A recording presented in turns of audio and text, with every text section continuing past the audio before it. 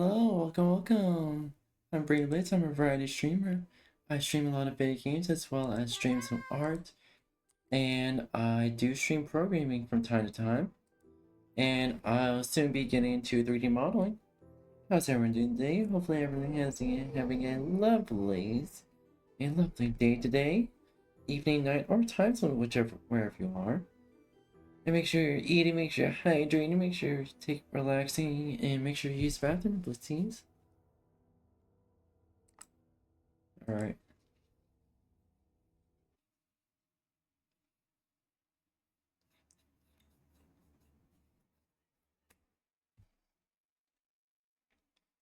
Alright, here we go.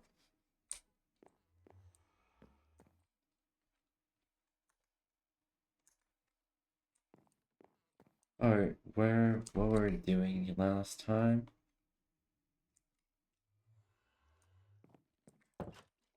Oh yeah, our quest to find an end portal. Where the fuck would we find an end portal at? We would have to search far and wide though.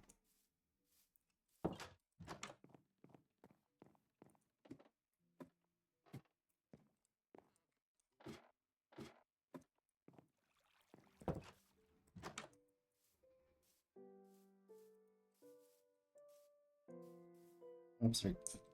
Good.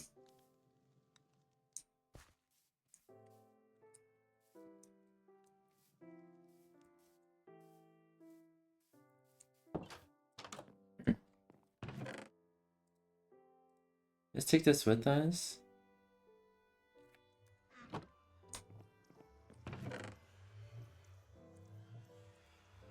Saddle iron horse armor.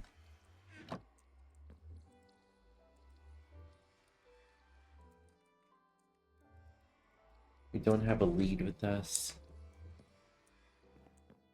We have to find a wandering trader if they would lend us lead.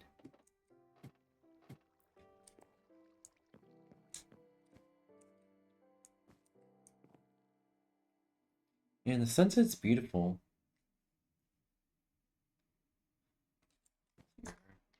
Sure. Oh, I gotta make sure it's. There we go.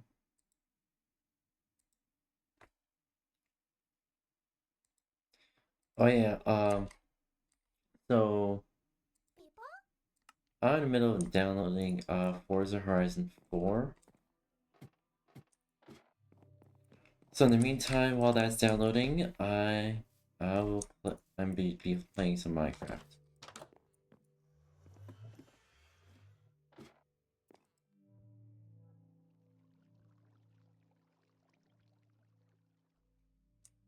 Kinda just forgot to download it earlier.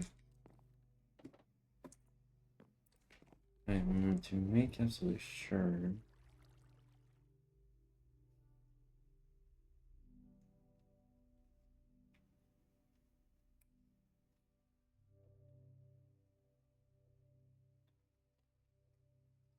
Alright, there we go.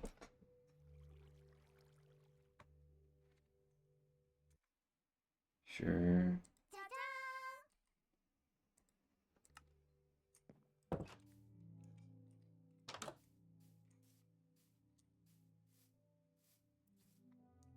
Got some rain.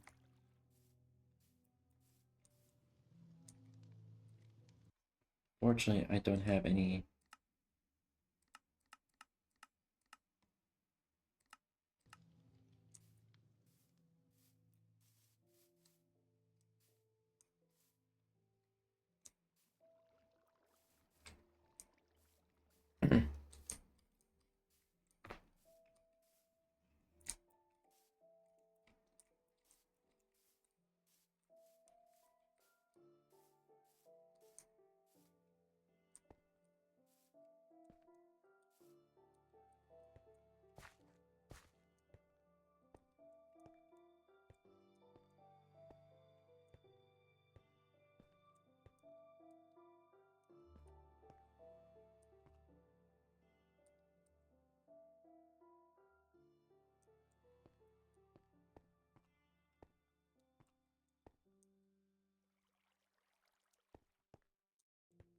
This is all part of the same cave system.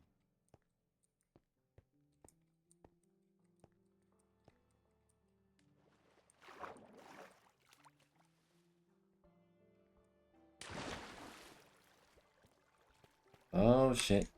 There we go.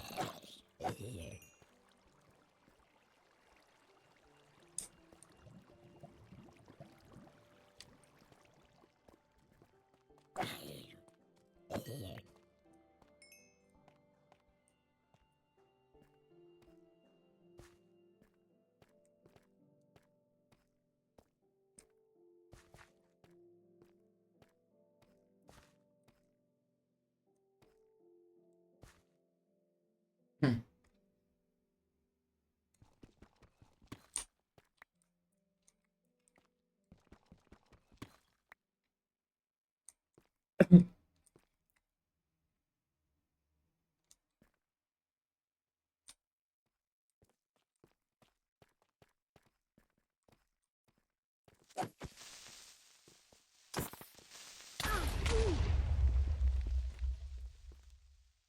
Ooh.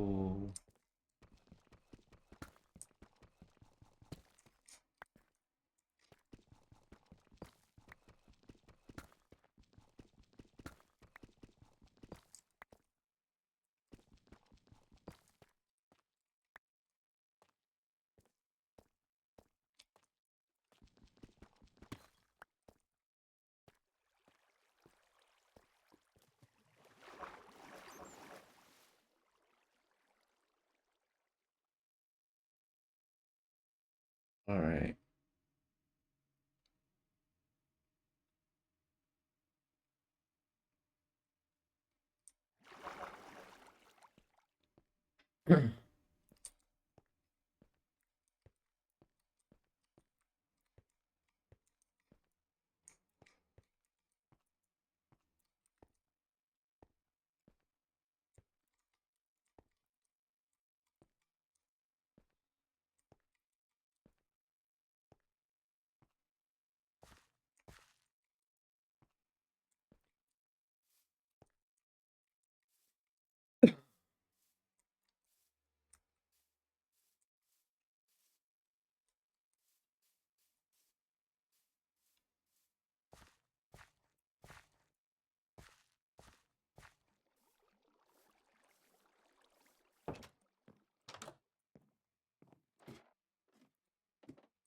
All right.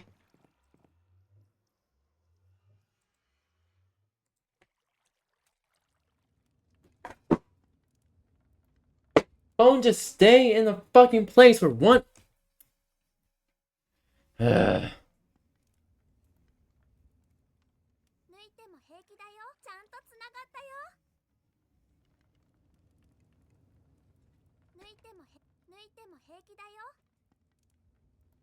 Hold on.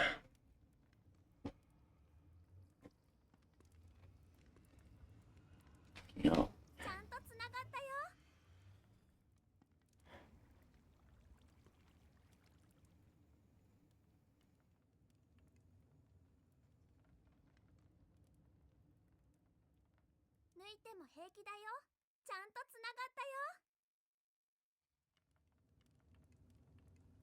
What is going on with it?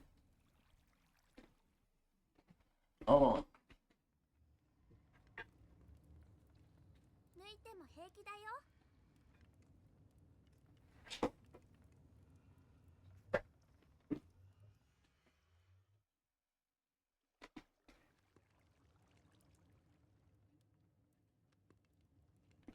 Oh. There we go.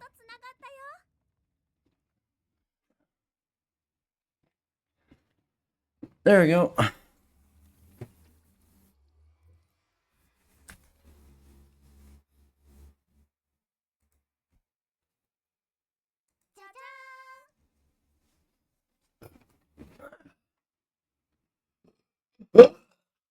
Pardon.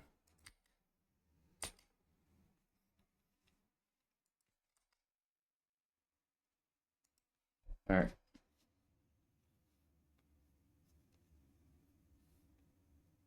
Now, I Okay, phone, just stay there 1 fucking hour. Thank you.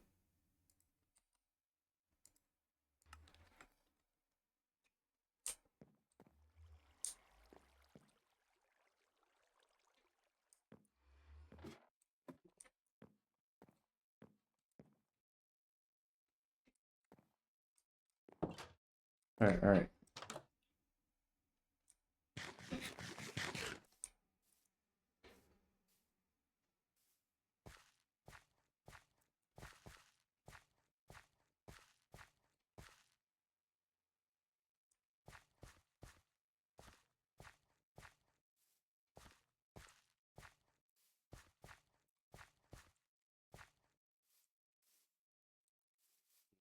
Okay.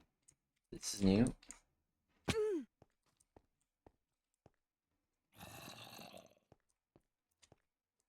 I still have some farming tools on me. Allow me to get rid of this.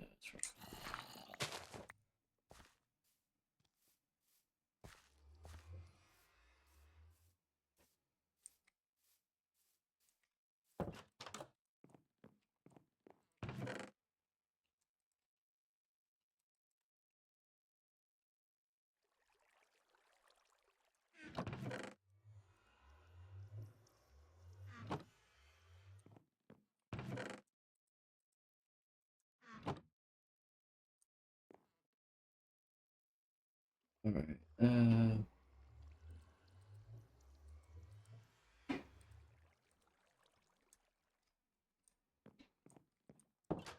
Alright.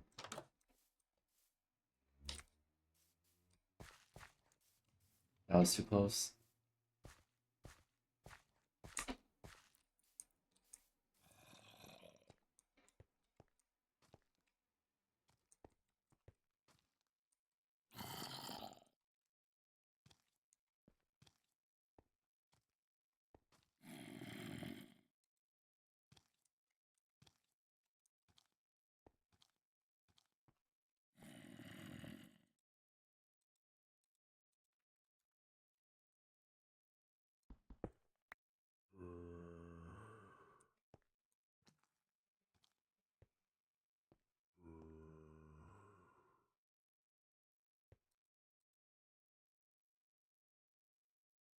It's trying to get to me, but it can't.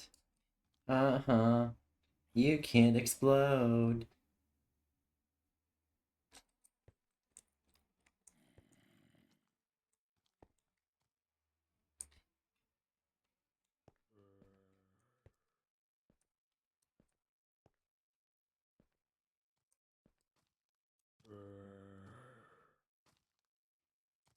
Okay, I can let you explode.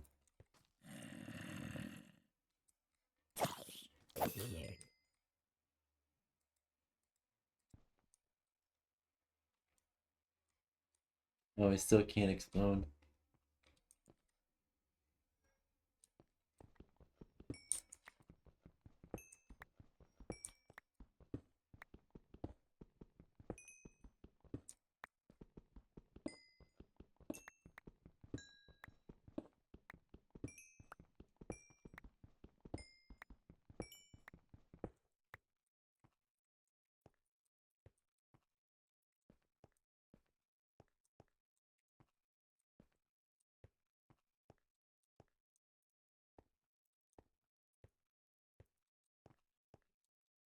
This just leads to a dead end.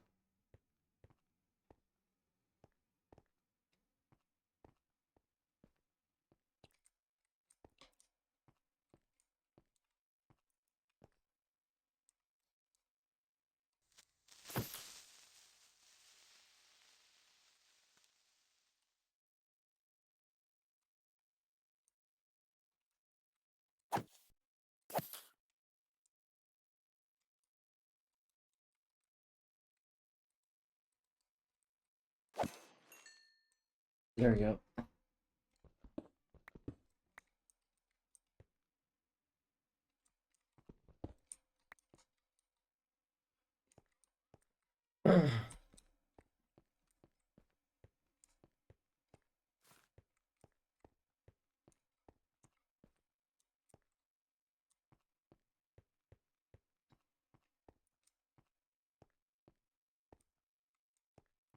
Okay. That kind of just leads to a dead end as well.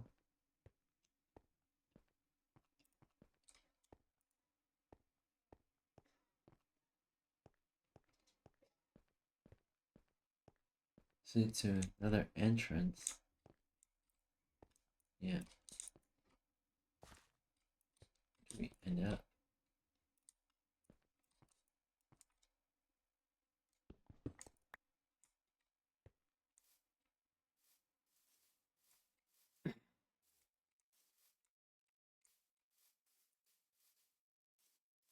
You gotta get.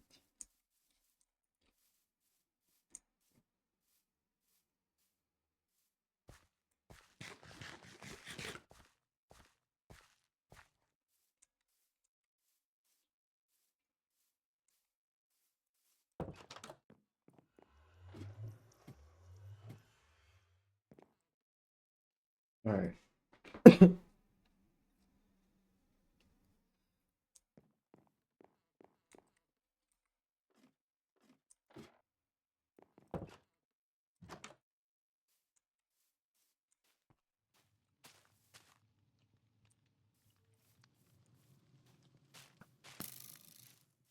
Oh shit.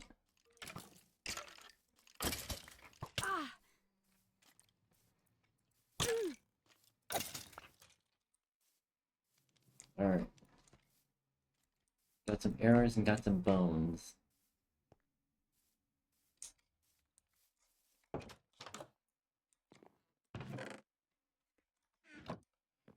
Put her in our loot box.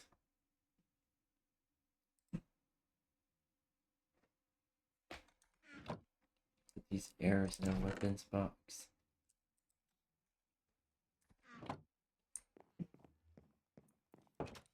I'll find some spiders too.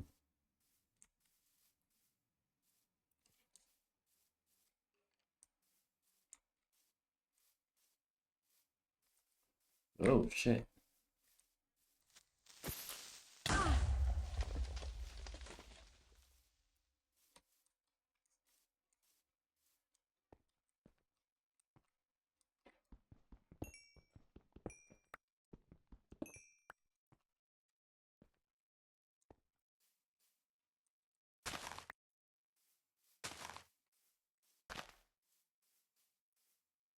I wonder, where does this lead to? Before we go too far away from our home, just in case we spot some horses.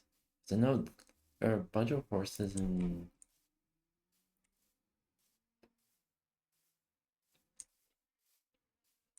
should we try to get a horse from there? From the other plains village? Nope.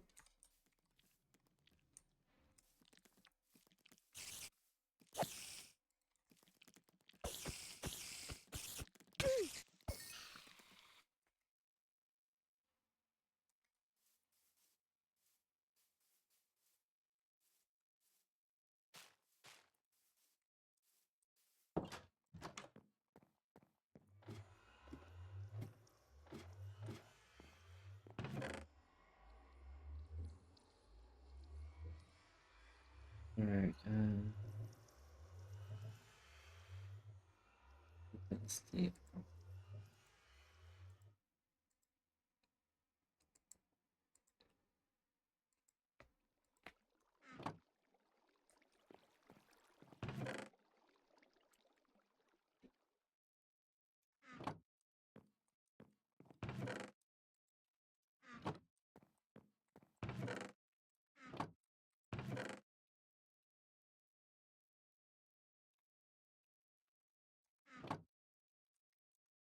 Try to chop some.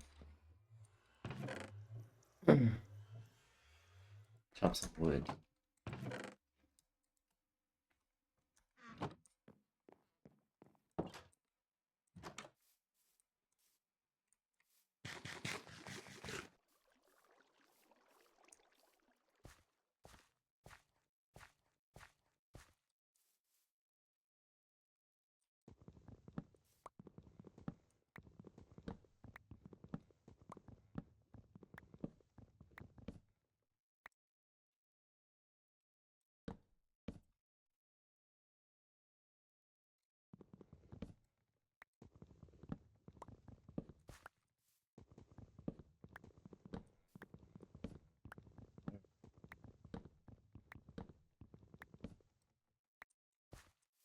There we go, chat. Hey, Matchy Pants, how are you? Doing good?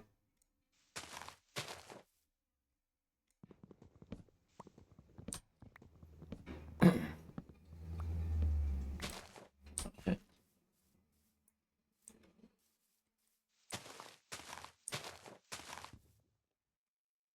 Just getting to wood right now before we go exploring.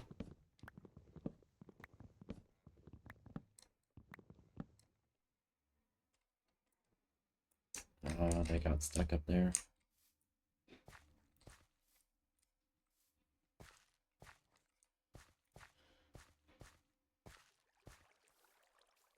Alright, let's visit that plains village and try to get a horse.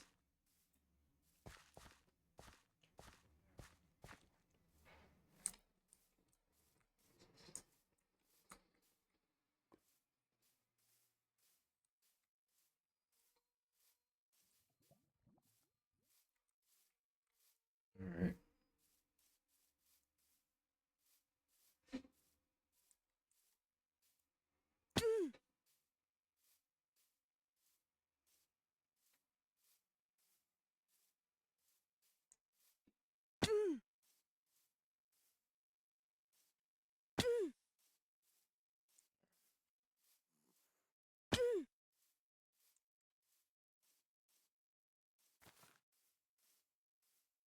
How did that bush not hurt me?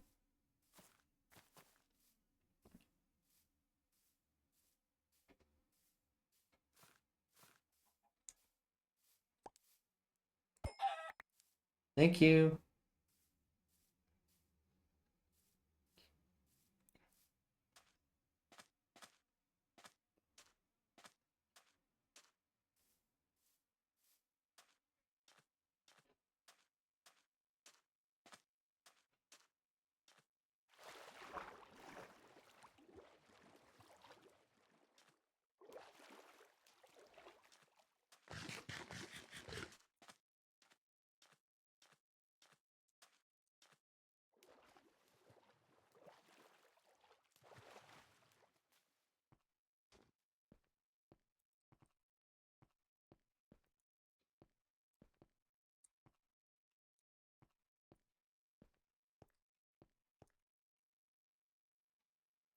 I should home, ravine.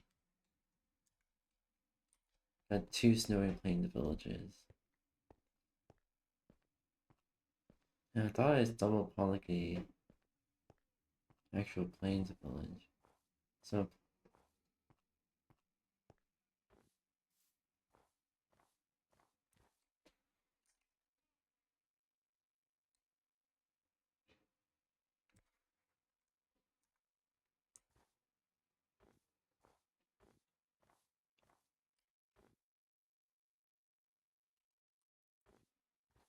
alright,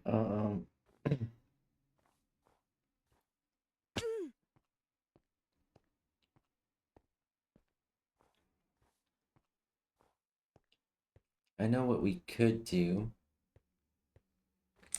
is what we could do is try to find a desert temple. Therefore, hopefully it does have some loot that'll help us with our journey.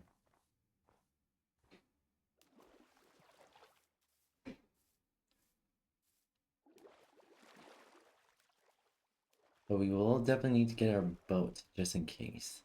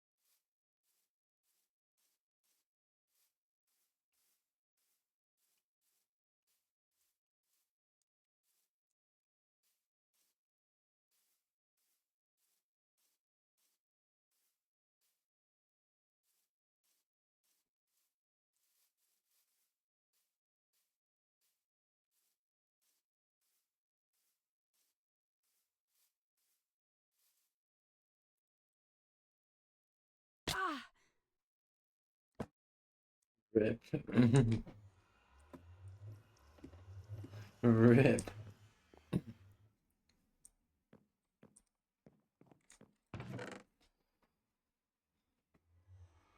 Alright.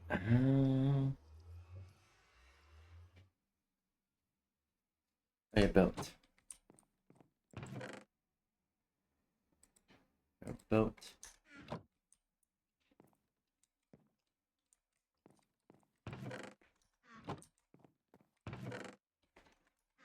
I have to create a new axe.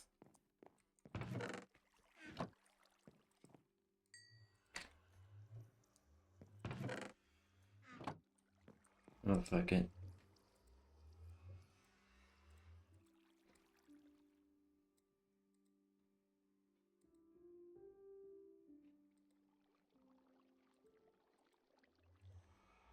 Create an iron axe.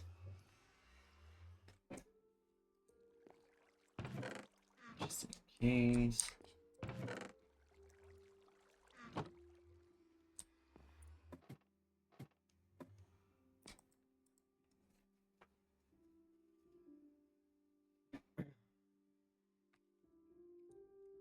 Trying to explore for a desert temple.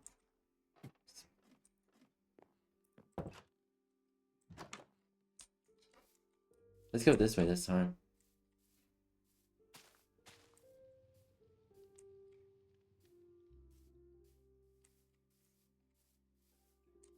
Oh shit!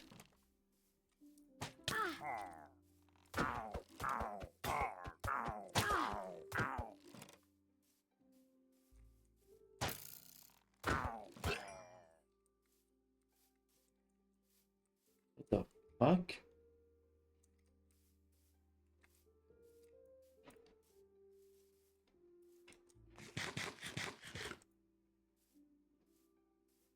Okay, pillager.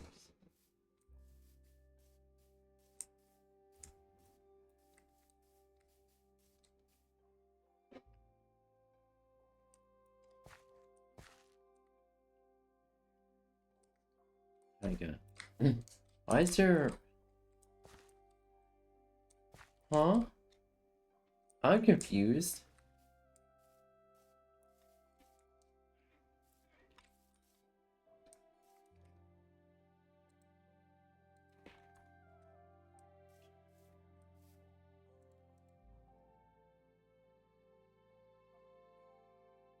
Alright. Line the camera there. Alright.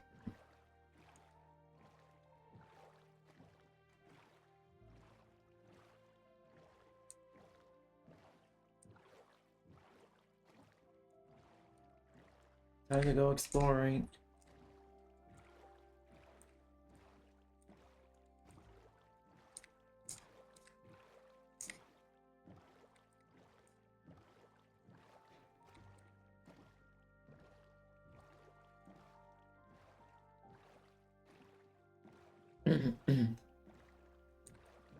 I'm good.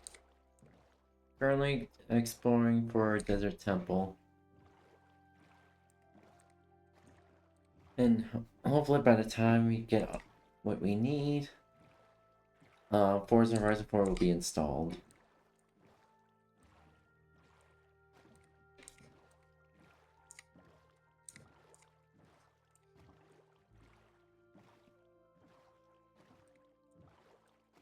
I know the unfortunate part about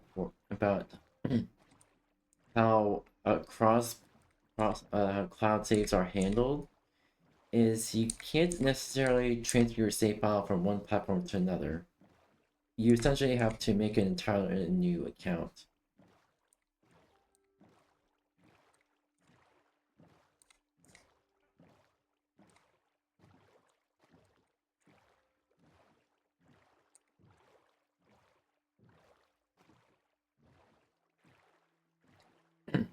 So like pretty much like until I can get another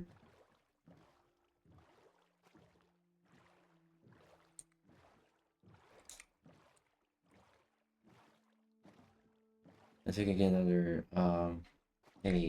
until I can get a Elgato capture card, I will not be able to transfer any mistake. Oh my god. Fuck yeah. Hold on. Options.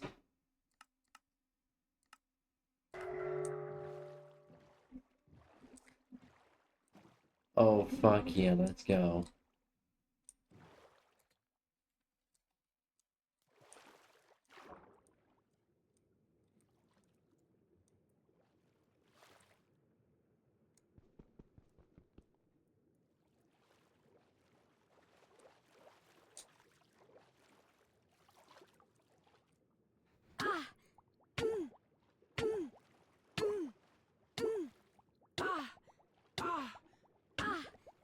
Shit.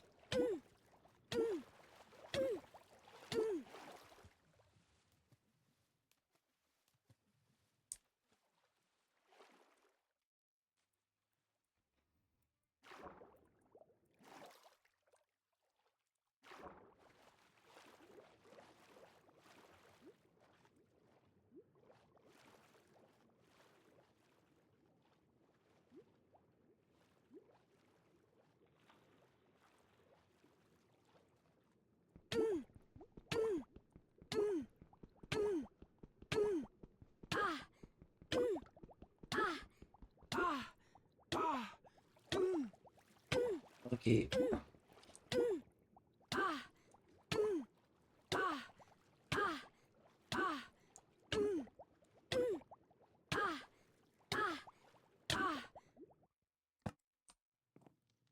Well, that's unfortunate. Fuck me, I guess. That's great. And now another fucking boat.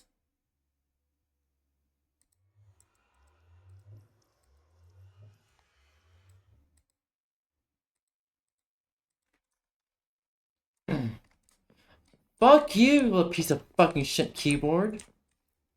Oh, fucking you, fucking neck cracking fucking hell. Okay, we gotta do another plan here. Another play.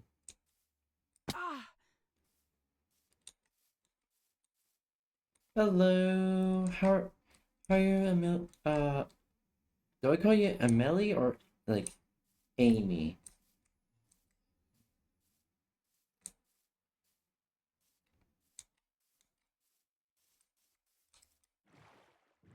Fucking go. Boom doom, but a new new, but a new new new new new, boom new, but a new new, new new new new new, boom doom, but a new new. My brain trying to AI generate the actual Pirates of the Caribbean song.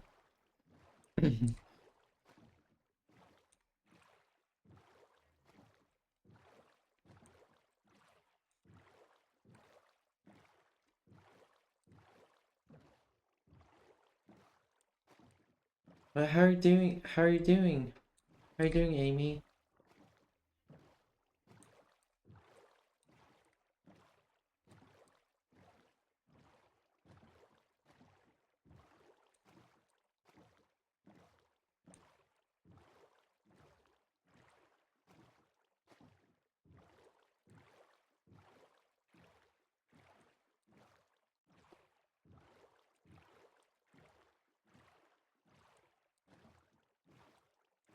Okay, you got think of something real quick.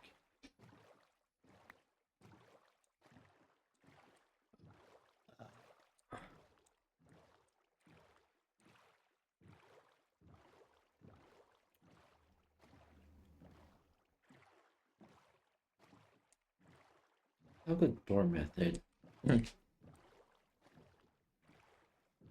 Yeah, we probably do door method for air pockets.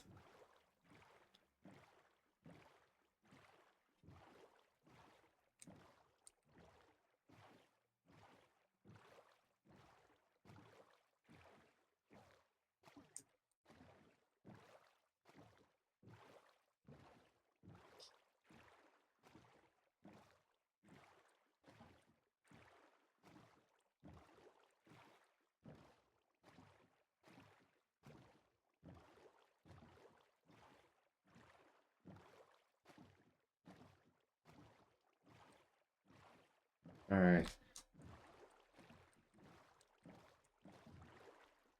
E.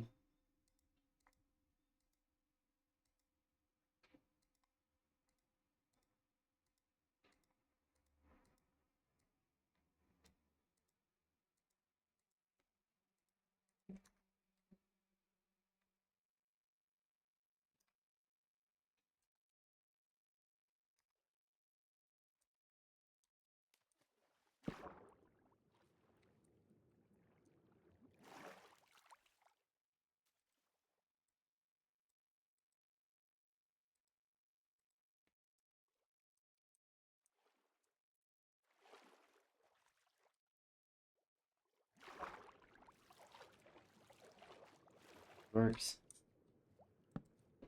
Yes, it works.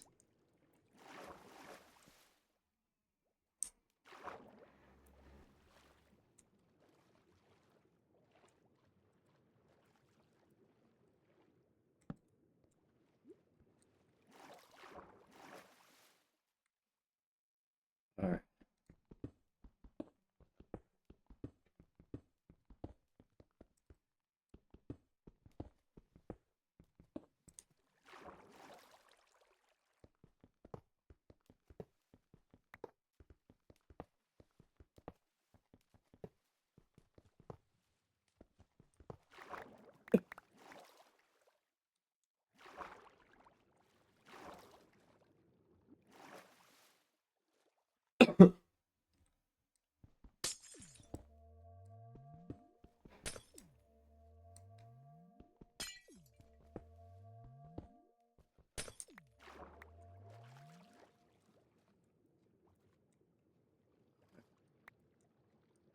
Gotta find where the sponge room is at, though.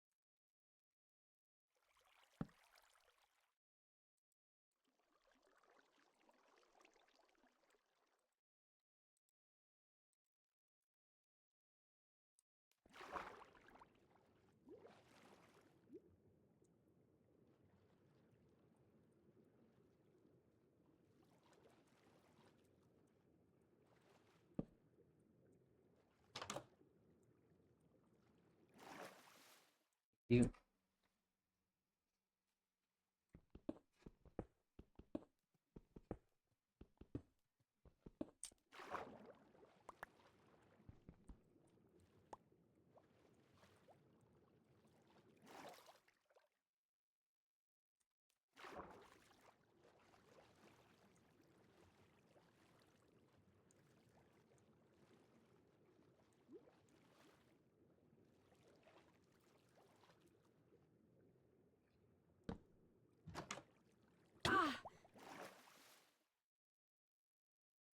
Alright.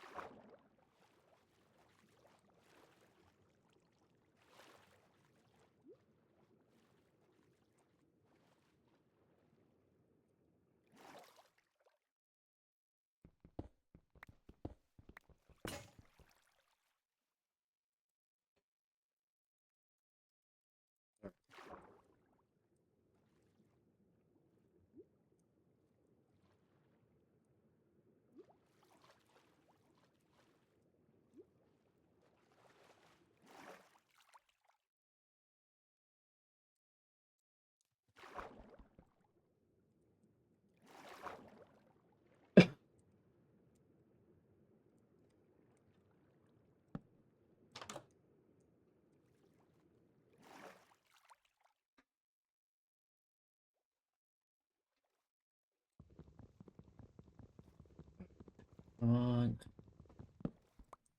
Alright.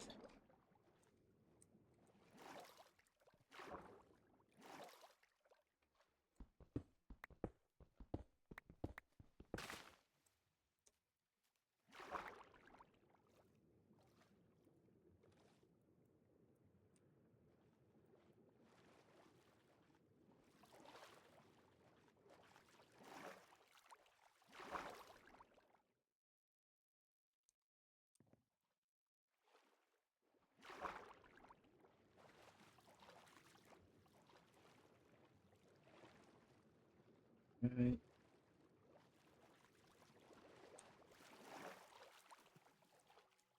Shit. Alright.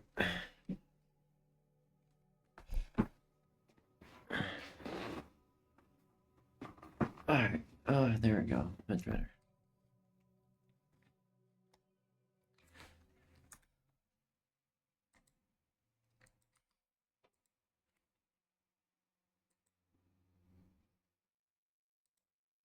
Should go quick. Yep, it's fully installed now. I'll see, we can pretty much keep going.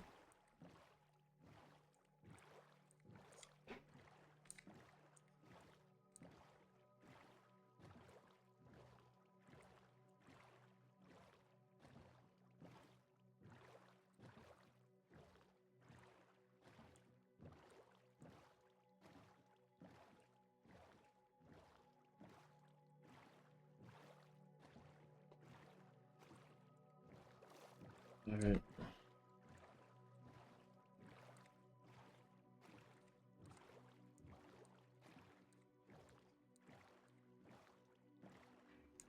Hopefully we'll find something soon.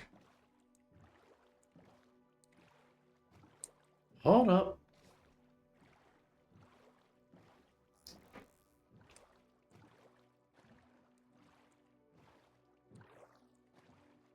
Another temple?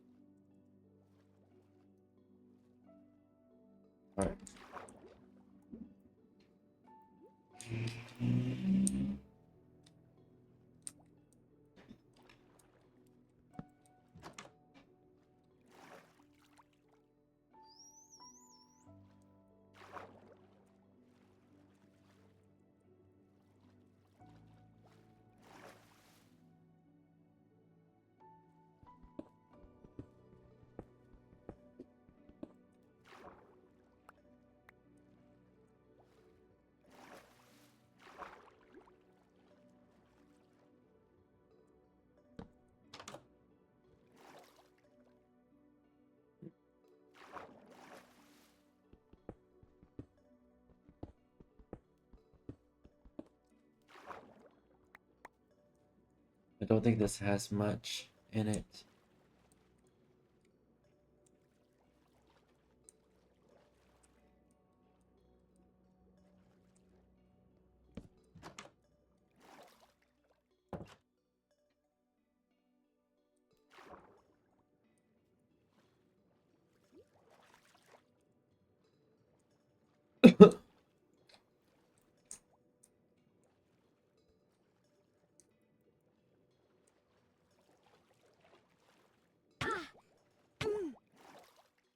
This is interesting.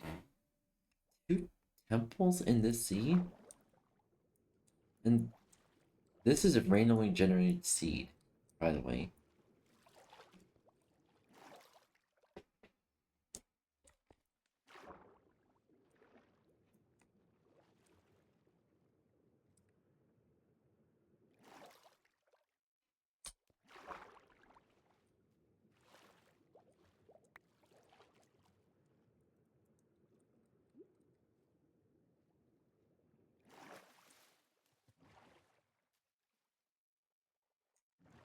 Alright.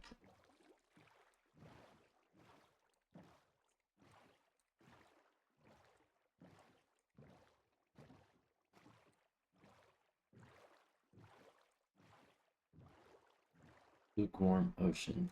Deep Lukewarm Ocean. That's the official biome name? Okay, that's interesting.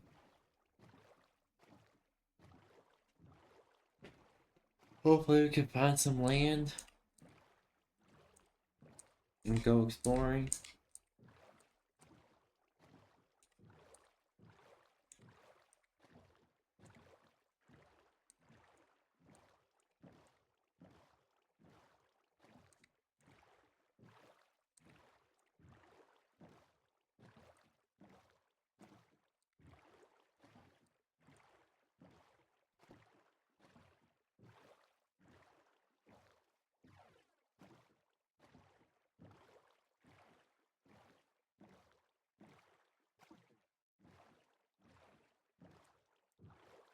Ooh.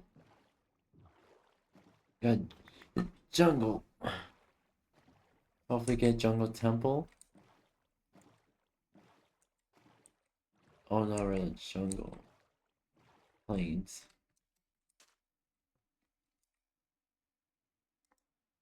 Close enough.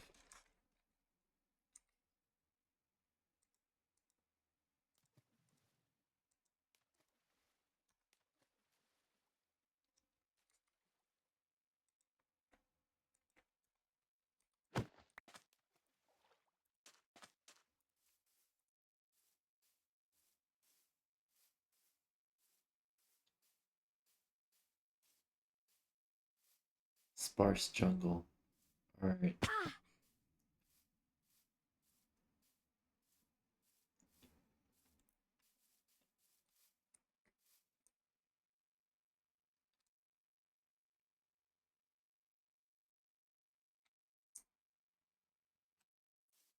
Oh shit, this is a ravine and a half.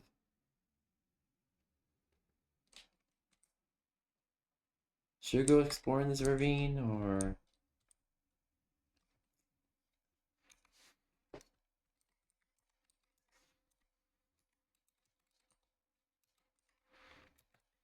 ravine 2?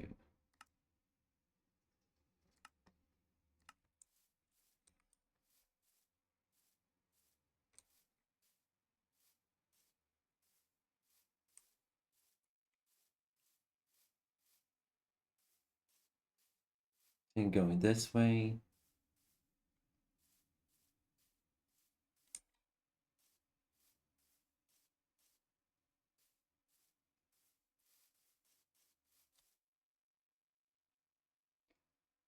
Average Minecraft terrain. Double average Minecraft terrain.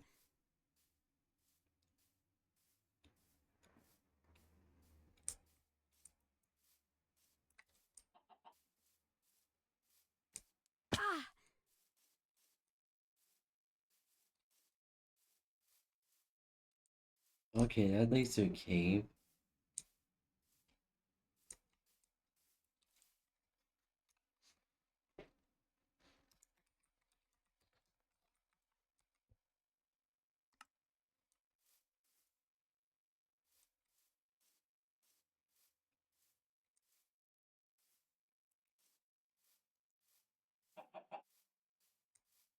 See here. Oh shit.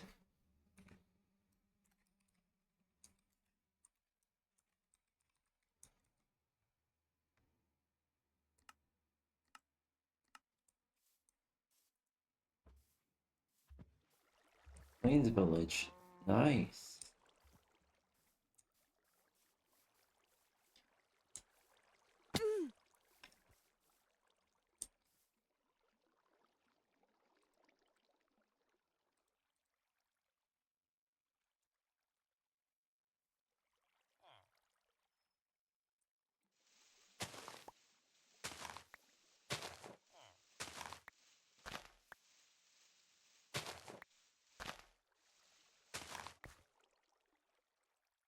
Looted successfully.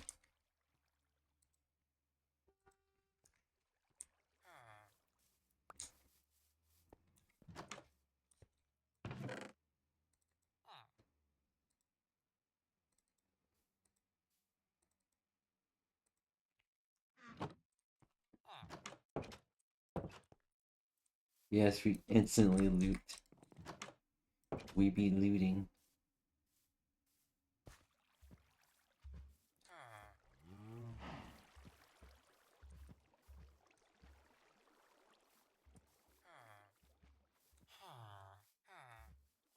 What?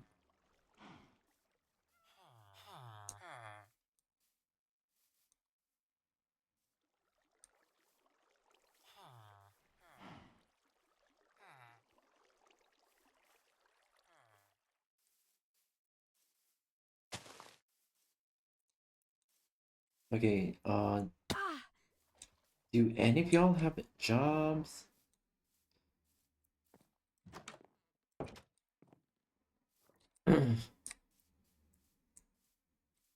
Like, what's going on here?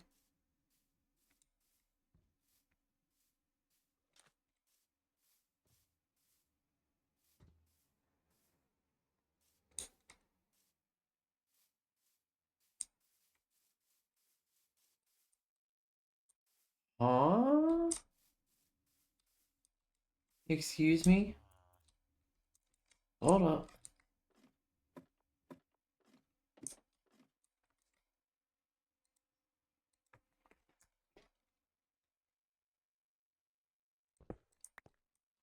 Yeah, I'm taking this.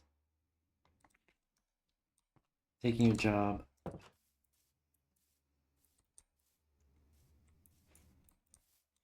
Is this partially generated in a cave?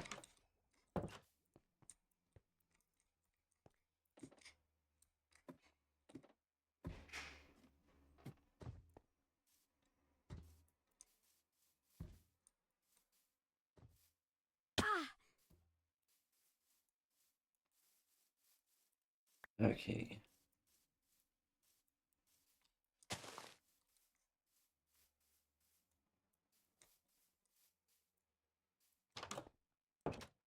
There's that.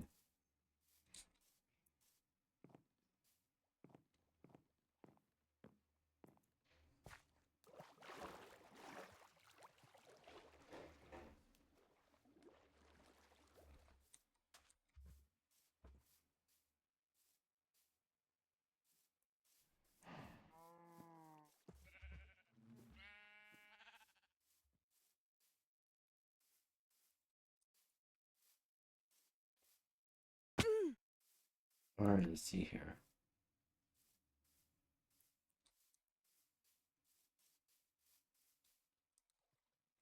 Beehive. Then.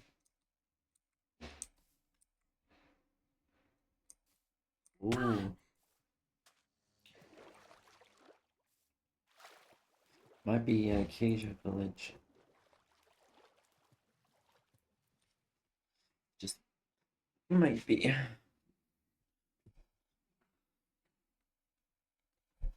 Alright. Oh fuck, Nick, crack in half. Alright.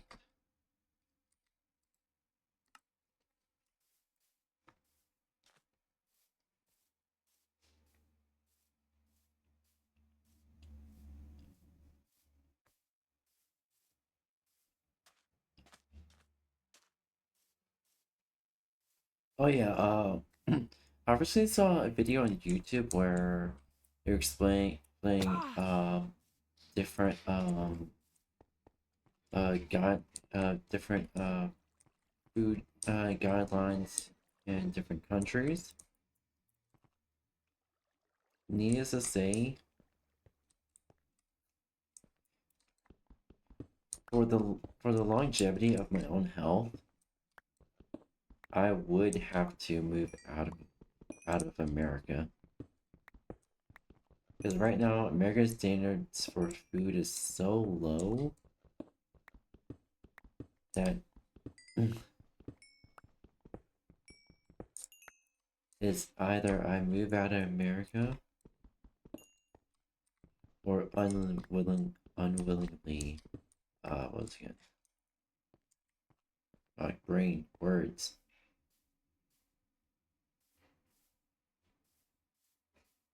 So three choices: move out of America, become either vegan or vegetarian, or just risk being killed by some negligent chemical warfare bullshit and that somehow leaked into some food.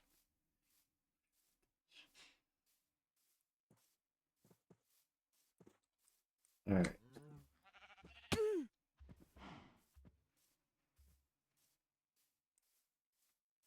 𝙂𝙚 𝙂𝙚.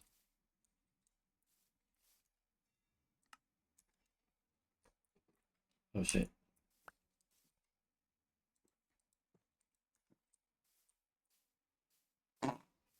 Alright.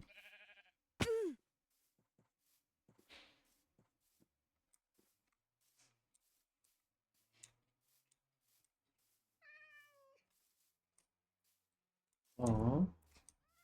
I don't have any fish though. Damn it.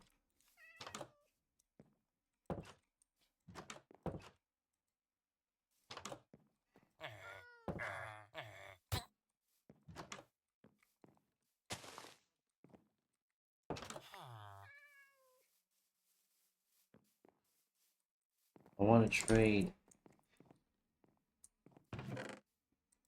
Compass, yes.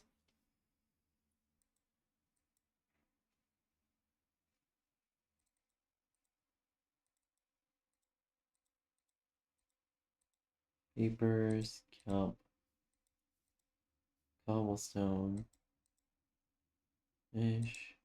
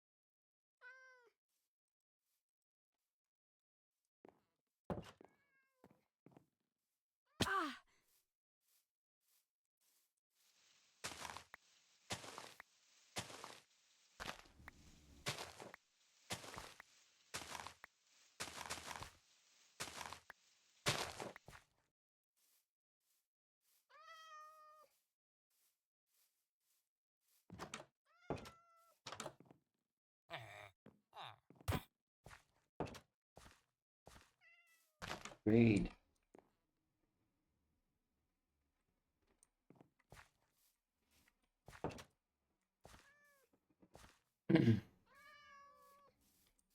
Kitties.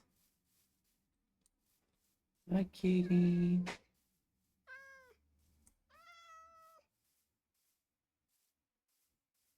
Uh,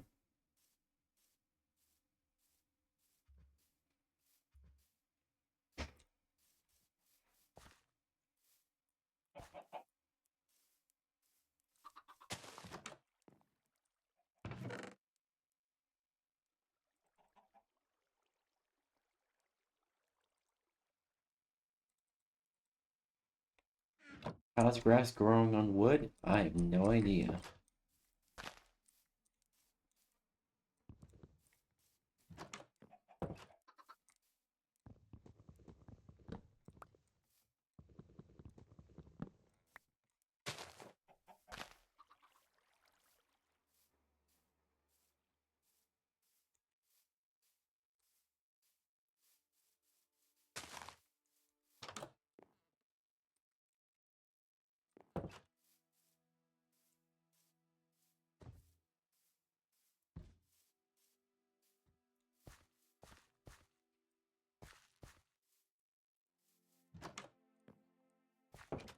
Alright.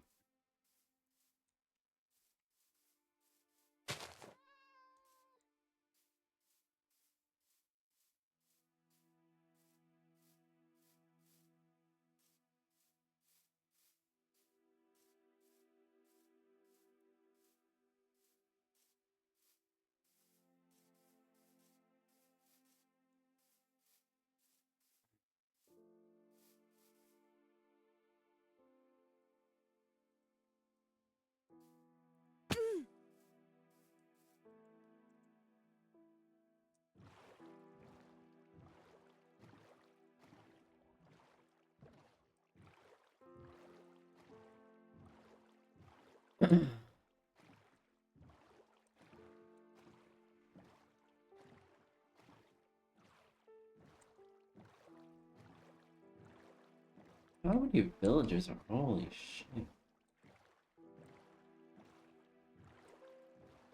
Asia village. I usually know that villagers that are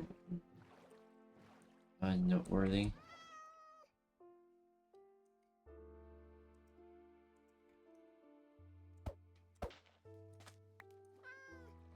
Hi.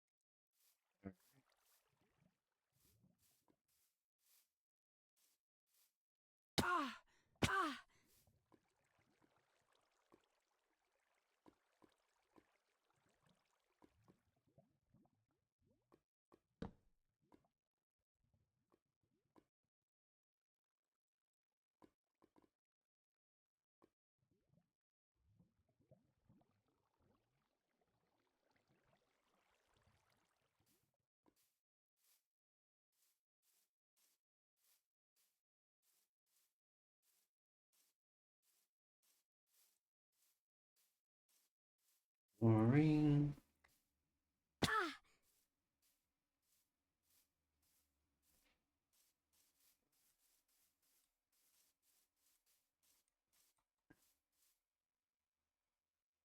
Alright.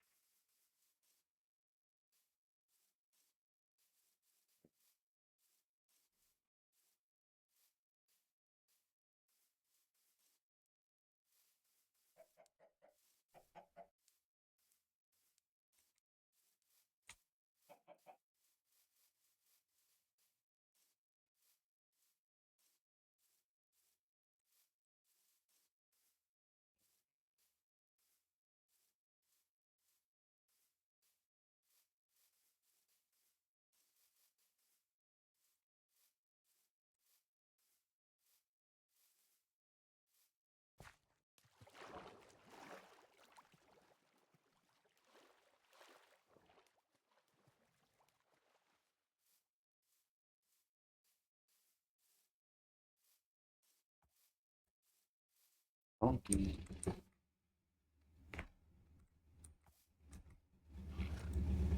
No.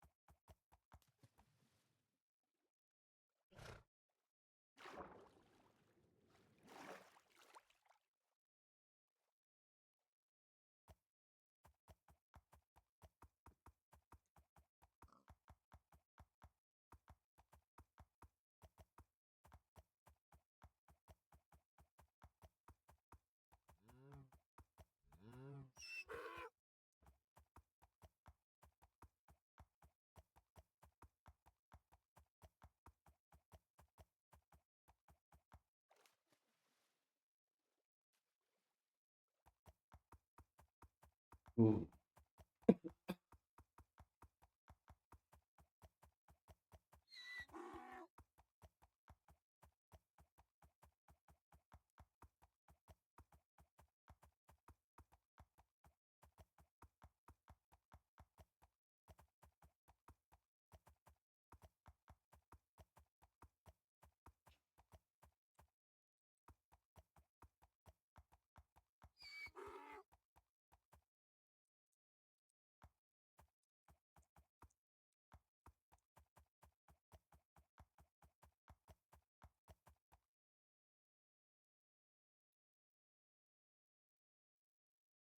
Forest really looks like a mountain to me. Alright. Alright, oh, okay, there we go.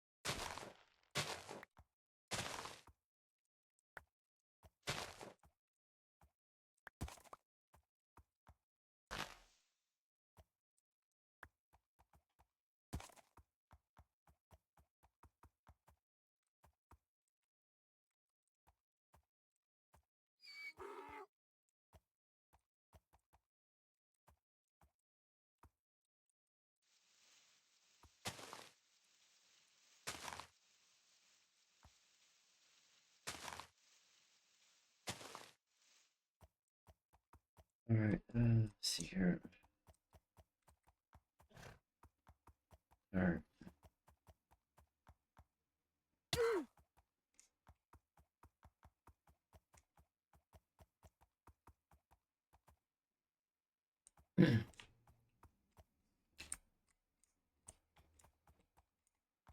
Oh.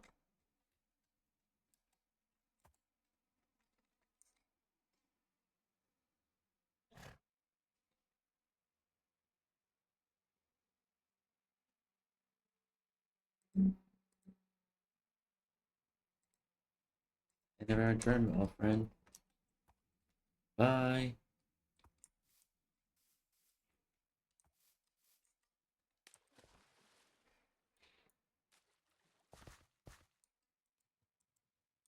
Sit down.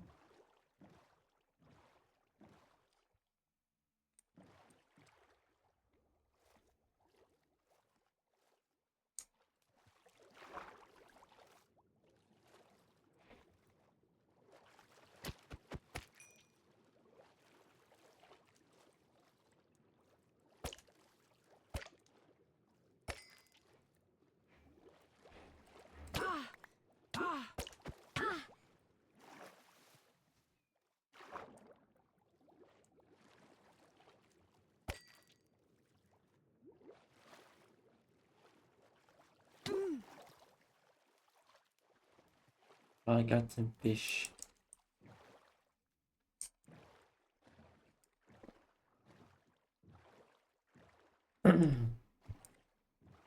Find some treasure. Bam, down, meow, meow, meow, meow, meow, meow, meow, meow, meow, meow, meow, meow, meow, meow.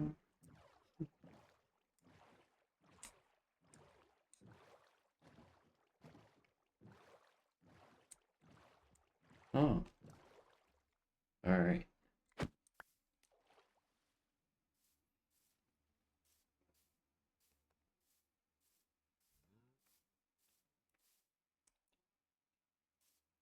Holy shit! I didn't think we would be finding a cherry blossom forest.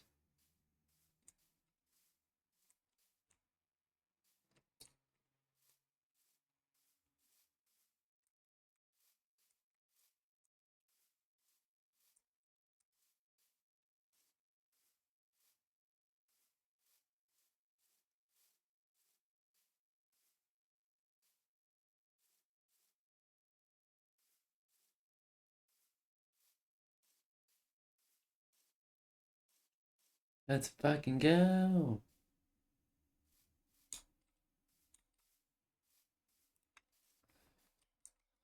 Alright, fuck.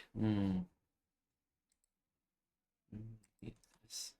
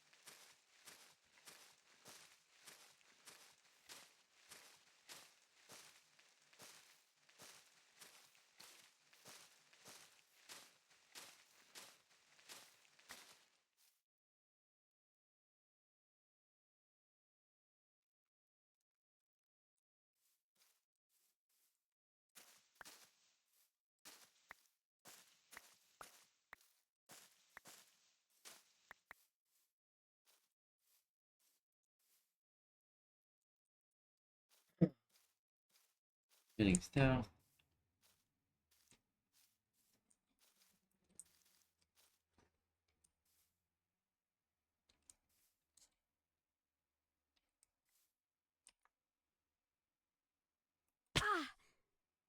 Oh, we had a good run.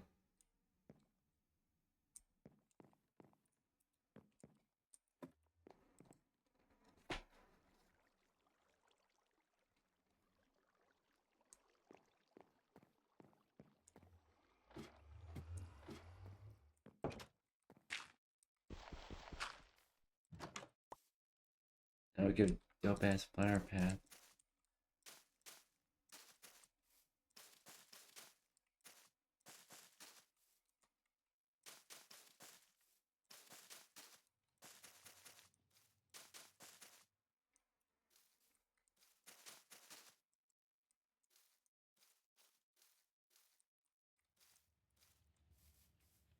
As well as here.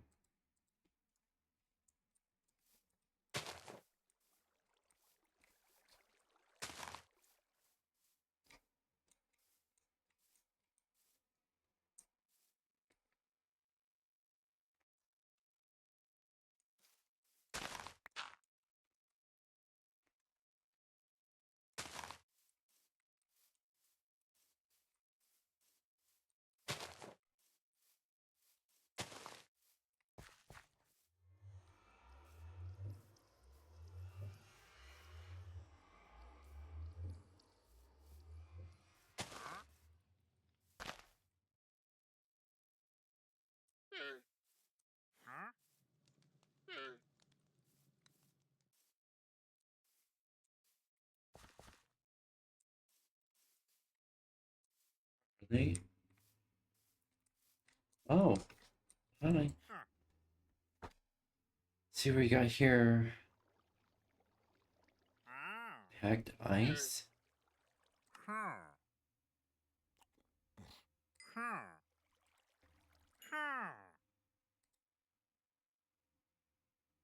Block coral, sugarcane.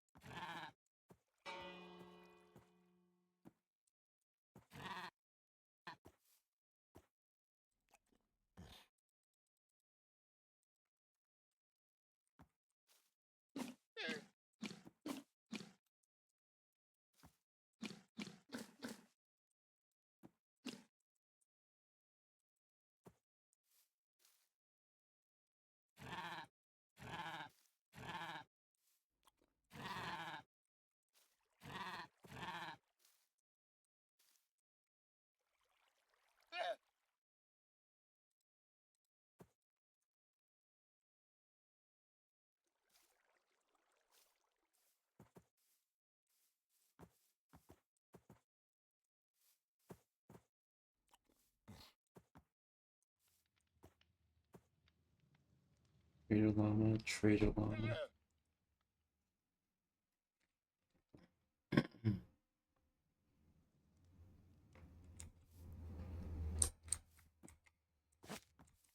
And put it here.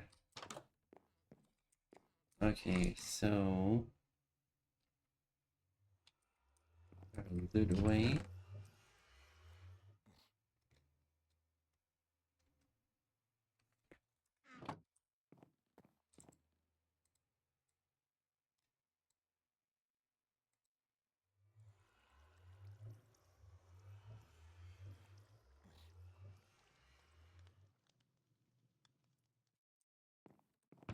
Do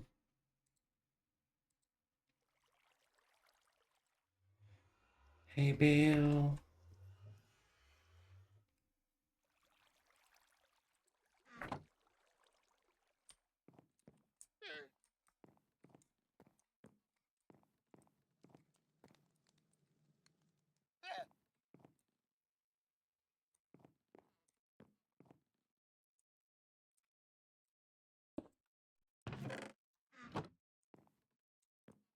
Put that there.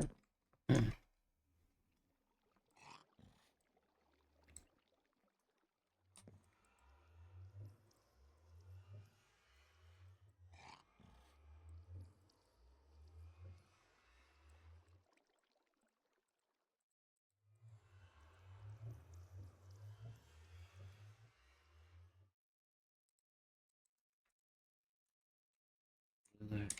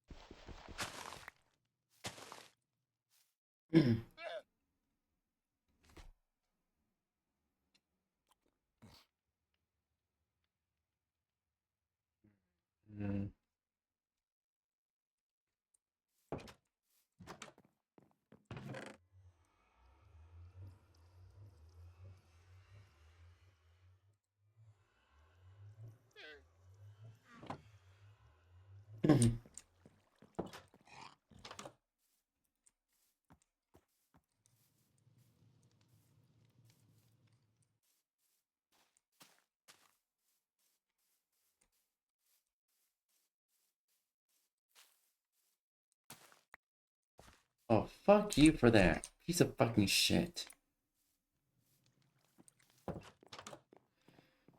Fuck me, I guess.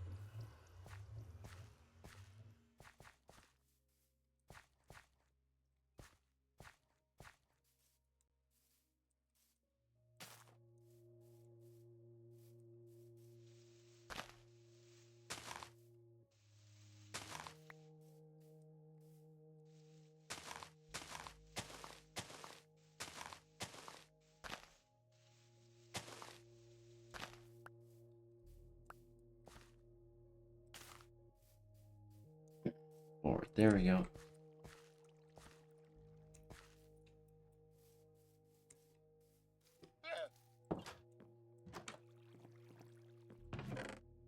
Kind of want to make makeshift fencing thing.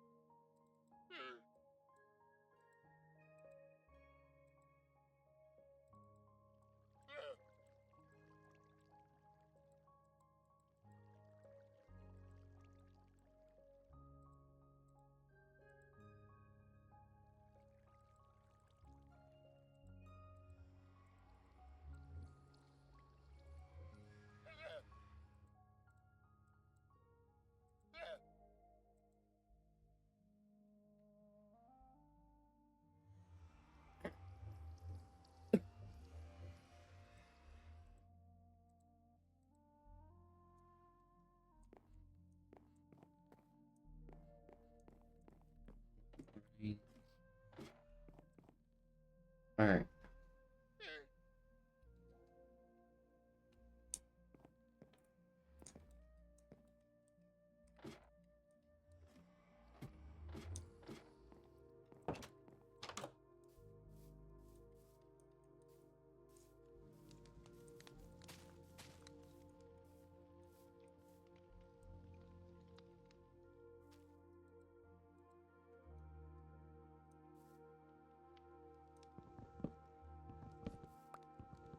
There's some air over here.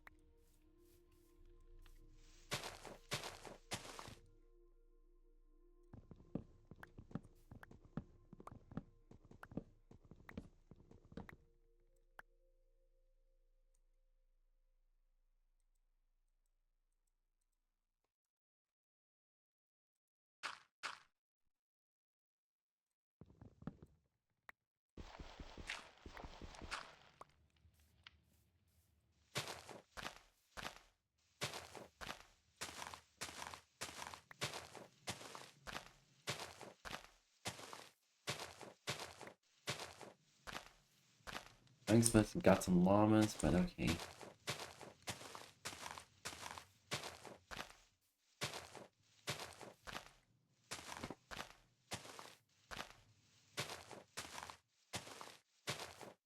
Alright. Honestly, finding a trader llamas or like an actual trader wandering villager was not on my bingo card today.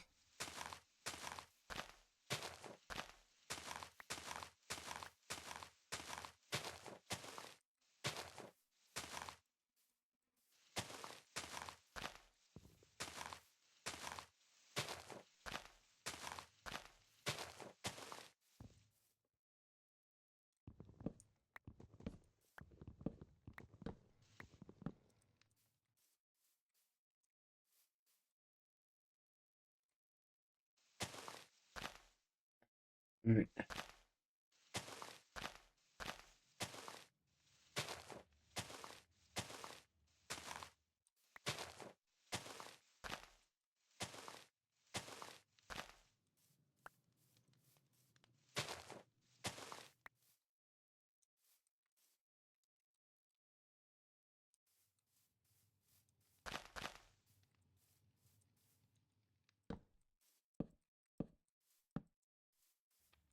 Um,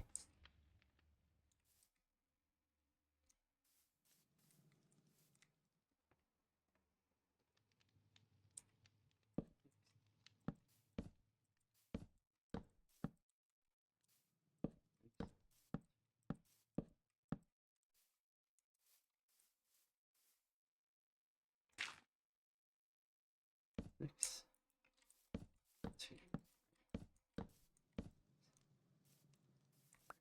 for 6x6 entrance.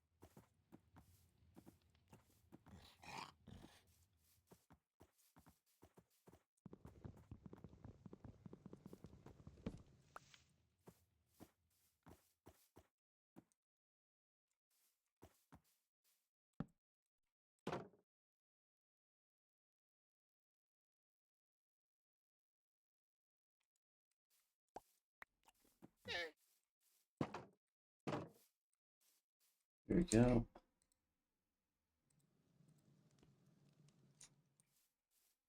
Lighting over here.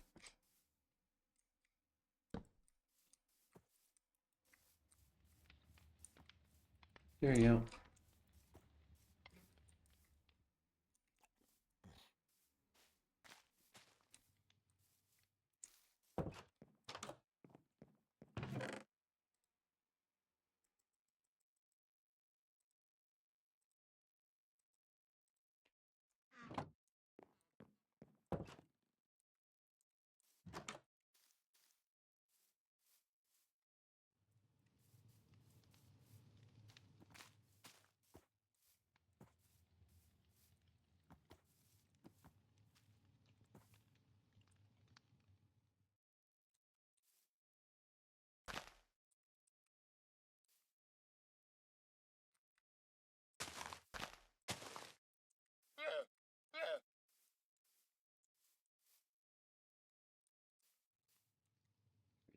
Freedom.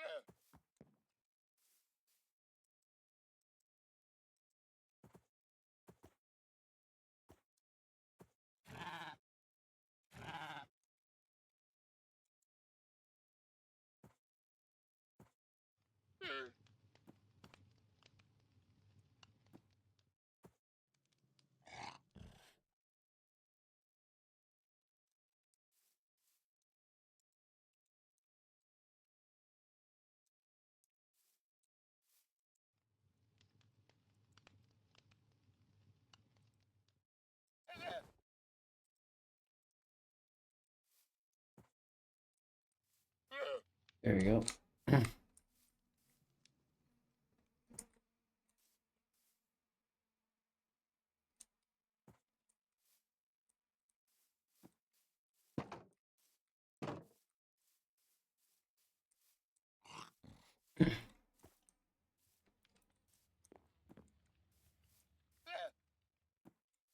It's got everything good.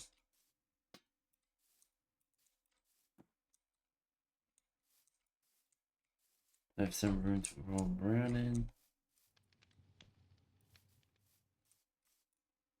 Alright.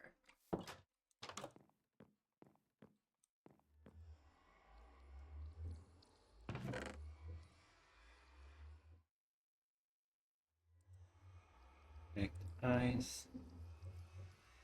Leads.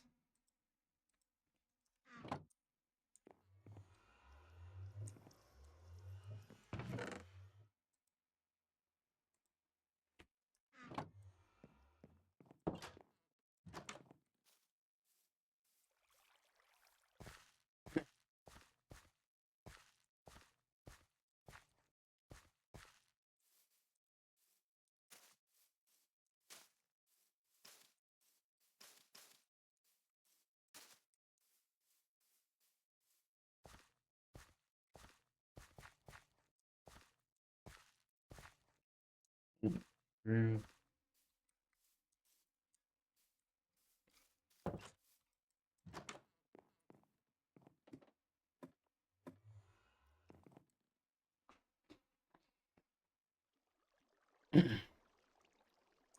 Alright, I'm pretty happy with how everything went.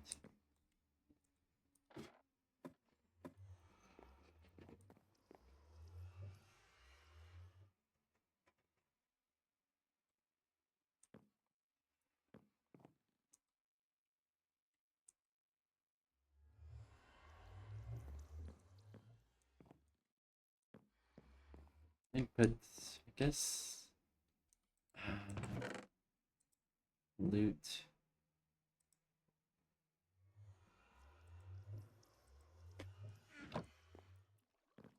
Guess we can plant some more.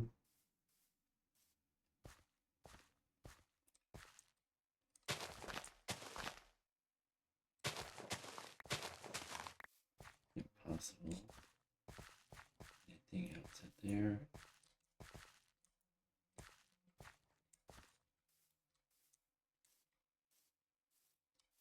Can I grow something here? But we're gonna have to chop down this. One.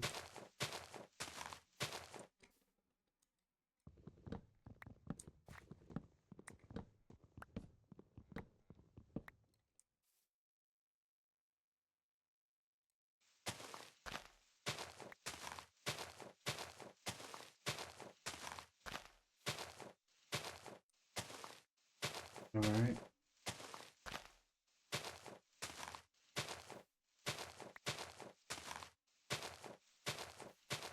All right.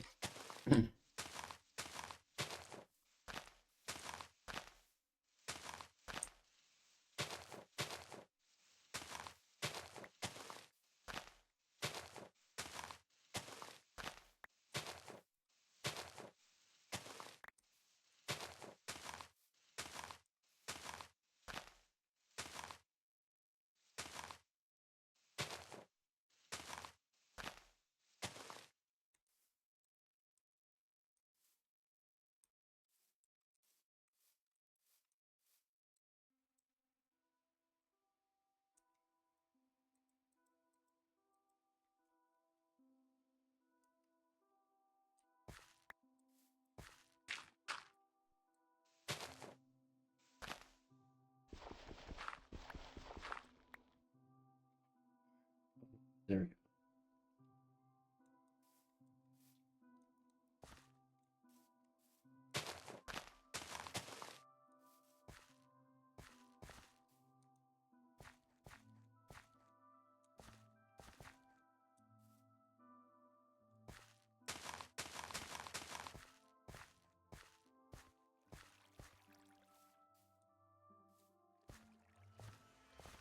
Ooh.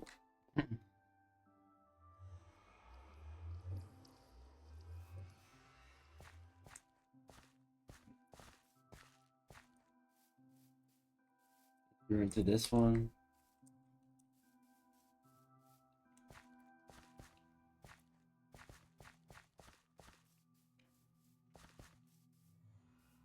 All right, it's coming together, sorta.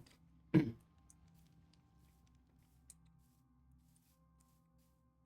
we get backyard mega spruce forest, a little bit of cherry trees here and there.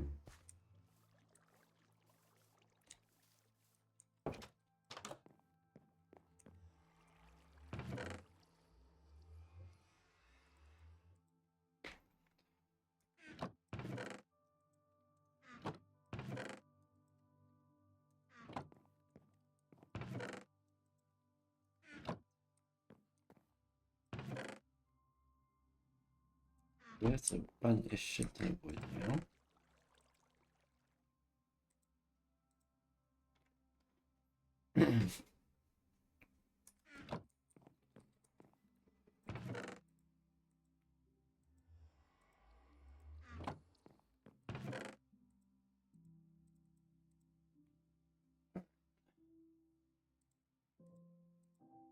Into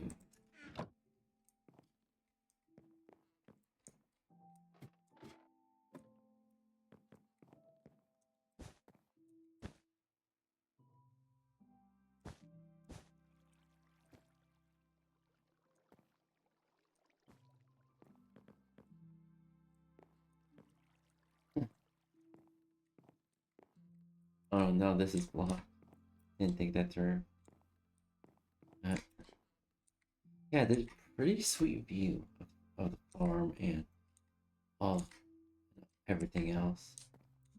And for the other side, pretty sweet view as well.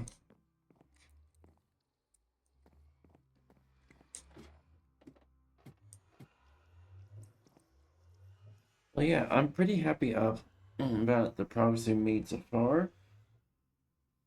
Ooh. Oh yeah. Anywho, we'll be moving on to Forza Horizon 4, and hopefully you'll enjoy it. Okay. All right.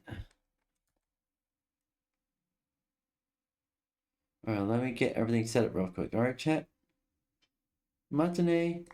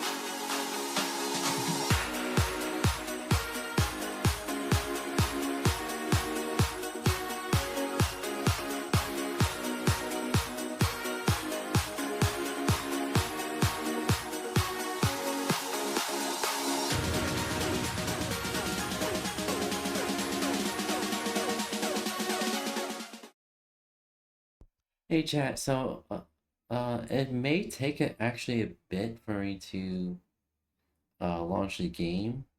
Even though it says downloaded on, it's completely downloaded on Steam. It still has to download extra data just to launch. It just that boggles my mind. That really does.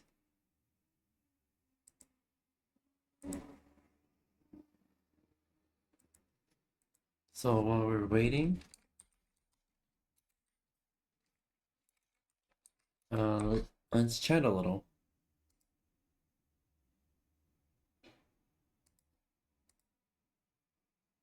Alright.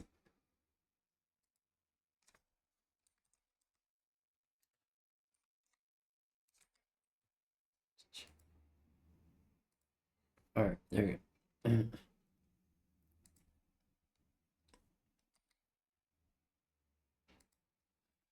So chat, once again, what you been up to? Anything new? Anything fun? As for me, I got some things lined up, in there. I'm still scouring for like good racing games that I can actually run on my PC. JDM was a fail. I kept lagging. Need for Speed Heat, we managed to complete it even despite all the hiccups. Let's see here. From what I can tell, I hope I can run Forza Horizon 4 on low specs. On low specs. Low, low, low, low.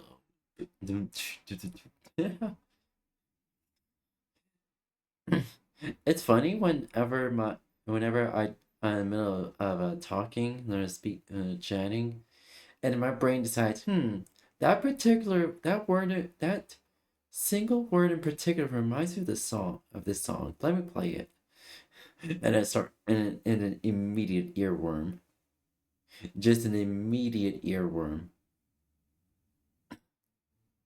Honestly, it's quite funny how the brain works sometimes. Here we go. So, Jetto. Okay. Chat, yeah, y'all have any plans for the weekend? And doing anything fun, or just like, I assume most of us are just chilling, watching the stream. Most of you are watching the stream.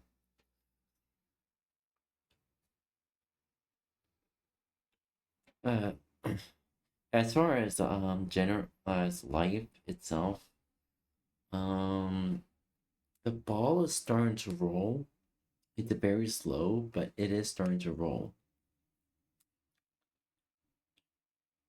So I hope I can just pretty much get everything settled by the end of next month.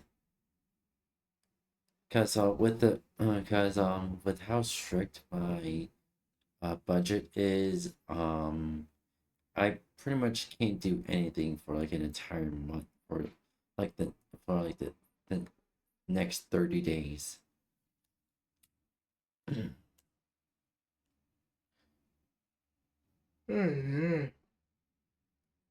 Anywho,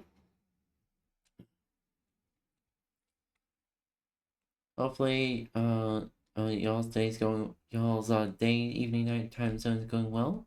Make sure you eat, chat. Make sure you hydrate. Looks like it's almost completely downloading. All right. Let me get everything set up real quick. All right, chat. Matane.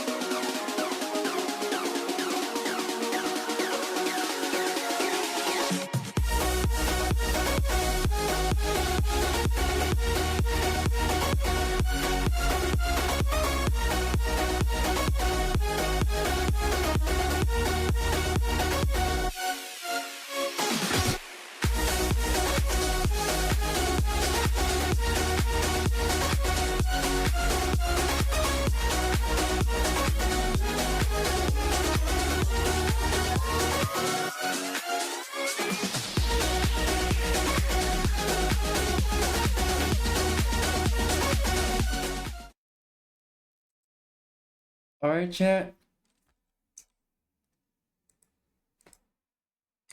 Yeah, everything.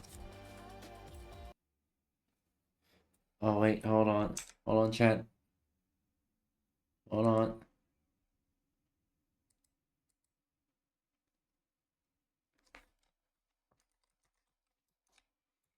Fortunately, I have to sign in.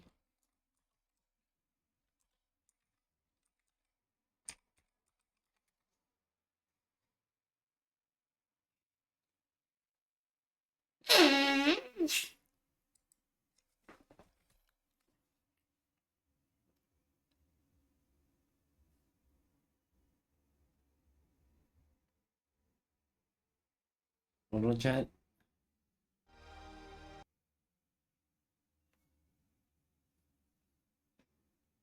Alright, there we go.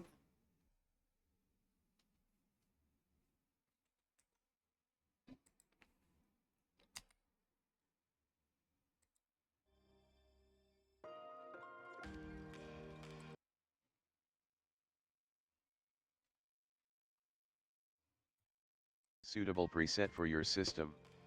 Defaulting to Ultra. We recommend running the benchmarking tool before starting the game. Option highlighted. Continue with preset. Option 1 of 3. Control type. Button. Enter select.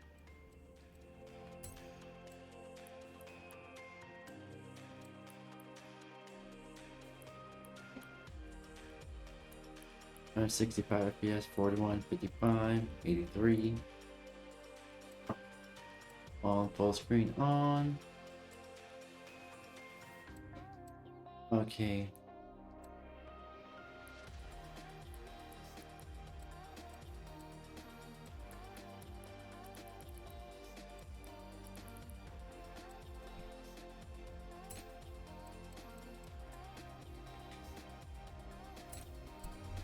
Alright, controls.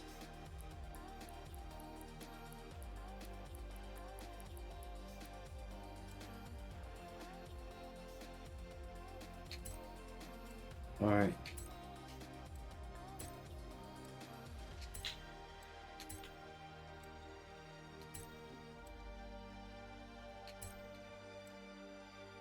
Switch camera.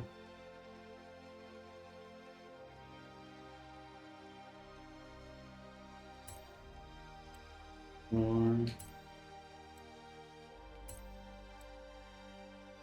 Map. What do I do with the map?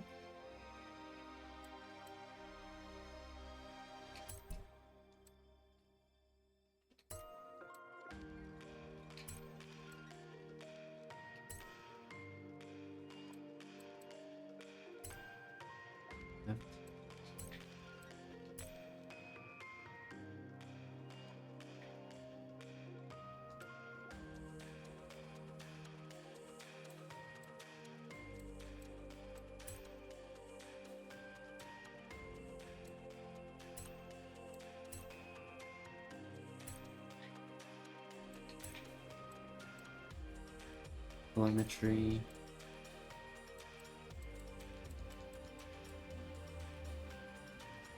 Telemetry previous.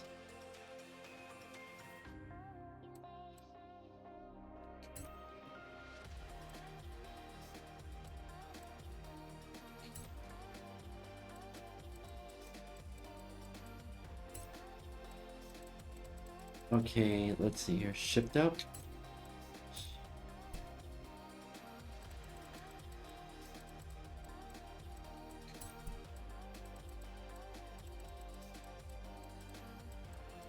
Clutch.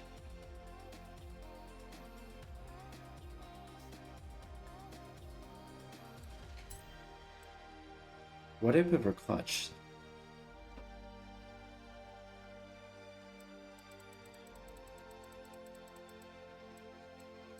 A white button.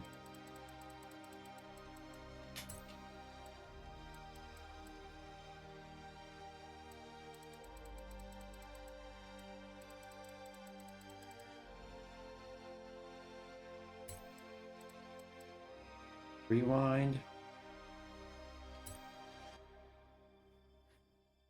No.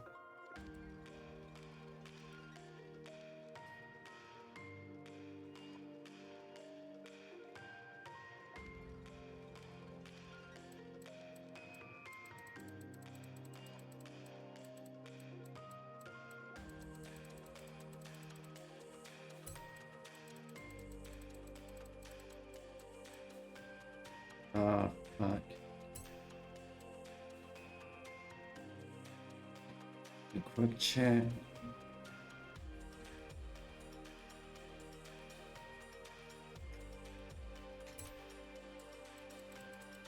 Damn it.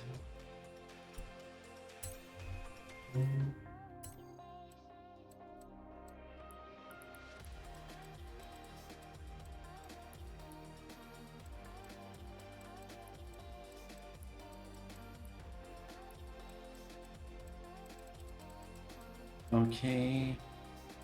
Voice volume.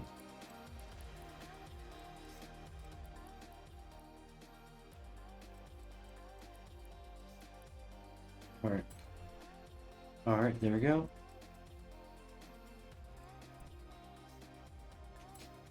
Continue.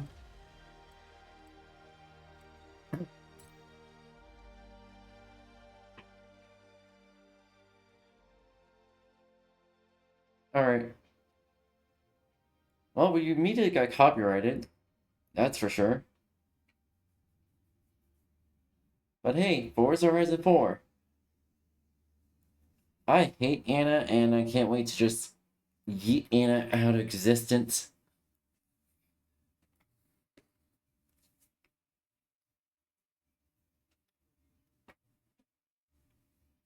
Unfortunately, I'm starting from the very beginning.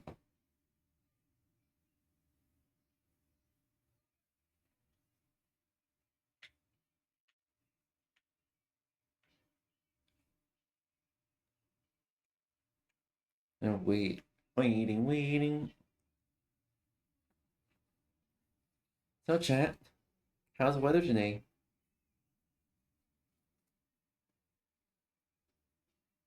I like the FPS is shitting itself.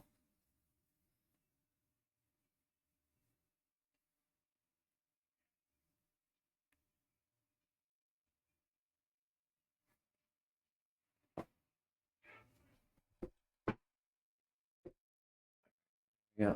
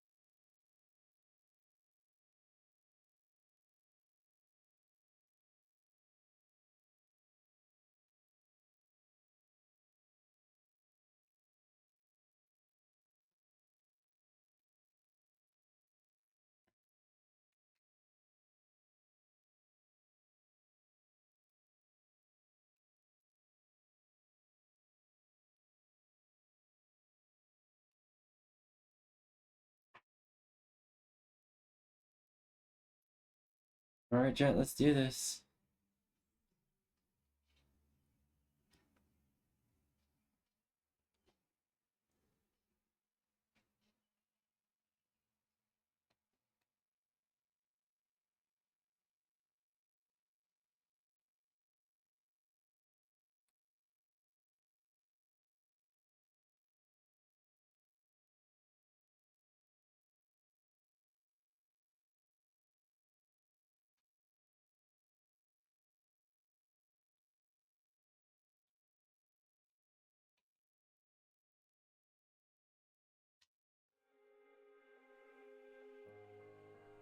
Here's what I see.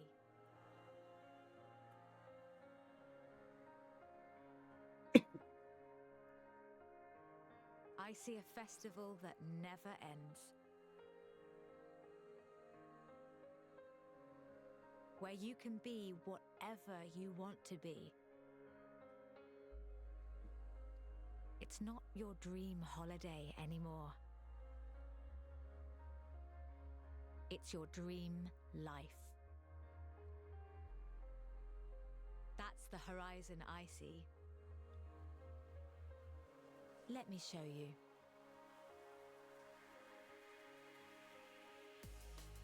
Welcome to autumn, a new beginning for the festival that never ends. Don't go anywhere. Horizon is here to stay.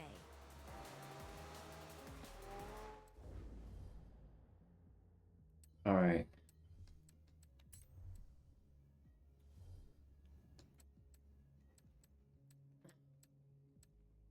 Settings. Video.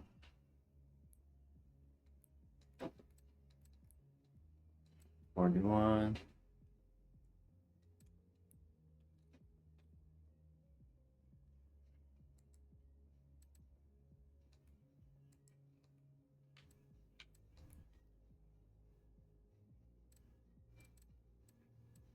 Okay, so can I not play?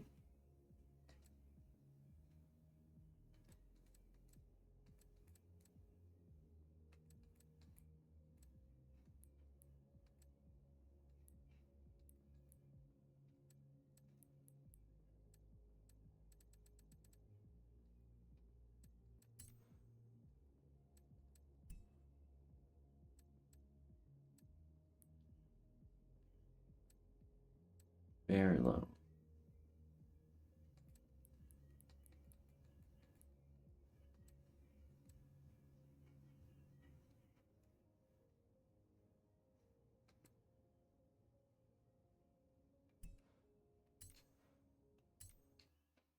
Do we have to restart this again?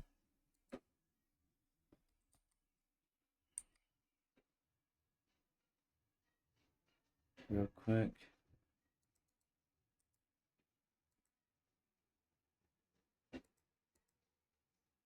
There we go.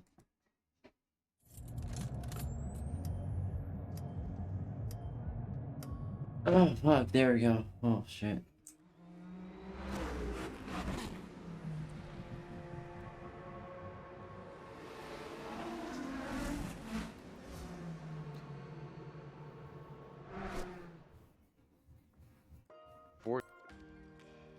Option highlighted, continue, option 1 of 5, control type, button. Alright. You know about the narrator? You cannot turn it off in the title screen.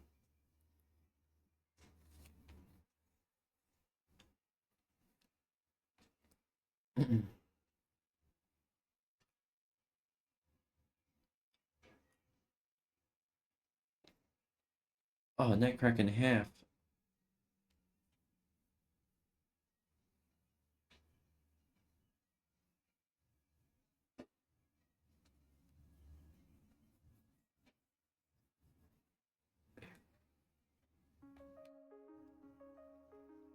Here's what I see.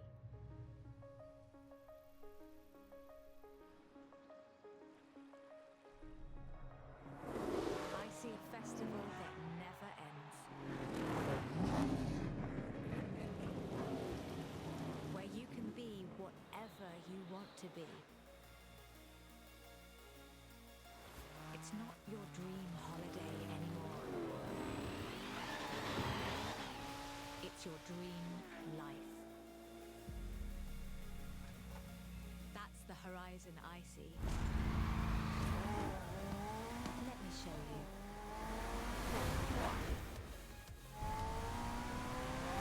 Welcome to autumn, a new beginning for the festival that never ends.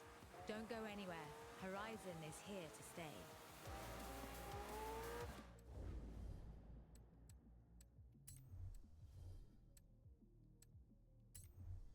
Hi! Great to have you here.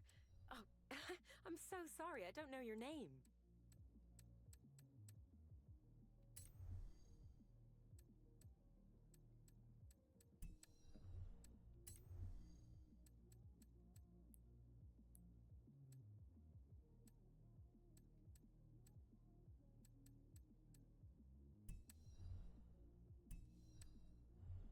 OBS is lagging.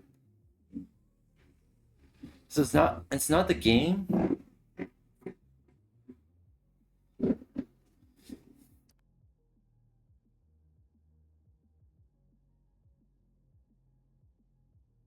Can people stop racing for one fucking day?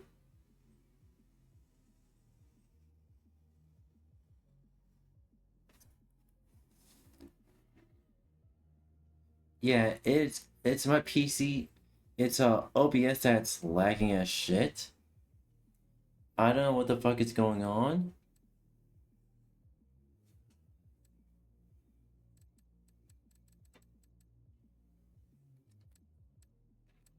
Settings, audio.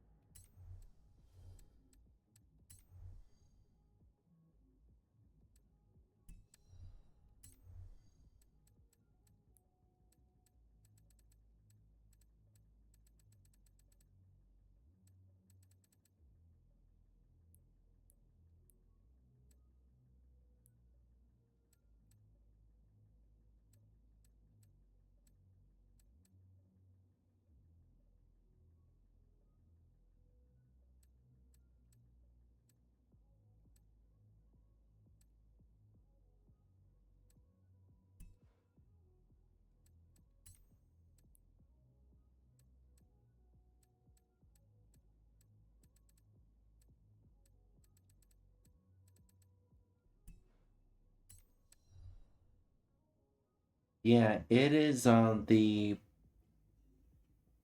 Oh god. Hold on real quick, I want to see the... Game, can you not? Yeah, looks like my PC is lagging so badly that I can see the actual audio mixer lag.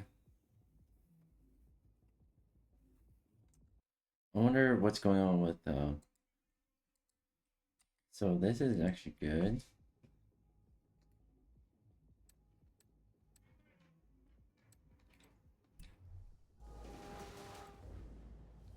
So try and see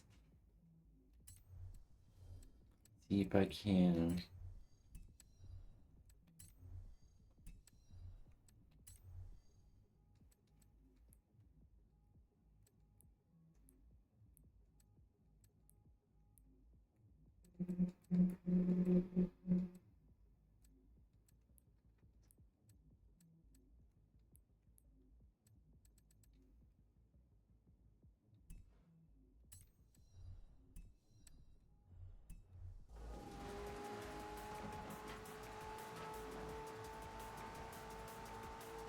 Yeah, I can feel my PC lagging here.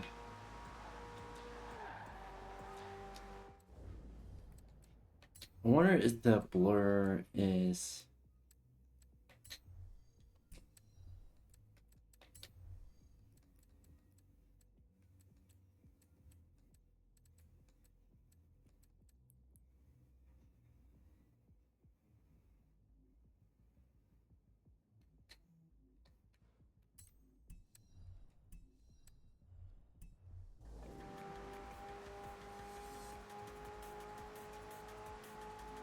Yeah, it's at low specs and it's still lagging.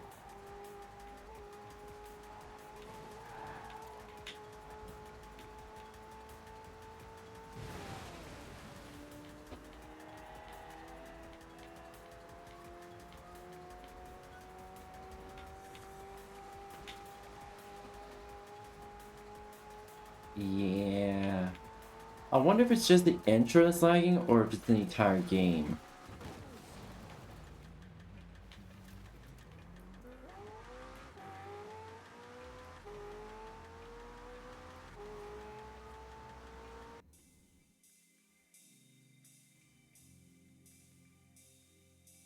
Okay, it is jittering.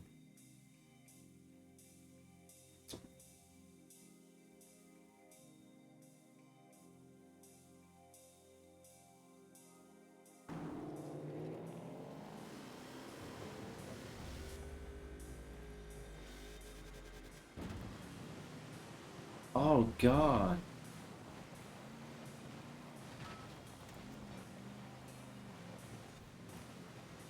Yeah, it's starting to lag for me.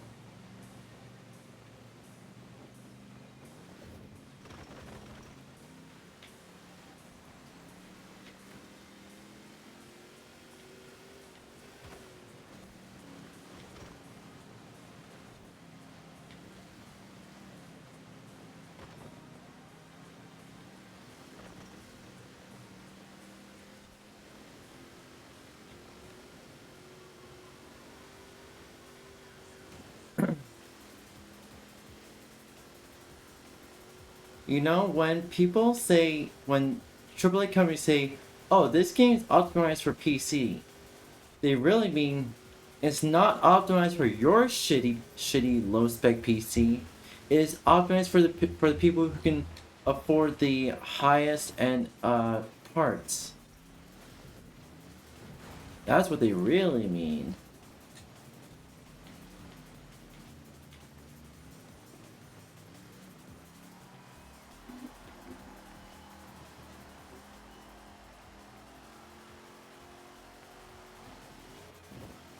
But yeah, I truly wonder.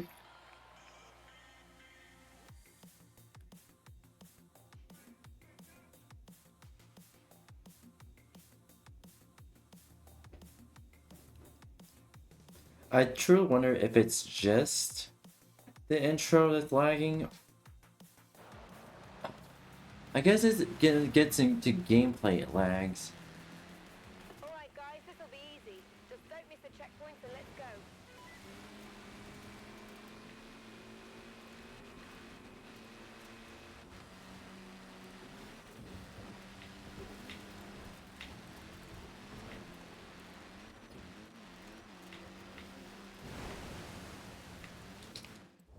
I wonder if we can modify the controls here now.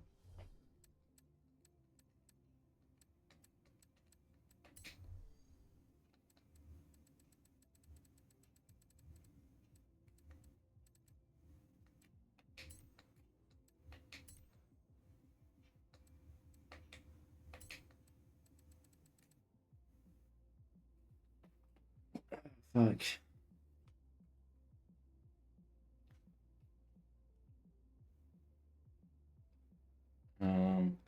I literally don't have enough buttons on my controller to map everything.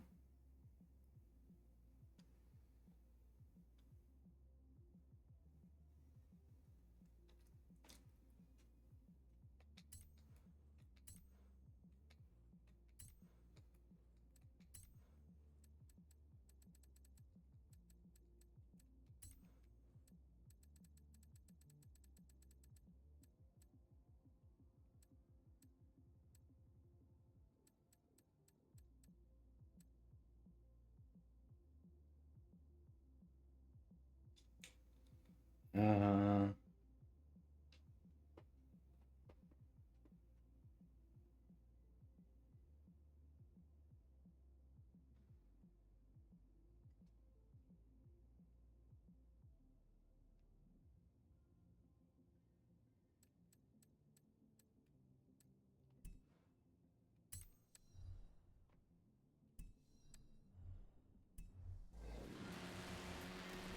Did we just lose yellow?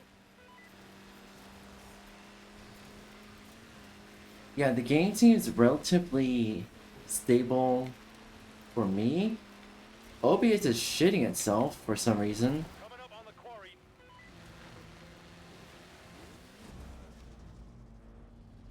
Woohoo!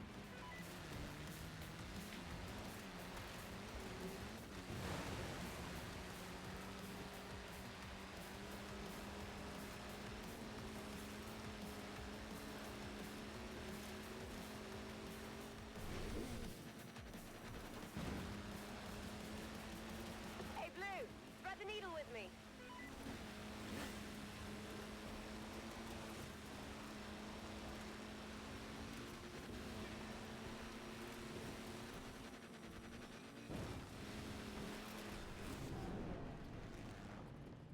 Lol.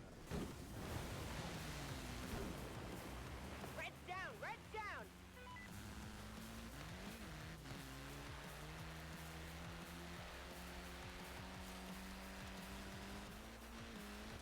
Looks like I'm the only one left.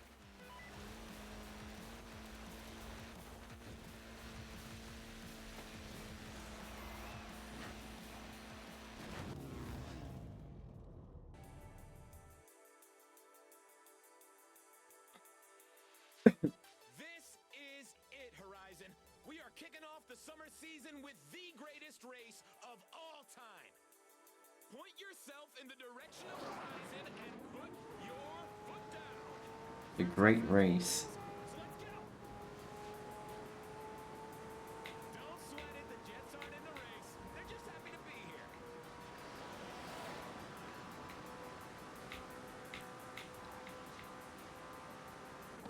Oh yeah, drivers coming from everywhere. Now it's a party. People are lining the streets to get a load of the action. Cheer these racers on, guys. Come on.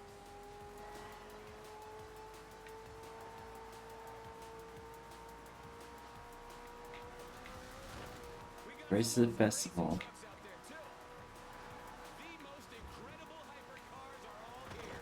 I can see a Centenario, Ferrari FXXK, and a beautiful Bugatti Chiron. And is that a Vulcan? Oh, Horizon, you do not want to miss out on watching this. Look at that Senna go. I mean, the car, sure, but someone's got to be handling that thing. Final straight. I can't breathe. Let's fucking go.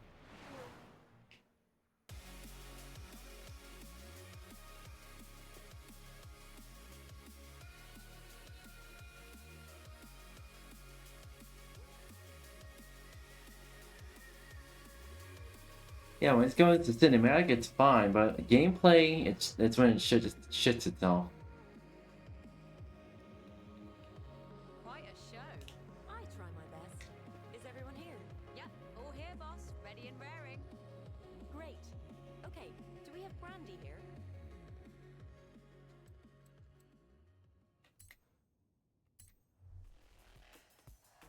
This is the model I use Nice to for meet you. when I was I'm playing on Eve, Xbox. Director of the festival. Looks like you've made a good impression with our talent scouts. This one might have a real chance of taking a spot on the roster. Rebecca's one of our former champions. She's giving me a hand running the Horizon Road Racing series. Excited? I remember my first day at Horizon. It's all pretty surreal, huh? I'll leave you two to get set up for the first race. Good luck. Right then, let's get you behind the wheel.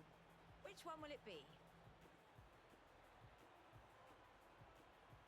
See? Yeah, it shits itself.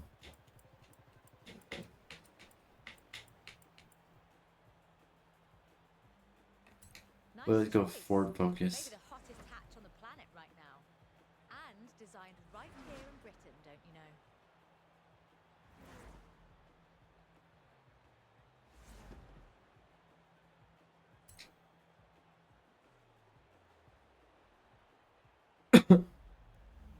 All right, let's get you set up with a personalized number plate.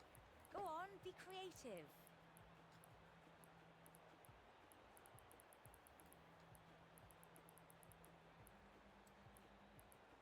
Alright.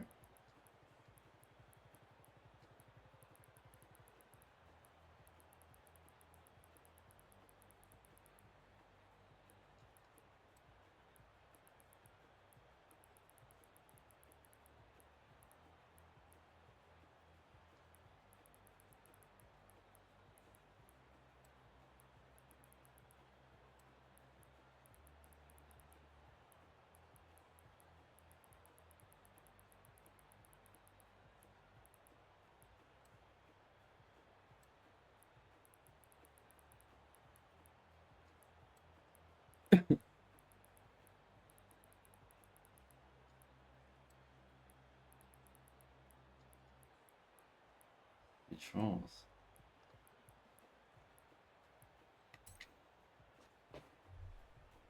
Alright.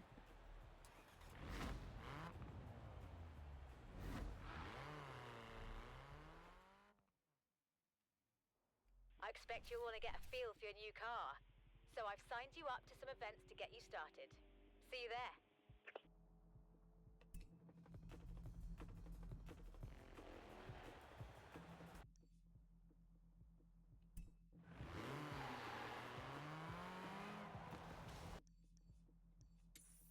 Turn around when it is safe to do so.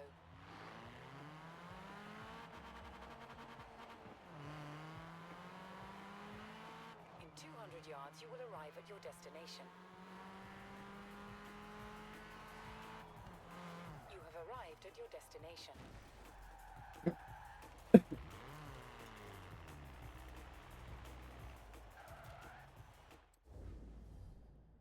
Is there any way to actually optimize this even further?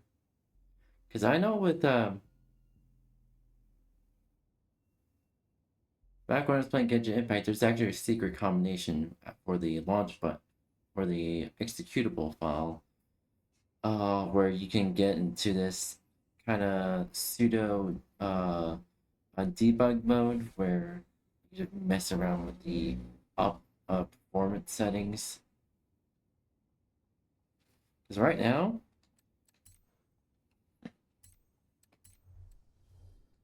there's pretty much nothing I can do.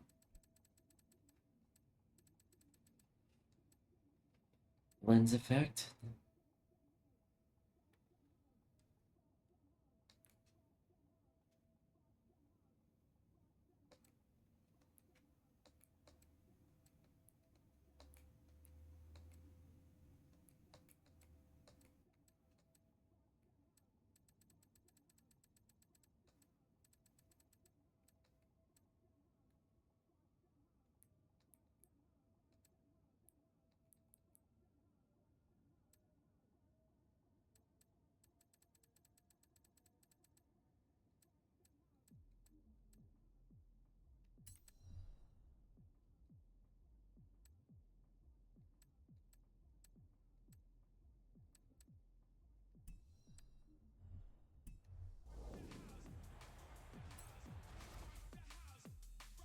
Yeah, it's still shitting itself, right? Welcome to the Horizon Road Racing Series. Perform here and you'll be invited to more events. Perform there, and someday, who knows? I might even find space for you on the roster. Ah, netcrack. I might have to cancel playing Forza Horizon 4 because this is unbearable to watch on my, even on my OBS. My OBS is shitting itself.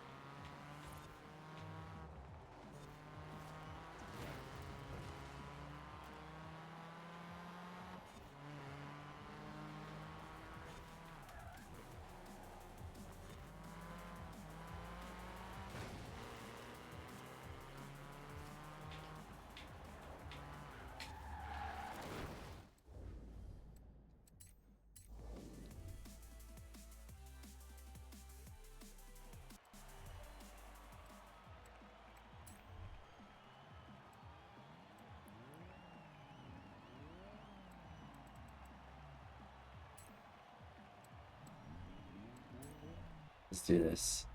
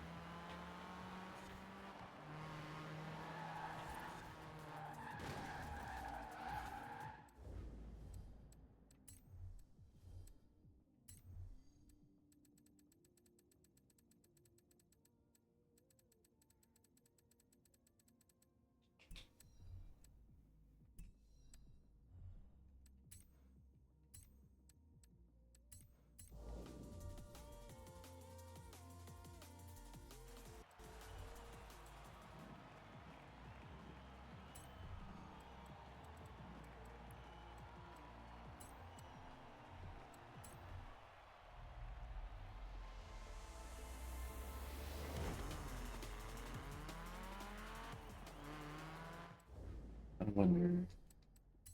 Settings.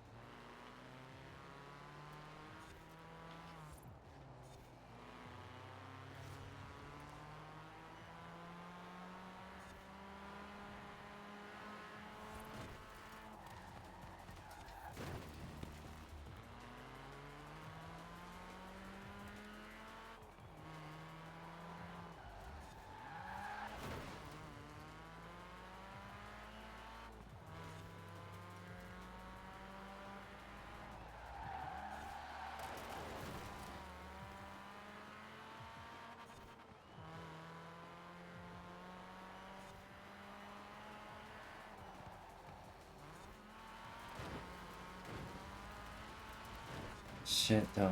So I gotta get used to controls.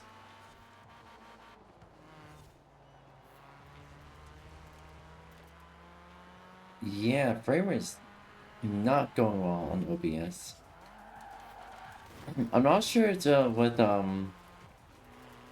is the DRM for Forza Horizon 4 is just not compatible enough where OBS can run the game, but it's not gonna be good to record or stream it.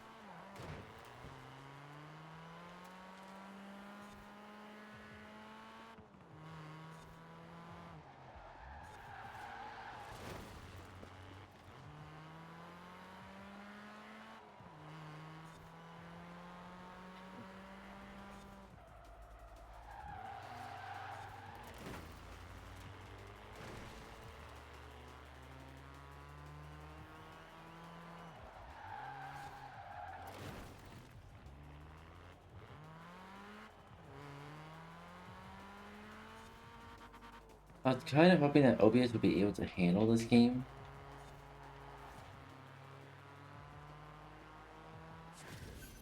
But whatever new DRM that Microsoft is using is fucking over OBS. For your first race at the festival, that was some nice driving out there. Keep performing like that and you'll be invited to the next round of the series.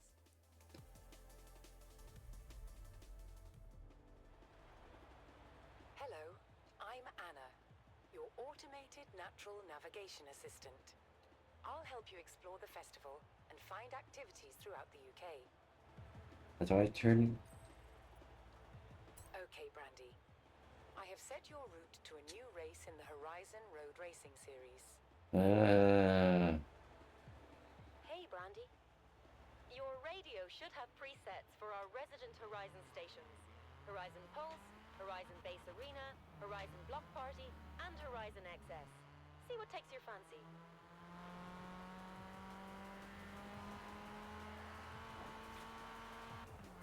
So I'm using ultra low settings, and so I know it's not with PC. OBS is whatever is screwing over OBS has to do with how this game is optimized, not just for PC but also for streamers. or streaming software like OBS and Streamlabs.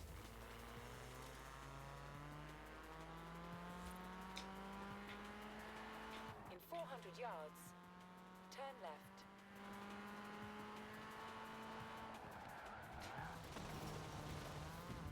Turn left.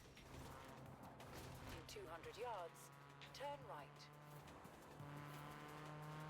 Turn right. Recalculating route. In 400 yards, turn left.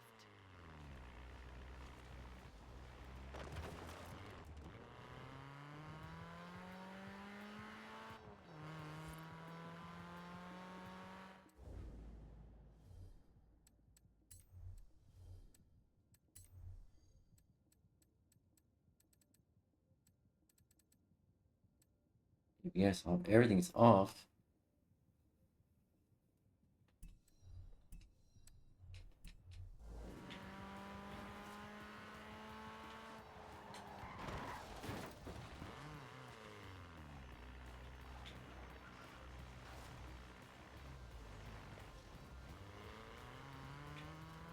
In 200 yards, turn left.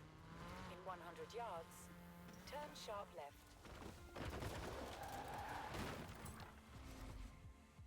Alright, see here. Keep an eye on the performance. Nutcracker in half. So, yeah, this game is just not properly optimized. Because I noticed Need for Speed Heat has a bunch of pickups. And it's trying to load areas. This Forza Horizon 4, if it's just trying to run, it lags a bit.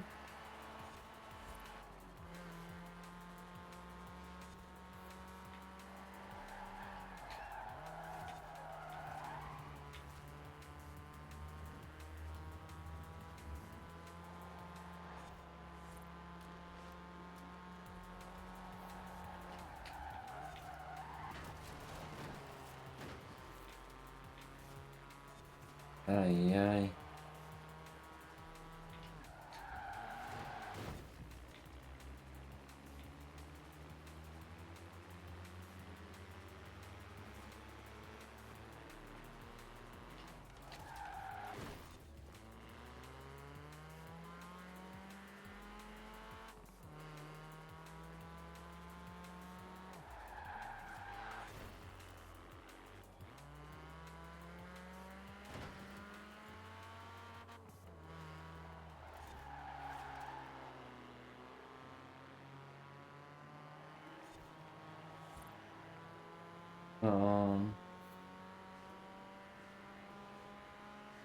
I guess what I could do is to try to go look for another game to play, or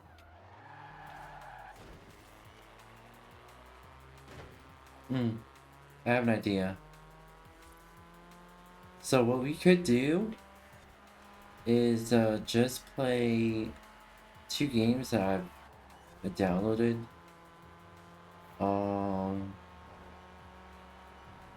There'll be Sonic Heroes and the second game would be Murder of Sonic the Hedgehog.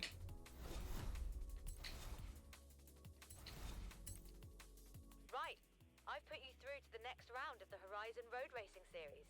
How could I not with you driving like that? But it doesn't start until autumn. Can you amuse yourself until then?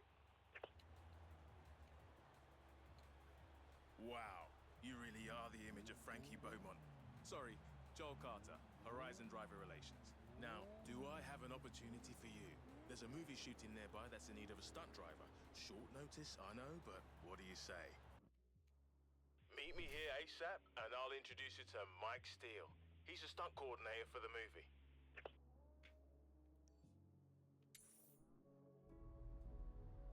Yeah, and immediate lags. Let's Well, shit, I'll look for that. Alright, so what I can do is, quickly load up Sonic Heroes real quick, alright? Matinee.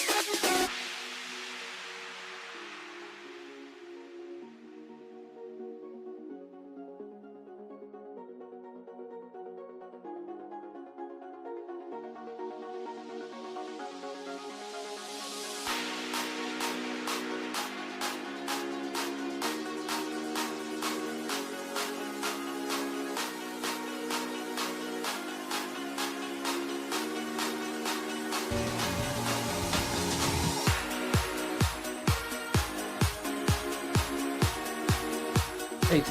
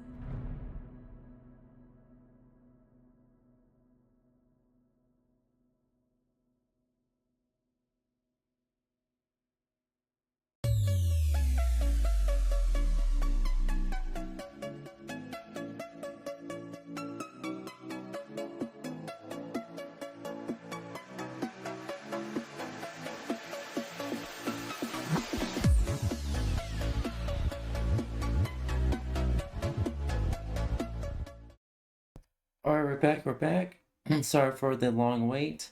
I had to do some optimization settings. I had to mess with some optimization settings real quick. I tried to put this in full screen, but it messed up my display, so we're doing this not full screen. We're doing this window.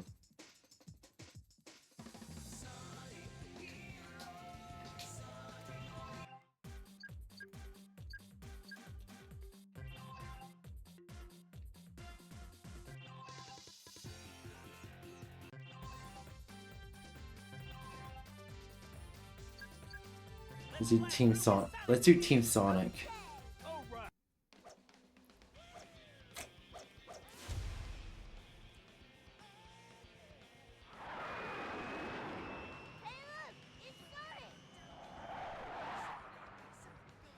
Hey look, it's Black Tails. Sorry. Yo, Tails!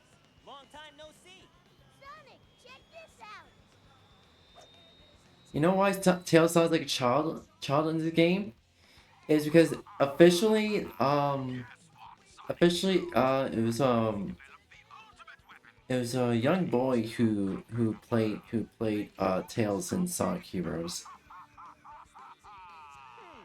Sounds like an invitation to party. What are we gonna do, Sonic? No worries. We've got this one. Ha! Think I'd to crack that Eggman wide open. Yeah, let's party. The plane crashes.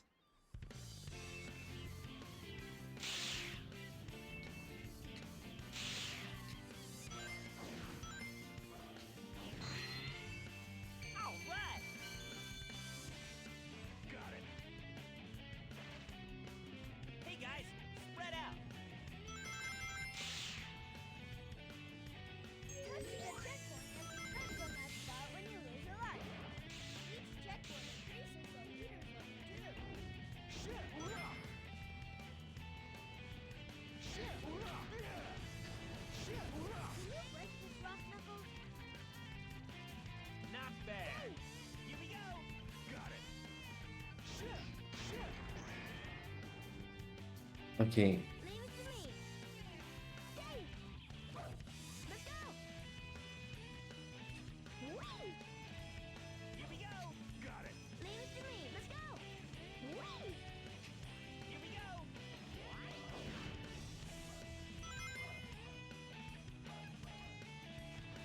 Got it. Leave it to me. Let's go! Here we go. Best left to Tails.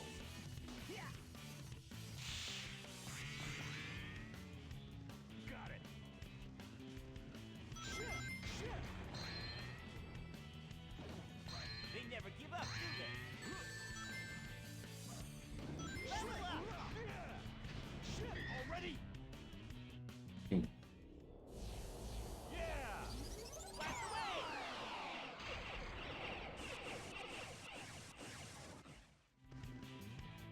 Let's leave it to Sonic! Level up.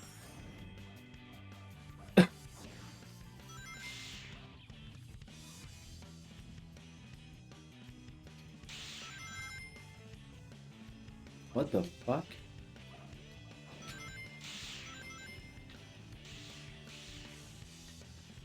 Yeah! Got it. Level up! Not bad. Leave it to me.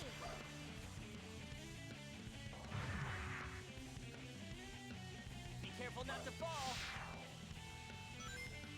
Here we go. Some of the submerged sea ruins move when you get close to them. Leave it to me. Let's go! Let's go! Let's leave this to Tails. Got it. Leave it to me. Let's go! Whee!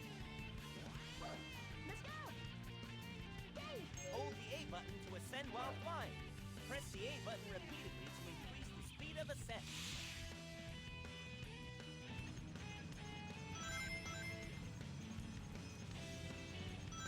Ooh. Level Why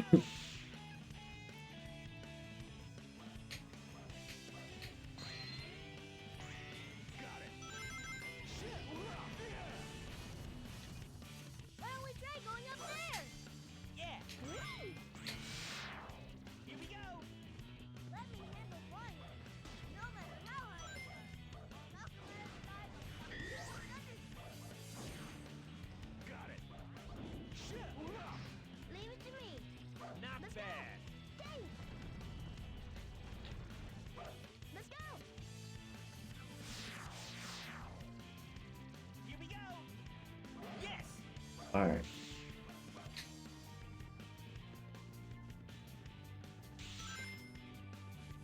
Let's do this. Yes.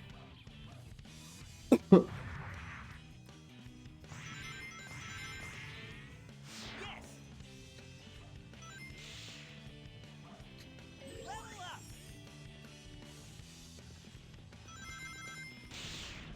If we go through those 3 giant rings together, we will earn bonus points.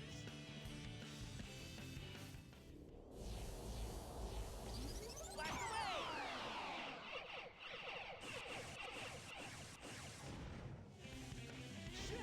Leave it to me. Let's Not go. bad. Whee! Whee! Let's go. Dang. Dang. Let's go. Here we go. That was great. Got it. Leave it to me. Dang. Here we go. All All right. right. Got it. Leave it to me. I've got it. Leave it Here to we me. go. Got it.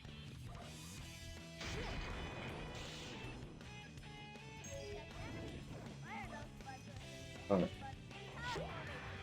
As fireballs, Knuckles shoots us at the enemy. All right.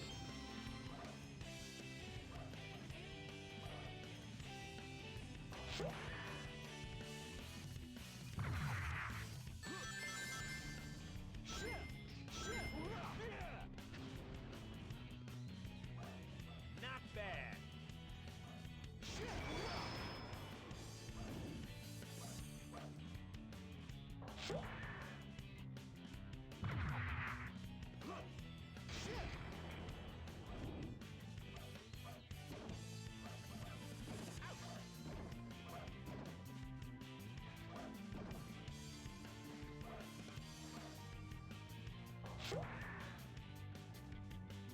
Alright. If enemies get fired up by pressing the X button in power formation. As fireballs, Knuckles shoots us at the enemy. Leave it to me. Here we go. Got it. Press the X button while jumping in power formation to use Fire Dunk. Knuckles shoots us as fireballs at the enemies.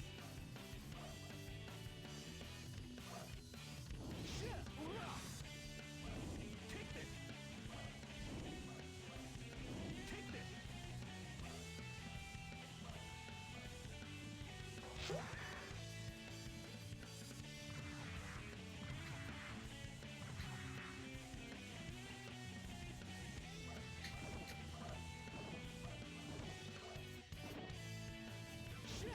Leave it to Here we me. go. Go. Yeah. Take this. Take this. Take this.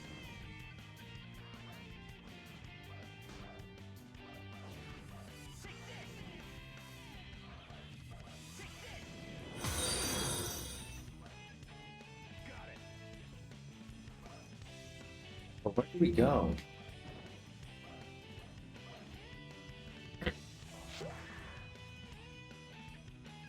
Hey, Ellen Plays, thank you for following. This is pretty much my first run for Sonic Heroes. At least a solo run. Again, I previously played this at a friend's house when I was a child, but yeah. Take this. Take this.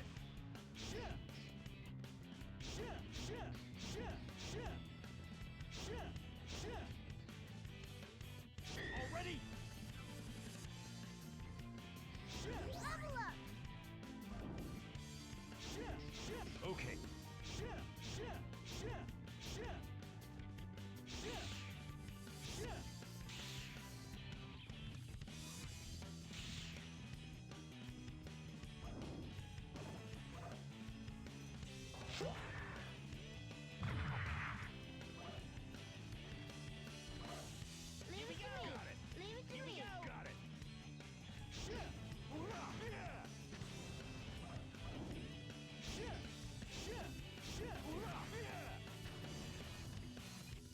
Oh, come on. I am so confused. Oh, where to go, actually. Make sure... There we go.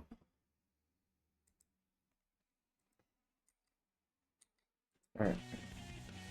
Breeze feels good.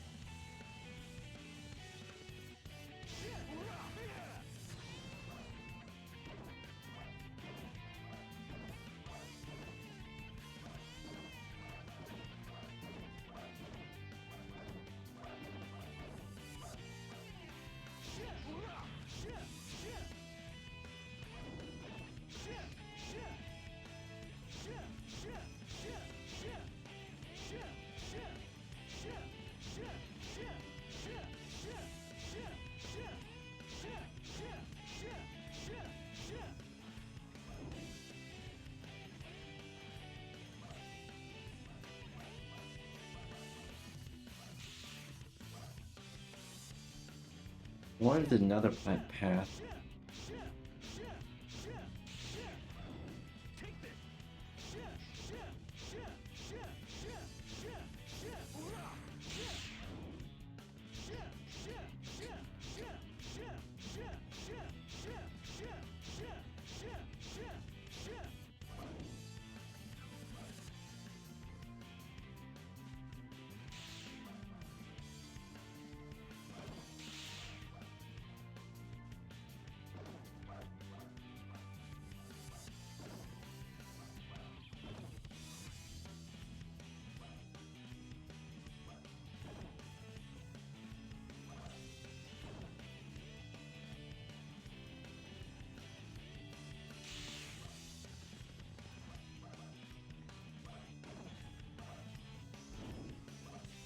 All right.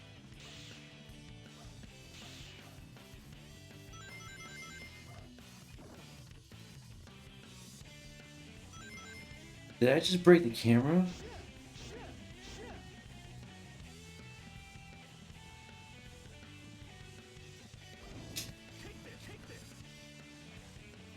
Leave it to me. Here we go.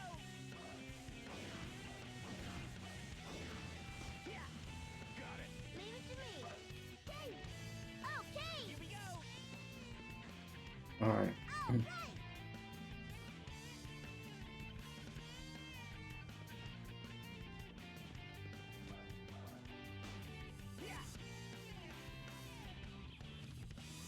Got it.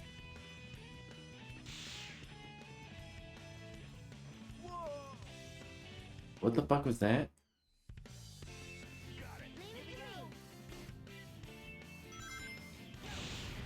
If we go through those 3 giant rings together, we will earn bonus points. Dave! Dave! Dave! Let's go! Let's go! Dave! Let's go!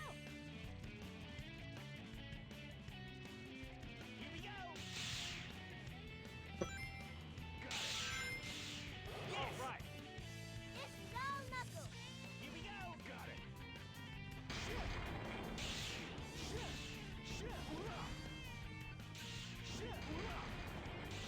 Okay. Press the X button while jumping in power formation to use fire dunk. Knuckles shoots us as fireballs at the enemies. Not bad.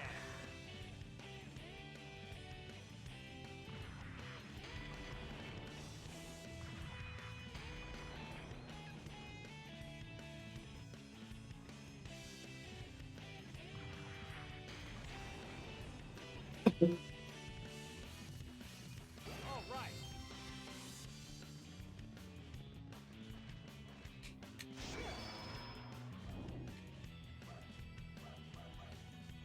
Level up! Okay. How do this?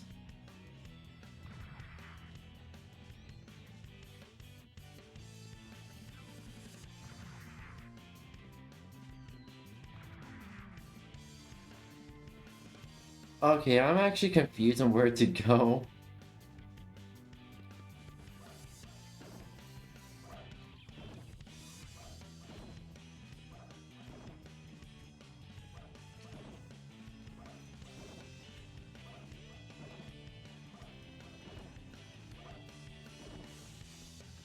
Okay. Oh, that actually moves the camera?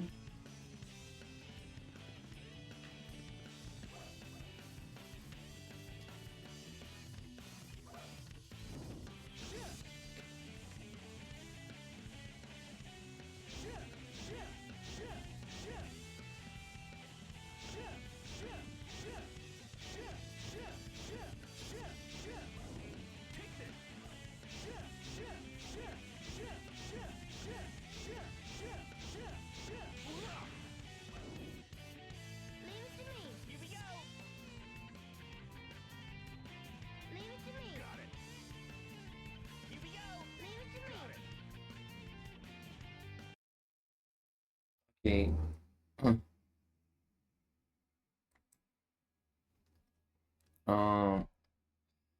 Oh, fuck. I thought maybe. Hey, I played Solid here before. I can try to do this again. Nope. It's been over 10 fucking years. It's the last place on Heroes. Shit.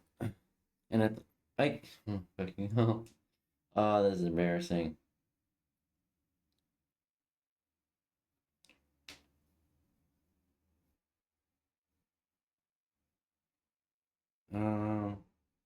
Fuck. No, we can do Murder Sonic the Hedgehog. Let me set that up real quick. Matinee.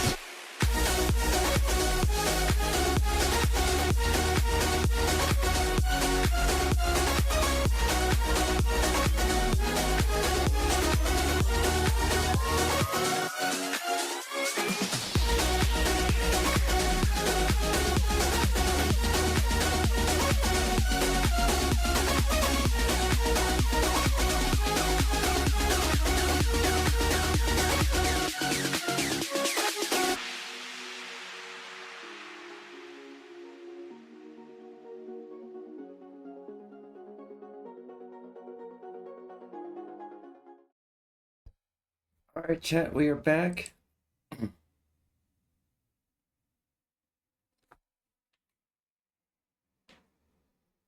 Alright. I get to switch over to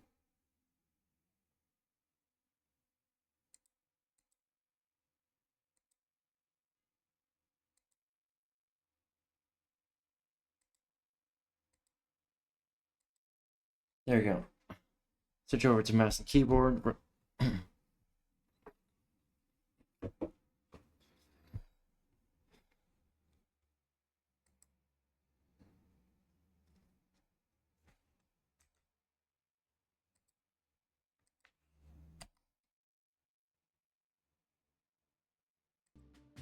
Alright, here we go.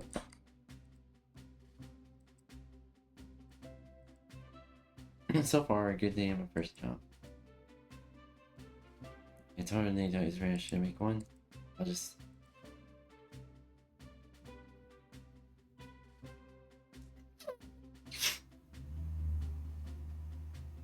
Chat, I promise I'm not a furry. Fuck off. No, I'm not a furry.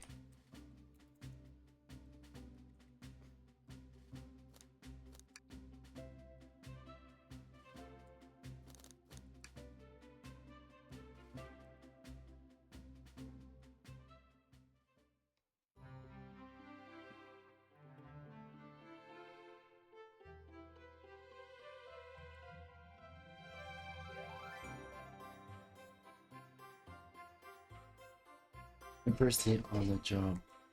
I can barely read. Hold on. Where can I place this? Without getting in the way. Alright, there we go.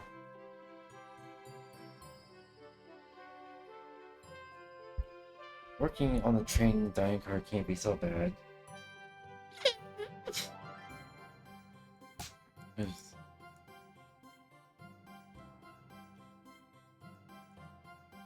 Sir, how are you doing this morning? Oh fuck, here we go.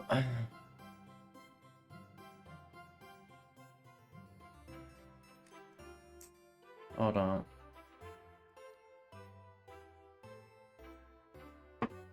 Oh, there we go.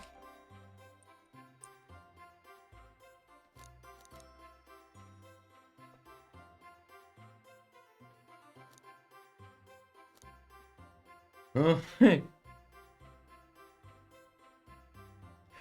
I cannot go 1 second in this community without a shipping reference. Come on, devs. Come on.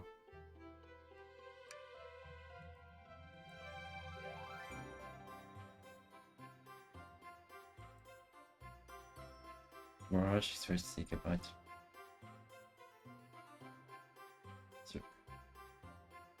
Thank you. My wife is very excited about it. She's already got our plane tickets to Spagonia lot.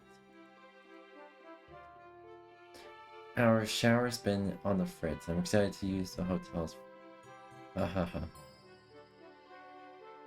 See wife there, excited. Enough of the squibble stay. Your first day is working dining car. Here's the menu for today. Have inventories received.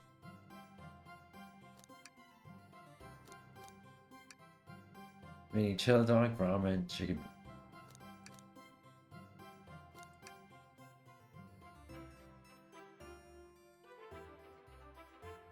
Be sure you place an order. Choose to start dining car.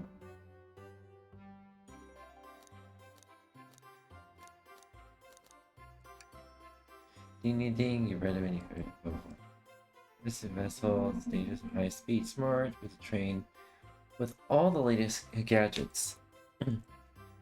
This train is barely handle anything you throw at it.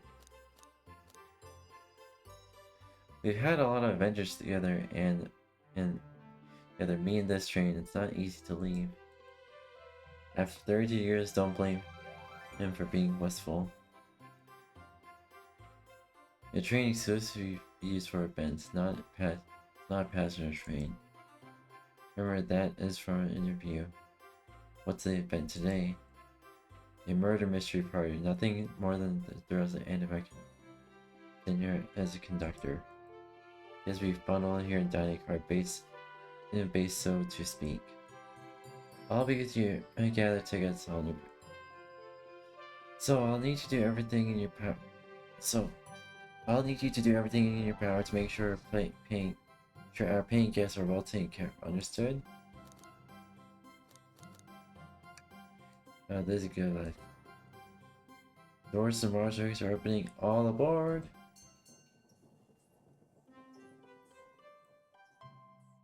Amy, Knuckles, Sonic. Wow, this train is incredible. It's fascinating tech. You're right, Tails. Get used. I can get used to staying in it on a train like this. What did you all expect? You know I always got all up for my birthday. This train is elegant as you are, Amy. I can't promise I won't take anything. Oh, damn rude. I did not just catch stealing from a train station gift shop. Oh, did I not just catch you when you see? It was a pen, knucklehead. Who's gonna miss a teeny tiny pen? I cast a character list. Get a hold of yourself, Randy. You're sweating through your uniform. Sweating through your uniform. Hey pal, can I get one of those chili dogs?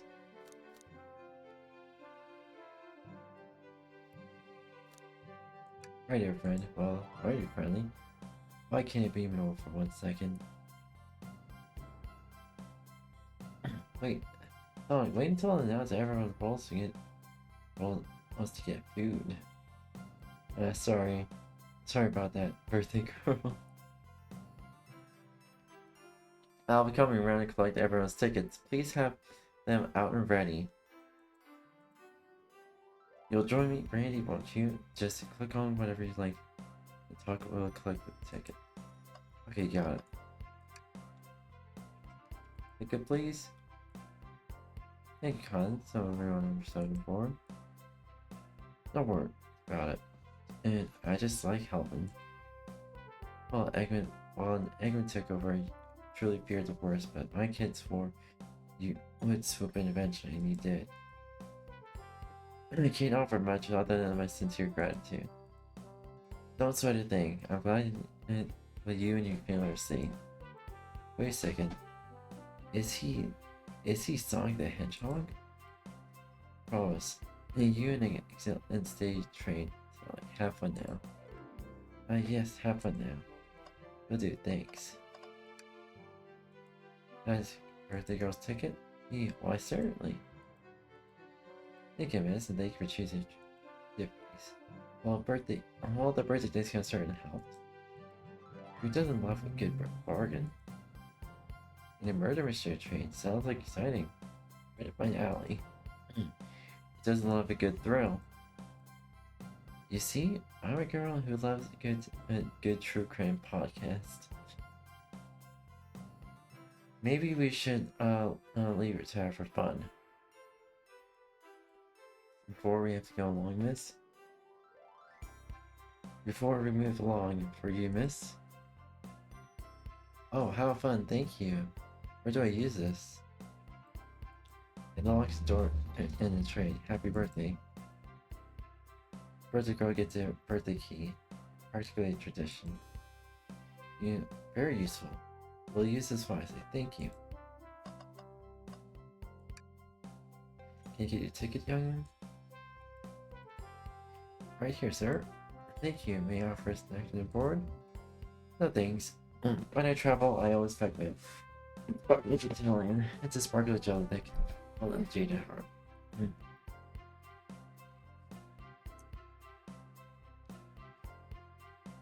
Ah, neck crack. Ooh. Why is that the neck crack every few minutes? No way, I brought my own sparkle. Me too. It's my first day and I was a little nervous. Don't be nervous, you're doing great so far. We're sparkling Italian buddies. Yeah, absolutely. If you need anything, just let us know. Need someone on this train is normal.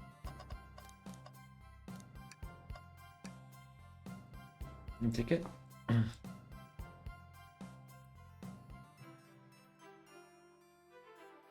guy. Everything seems like a conductor doesn't either.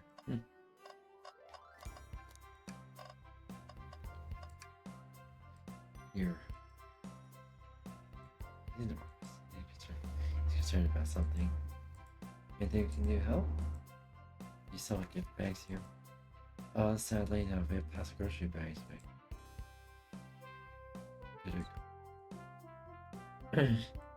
Okay, no, okay. Hello, friend, can you get a ticket? Oh, yeah, sure, of course. Gentlemen, ticket. You seen like one thing.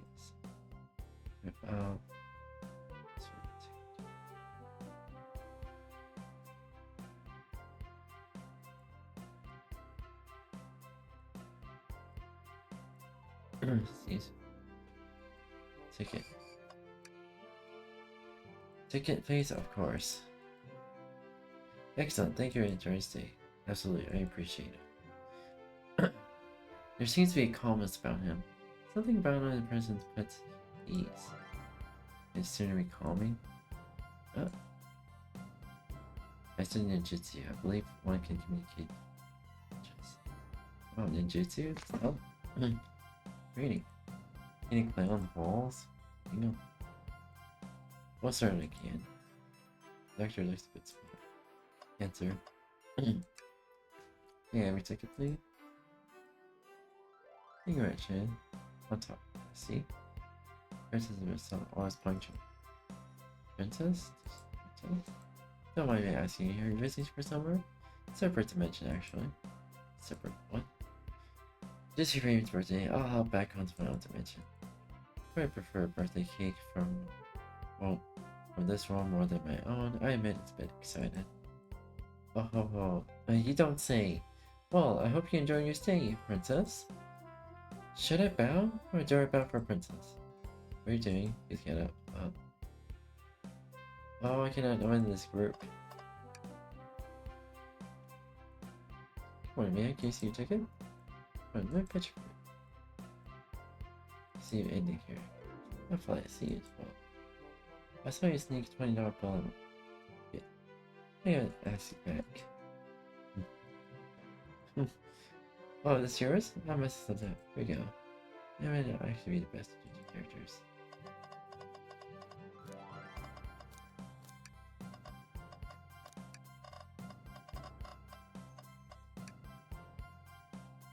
See you, Brady.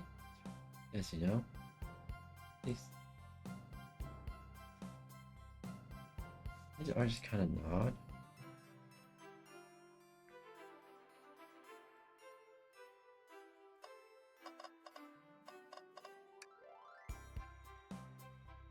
Still looking.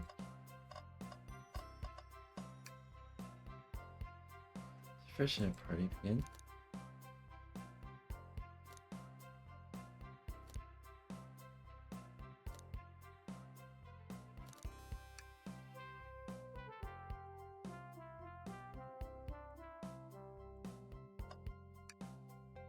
I wonder if key towers.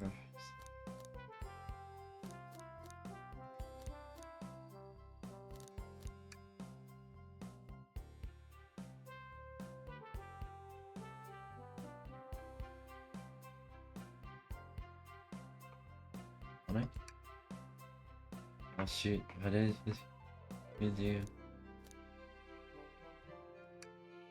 Hi, Backbridge. For that chill dog. I was on the house. Appreciate Copper while at home. How is it? No beautiful training complete at ease.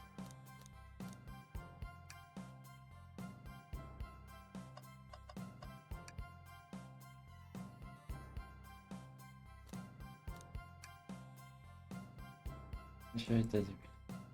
Check it out. So that. I like to order one of each. Yeah. Plus I had a snack for.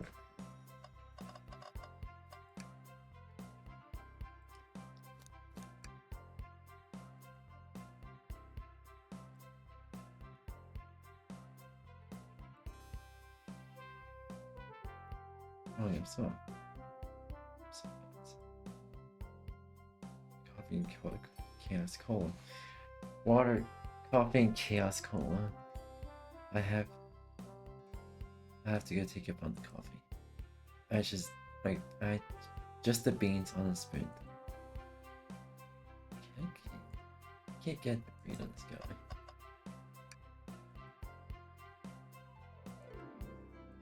Oh.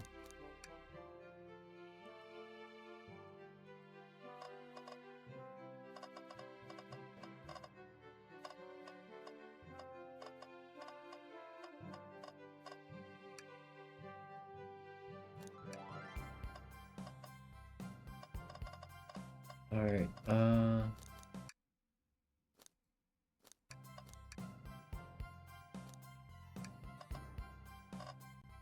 Okay, now what do I do?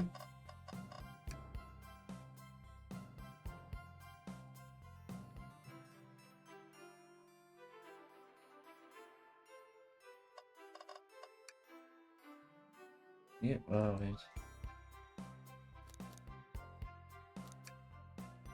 Here's my ticket, thank you so much. Well, it's real world, yeah.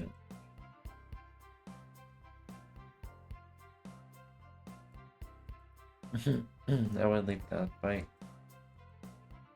Wait. Who? Here we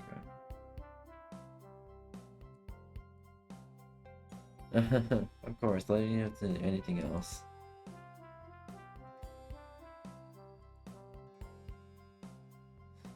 Hello, everyone. Yeah, I love this game. Right so far, I'm loving this. I mean, just my pocket actually. Holy shit! I'm treating my chair as a couch. And that should leave my queue to leave, but I must appreciate and prepare the compartments for departure. Alright, make sure. Remember our promise, right? Yeah, you'll do everything in your power to make sure our guests are safe and have an enjoyable time on the Mirage Express. Absolutely, you can count on me. To be honest, this group seems plenty capable on their own. Here it says, assist Brainy if they need any help. Want you? That's all I need to hear. You have my trust. Nothing more about the conductor in the stream. Next thing, let's take a leave, everyone. Please have a phenomenal time. And don't worry, mucking up the place earlier, this train is a state-of-art. It has systems for dealing with all that. For everything else, please talk to Brainy here. Or if you need anything. Sounds good. Absolutely. Will do. Goodbye now. I like that guy. Thank you all for following our alpha guide since I sent you. You all looked amazing. I trust you all read the lore cards as well. Lore cards? Must be detailed motivations. Suppose it makes sense lore cards aren't otherwise intentions. Now, on to the nitty-gritty. For the murder mystery game, one of you will be murdered and the rest are suspects. Everyone have a stunning character to celebrate her birthday. Of course, birthday girl makes the rules. Sonic, you are a ship captain. You will be stationed on the conductor car. Naturally, that's where the captain would go. Tails, you're a detective. You'll be in the dining car. Indubit. Okay, I tried to read. Knuckles, you'll be sheriff and Parsi will find you in the saloon. Got it. Rouge, you're a business tycoon. Blaze, you're a titan of industry. Both in the casino. What's the difference? There is none. Sounds fun. Vector, you'll be the butcher, and Espio, you'll be the poet. Both of you found in the library. Espio, we can get there together. You what? Read? Maybe we can find time to find something. Shadow, you'll be the boxer. Hang out in the lounge.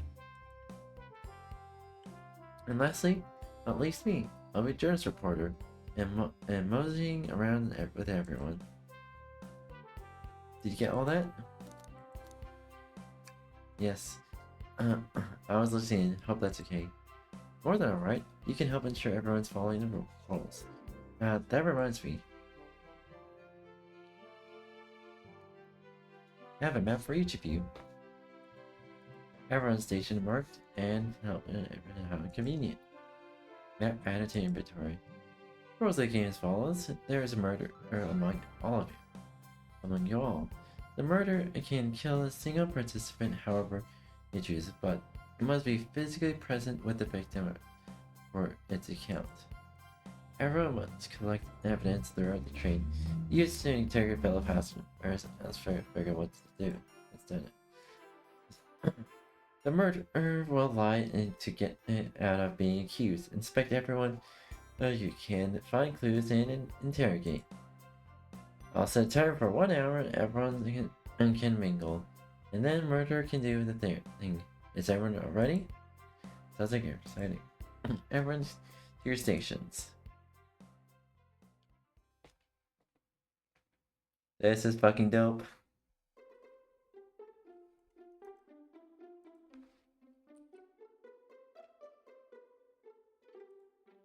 Ah, this is exciting. A mystery is unfolding right under very noses. How thrilling. I have goosebumps. Ah, same. Isn't it awesome? Shouldn't you to be mingling with everyone? Well, actually, detective journalists can't beat the murderer. So we stuck for an hour. They're going to scoping in place. That's right. There's always a neutral party. Makes sense. Alright, there we go.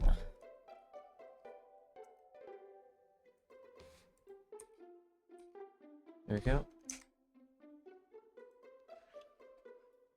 Yeah, so Amy's more excited about deciphering the mystery anyways. What do you think everyone is doing? Probably inspecting stations, talking about one place another. Everyone has roles played, and must be exploring characters. Do you know what characters' motivations are? The lore cards are confidential. No one knows about the person who received them. My backstory is that I was best friend with the Blicky decided to join the evil Dr. Eggman, kickstarted my desire for justice in the world. My lore is nurse person turned journalist. Not gonna lie, kinda sounds fun. I wish I wasn't stuck in the microwave duty.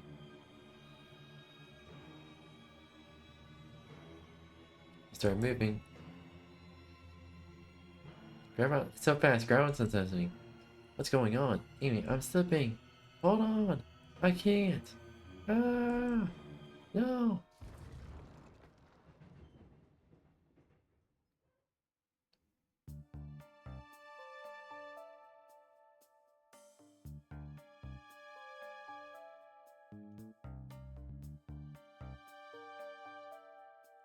Yeah, it seems like it's trying to slow down considerably. Is everyone alright? Yeah, my head's spinning, but okay. Seems we've been knocked into the dining room's closet. Train can reach such incredible speed. We're getting our money's worth experience, that's for sure. I don't recall warning about it in the interview. Should we go back as others? Raina, can you get the door? Of course. I see the door is blocked with...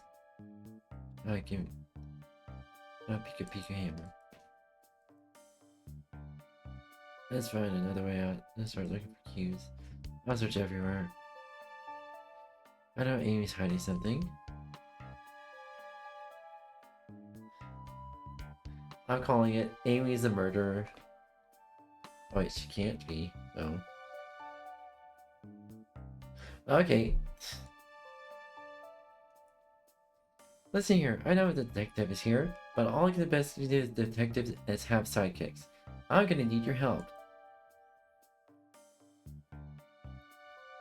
Okay, let's gather clues on Amy's acting today. Interrogate her about it. Check around to the closet, see what show the uncovered situation. Gather evidence, interrogate. Got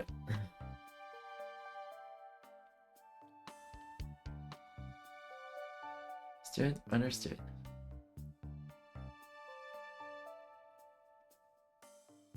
Count on me, Tails. I won't turn evil like your ex-Blicky companion did. Happy to hear it. Now let's get searching. Before sign, keeping alerts. Someone says for no or sign no. Luckily, Sog was there to catch me. Sog's really fast, can't see. Oh, he's got fast, but he also slipped on the juice. He slid on an older gentleman's shopping cart. He slid on into an older shopping cart. All those I can suppose. Oh my god, not budging.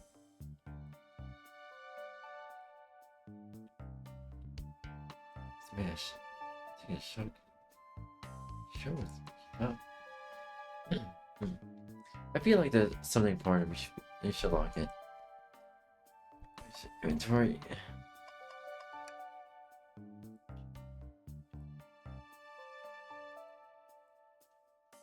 The trash bin.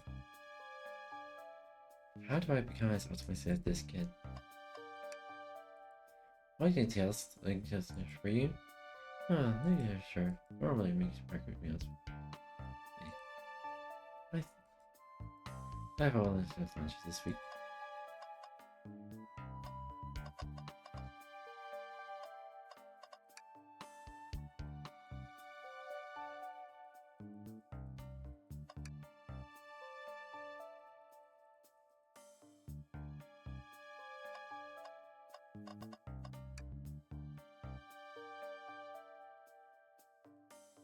I take yourself up on a train. I keep looking.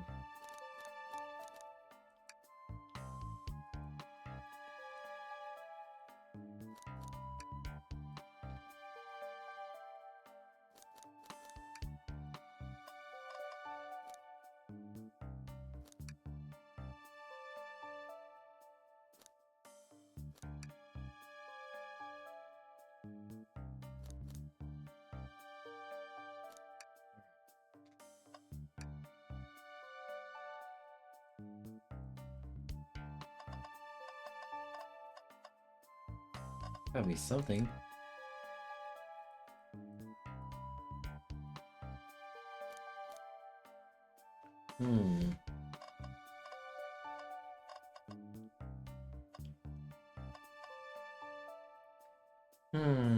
There's gotta be something else. What are we missing, chat? Did that, we did that, we did that.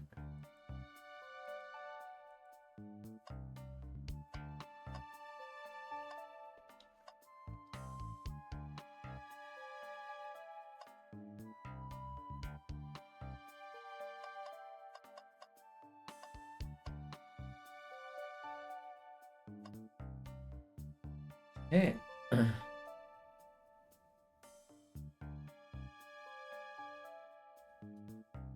Alright. Let's see here. Okay.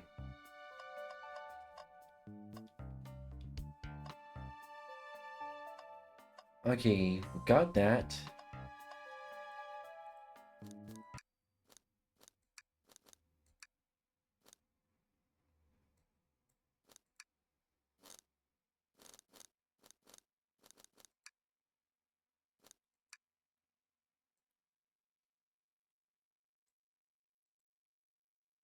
Thank you.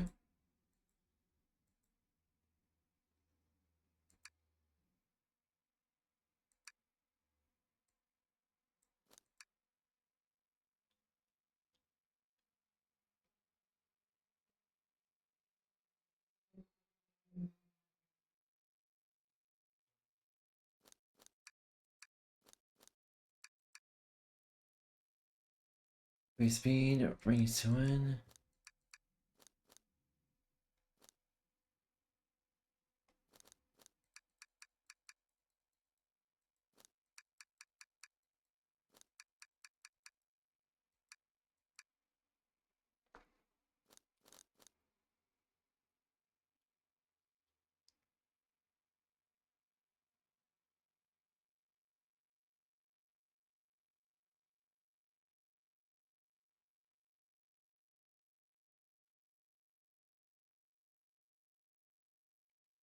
Alright,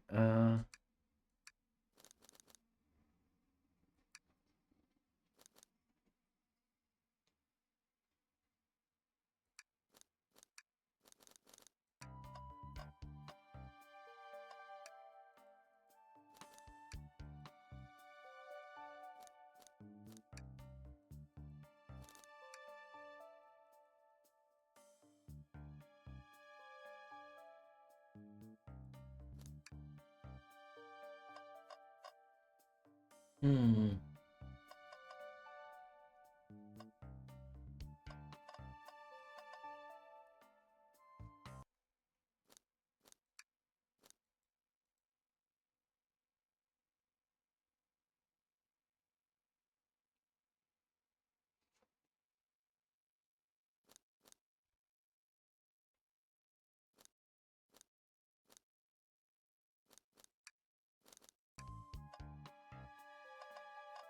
Come on. Alright. Kind of in a standstill right now.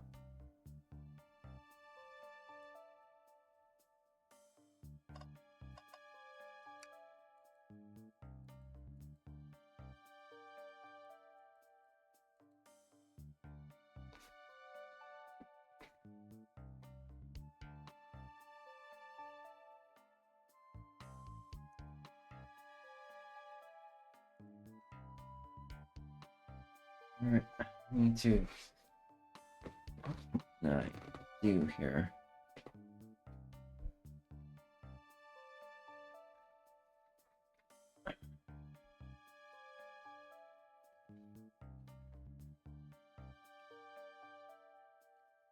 Alright.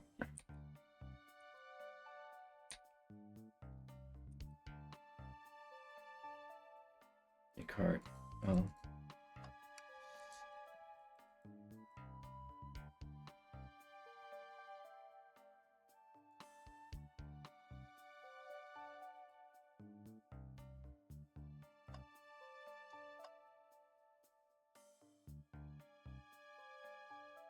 Alright, fuck. Okay, so these were only 4. Got that. Okay, I need to adjust my shirt.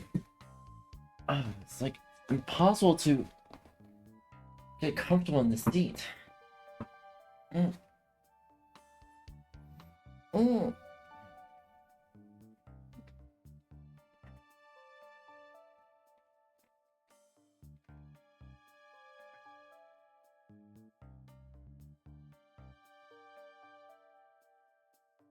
Like it's something that's always being pinned, no matter what I do.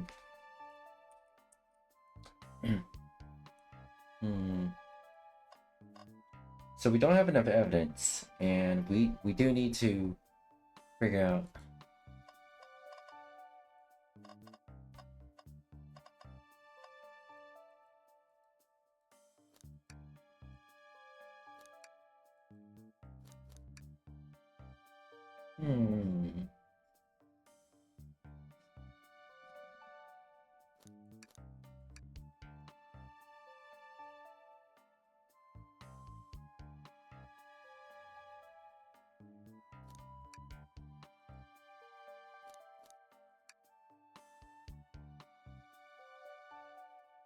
Oh, something tells you the menu.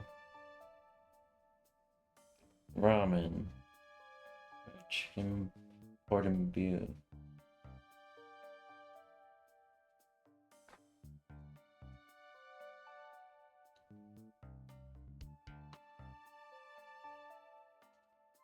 Either SBO or Shadow.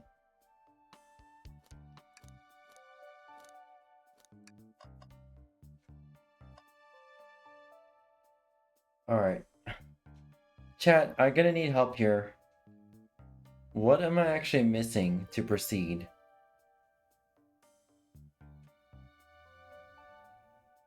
I am generally at a standstill right now.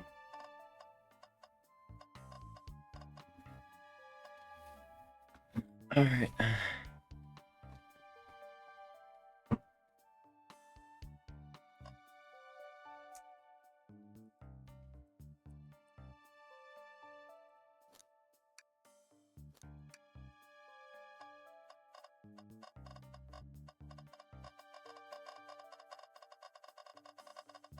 If I do this, it sounds like a radiation thingy.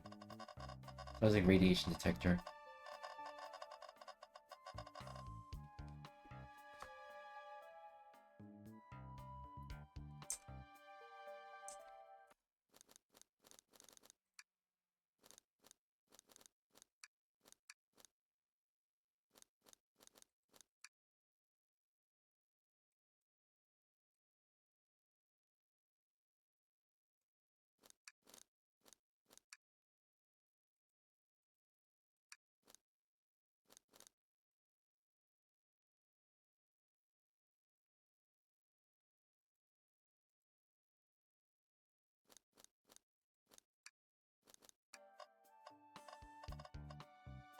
was wondering if I did make it smaller.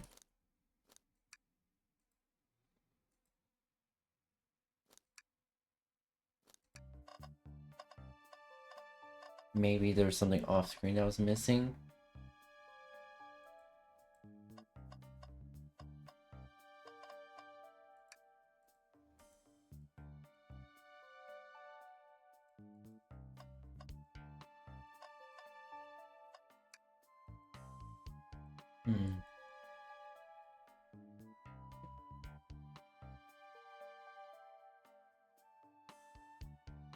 Alright.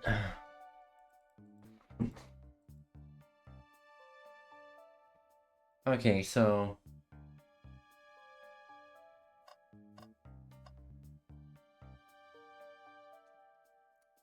I may actually need a guide.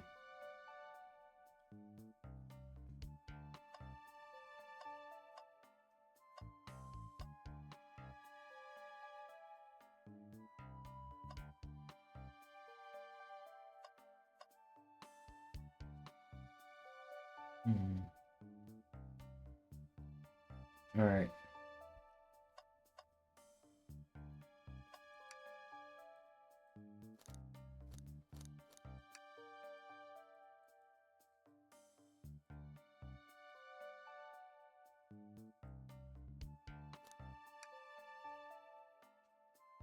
That'll be another way out of here.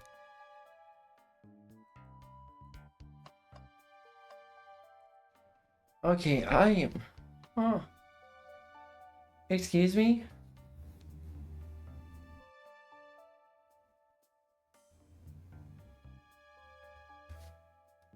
Okay.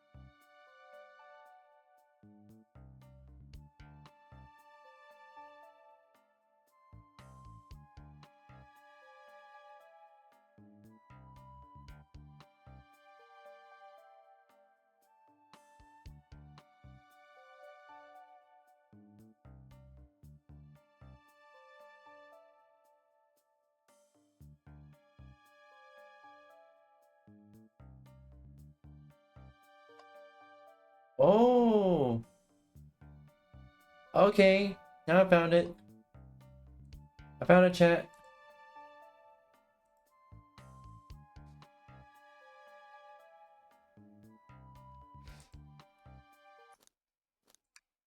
Options.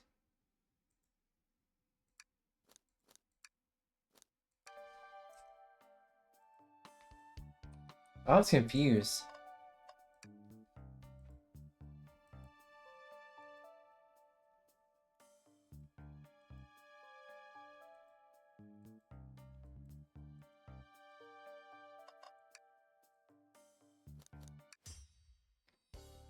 And we believe you've been hiding something for us. But you're accusing me of my own birthday? How dare you? This isn't going to be easy, is it? I'm stuck in here with you two of you. What in the world can I hiding? Amy? It was right before Sonic Tales, so it could have been another time.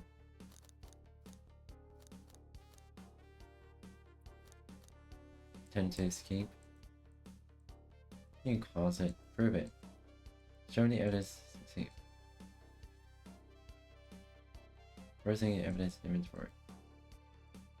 Super person.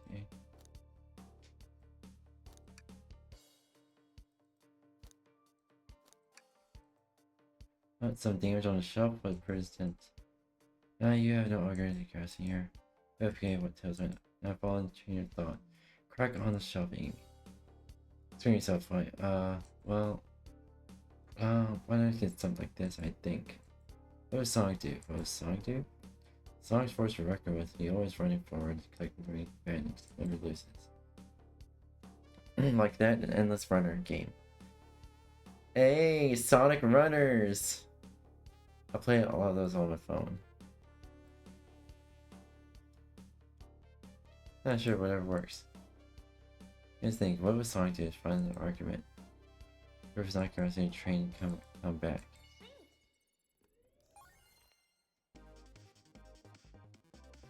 Okay, there we see. Alright.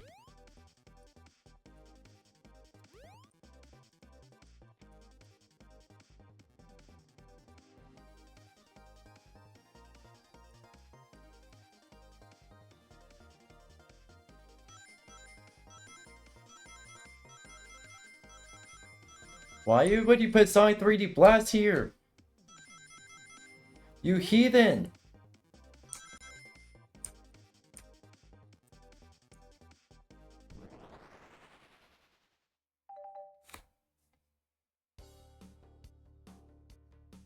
Thanks for shuffling into it.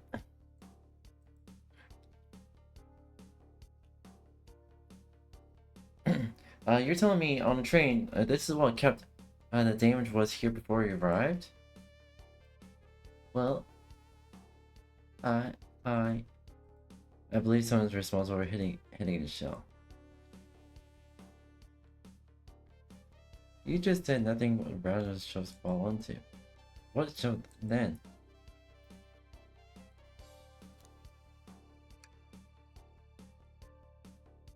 Stick with the kind of damage.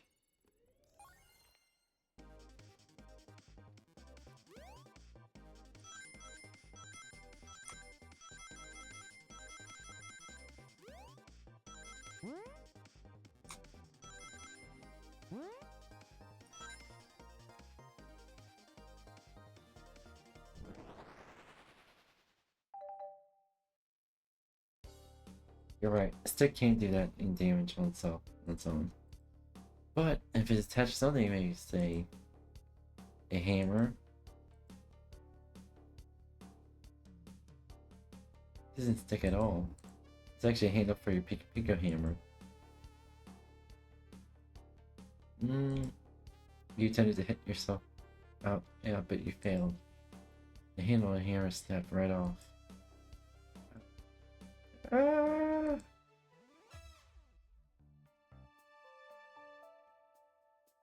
As you both said, I tried to get all of us out of here, but it failed. I gave the shelf one big whack and the handle ripped off. He looked down and tried to hide it, but I suppose my embarrassment got the better of me. She looked genuinely sorry about the situation. I expected to hear it snap like that, Amy. It was one of my backups. A little tighter to carry, a little lighter to carry around. Didn't think I'd need it. Well, lucky you, I'm Detective Dabble in Mechanics. Let's see a piece of hammer too. Here, elbow grease here, and fixed. Thanks to according to my calculations, hitting yourself just right here, you should have done the trick. Alright, stand back. Shelf shatters. I did it, we're free. Great job, Amy. Let's get out of here.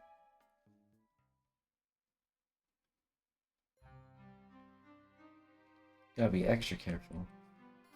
What? Wait, is that? Can't be. Sonic! Someone murdered my darling Sonic!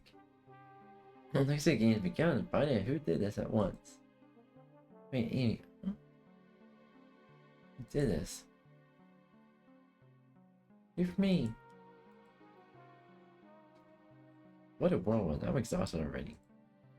And that was a really convincing Sonic. Sonic? Body numb, can't move. Are you saying you don't understand? I just need to rest. Sonic? Is he actually hurt? Not moving. Engineer. Hands on wrists. No false sense. Am I doing this right? What in the world's going on? Is this part of murder risky or is it serious? Sonic. Oh no, if you have some pain, calm down, Brandy. What do I do?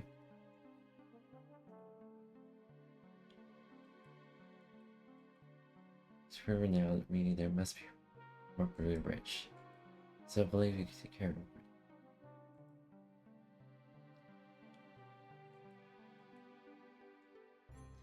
Oh, this even as part of the game, I just can't risk it. Keep your receipt. I'll keep our receipt conductor, you'll see. Okay, things are getting interesting. The murder of Sonic the Hedgehog.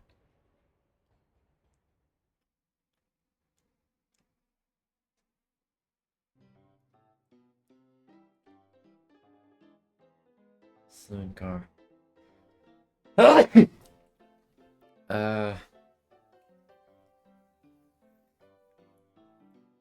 Mirage Zone.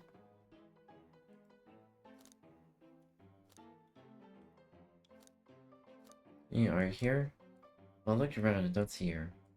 I think Amy's already gone ahead. Amy seems really excited. Did you need something for me? Lindsay, how do I put this? What if Sonic is actually hurt? It doesn't get that easy. When trains fall his head, nothing can actually happen. We're just all really committed to a mystery. Nothing worried about, promise. Plus, Sonic likes to nap a lot of strange places. He's fine. Making a lot of sense, but I can't shake through what's game or is this something happening?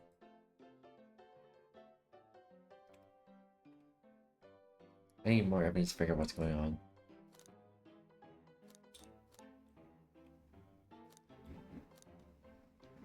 Tag along, if you don't mind, it's cool to tag along.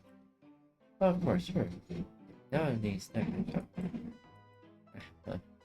As long as you're the best friend Timmy's sidekick, I'm happy to have you.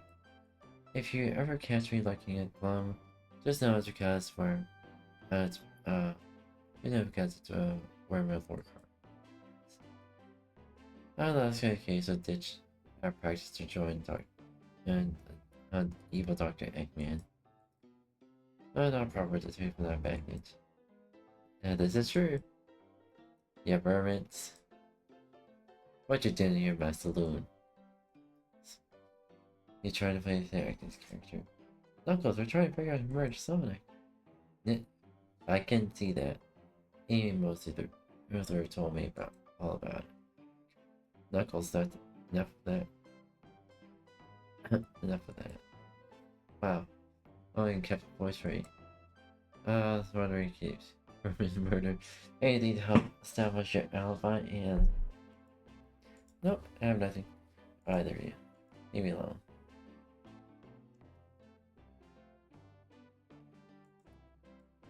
I know better to argue, Knuckles. He seems... Oh. Brainy, we need to figure this out, Knuckles. The walls were cute. While we were all apart.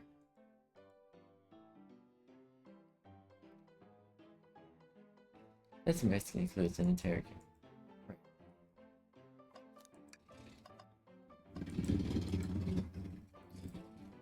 Crunch, crunch, kind of bland.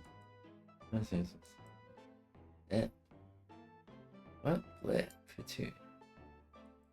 Nonsense. Ball sword, now it's a classic song.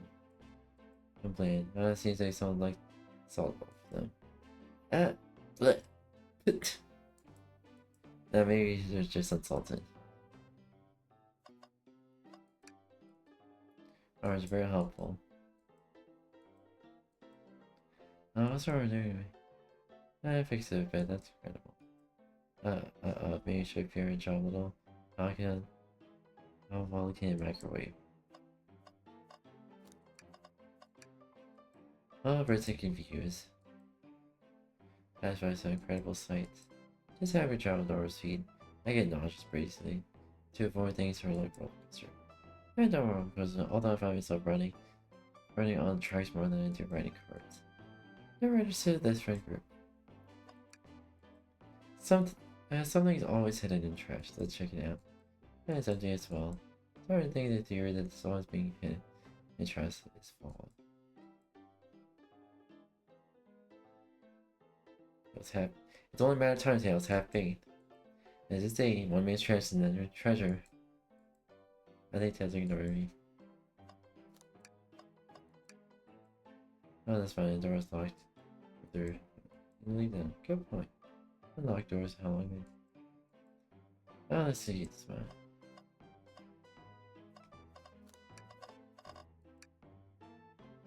Let me give us... Probably won't be able to give a game a super remarkable try. I think it probably sped up. Damage is actually punches.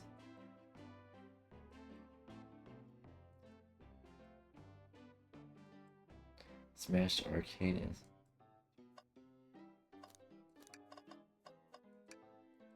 Wait, this is interesting. Why is it cups? Yeah, but there are 3. Are you thirsty? Just don't know. Someone must have been here.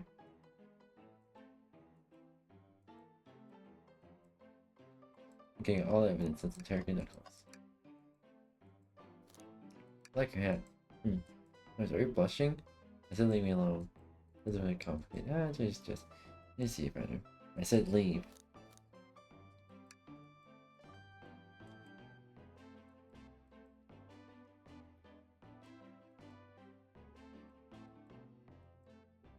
Dang it. Zach is like a butler.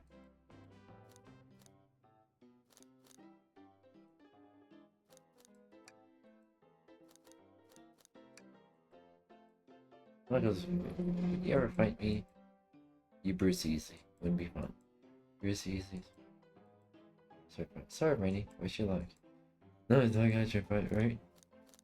It's not action.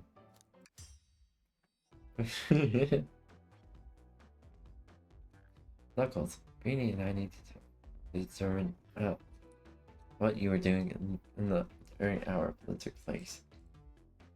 Already told you, buzz off. I'm gonna tell you and catch on me. Maybe we don't need much to say. What happened here obvious. It is. It is too. If we do, we need to look at our inventory. See if it's check Knuckles for murder.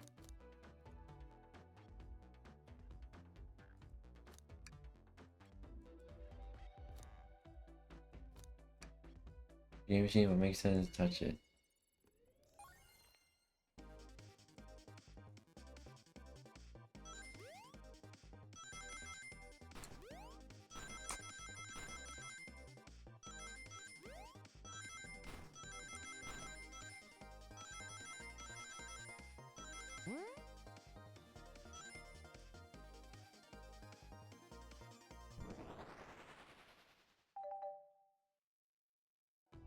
Isn't it top those Knuckles? Knuckles clears such an arcane because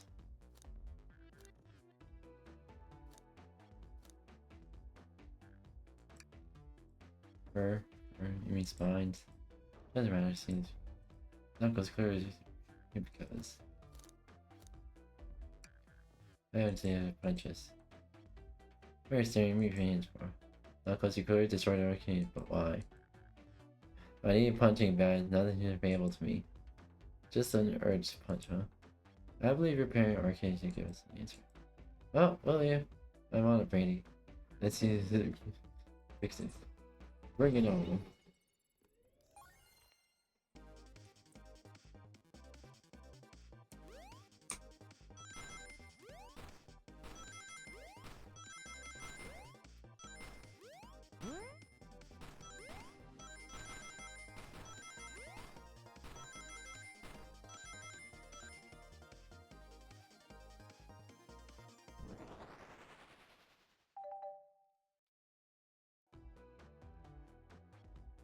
Ah, I noticed that's a dream gear, nice. Arcade machine is fixed. No, don't look at the scores.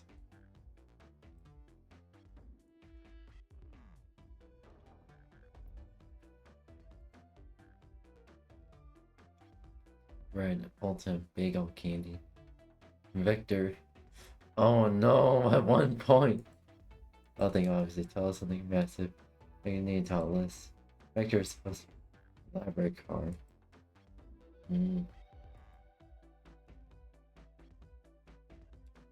Let's see if you could get the high score. Vector beat you. Frustration, you destroyed the card cabinet. Grrr. He's punching in the air, frustration. You're guessing. What person evidence? Vector's common name, group. There's no.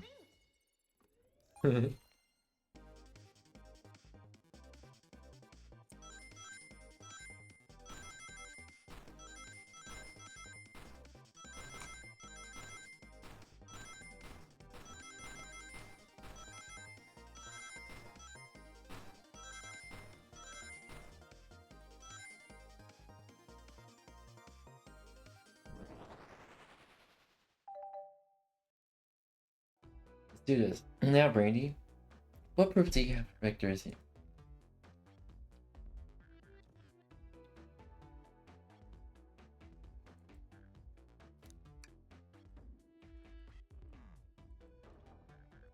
Oh no, like me. It's not, it wasn't. Don't tell Amy. And think we're on track. I just say, vectors props in the world and machines for me. Oh, we went back to center score. All the best in me to try the game. No proof is. Ready to take game, honestly, I didn't want to get caught. And it was already alibi. What goes his face? And use cups. And a little lipstick mark. Rouge was here too. Inconsequential, not worth mentioning. Search around but failed to make fun of our game left. Obnoxious. Listen, I don't know why she showed up, but I always everything happened before she sped up. As fast as you want. Alright. There we go.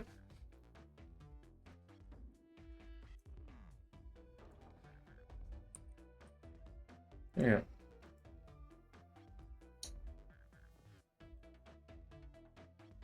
See here. Vector visit play games. Rouge couldn't find something and left. Then Knuckles destroyed the machine. That quite makes sense to me. Thank you for answering so many of our questions. Actually, that's not everything. It's Knuckles.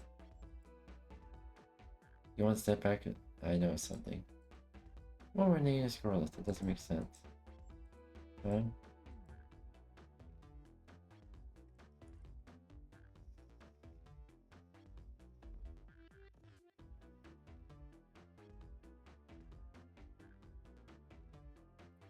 Ultimate bread. Oh.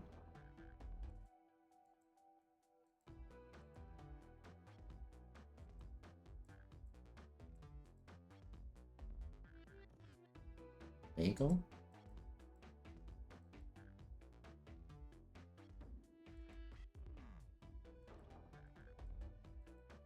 Not my reader. Toast? Ultimate life form. Here's food theme of this one. Here's ultimate. Here's something. Ultimate life. You're really good by that. Nothing sneaks by you, bud. Vector never struggled so much again, but then Shadow dropped. Shadow's here too?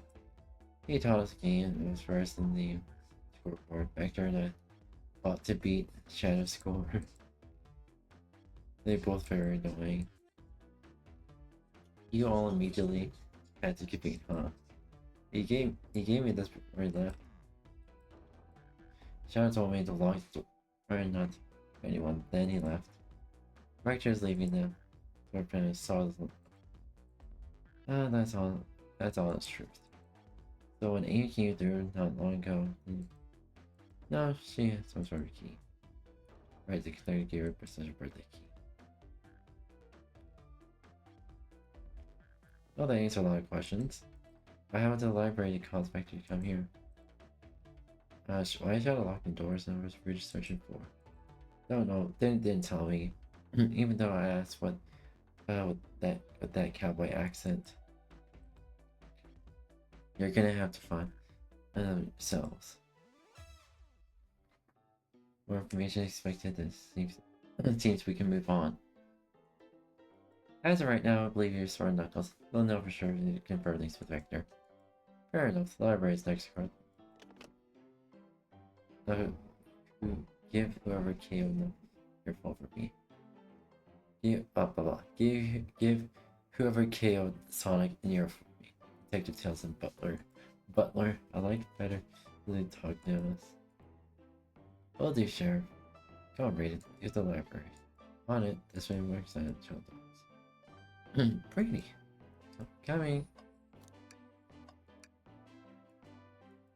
Alright. You got it, partner. Onwards.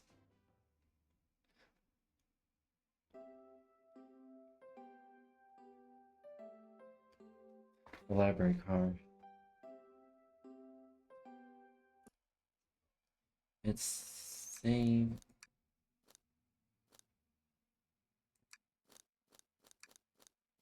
What the fuck is going on with that? Yeah, I'll definitely don't need here. Everyone's favorite journalist reporter Ian Rose is out on the scoop. Heading out into Fabio is helpful. Alrighty, before you go, SB and I want to give you your present. Present? You put the space in the cube. Rector's having more guests. Amy, there you are. And, oh, Detective Prime is up the birthday girl. Everyone knows it's sassy. Everyone knows she knows everyone's allowed to be sassy on it. Alright.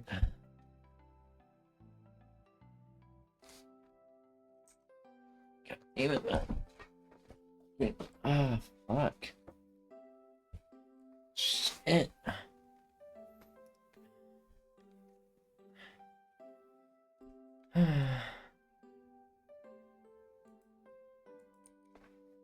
There we go. Let's have you see you all around. Don't worry, Sonic. I'll be one to avenge you, and quick. But how are you? Hey, the door next door is locked. Oh, you down the birthday girl? The birthday girl has a master key. Right, the birthday girl gets the birthday key. Of course, birthday privilege. So in case anyone else, bye. Amy may be hazy, but she is thorough. Now, where to?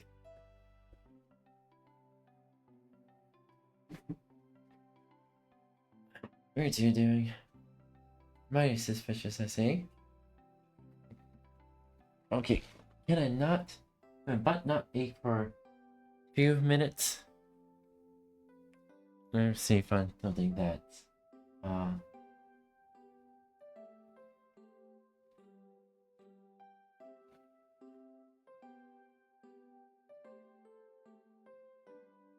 fuck.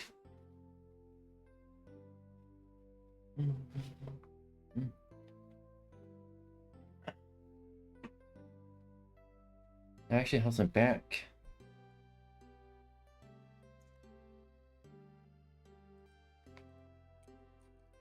Alright, there we go. I'm the detective, so I can't be the murderer. As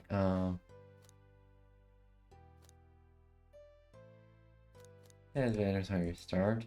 I'd kill for a chicken parmesan right now. Maybe kill isn't the right language to use right now. I'm Rector the Butcher. I'm licensed to handle any raw meat. I'm Espier the Poet. Ah, poetry. A resonant message from the poet to reader meant to challenge our delicate perspectives with the most rhythmic of prose. You're sure, Teardrops in the spring, can you hear me sing? La la la la, dee dee dee dee dee. What was that? Add more if you like. Cherry blossoms in the spring. I'm satisfied for now. At least around me, I suppose. Brady, I are here to establish both of your alibis. Well, now you can walk you through the dining car there. Oh, sure, simple. We just need to be there, actually. I'll send off to Rouge Blaze and Shadow, and saw it all pass through the library.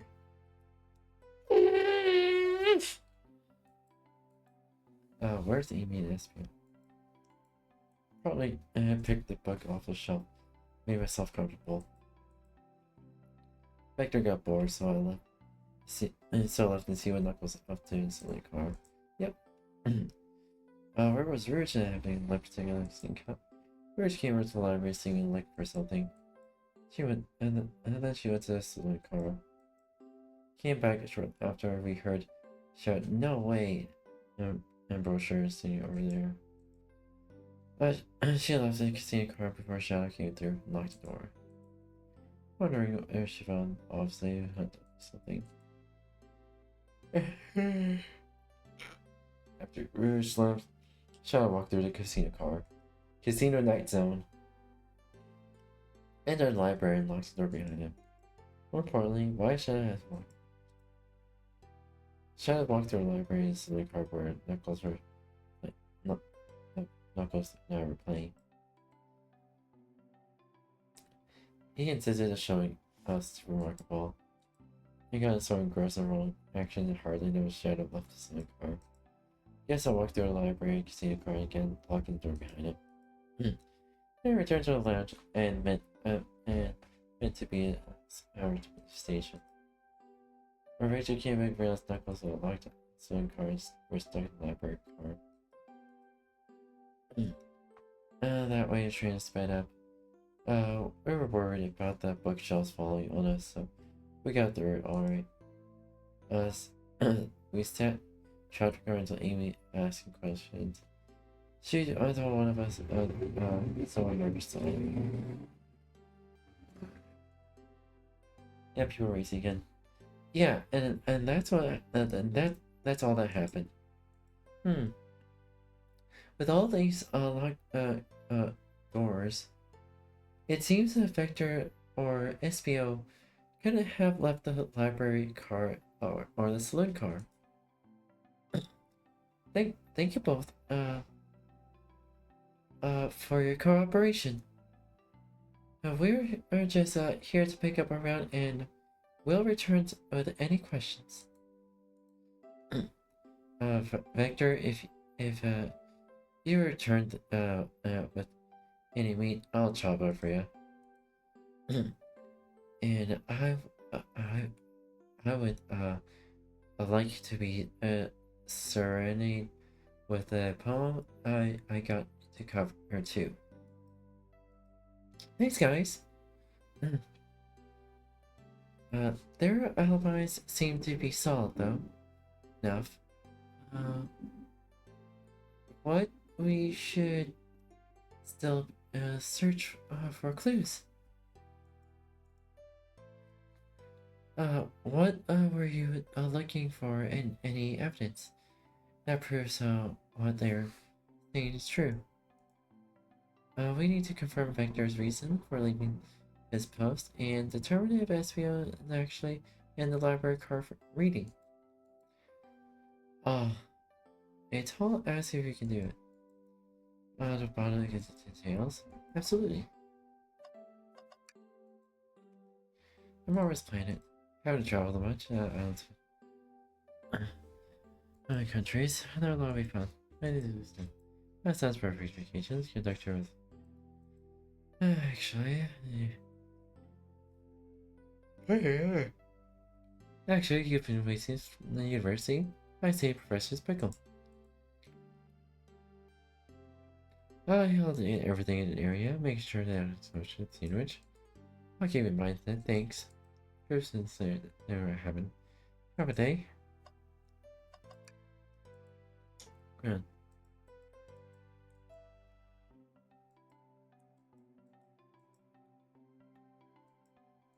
Spice.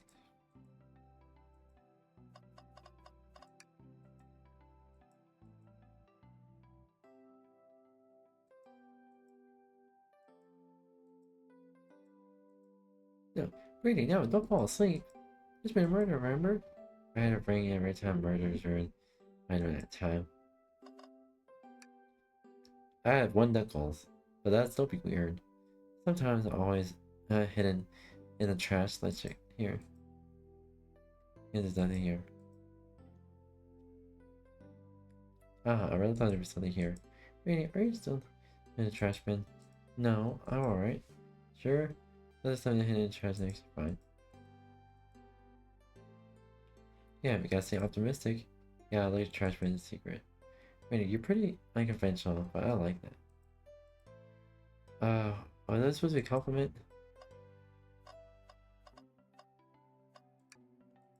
Yeah, sure, go before I go to sleep.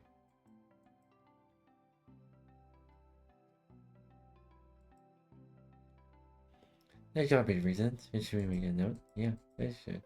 Shadows locked in the inventory. Whoa, Zeus can stop by. Think of it a bit slower than the rest. Alright then, let's move on. Well, I mean, as a human, right? So some of the books have fallen on the floor. The bug, every book is of about order, but this one.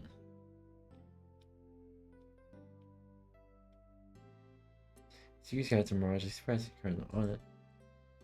So about to put it back? Maybe interesting.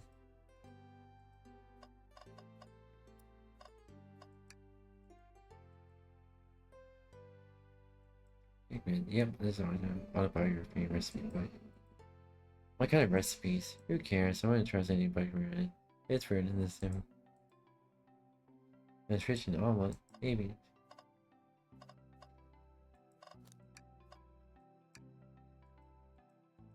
Let's try it here.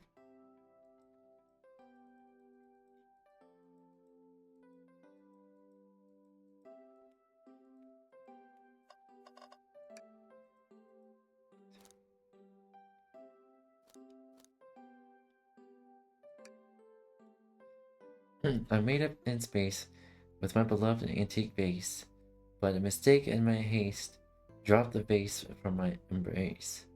So my antique must now replace. What calls it a vase? Don't read it deeply, it's just a poem.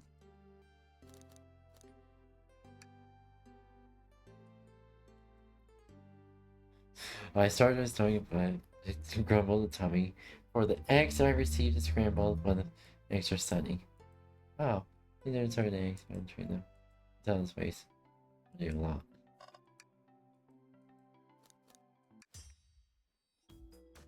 So, YouTube believe us?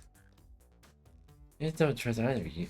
Not that I don't trust either. It wouldn't appear a proper detective that examining the validity of your alibis. We're going to compare two things.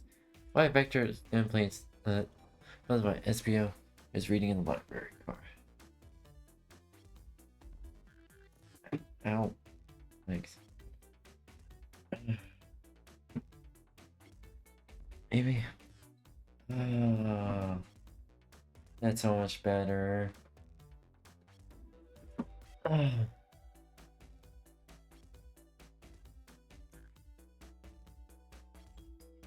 Neck. Alright. Ready to start with you. That's easy. I got bored. What? I didn't take enough for it, so I enjoyed the social. What's interacting me going?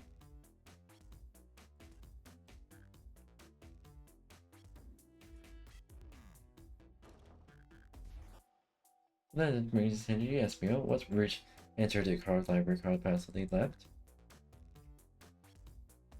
You said you immediately started reading, but were you actually reading the entire thing in your library card? Of course I was. The said you started reading doesn't stop till it's done. I've seen it happen.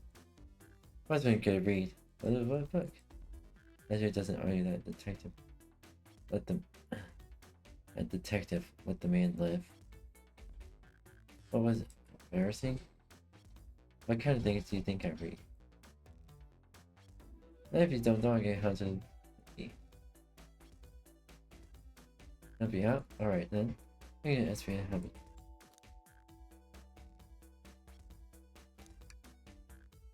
Manual? SV doing instructions? What are going to possibly do this?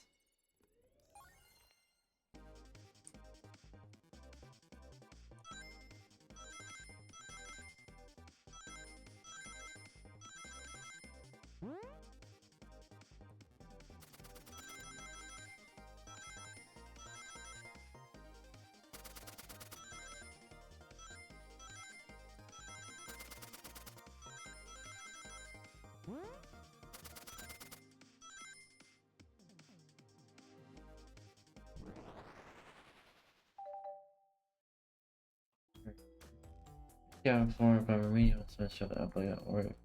This is a manual. Someone at least picked it up and put it back in the correct place. Well, I can attend to details in order for you, SBO. Hey now, I haven't installed a like the vector, but I mean, I can handle myself. What the SBO? What your poet in from? Friendship came from anywhere. And that's the effect of reading the Mirage Express manual. Trains are cool. In that case, I'd like to ask you a question, Amino, don't mind. Answer your question, Amino. Just flip the page and ask you what. You read it. Okay, what should I put?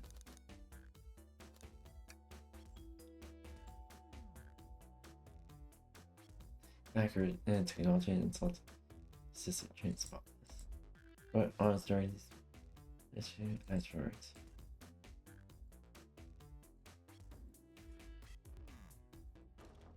See the SBO as a question, Brady, another one.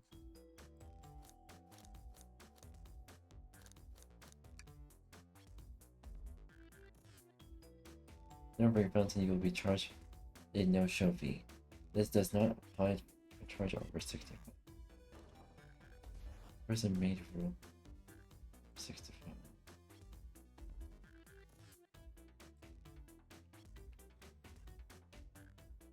Answer asked. Implemented support conductor duties in ES trainer. Intelligent data process system, it works in tandem with the conductor to ensure a smooth travel for gas. I remember this, the trainer on the piles. Test. So quickly. Nepal's brain is often surprising. I don't know if it has been bragging about it. I think you call it too specific, I guess. That's it, buddy. Don't you read? Ah, yeah, you thought entire thing murder. Heard. Sounds like a bit suspicious even though. Alright, let's. Alright. Now I understand what you call it. Even though I'm right, the alibis are hard to do, and despite me the truth. Oh, I mean, I was supposed to. SVO, is that true? Vector is the only one who can see you reading. Oh, that's correct. Problem? Okay, I don't believe it can be true. And seeing the evidence back it up.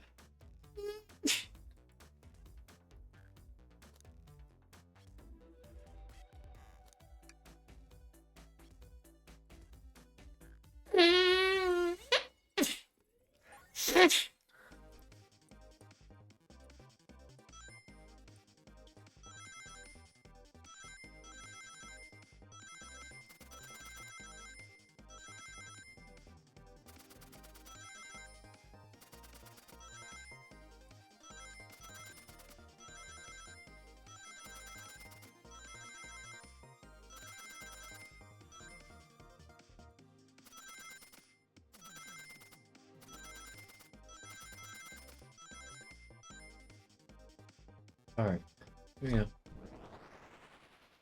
Ooh.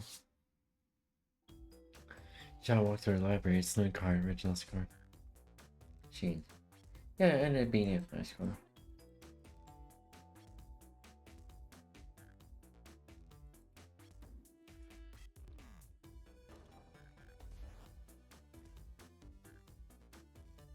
We know Shannon had walked through the library over this. So it's obvious no way Shannon just didn't know this trip. I mean, it was a simple slip up.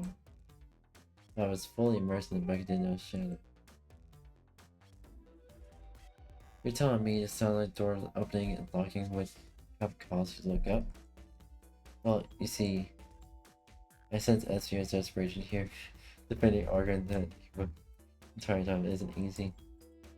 If you didn't see Shadow return your spin car along doors, and at that moment you were really in the library at all? Sounded SVO leaves. But how would SVO leave if Shadow locked the door in the spin car? Mystery I have right to get Brandy. There's one more thing I would have left for SVO to solve. You gotta believe me. Well, the reader has vanished. I was involved in a dinner Shadow with the library car, honest. When Rector returned, he even tapped me on the shoulder, gave me attention. Yeah, I remember doing that. Must have prevented my friend's death after asking me I'll assist you again. Oh, I need some water.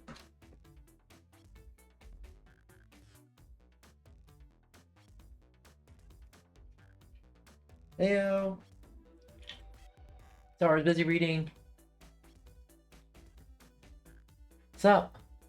Hey Walls, how are you? I was fully immersed in the visual novel that I didn't notice. How are you? Doing good? Sorry for not noticing. My bad.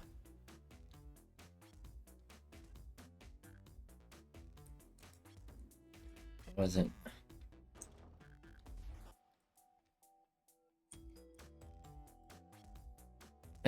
It was actually I was simply reading.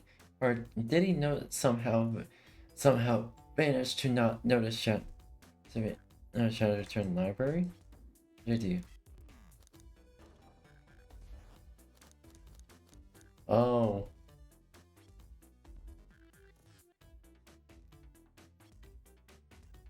So, considering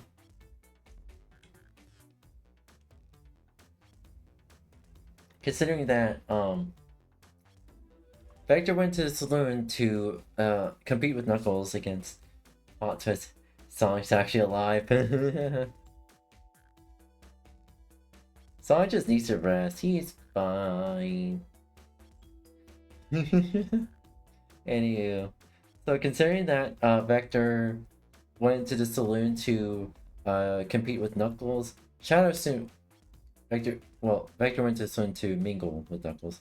Shadow went into the saloon as well, showed Vector and Knuckles how to play Super Monkey Ball.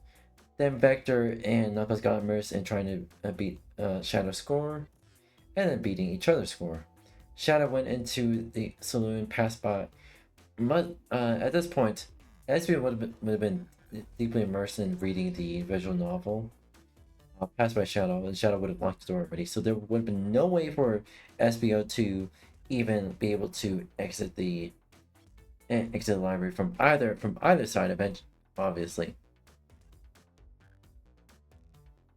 I have to defend SBO on this one.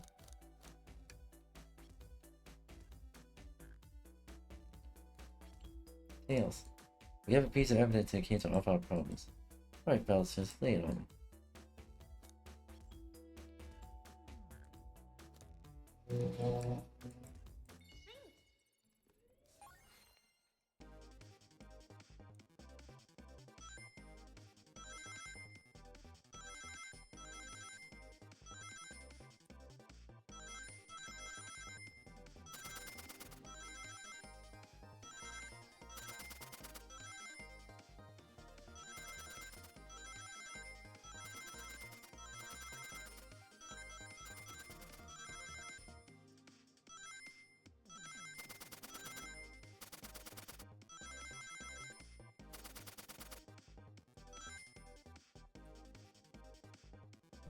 Alright, there we go.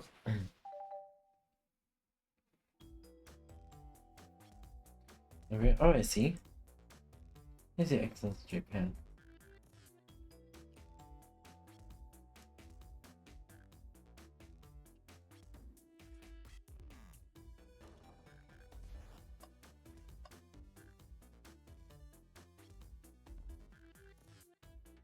Get my book. I think it's only card and SVO, so it's fun. Like, where is it? Then you see Shadow and SVO can have seen each other. Because the bookcase is in the way. Vice versa. Makes sense, a lot of scenes mention so. There's any you've seen. No logic for losing me. Go back there. I was grasping it despite telling the truth. I'm glad you believe me now. Now your alibi is most airtight. But I have never further points. Think bring its own questions. We did it! Another pair of alibis validated. Unlocked door, so worry about everything. I'm exhausted. I'm gonna crash up our bed and share comfy. Likewise, I could use a breather. Sadly, our work isn't done. I have plenty of questions for Ridge and especially Shadow. Oh, it seems the door next door is open. Amy must have kept it open while she passed through here. Then, they chose you to leave. See you later, Vector and SBO. Give them heck. And if you need an enemy chop, say the word. I'll keep my poetry short. A murderer is on the loose while doors keep getting locked. Tick-tock goes the clock, while our heroes are in the caboose. So I feel pretty confident. Oh, it's coming, reading. I see you next door. Come in. If you don't want to say, mystery calls. Okay, investigation continues.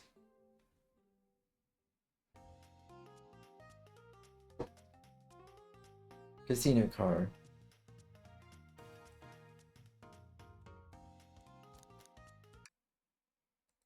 Save.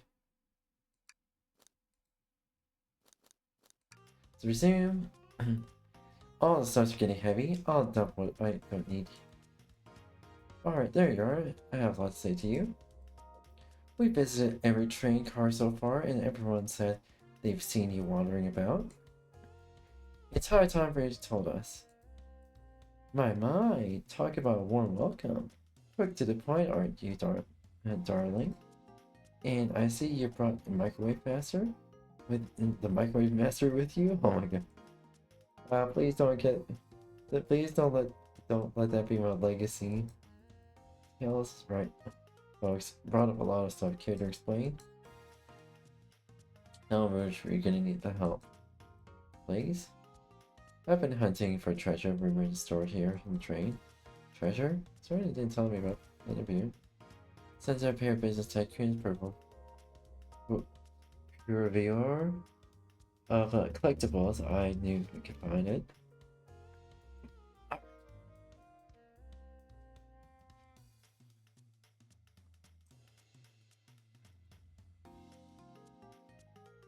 Alright, alright.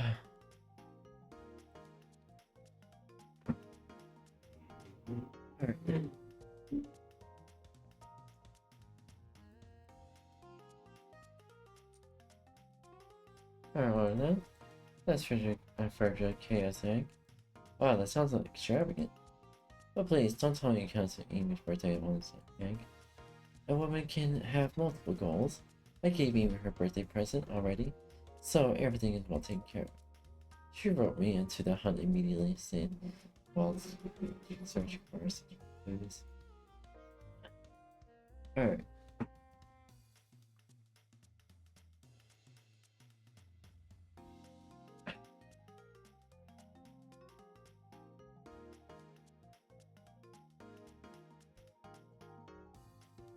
There's here.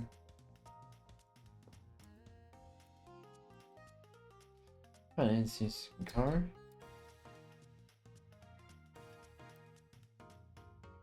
I'm fine. Finders keeper, sweetheart. What's the problem? There's a problem. We need your assistance. What kind of problem? The elevator behind the security guard is full. Nearly just as room is holding a forbidden chaos egg. But we're not getting anywhere without a car's access card. Ooh, okay.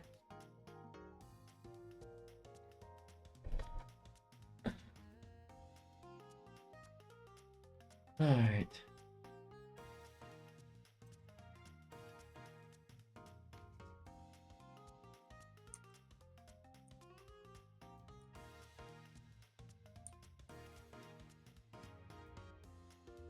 And get in there, elevator course, that change help everyone's help. So you want us to steal the President Chaos Egg? Blaze, you don't have a problem with this? I see no issue here. Sounds like a fun business venture. Her lord, let's be influencing her decisions.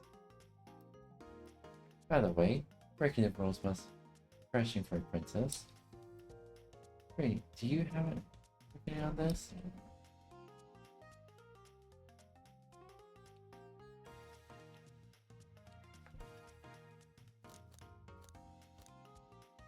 For a 5-finger discount.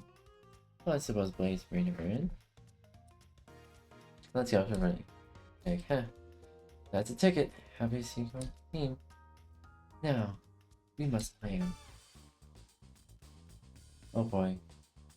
What have you gotten yourself into? Exit for the chaos exit room. is behind a locked elevator door, which is security guard as most as access car. Do we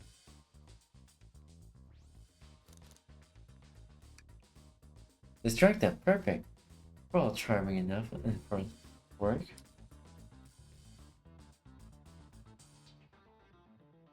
Oh, well, there we go.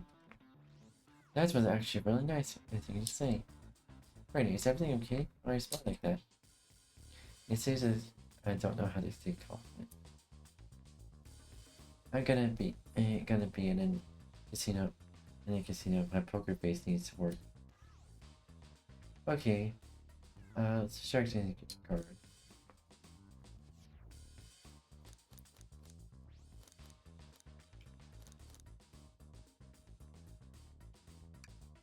Of course, I'll distract them. I could resist my feminine charms. I'm not sure how effective your charms will be on a channel. Plus, your flight might prove useful. I'm not sure if making distraction makes sense. Discard.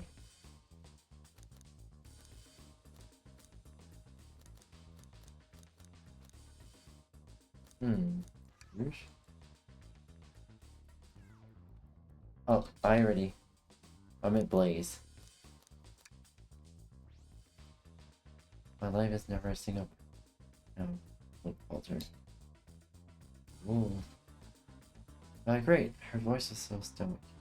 I had chills. Well then, I trust her. Moving on. What's distraction?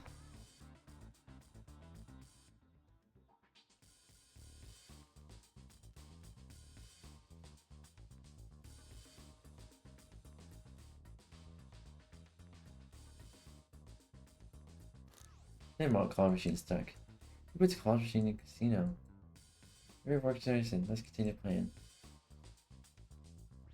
That distraction worked. Probably against scar.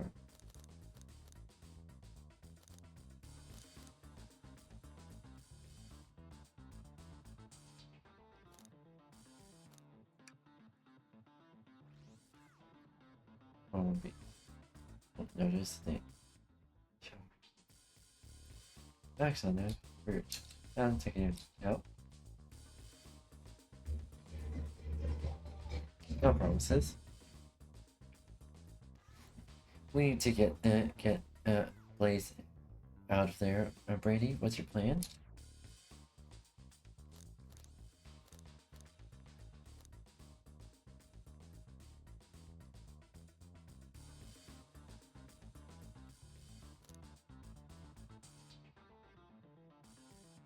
Oh my god. They knew. They knew. Pretend you Blaze is your spouse. Then you'd be marrying into your royal family. What's your heritage? War crimes you know about? Just a server to play. Would be considered immediately. What do you mean something else? Interesting. You're far too easy. Let's forget for your trip. I see you try something else. Absolutely vile. I can think of nothing worse. Despicable. I would never allow such a thing in the kingdom. Guard will be running immediately, I'm sure of it. Great, that is distracted. Follow the elevator. That doesn't make sense. Well, just like that, we'll make it to the elevator.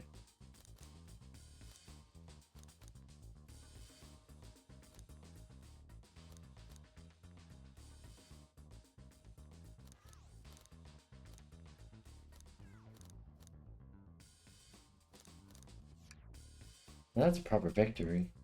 Oh no, the last security measure didn't have for. What do I do about the mechanical arms in the seal?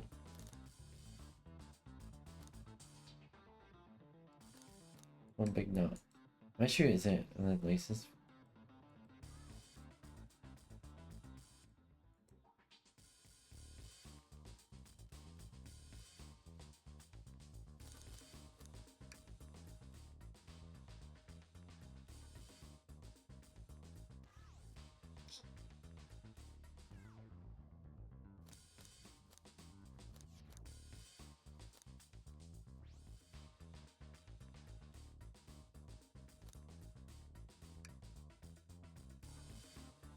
plan. Anthony, time to execute. Alright, let's get an elevator.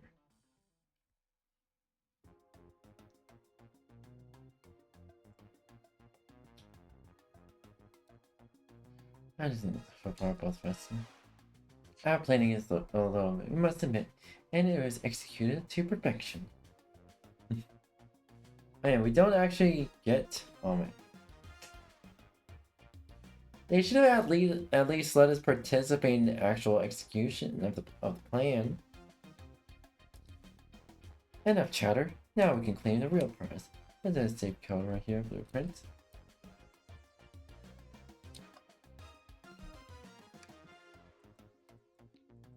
There you go, blueprints. Oh wow. Oh here, yeah. Alright, now kiddo, made it hasty. And no further secrets whatsoever. We're spit it out. What are you hiding? I didn't see your own individual secret. I wanted to see it, but anyone else can open Neverland. So tail. You can open the egg. Sure can if there are secrets. I just should. You twist. Tick, tick, tick, tick.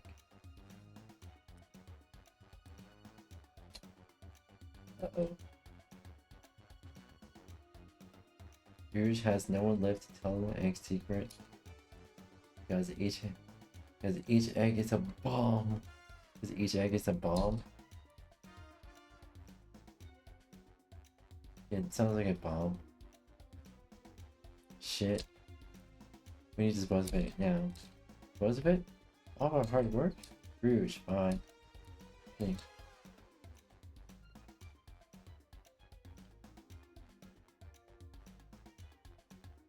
You should put a timer too.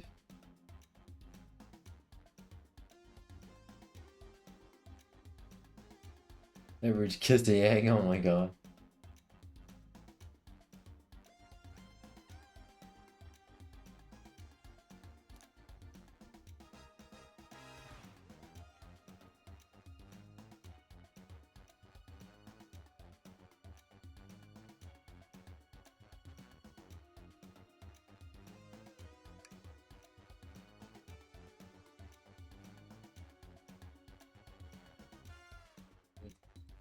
Time for this, anyone else?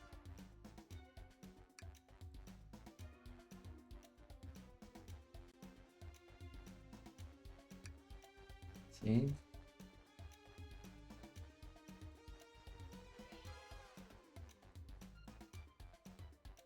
Radiant, you're on to something. Oh, what's right? Okay, I wasn't time. Sorry, it just has to be with Radiant. Radiant.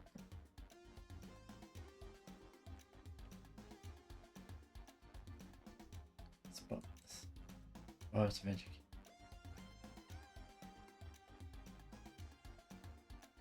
Ensuring passenger safety. Attack this.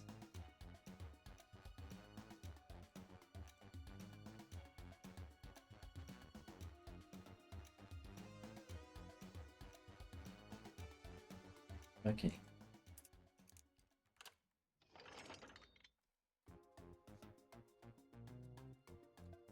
But we're on to something. You, my racing. I think my hunch is right, thankfully. Look for this. Oh, that sparkles. It's heavy too. Secret infrared chow egg. It's a chow covered in gems. Perfect, exquisite, and revolutionary. Please drill over sparkle ornaments. Although I made it is stunning. You said no one loved its tail. Wonder if the egg wasn't a bomb. How's it tough? Well, I don't know. Who cares? Oh my god.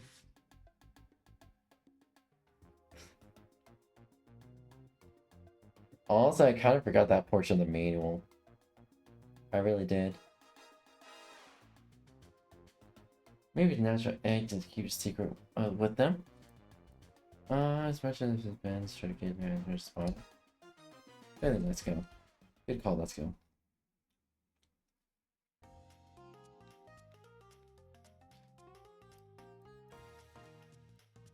Yeah, it's really fun.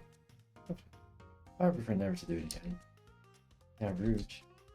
Rouge? She's completely absorbs its chaos. Oh, is it wrong? About those blueprints and everything. Oh, I appreciate assistance. Right. I promise you could take a peek later. Oh boy. Oh boy.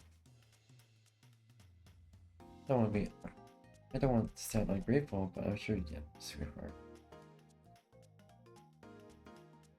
You can't just add sweetheart at the end of this every sentence makes it better. I don't think it is racing with her. She's more powerful than me. Well then, this is good. We'll get out of here now. We'll have a murder mystery to attend to. There we go. Shadow gave me this verse. You passed it earlier.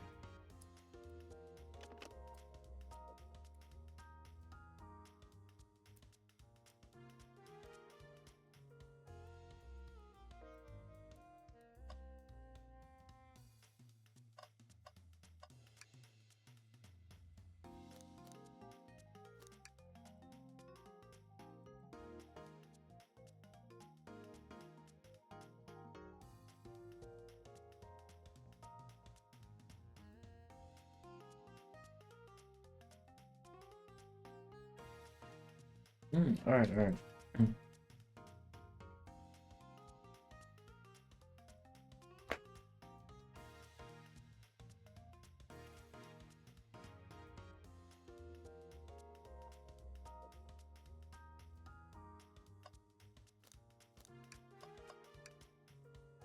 Thanks for your help, Aaron. Thank you for darling.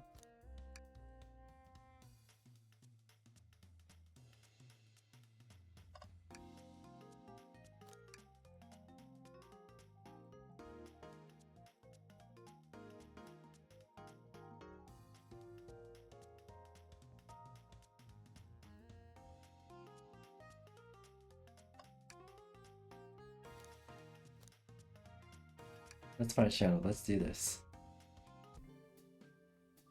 Alright. Lounge car.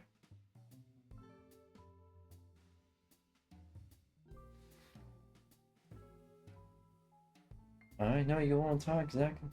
Locking these. Not even. It's hard to get any word in advance to talk with me. Any reason to. You did convincing that. Inconceivable you did. What's going on? I see, you made it here, Tails. I didn't explain the iron of ship as well. I see what is evacuated to I also like to see some lock the doors. Although the train is Shadow.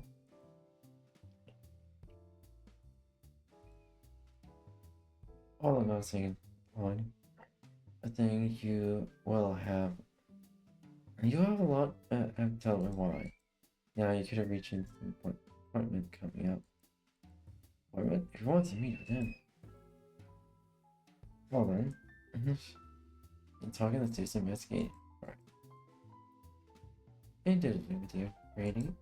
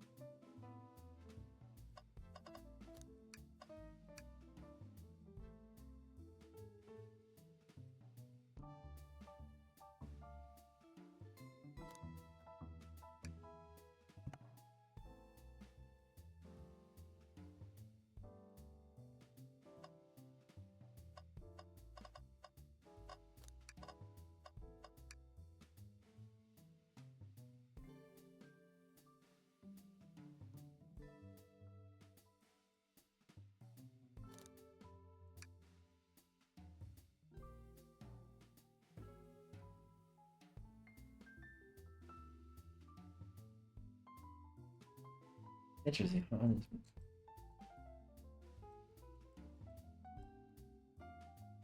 I'll let you have this. Lost success turned trash bins. Crumble paper did.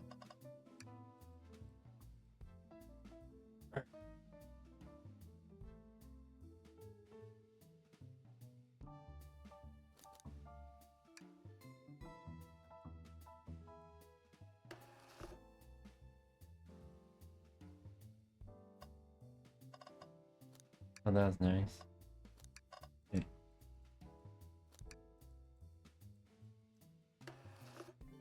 All wrong about.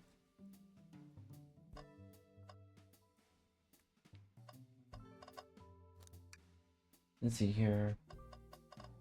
Anything else?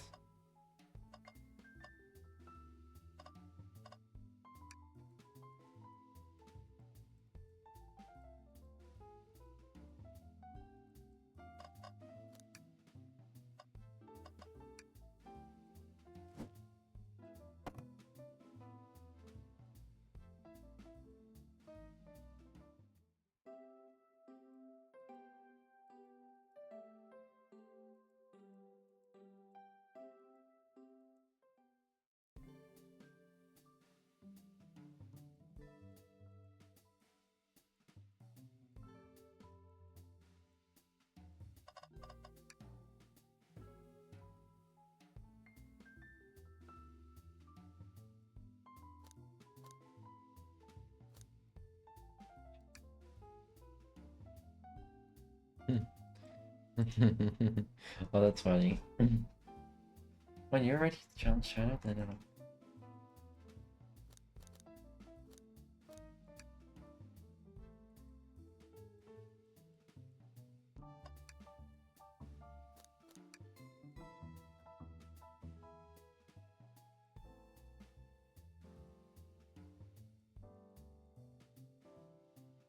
that everyone's virtual worlds makes sense to me.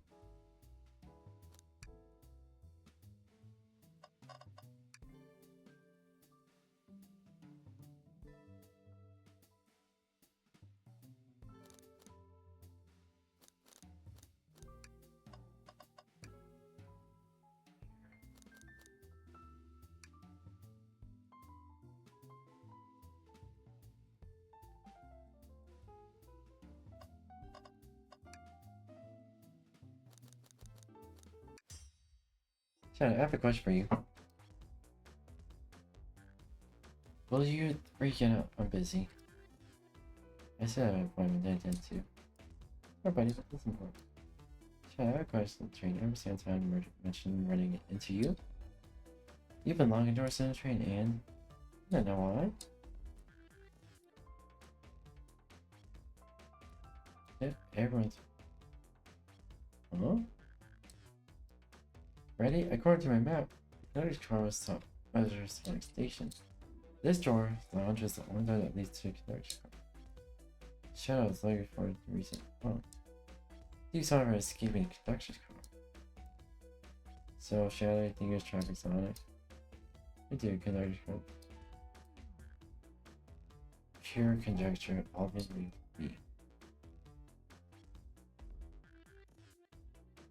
Well, my source can't be backed up with these claims. Source claims to never stuck. Never saw Sonic after he went to conductor's car. Why? Because he was trapped and couldn't leave with the conductor's car. Reckless speculation. And so, the Shadow Truckers.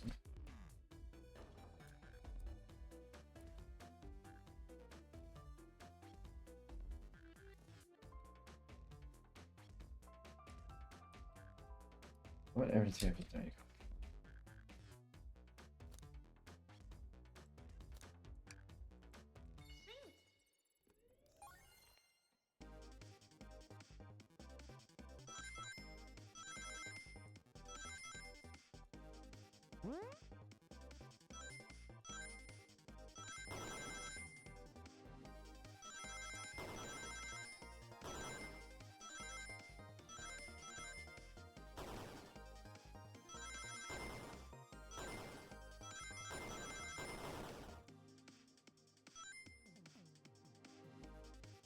Alright.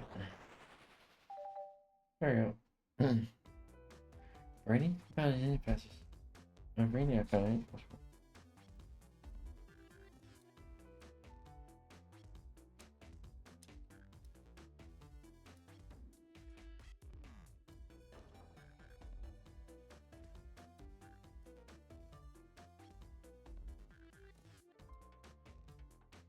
You shut up. I am, of course. It's just theory. It's just a theory. A game theory. I had to reference map hat somehow. Uh-huh. I don't have any evidence against Zap other than Scoop. If Shadow's not going to talk like him, if Shadow traveled the trap and appeared in the library, then how did SVO see him?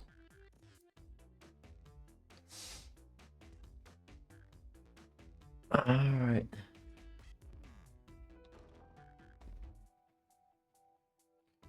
Here we go.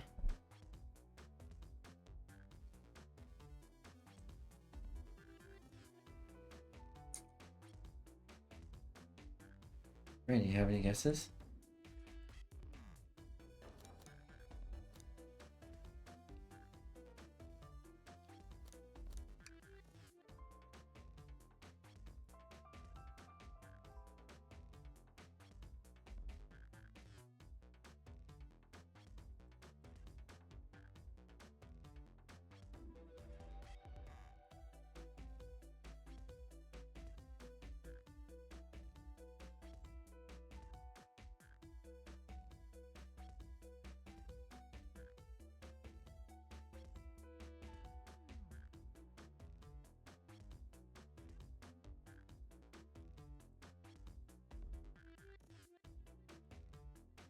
Oh dear.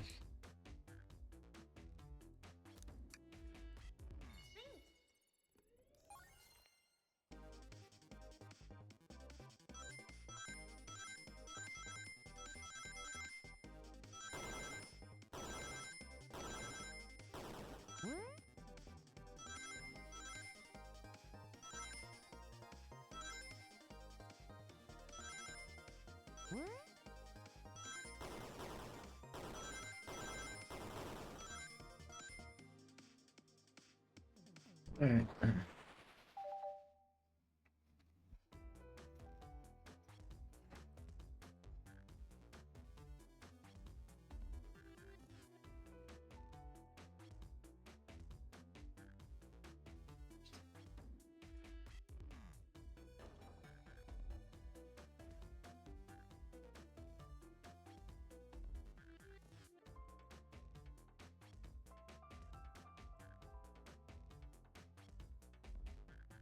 Amy, type brush for you.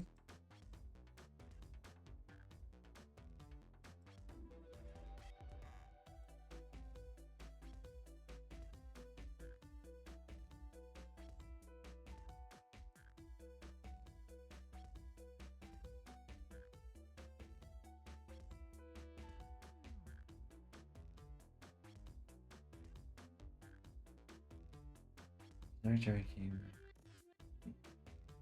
The shadow. So why would he lock all the doors and not give his key?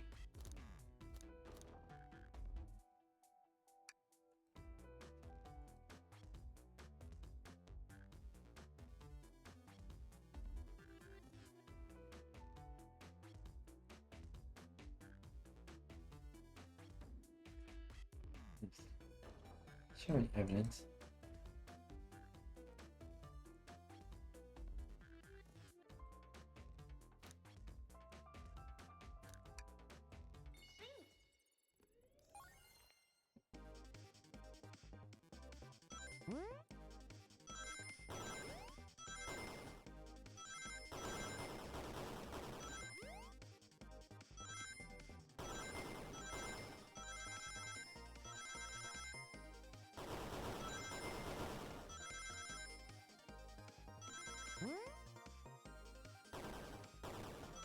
Alright then.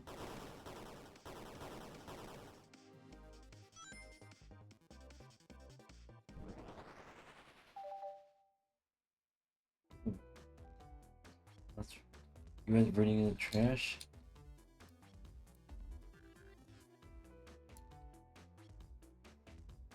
Yeah, stop.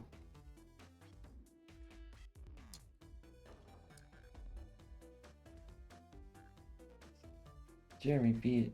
It's a band I'm currently obsessed with. Jeremy B. Jeremy is my current favorite. All members have B after the name. Hee cute. I haven't gone any shows yet though. The series are always hard to get. It's all minutes. Imagine the paper's fun. Watch yourself, box. Each one is becoming much clearer. One thing you have to figure out.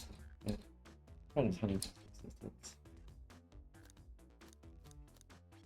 Try to buy tickets for Amy. Shut up, is this true? Are you trying to get a concert? Hey?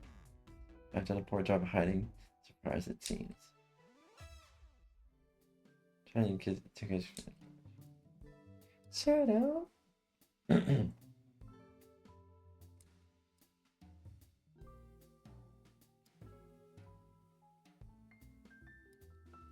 A fantastic computer. Can't believe this. After I accuse you of murder. Everything is spilled. Spill everything, Shadow. Can I get down the bag? I want to know everything. Fine, that's right. Rise is ruined anyway. Oof. Probably our fault there. Sorry. All these jobs is when I arrived as well, I realized everything a gift for me. Or worried my social status. So immediately began brainstorming ideas so I could. Remember Amy had never seen a house live, so I looked it up. And the next day printed out the homepage. Concert tickets were actually on sale. Realized it would be available soon.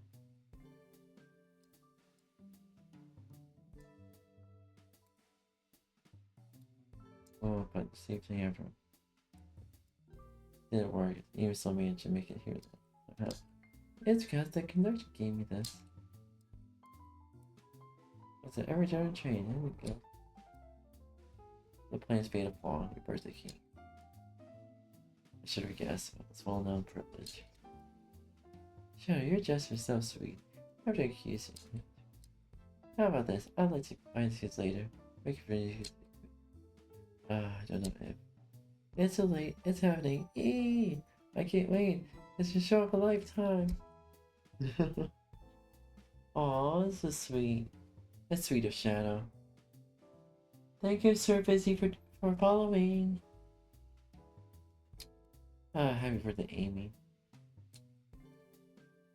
Expect lots of pictures from the concert YouTube. Seems Shadow thought yours have it. I believe it was my source for all this. It wasn't supposed to be a hot tip. That leading me to believe Shadow was behind everything. My credible journals reported are down the drain. I'm curious, who is the sources? Sorry, strict confidential.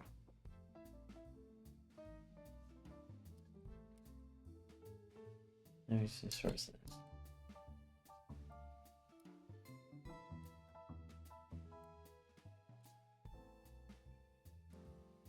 Maybe. See, but I believe I should probably come through. I come together full. Pop going through and clear. Yeah, this is good. Right on, let's do it. Ready to the car? Alright, now or never.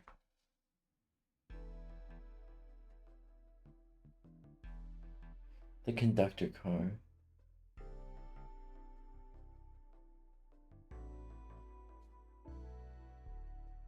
This first.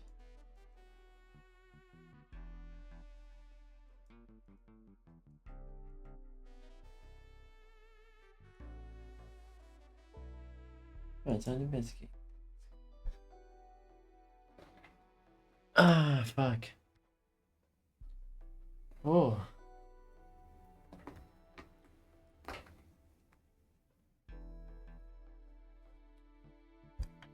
Right.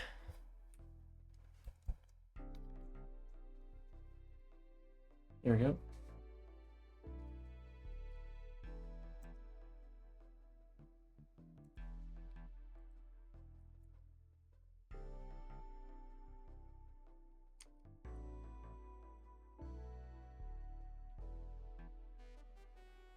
Alright. I know screen's it.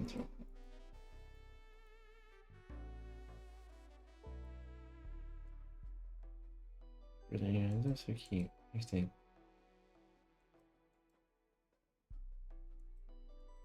Hello, gracious.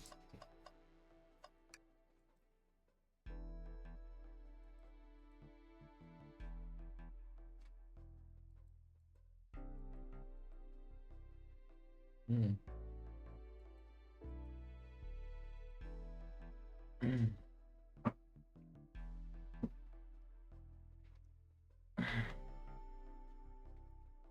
I charge generated drive, right? Same actually. True. At least drive flawlessly. Aww.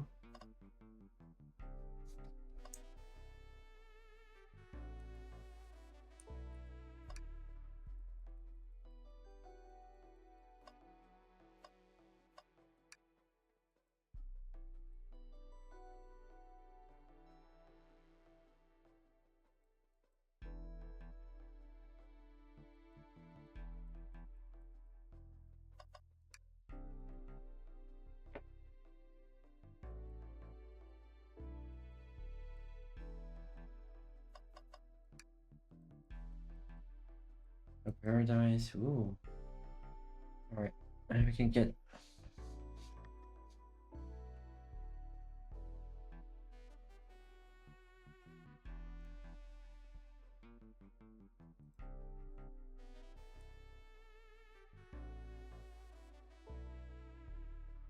I love his wife.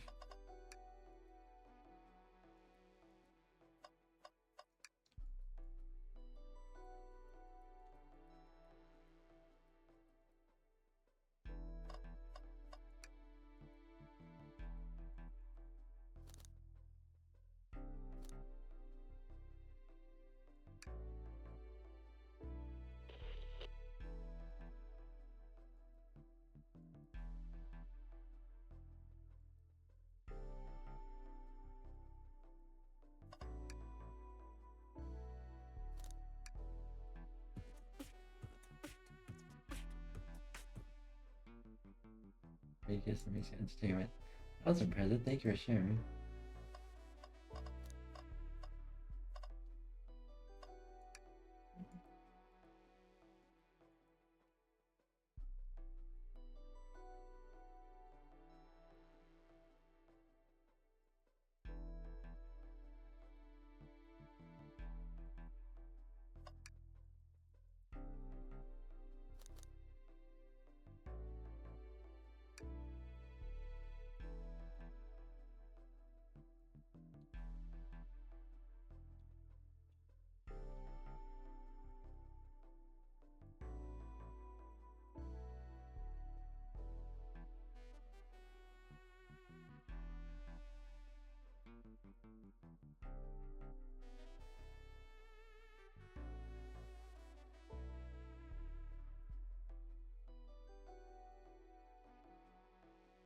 Oh, see if we're coming.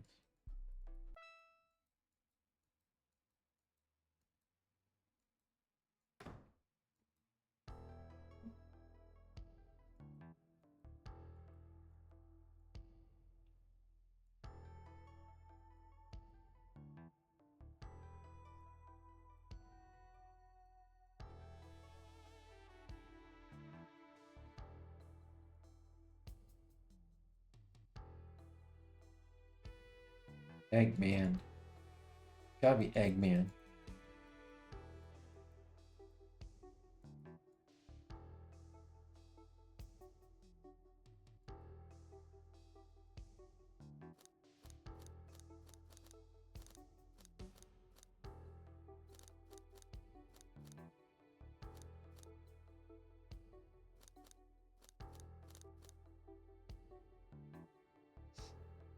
SBO.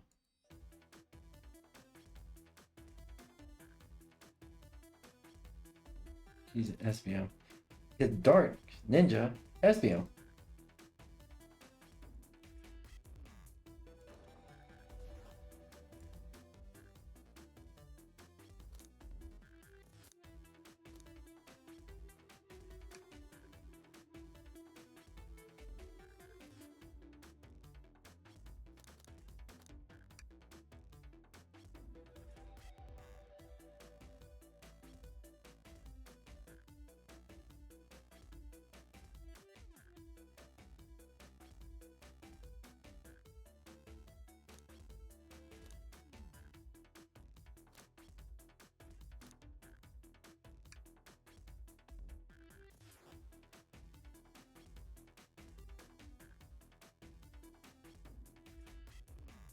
Yeah.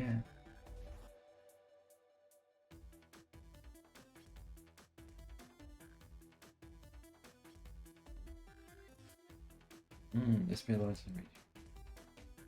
Alright, that's very my respect, guys.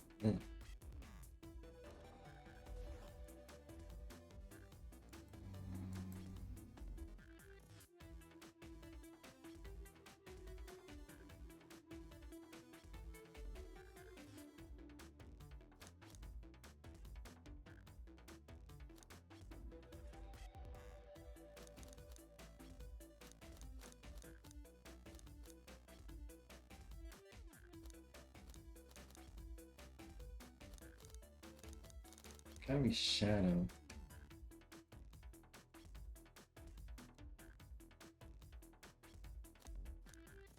Rouge? Like Rouge had the blueprints, yes. I know, remember.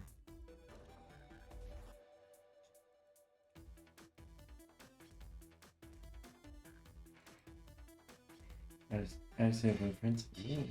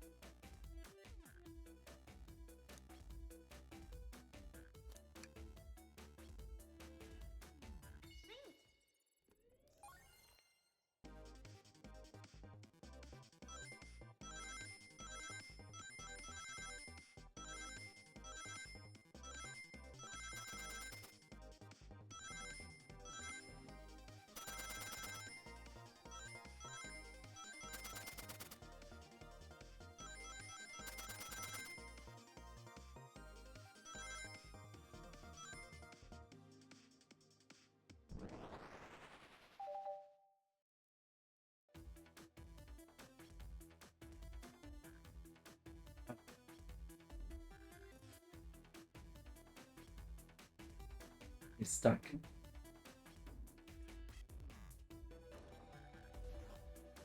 Alright, there we go. Something was stuck. Blowtorn is finding the connector room. Yeah, SVD is knocked out. It's unconscious. You mean I've been knocked out? Sure, it's being dead with Blowtorn.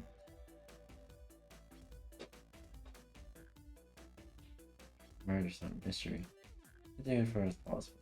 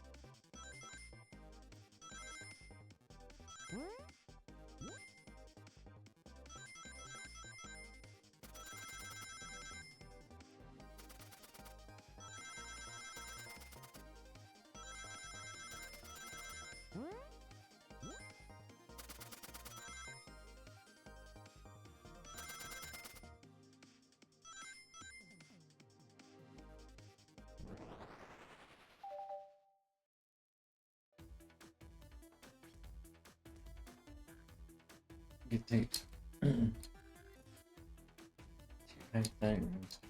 Universe.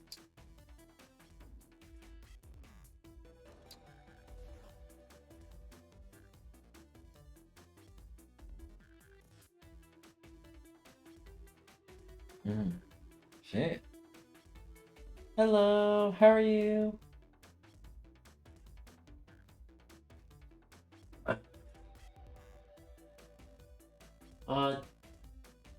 It's always reading. Hey, Rainy, how you been?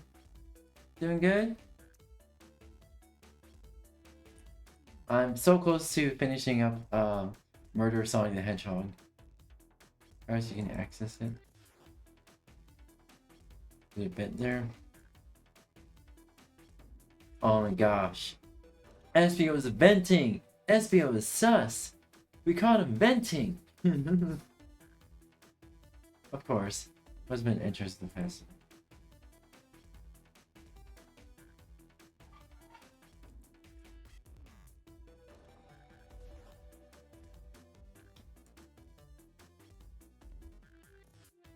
You're saying it's so good, so.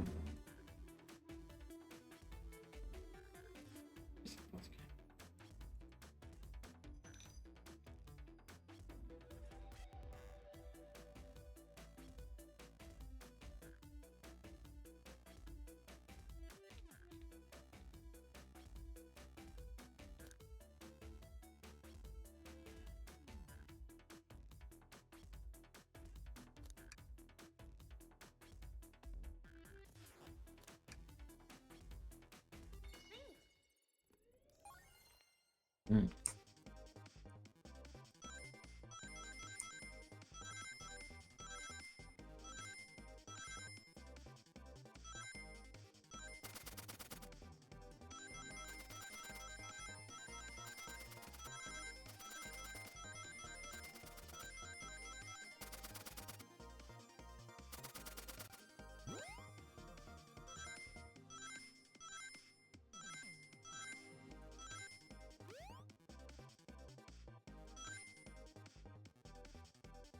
Right, there we go.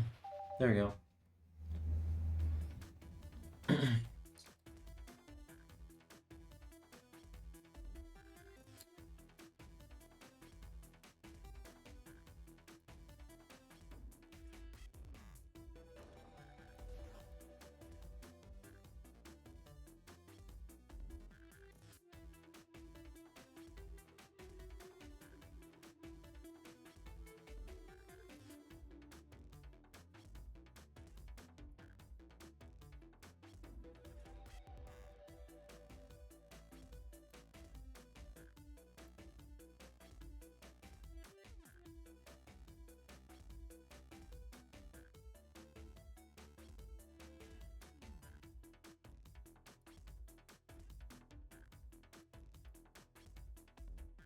Just say fall information. Yeah.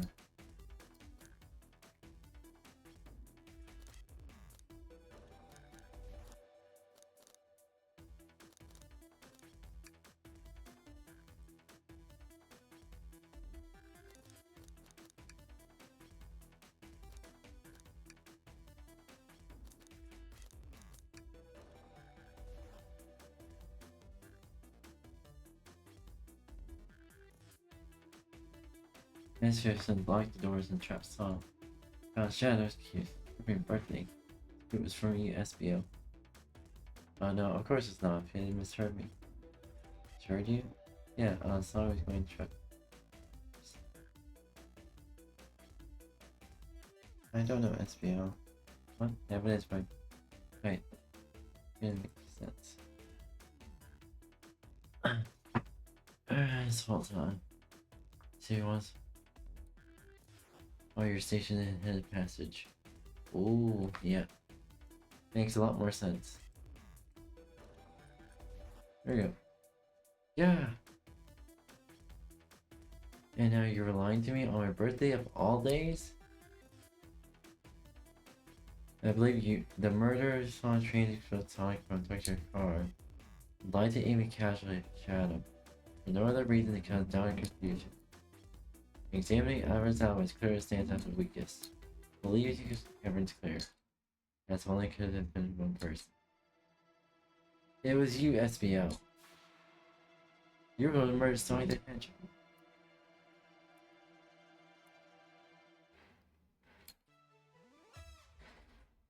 Hey guys. Okay, it's fine. Right.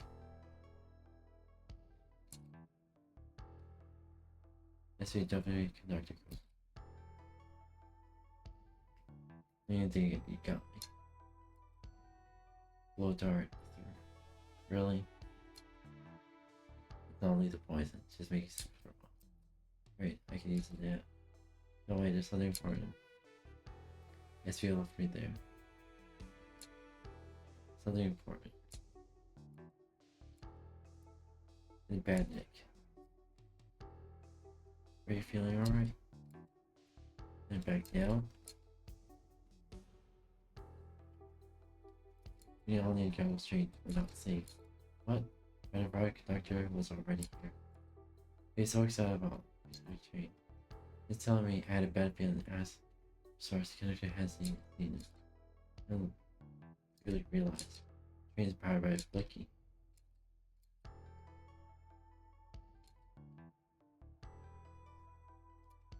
Dr. Eggman. Ooh.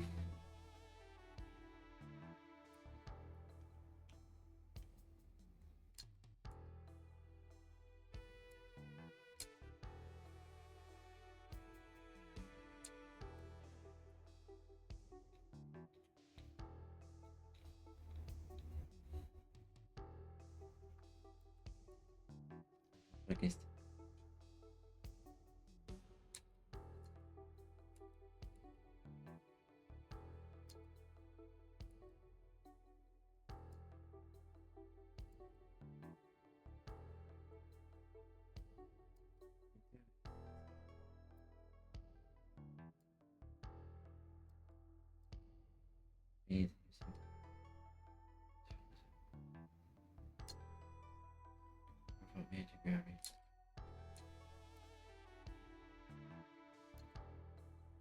He's quite a bit of work.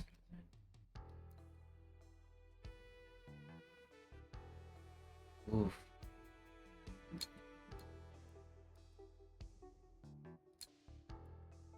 Where's our do that? Serious fight. Thought it was where the games were. She saw the blows right. Crazy? That make believe games. Blow dart. Use this bonus.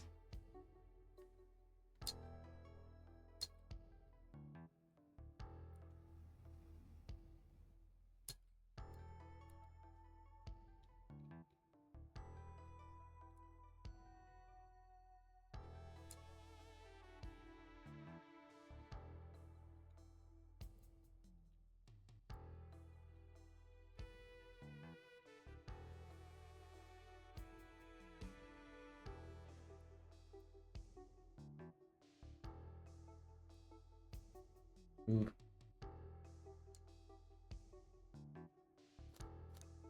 Train itself. Orchestrate.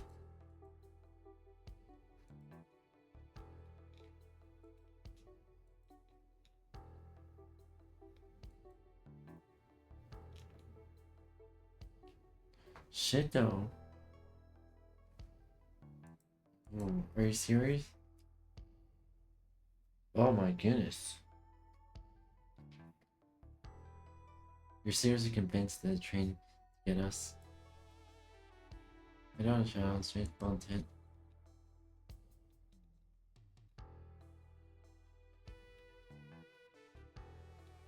Should have been 10 Mario games.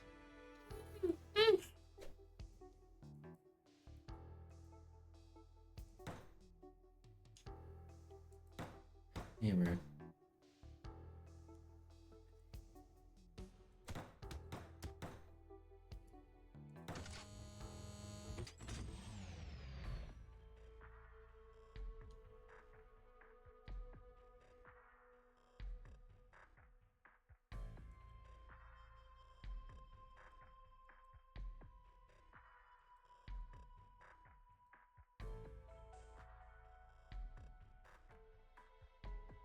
If start playing, like can't figure it out. Right, we're plotting. Make you all Take all you to Eggman's base. Where you will from.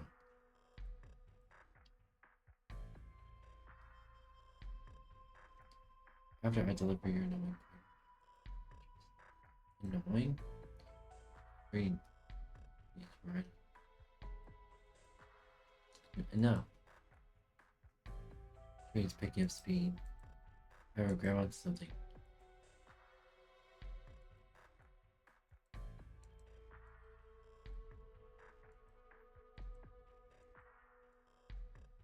Oh no no no! Yeah, funny.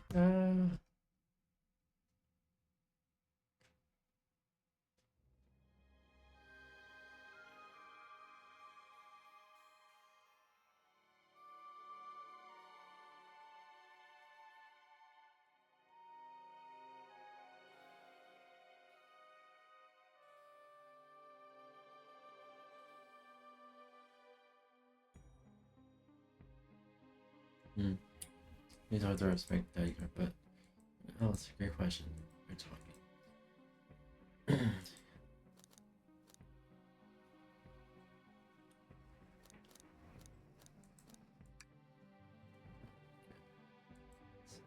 I gotta see. Sonic's as cool as everyone said. Ooh. Let's see your bearings like around. Lead the way.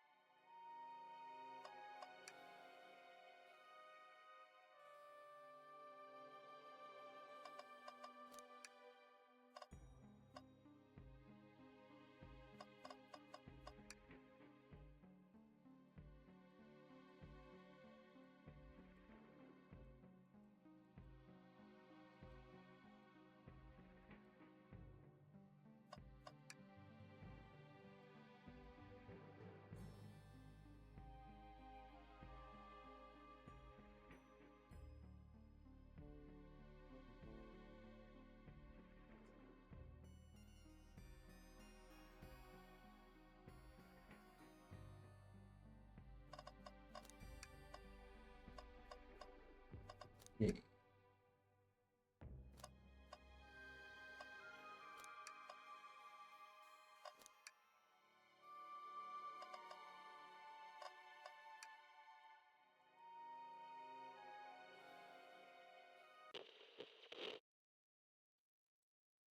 Anyone's there? Why is someone responding to me?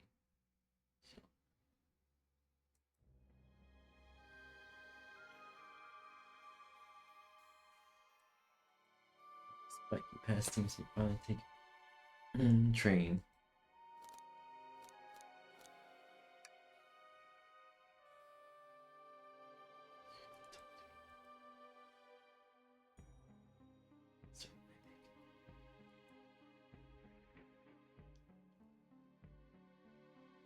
My involvement is well-known civilian. Never tried to touch. Ooh. So I courageously got involved. I converted some of the cargo trains into passenger trains. Stake up the public. It's just more useful for future schemes. And yes, another death egg. You're predictable. I fear the giant spears and science.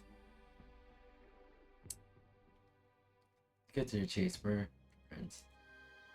Getting ready to protect course.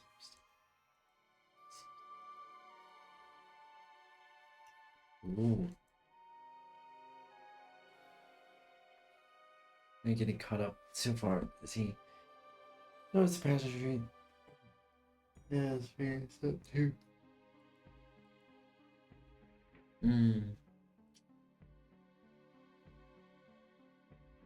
Easy kills a badnik. One was very basic just to kill Sonic the Hedgehog. But luxury trains wanted to make sure things were not my supervision for anything to happen up. These capable and intellectually extraordinary feat only caused by a genius. So this confirms this machine really is sentient. Oh boy.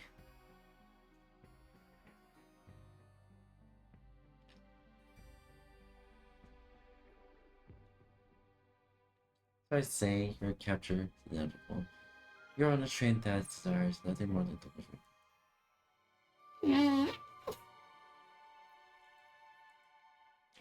You got a lot of thinking. I think manufacturing motivation beyond programming. I like to make things my band compete against. Not good time. It's good for everything. So institute bounty.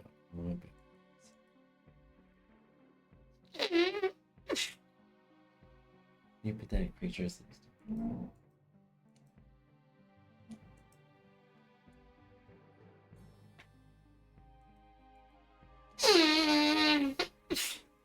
May have something interesting. You should never went out. Nope. When you're dragged to the base, it requires a day. John? I already do get lost. And ciao. Ciao.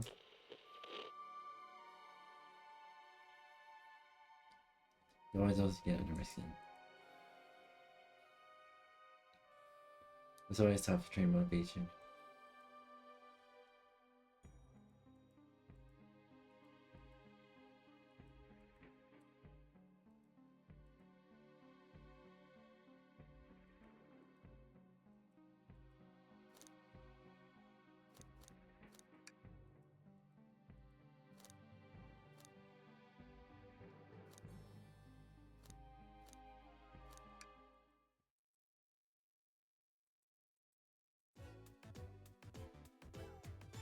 I get the hard stuff ahead, it's easy.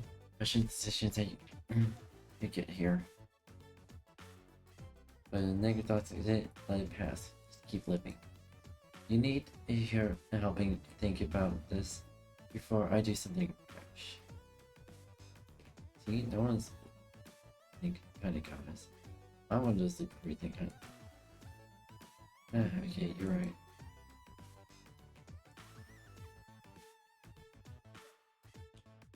Alright, we gotta get started. Sick.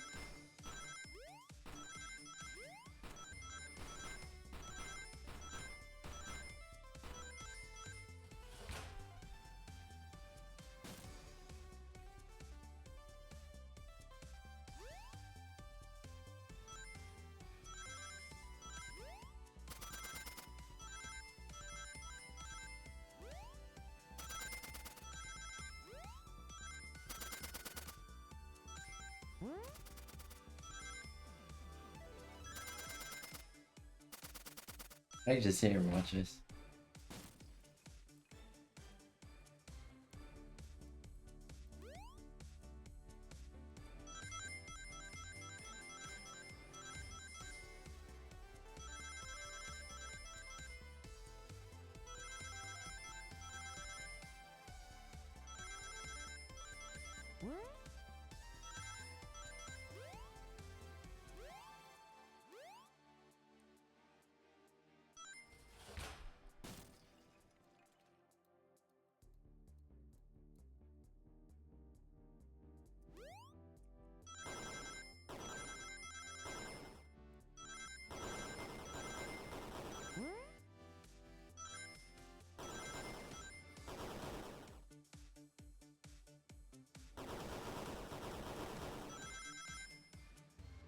Got it.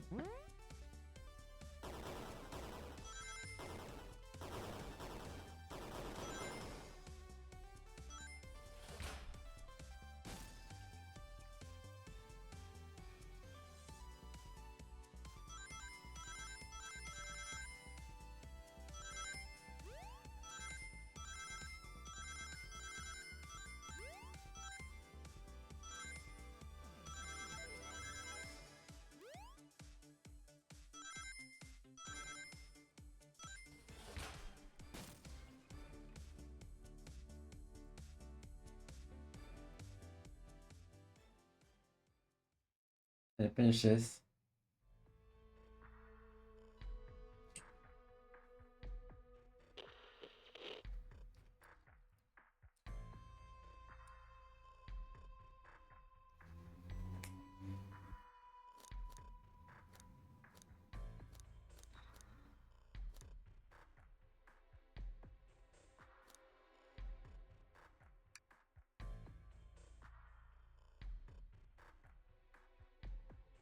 Here, give Sage a new choice pipe. Check again. This is the hurry up.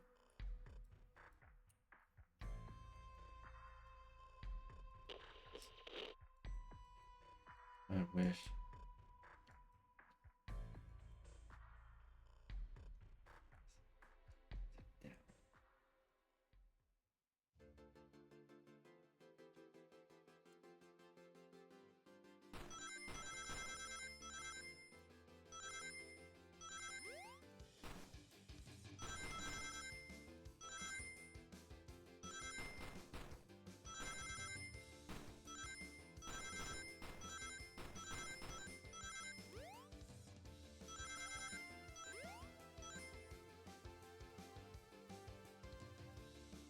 Trying to accept that.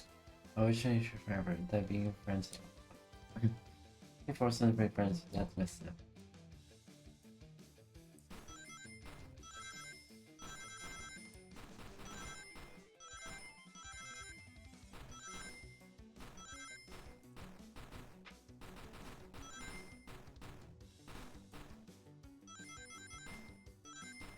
Alright, let's do this, chat.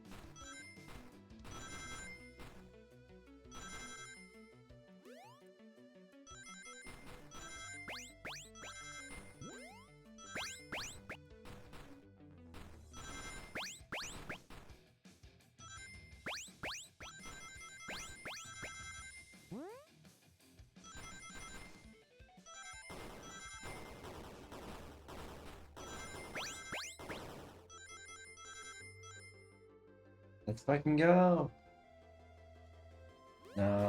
Yep.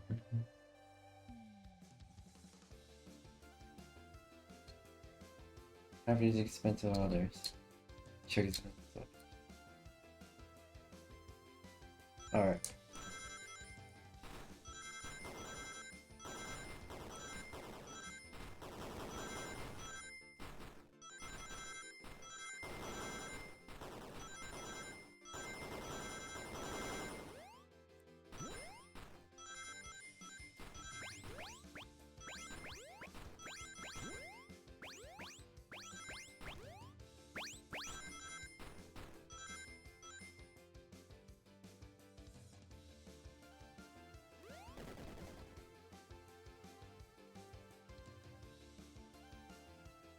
Oh no, no!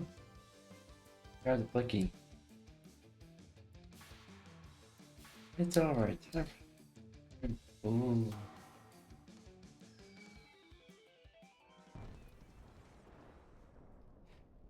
Ooh.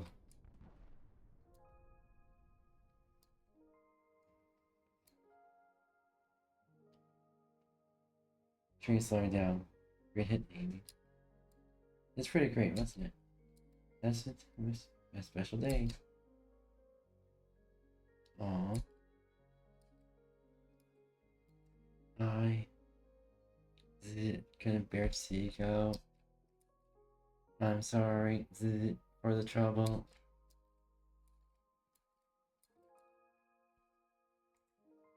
You've already done.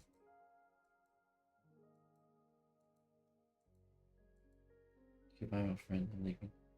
I assure you, I'll never forget the time we had together.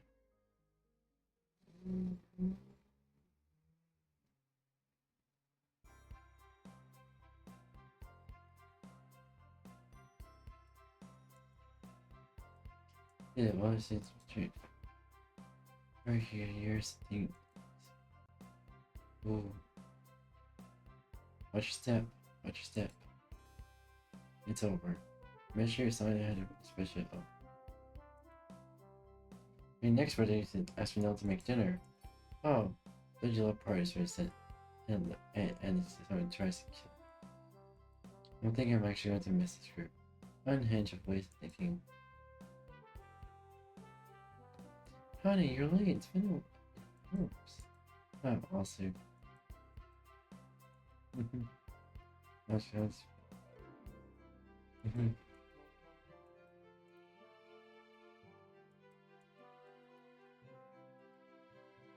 Old friend, I think. Aww.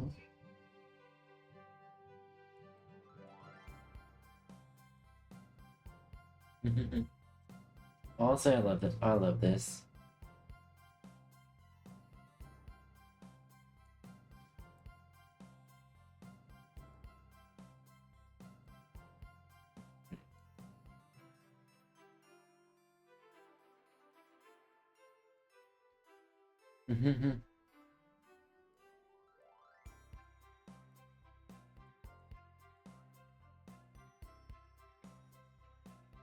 The bakery in luck was.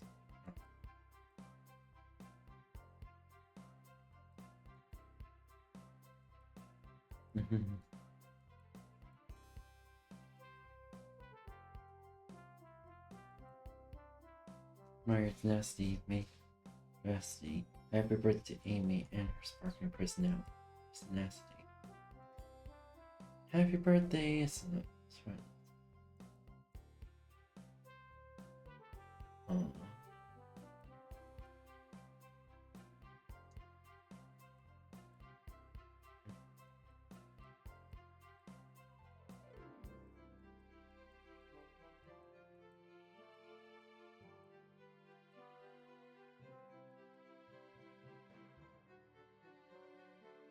Sage and Metal Sonic. Let's go, Dan. Train's never making it.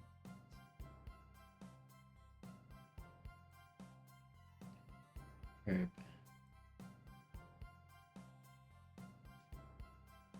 Yeah, happy running, everyone. Angry. Twice for anyone else. Shut it. Oh.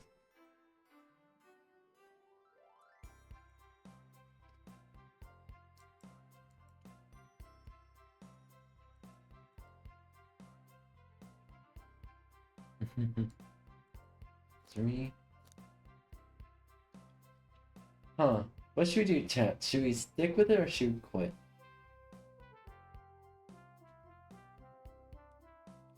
What should we do?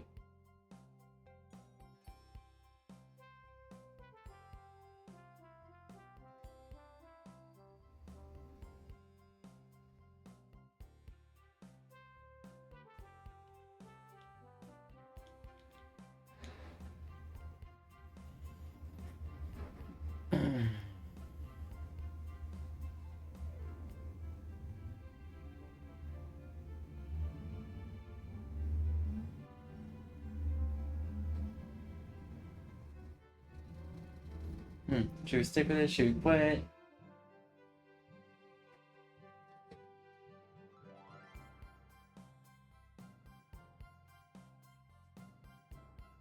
How about coin flip?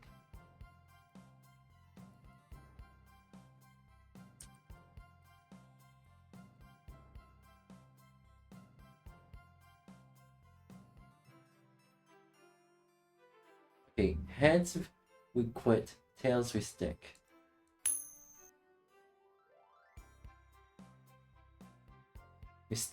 It's tails, we stick with it.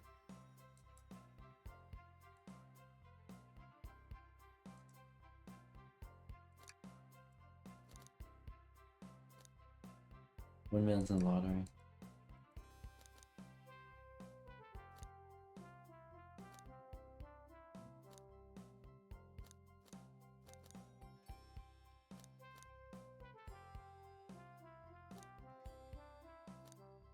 Fuck it. Yeah, that's way. Yeah, totally realistic.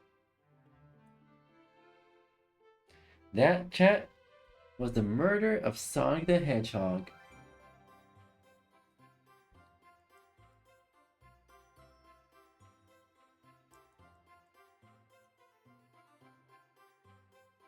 Honestly, I enjoyed it.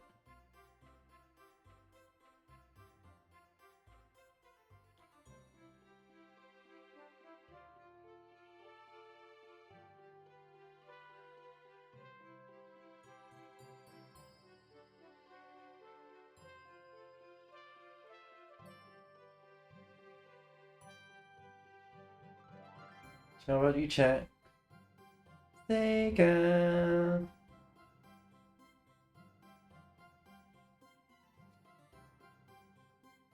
Ian Flynn.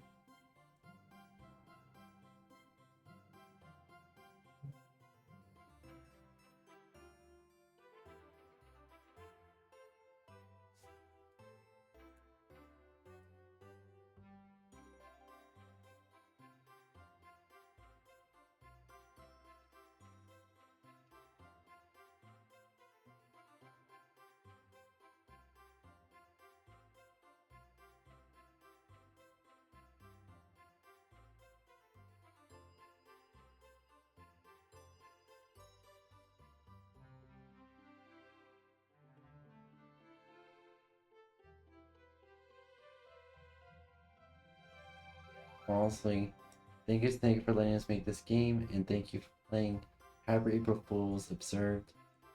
Sega. Sega.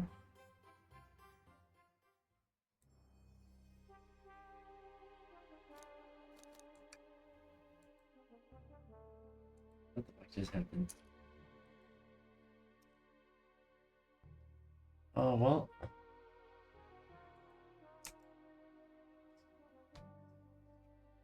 Well.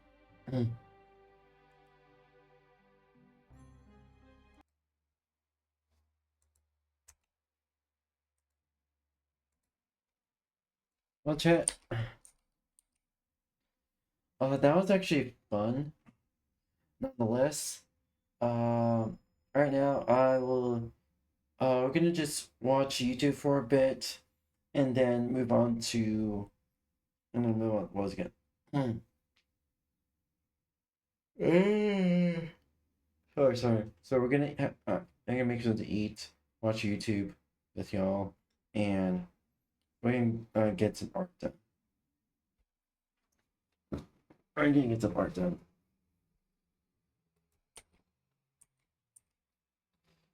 Alright. Like I said, let me pull up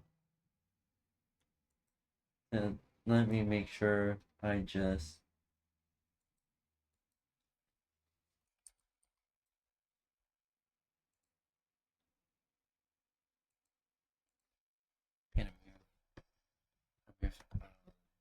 over here. Alright, the being. There we go. Alright.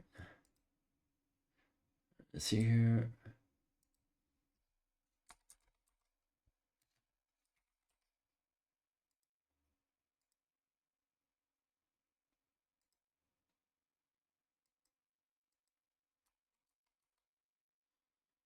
Alright.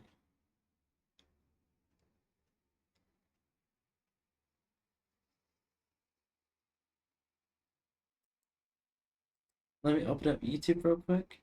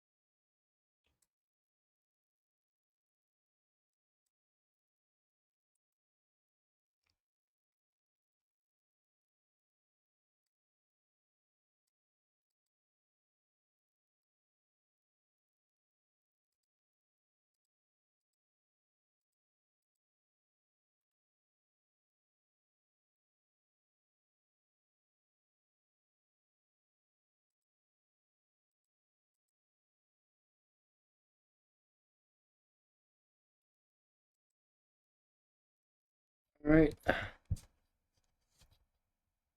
There we go. My phone needs to be charged.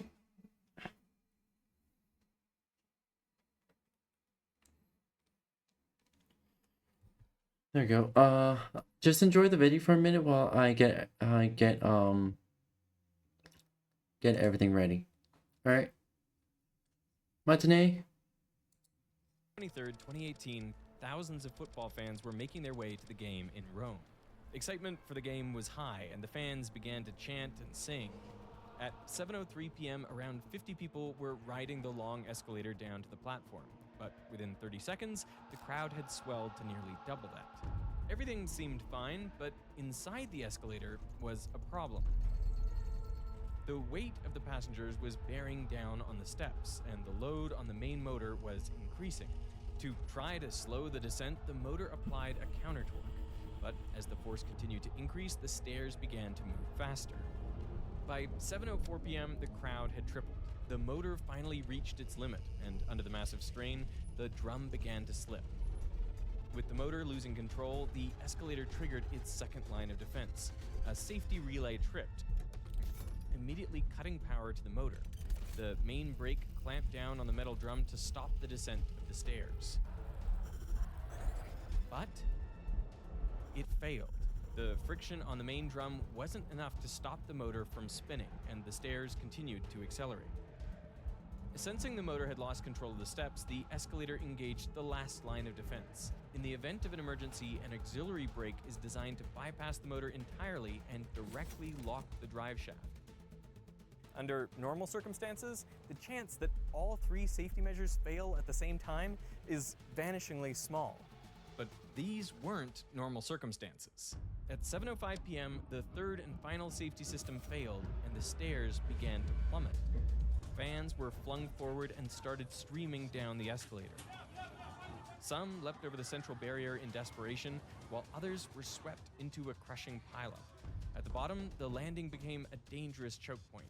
Under the pressure, the steps twisted and buckled into jagged metal, leaving 24 people injured.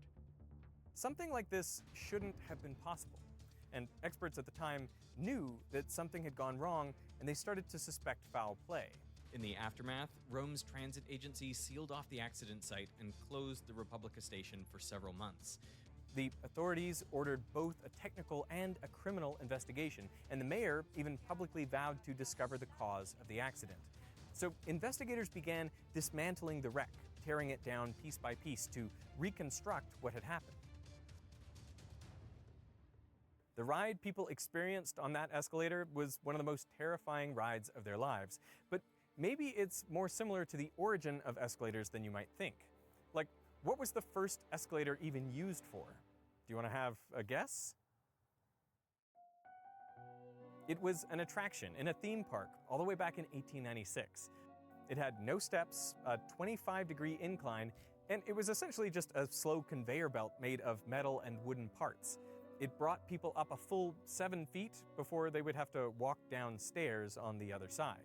And it was a huge success. Over 75,000 people enjoyed the attraction during its 2-week stay at the Old Iron Pier on Coney Island. The ride was named the Continuous Elevator, and its inventor, Jesse Reno, had created it not just as an attraction, but as a proof of concept, because he saw it as the future of transportation. But as Reno watched people ride his invention, he began to notice a pattern. Nobody walked. Instead, they stood still, feet planted firmly sideways, with people gripping the handrail tightly. 2 years later, the department store Harrods in England installed a similar device. But the ride was so unsettling that Harrods had to put staff at the top to offer brandy to men and smelling salts back, to women, chat. just to calm their nerves. You see, for both devices, the 25-degree conveyor belt was precarious to walk on and unnerving to stand on. At around 12 degrees, walking on an incline becomes difficult, and 25 degrees is roughly the limit that our ankles can flex. If only there was a way to replace the...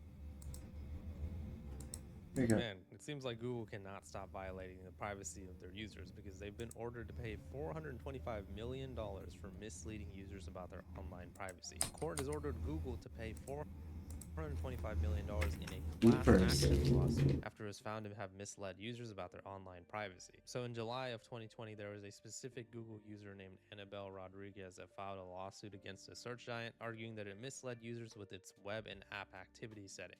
The setting was supposed to stop Google collecting data about users' activities online and in apps. So they literally have a setting that's like, hey, if you don't want us to snoop around with what you search up, then you can just go ahead and enable this feature and you'll be good to go. But in reality, as I'm sure you guys could assume, Google continued to collect data about how people were using their apps even after they had switched off data collection in the web and app activity setting, although it said it was anonymizing the data. Definitely something to keep in mind before you hand over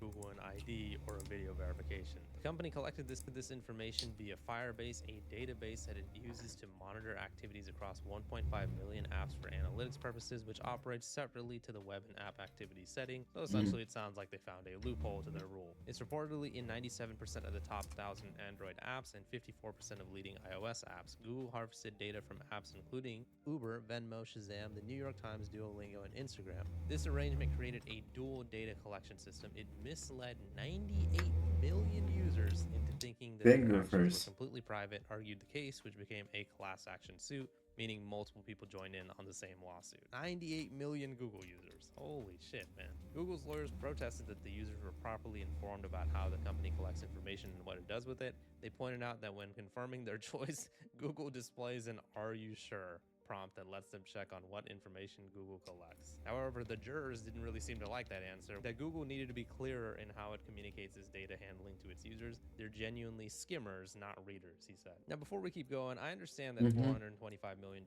isn't a lot of money to Google, but at the end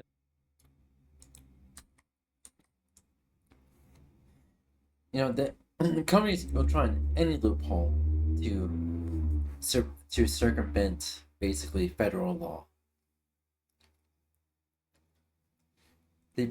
Capitalism is the pursuit of profits, even if it's at the common folks' expense. of the day, it's more so about spreading the word about Google just constantly violating privacy law. If you guys are all subscribed to this channel, and you should be, right? Please subscribe. Then you guys should already know that YouTube has been fined recently for $30 million for violating privacy laws as well. And again, $30 million is not a lot of money to them at all, but it's more so about the principle of everybody being aware and knowing that privacy law is being violated by Google and YouTube. So it's more so about spreading the word. So I would love if we could, get this video in the algorithm. Let's see if we can get it on the hype feature on YouTube's own new feature. But regardless, the plaintiffs were originally asking for $31 billion in damages, but the amount awarded is far less, equating to around $4 per user. Now, still, $31 billion isn't like something that's going to make Google go bankrupt or something, but that would have been a pretty significant amount. I would have loved to see that actually happen and go through, because then Google would think twice, because yeah, you might have a lot of money, but getting fined $31 billion is no joke. However, Google is actually planning to appeal this decision. They said this decision misunderstands how our products work, one of their spokespersons said, and they said that their privacy tools give people control over their data. When they turn off their personalization, we honor that choice. Right, that's why you guys have been fined multiple times, dozens of times, for violating privacy law. Sure. And as this article points out, Google this has is a not the history of first this. time, and it probably won't be the last, of Google being found guilty of misleading users. In February of 2023, it agreed to pay $392 million in a settlement with 40 states for storing users' locations when it told them that it wouldn't. Then they had to pay another $40 million in a separate arrangement with Washington State later that year, and also settled with Arizona for $85 million. Let me throw in the other fines that I've covered before too. So Alphabet, which is Google's parent company, agreed to pay $1.37 billion to Texas in May of 2025 to settle a lawsuit of them collecting biometric data. Then, as I mentioned earlier, Google also had to pay a $30 million fine recently for violating COPPA. So point is that Google, Alphabet, and by extension YouTube, they just keep getting fined over and over again for violating privacy law across the multiple states of the United States. Frankly, they don't care. 31 billion is a small fine for Google. It's a cost of doing business to them. However, since they've been fined multiple times within a short time span, they're not worried about us, the people. They're worried about losing funding from their shareholders.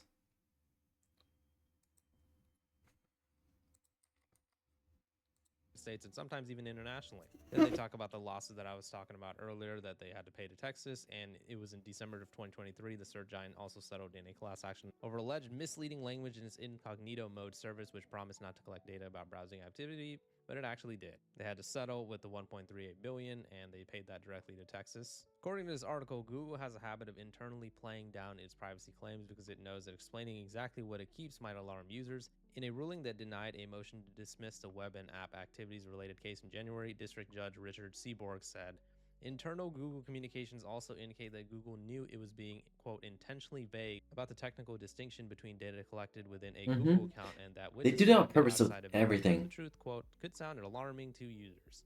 Doesn't matter what it sounds like to us, just tell us what it actually is. So yeah, Google once again is getting fined hundreds of millions of dollars of allegedly violating privacy law. It sucks that I have to say allegedly, but you guys know how it is. So just looking at the intro of the actual court document itself, they were basically saying Google's privacy promises and assurances are blatant lies. Google, in fact, intercepts, tracks, and collects and sells consumer mobile app browsing history and activity data regardless of what safeguards or, quote, privacy settings consumers undertake to protect their privacy. Even when consumers follow Google's own instructions and turn off web and app activity tracking on their privacy controls, Google nevertheless continues to intercept consumers' app usage and app browsing communications and personal information. Here's the kicker here, though. Indeed, even if consumers completely avoid using Google-branded apps and devices, Google still tracks and compiles their communications by covertly integrating Google's tracking software into the products of other companies. Google's illegal practices extend to hundreds of thousands of smartphone apps. Which that is so illegal. Even if you were to just completely stop using Google apps and devices, your information would likely still be tracked by Google just by how much influence they have in other apps. I don't know why this blue line is still here, but I'm just going to leave it on screen because it looks funny. Google's practices infringe upon consumers' privacy, intentionally deceive consumers, give Google and its employees power to learn intimate details about about individuals' lives, interests, and app usage, and make Google a potential target for one-stop shopping by any Yeah. government, private, or criminal actor who wants to undermine individuals' privacy, security, or freedom. So essentially, if Google gets hacked, we're all screwed. That's basically what's going on. Google knows every user's friends, hobbies, political leanings, culinary preferences, cinematic tastes, shopping activity, preferred vacation destinations, romantic involvements, and even the most intimate and potentially embarrassing aspects of the user's app browsing histories and usage. The ultimate war would be Google versus Amazon, the data collection wars. Regardless of whether the user accepts Google's illusory offer to keep such activities private. They're even throwing out some jokes in this document. Google has made itself an unaccountable trove of information so detailed and expansive that George Orwell himself could not have imagined it. Google must be held accountable for the harm it has caused to its consumers, and it must be prevented from continuing to engage in the covert and unauthorized data tracking and collection from virtually every American with a mobile phone. This legal documentation just goes into so much of the shady stuff that Google does. Google's embedded code causes a user's browser to send. As much as I hate, as much as I hate and disapprove of any form of backdoors, this is a one and one only thing that that it would actually be ethically advisable to brute force a backdoor to collect data on Google, and then send that data to the government. Not on the consumer information, but Google's illegal practices. His or her personal information to Google and its servers in California, such as the user's IP address, the URL address, and other information regarding the user's device and browser. Google's data collection almost always occurs without the user's knowledge and as an automatic response to the consumer's request for information from the website's server. Other than staying off the internet entirely, there is no effective way for consumers to avoid Google Analytics and its surreptitious tracking. I had to Google that word. By embedding its tracking code through Google Analytics, Google is able to intercept, track, collect, take, compile, and use more communications that reveal personal and consumer data than any company in the world. Because more than 70% of websites use Google Analytics, Google is able to track and collect a staggering amount of personal and consumer data online in real time. With virtually every click of the mouse to initiate a consumer's internet request, Google intercepts a signal contemporaneously and sends it in its servers. Those signals contain consumers' personal viewing information and requests, which Google collects, reads, and organizes based on consumers' prior histories. Google then advances its business interests by using the personal information obtained through this routine practice of covert interception. So yeah, you guys get the idea. Google is collecting a lot of information, but it seems like they're getting punished for it. The $100 million fines and so are cool and all, but honestly, that's just not enough money to get Google to stop. We need to start talking about fines in the hundreds of billions. Then Google is actually going to maybe... The one base thing that the EU has been doing now, not finding a fixed amount, finding a company based on their net worth, on their yearly net worth. Maybe 10% of the net worth or 20%. That could equate to actual about, let's say if it's Amazon or Google, that could equate about to 500 billion. Either 500 around, it's gonna be in the billions, easily in the billions. Either high millions, low billions, but yeah, if you find a company based on their net worth, it's gonna be significantly higher and actually discourage companies from breaking the law. Reconsider some of their privacy tracking. And just remember, as I'm sure 99% of you guys know, Google is the company that is behind YouTube. So if Google messes up, so does YouTube, and we should be careful with giving YouTube our information. Let me know what your guys' thoughts are on the situation in the comments. Please leave a like in the video if you enjoyed it, and subscribe for more. See ya.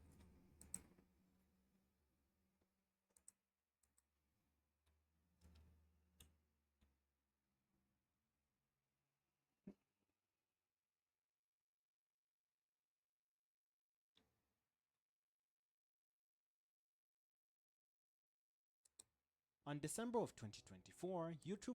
I am going to check on my lunch real quick. I'll be right back, please. Matinee. 𝙂𝙚𝙣𝙚 posted a video exposing Honey for stealing from creators, a video that went on to gain tens of millions of views in its first week. From this video, the entire internet took to social media calling out Honey for their evil behavior, What you didn't know is that behind the scenes, something else was happening. One of the founders of Honey was doing the exact same thing all over again. While everybody was busy calling out Honey, he was busy using the same blueprint to scale his new project, and no one noticed a thing. With the same business model as Honey and a new scheme to top it all off, he was set for success. And with Honey now out of the way, the people were begging to be scammed. This is the story of how one man built Honey to $4 billion, left it while it crumbled, and came back with a new service, the same exact thing as the first, but with the new scam to top it all off. But to understand how we got here, let me take you back to where it all began. Ryan Hudson was an entrepreneur from MIT living in LA, where he'd been working as a project manager for the LA Times. Money was tight for him. He'd recently caught up a bunch of his utility providers to just cut $200 from his bills. He had kids to take care of, and the money wasn't coming in as he'd hoped. One day, while trying to order pizza for his kids, he was trying to save as much money as he could, and while rummaging through the different sites trying to find a coupon, he had a thought. He'd always thought of himself as a builder, and this was a problem that needed a solution to. While he had tried multiple startups in the past, they hadn't really gone anywhere. Why would this one be any different? Without an answer to this question, or much of a choice even, he used his self-taught programming skills to put together a tool to automate this task. Honey sounded like a good name. Well, Honey on paper worked perfectly. The problem was getting it out there. This time he was not going to do it alone. He got together with a friend of his, George Ruan, and together they made it their mission to work on Honey and see where it was going to take them. After letting a bunch of people test it, next thing they knew, it was leaked on Reddit. Back then, Reddit was different. It was like the front page to the internet, and this leak was they took out, got some exposure, which allowed them to gain a couple thousand users. Honey's growth, although slow at first, was more growth than he'd seen in a long time, and this time he could almost see a way out. 2 years passed and it's 2014, and Honey is almost at 1 million users. This was it. The door was right there. He could almost feel the knob. All he needed to do was just to reach out and open it. The freedom, a stable income. Finally, his break had arrived. It was almost as if it was too good to be true, and he wouldn't have to wonder for long because it was. Ryan learned a hard truth. Honey as a product was working flawlessly. The only problem was, it wasn't making any money. Honey was free, and by full definition of the word, it was a waste of money. He had bills to pay, and Honey being free was not going to help him out of that. He had to figure it out. If he didn't do anything, he was never going to make it out. They'd tried getting investors for their company, but the only success that they'd had was making them leave. Another year passed, and it's 2015. They reached out to someone in the industry to help them figure this out, and this is when they got introduced to affiliates. When someone or anyone used any of their codes at checkout, they would get a commission for that sale. The only problem was, the implementation of this was downright shady. There are multiple models of attribution, but the most popular one is last click attribution, which basically means last click wins. For example, you might click on a shoe blogger's affiliate link for a pair of Nikes, but you don't buy right away. Later, you click on a YouTuber's link for the same shoes and complete the purchase. In this scenario, the YouTuber gets the commission and the blogger gets nothing. There are other models like first click, where the blogger would win the commission, or dynamic click, where the commission is shared. But the industry went with last click because while it's not always the fairest, it's the easiest to implement. This model was the easiest one to implement and the industry standard. The problem came in when a sale was already attributed to someone else and they'd already gone to the checkout. If Honey chose this path, this meant that they'd have to poach other people's sales in a last click attribution. But remember, Ryan needs to make this work. Which is also why freaking Twitch affiliate. I eventually make Twitch affiliate and make YouTube partnership program. I will be super strict on who the fuck gets a sponsor slot. Yes, I'm not talking about just accepting sponsors left and right. No. I can have it weekly sponsor slots. But I will make sure to do a goddamn background check. Not only investigate their business practices, but also to sneak around the backend UI and see what they're actually doing. Chat, if you don't know, there's actually a public website where you can actually sorry, that's my sorry. That was my alarm. My lunch is finally fully cooked. But what I'm trying to say is that I'm not gonna tell you how to do this because that'll be elite. That'll be just breaking terms of service. But there is a website where you can actually properly inspect a public website, see what they're actually doing. If they're implementing some sort of let's say link hijacking, which Honey fucking did. This particular website actually uncovers any malicious practices any company is making. It's not random in the U.S. It's actually, luckily, it's actually one of the countries that's outside of NATO. So, if were the investigation would go on, against this particular website and the owner of that website, NATO would be shit out, like, because they can't do shit because that particular country does not want anything to do with NATO. And I believe, hold on. All right. All right. Yeah. Yep. And my confirmation is correct. Yep. This based on so I have five Flagbox extension, which shows me where what country this website is operating in. Base. It looks like, yeah, this country is not a part of NATO. Yeah. So usually, even if it's a sponsorship, I've seen it's like, oh, I want to support this creator. First, I actually go to that. I call the website.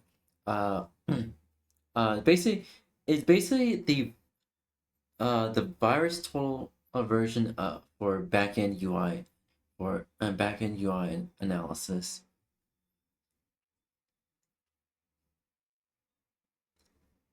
Yep, and oh yeah, about the honey thing. Yeah, it's all the same website. That's all the same website I used to uncover the shady shit. I did leave a comment on a few YouTubers who are using honey, like, hey, um, you may want to look into honey's practices because they may be swindling money from you. And yeah, boom. Then why did I go public? Well, this was way before I started streaming. Way before I started streaming. Way before I even made this account in the first place. So yeah, I have no idea where my comments are.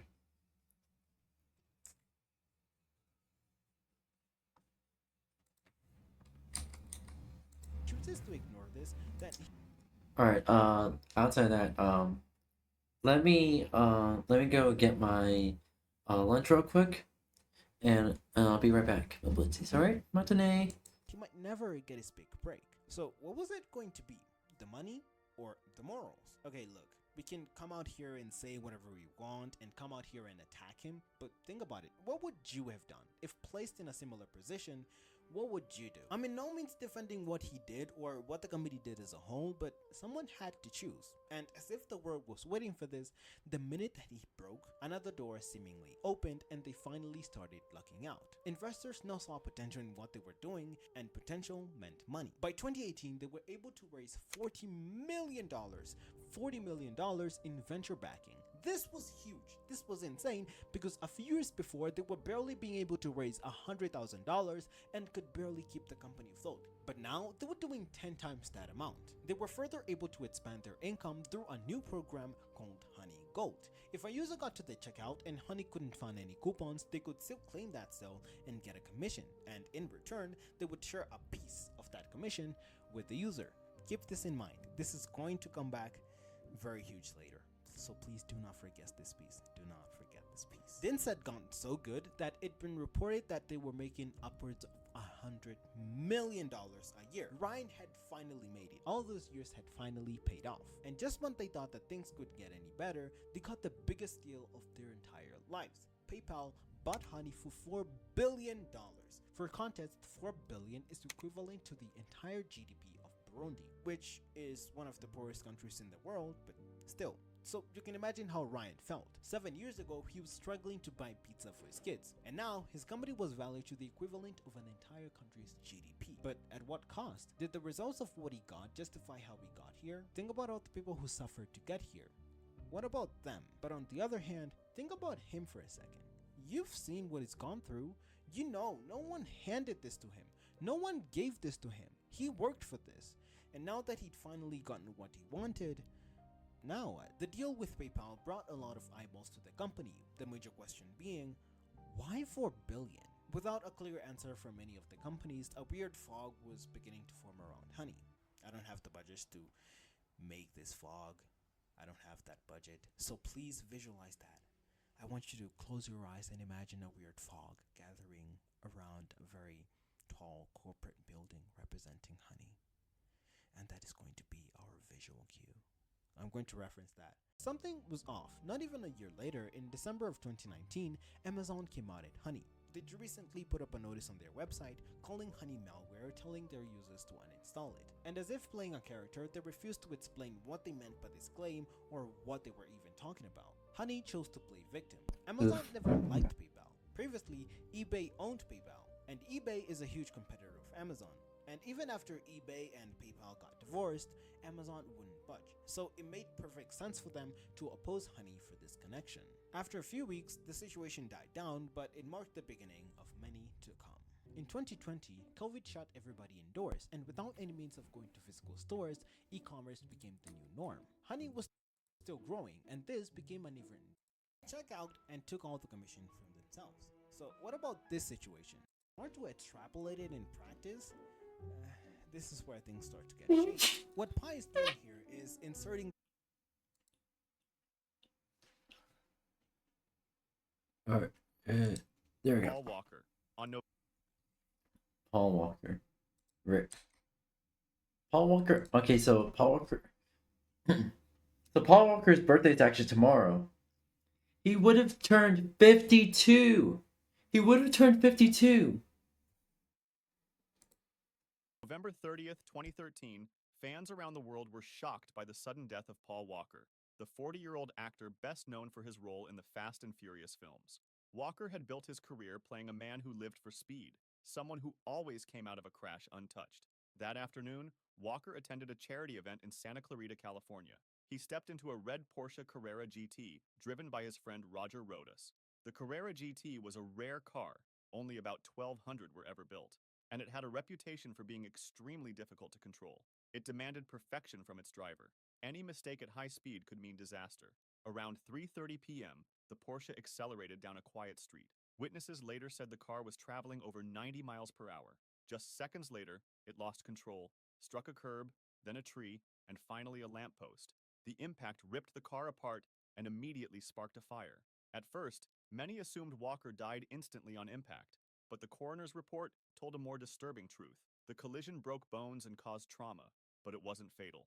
Paul Walker was alive after the crash. He was strapped into the passenger seat, conscious but trapped, as flames spread rapidly through the wreck. The autopsy showed he suffered burns to his body and smoke particles were found in his airway, clear signs that he was still breathing when the fire started. The heat became unbearable within moments. The smoke filled the cabin, making every breath agonizing.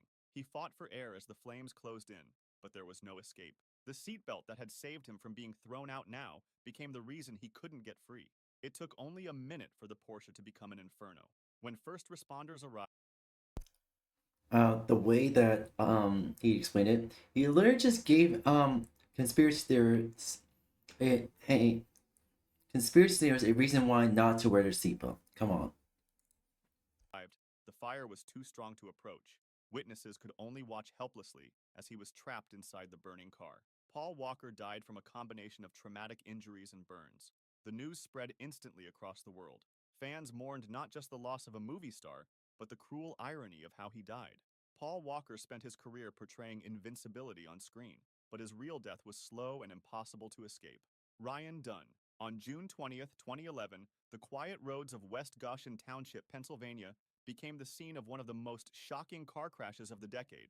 Behind the wheel was Ryan Dunn, a 34-year-old stunt performer best known for his appearances on the television show Jackass.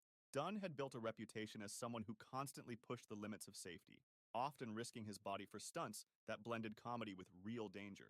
But this time, it was no act. At around 3:30 a.m., Dunn was driving his Porsche 911 first. GT3. Investigators later confirmed he was moving at an extreme speed, estimated at over 130 miles per hour. His passenger was Zachary Hartwell, a 30-year-old friend and former Navy veteran. On a stretch of Route 322, Dunn Who lost first? control. The car left the road, crashed through a guardrail, and slammed head-on into a tree. The impact was so violent that it tore the car apart. Within seconds, the wreckage burst into flames. The autopsy report later revealed that neither man died immediately on impact. Both sustained major blunt force trauma, but there were also signs of thermal injuries. That meant they were alive, if only for moments, as fire engulfed the remains of the Porsche. Witnesses who arrived at the scene saw a fireball so intense that it was impossible to get close. First responders were met with a vehicle already consumed by flames, making any rescue attempt impossible. He died not instantly, but in the chaos of fire and impact, with no escape. His passenger shared the same fate. News of the accident spread instantly across the world. Princess Diana. On August 31st, 1997, Princess Diana left the Ritz Hotel in Paris with her partner 𝙂𝙚𝙖𝙩. It was just after midnight when they got into a black Mercedes-Benz S280 driven by Henry Paul. Paparazzi followed them closely on motorcycles and in cars as they pulled away. Moments later, as the car entered the Pont de l'Alma tunnel at high speed, it lost control and slammed into a concrete pillar. The crash was violent. 𝙂𝙚𝙖𝙩 and Henry Paul were killed instantly. Diana survived the impact. When first responders arrived, they found her still alive in the back seat. She was conscious. Wow. Shit. Her head resting against the seat in front of her. According to fireman 𝙂𝙚𝙖𝙗, who was among the first on the scene, she looked at him and asked, "Oh my God, what has happened?" Her injuries were catastrophic, but not immediately fatal. The crash had torn her pulmonary vein near the heart, causing massive internal bleeding. From the outside, she appeared shaken but not beyond help. Inside, her body was shutting down. Rescuers worked frantically to stabilize her. She was placed on a stretcher and taken out of the tunnel, still breathing, still aware. In the ambulance, medics tried to control the bleeding and keep her heart beating. For nearly an hour she fought, slipping in and out of consciousness, her body failing from the hidden damage. At 4 a.m., in the Pitié-Salpêtrière hospital, Princess Diana went into cardiac arrest. Doctors opened her chest to try to repair the torn vein, but the injury was too severe. Despite desperate attempts, they could not save her. She was declared dead at 4:53 a.m. News of Diana's death spread around the world within hours. Millions refused to believe it at first, hoping the reports were wrong. In the days that followed, tens of thousands of people brought flowers and letters to Kensington Palace. Her funeral on September 6th was watched by an estimated 2.5 billion people worldwide, one of the largest television audiences in history. For many, it was not just the loss of a princess, but the loss of someone they saw as a symbol of compassion and humanity. Dale Earnhardt Sr. On February 18, 2001, the Daytona 500 was coming to its final lap. The race was the biggest event in NASCAR, and the man in the black number 3 Chevrolet was its most famous driver. Dale Earnhardt Sr. was a legend of the sport, known as the Intimidator for his aggressive style. Fans expected him to finish strong, as he had so many times before. But as the pack of cars rushed toward the final turn, disaster struck. Earnhardt's Chevrolet made contact with another car, lost control, and slammed head-on into the concrete wall at nearly 155 miles per hour. The impact was sudden and violent. At first, it did not look like a fatal crash. The car wasn't torn apart, and there was no fire. From the stands, many thought Earnhardt would climb out as he had so many times before. But inside the cockpit, the situation was very different. The collision caused what doctors later called a basal skull fracture, a break at the base of the skull where it connects to the spine. It is one of the most catastrophic injuries in racing. Medical experts explained that the injury is not always instantly fatal. For a few seconds, the driver can remain conscious, feeling intense pain, confusion, and a sudden struggle to breathe before the body shuts down. That is what happened to Earnhardt. Rescuers reached his car within moments, but he was unresponsive. He was rushed to Halifax Medical Center, Shit. where doctors tried to revive him. At 5:16 p.m., Dale Earnhardt Sr. was pronounced dead. Millions of fans were left in disbelief, unable to accept that a driver who had seemed untouchable on the track was gone. His crash led directly to sweeping safety changes in NASCAR, including the mandatory use of the Hans device to prevent head and neck injuries, redesigned car structures, and safer walls at tracks. Cut in half. In the early 1980s, police in Germany were called to one of the most disturbing car accidents ever recorded on the country's highways. The crash involved a Porsche 928, a sports car capable of reaching more than 160 miles per hour. It was a car built for speed, but also one that left little margin for error. On that night, the driver was traveling at extreme speed on the Autobahn. Witnesses later said the Porsche was moving so fast that other vehicles looked almost stationary. In a split second, control was lost. The car swerved, hit the guardrail, and struck it with such violent force that the vehicle was torn apart. The Porsche's strong frame was built to protect against impacts, but at such high speed, the human body inside stood no chance. The force of the crash literally cut the driver in half. His upper body remained strapped to the driver's seat, while his lower body was thrown several meters away from the wreck. When first responders arrived, they were confronted with a scene so gruesome that many described it as one of the worst they had ever witnessed.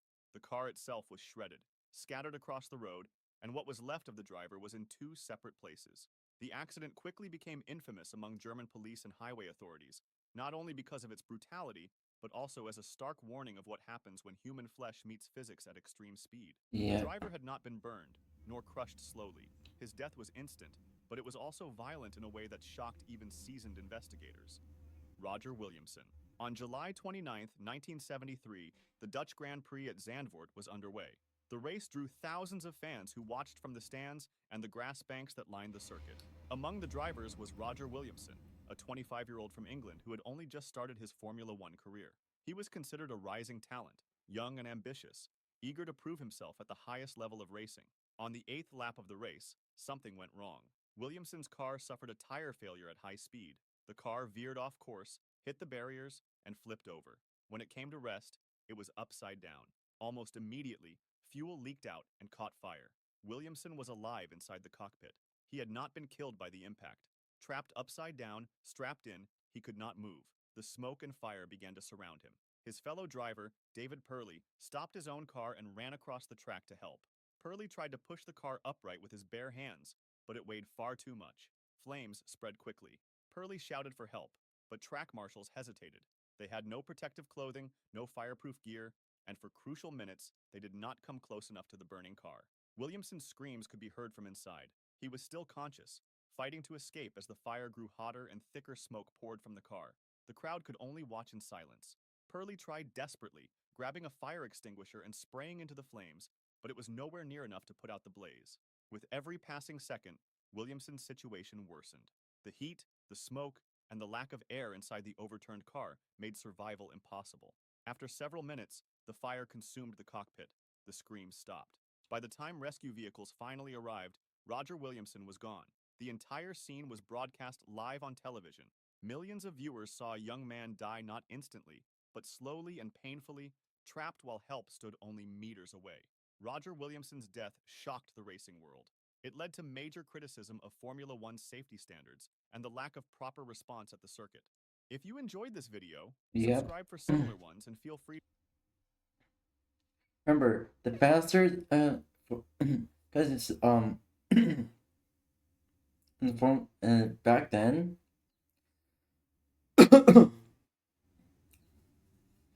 they were willing to sacrifice a human life just to save their own butt.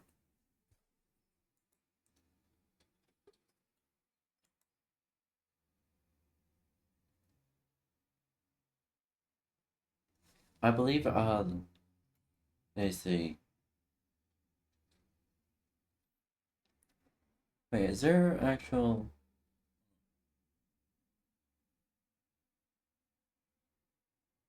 Is it believe?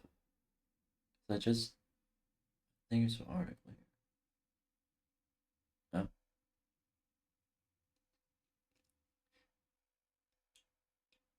Yeah, their only excuse was, it would have cost, and to put it short, it would have cost them money. to actually save them. Yeah.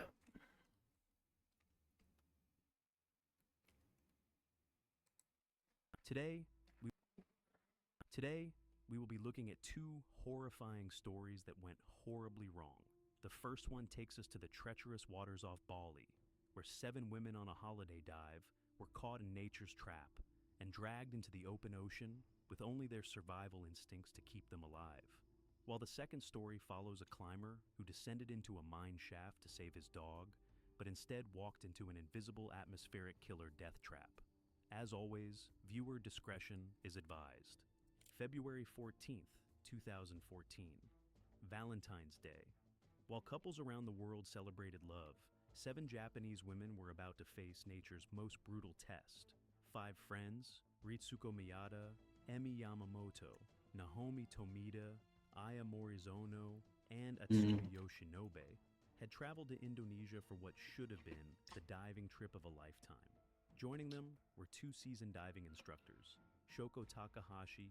I mean, it was a once-in-a-lifetime diving trip. Sorry. And Saori Furukawa from Bali's Yellow Scuba Dive Club. These weren't novice divers taking unnecessary risks. Each woman had completed at least 50 successful dives. They knew the ocean, respected its power, and followed safety protocols. But sometimes experience isn't enough when nature decides to show its true fury.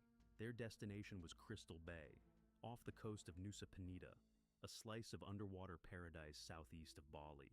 Picture crystal clear waters, vibrant coral reefs teeming with marine life, and underwater landscapes that look like something from another planet. It's a diver's dream destination. But Crystal Bay harbors a deadly secret. This region sits within the notorious Coral Triangle, where powerful ocean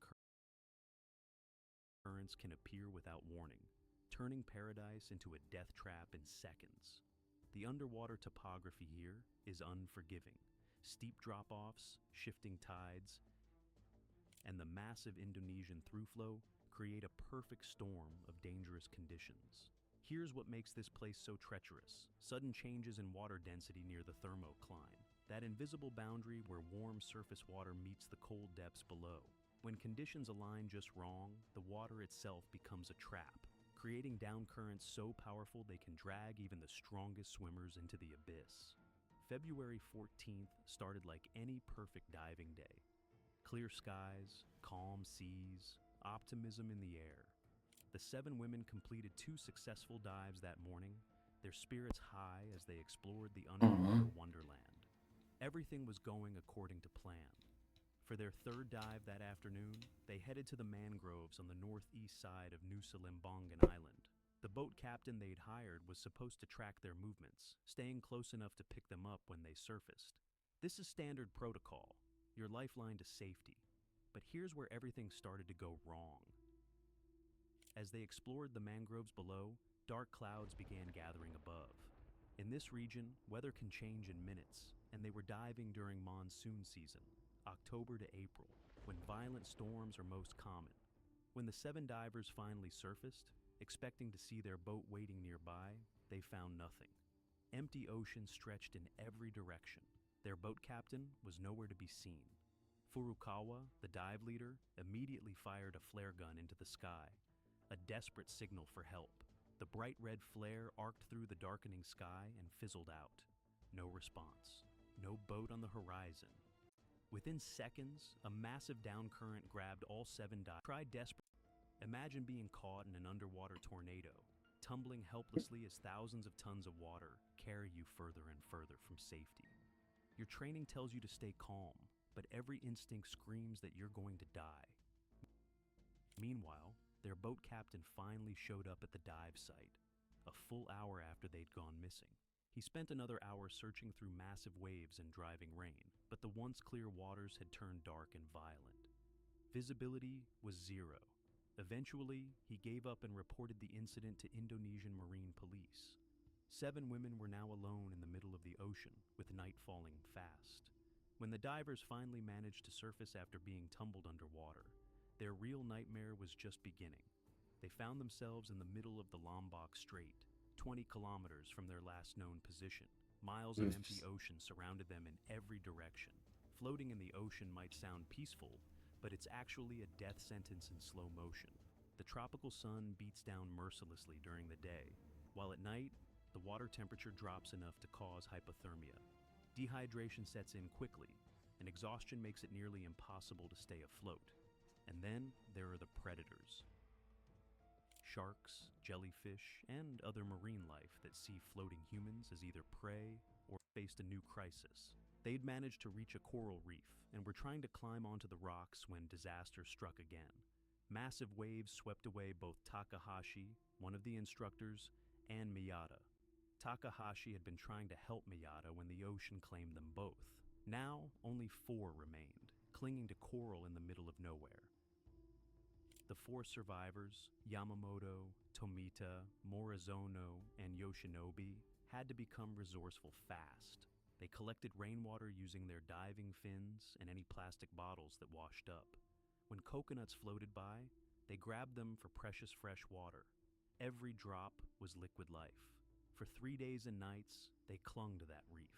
3 days of scorching sun, freezing nights, dehydration, and the constant fear that the next wave might be their last.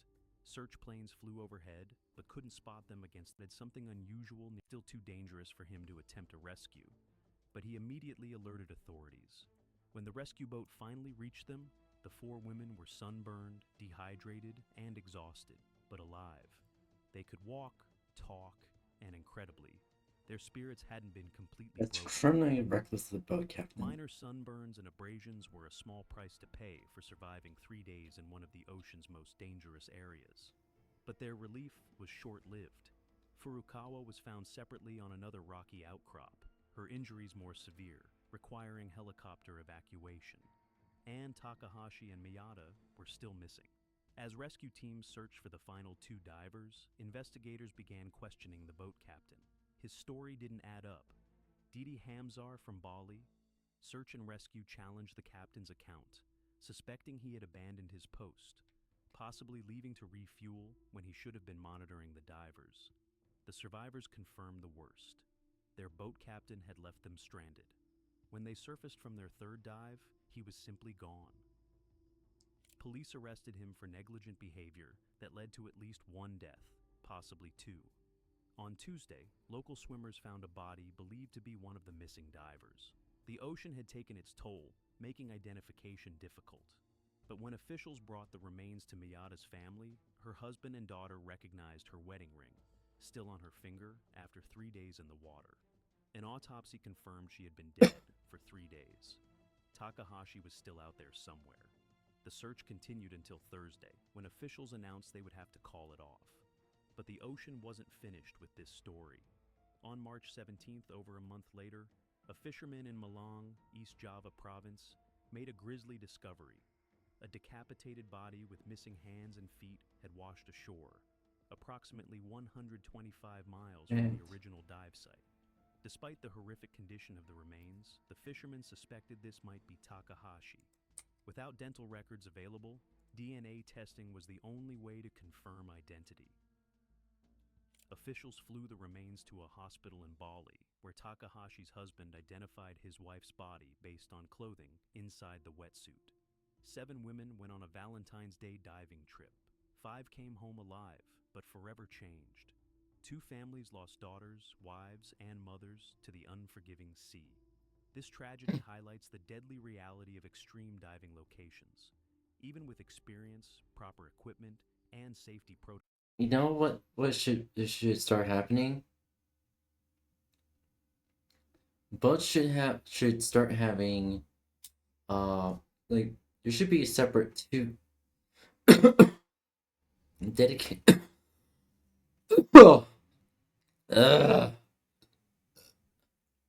pardon. Pardon. I. Anyway, what I was trying to say is diving boats should be equipped with specialized parts to separate from like the normal normal, commercial, and personal use boats. And let's just start. And the specific, and additionally, for specifically the diving boats, it should have a I think let me see. I think what do you call it again? I know. I know. So a specialized a special color coded kind of strap thing that's attached to the and that's tied inside the and into like actual inside of the boat, and also should have some a federally mandated tracker. So if if a uh if a diving instructor, the blah, blah, whoever's in charge of the who's in charge of uh, staying at their post, if they ever leave their post, it should immediately the tracker should immediately detect that. Protocols. Nature can turn paradise into a nightmare in seconds. The negligent boat captain faced criminal charges, but no amount of justice could bring back the lives lost to his abandonment. Today, Crystal Bay remains one of the world's most beautiful and dangerous dive sites. The coral reefs still teem with life. The waters still run crystal clear on calm days, and divers still come from around the world to experience its underwater wonders. But those who know this story understand the ocean's true power. They know that beneath the beauty lies a force that doesn't forgive, doesn't negotiate, and doesn't care how experienced you are. This next story reveals how a loving pet owner's rescue mission became a deadly encounter. May 26, 2003.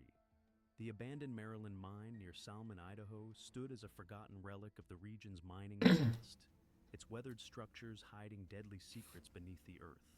Travis Michaelis, 25 years old and an experienced climber, had come here with his family for what should have been a simple exploration of the historic site. The family's exploration of the Maryland mine site on May 25th proceeded normally until their dog, driven by the curiosity and hunting instincts common to canines, ran ahead of the group. The animal's investigation of the mining structures led to disaster when it fell into a 125-foot deep, 38 meters, mine shaft that had been concealed or inadequately marked. The dog's disappearance into the vertical opening transformed a casual family outing into Travis, confident in his climbing ability, for dangers that most depth, acquiring advanced rappelling techniques and specialized equipment. More dangerous still were the atmospheric conditions that could develop in these sealed underground spaces over decades of abandonment. On May 26th, Travis returned to the mine site with his family. He rigged his rope system carefully, using his years of climbing experience to establish what appeared to be a safe descent route. His anchor points were solid, his equipment properly configured, and his technique flawless as he prepared for the technical descent into the shaft. Family members positioned themselves at the surface to maintain communication throughout his descent. At 125 feet, 38 meters deep, visual contact would be lost quickly, making close communication their only link to Travis as he rappelled into the darkness below. The descent began normally. Travis made his way down the shaft walls. The familiar rhythm of controlled rappelling gave his family confidence that the rescue attempt was proceeding according to plan. But abandoned mine shafts harbor invisible killers. Over decades, natural processes had altered the atmospheric composition within the confined space. Heavier gases had settled into the lower portions of the shaft, displacing the oxygen necessary for human survival. The deeper Travis descended, the more deadly the air became. Halfway down the shaft, Travis felt the first signs something was wrong. His breathing became labored. His head felt light. The air seemed different somehow. Not the thin air of high altitude he knew from mountain climbing, but something more sinister. The air is getting thin, he called up to his family, his voice carrying a note of concern that hadn't been there moments before. As he continued his descent, the oxygen-depleted atmosphere began affecting his brain function. Hypoxia doesn't announce itself with fanfare. It creeps in quietly, Mm. stealing consciousness before victims realize they are in mortal danger. Travis's experienced climber's mind, trained to assess risks and make critical decisions, began shutting down as oxygen starvation affected his neural pathways. At the bottom of the shaft, Travis had encountered an atmospheric death trap. As he reached there was a sloping passage. He made his way down there, crawling in on his knees into the narrow passage to miraculously locate his dog and rescue his pet. But in his condition, his brain's cognitive function was at its lowest, and he couldn't figure out he was walking with the angel of death. The sloping passage that led away from the main shaft had become a death trap. As we further went down and moved toward this passage's depth, the oxygen levels dropped so drastically that he lost consciousness within moments. His body struggled against the oxygen starvation. The hypoxia shut down his brain functions systematically. First went his higher reasoning, then his motor control, then his basic life functions. Inside the deadly atmosphere, Travis fought alone in the darkness. 125 feet, 38 meters below frantic calls, faced the terrible realization that their rescue mission had become a disaster. The silence from the shaft indicated either that Travis was unconscious, injured, or dead, but they had no way to determine his condition or provide assistance without entering the same dangerous environment that had claimed him. Their frantic calls into the shaft received no response. The rope hung motionless. They had no way to determine Travis's condition without entering the same environment that had claimed him. Recognizing that the situation exceeded their capabilities, they sought professional help. Search and rescue teams responded to the Maryland mine emergency, with the understanding that they were likely dealing with a fatal accident rather than a rescue operation. The atmospheric conditions that had claimed Travis posed the same deadly threat to any rescuer who entered the shaft without proper breathing protection. Professional rescue operations in confined spaces require specialized equipment including air packs, atmospheric monitoring devices, and backup safety systems that enable rescuers to work safely in environments that have already proven deadly. A professional rescuer equipped with an air pack was lowered into the mine shaft to locate Travis and assess the situation at the bottom.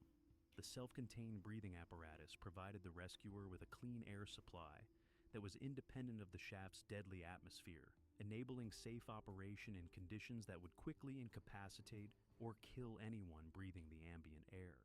At the bottom of the shaft, the rescuer discovered Travis's body in the confined space where the fatal atmospheric conditions had overcome him. The evidence suggested that he had lost consciousness during his descent and died from hypoxia, the medical term for oxygen deprivation that results in cellular death when tissues cannot obtain adequate oxygen for normal metabolic processes. The scene told a clear story of atmospheric death. No signs of trauma, no equipment failure, just the quiet end that comes with oxygen starvation. The recovery operation required careful coordination to bring Travis's body to the surface without endangering additional lives. His body was placed in a specialized litter and hauled up the shaft through the same deadly atmosphere that had killed him. The recovery operation required careful handling of Travis's body in the confined space of the mine shaft, while maintaining the safety of rescue personnel working in the hazardous environment. Professional recovery operations follow established protocols for removing victims from dangerous locations, while preserving evidence and maintaining the dignity of the deceased. Travis's body was placed in a specialized litter designed for vertical rescue operations and carefully hauled up the 125-foot, 38 meters shaft to the surface.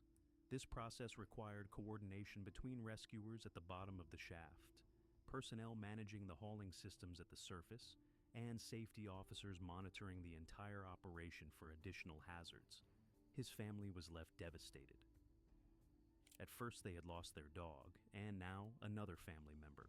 Maryland Mine turned out to be their worst nightmare. The air is getting thin were the only last words Travis spoke of, words that would haunt the family forever. The autopsy confirmed what rescuers suspected. Travis had died from hypoxia, the medical term for death by oxygen deprivation. His lungs contained no oxygen. His blood showed the chemical signatures of severe hypoxic stress, and his brain had shut down from lack of oxygen. The dog they had originally come to rescue was nowhere to be found. The same atmospheric conditions that killed Travis had likely claimed the animal days earlier. Based on the evidence at the scene, rescuers reconstructed Travis's final moments. The sloping passage at the bottom of the shaft had created a natural trap for heavier-than-air gases. Over years of abandonment, deadly concentrations of carbon dioxide and other gases had accumulated in this low-lying area, displacing all breathable air. The evidence suggested that Travis had recognized the deteriorating air quality during his descent, hence his warning about thin air. But his continued descent had brought him into increasingly oxygen-depleted zones. When he reached the bottom and encountered the sloping passage where gases had concentrated, the oxygen levels dropped so suddenly and severely that he lost consciousness almost immediately.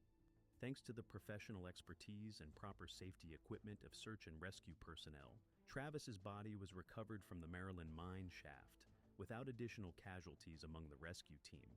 His family received the closure of understanding what had happened to their loved one.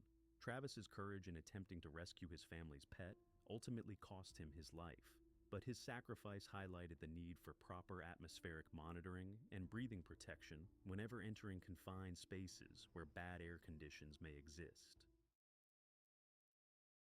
Yeah.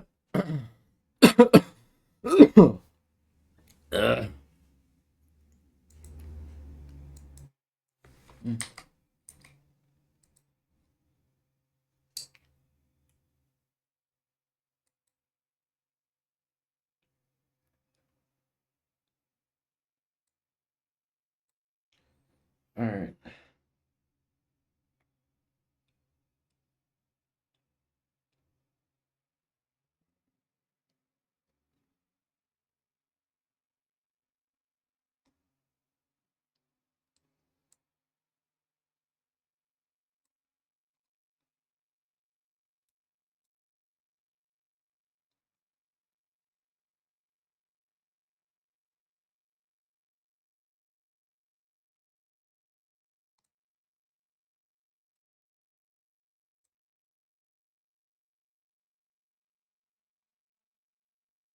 All right. Before I start the video, I am going to quickly set up art.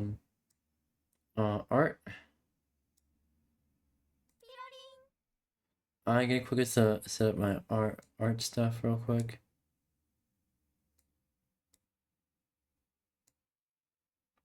And we'll get going, alright?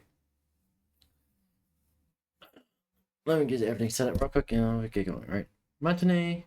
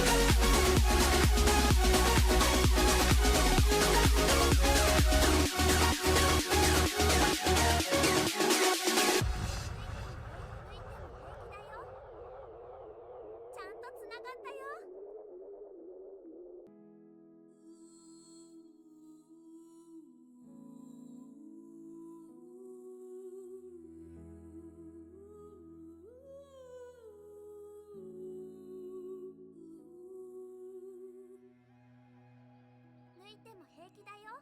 ちゃんとつながったよ。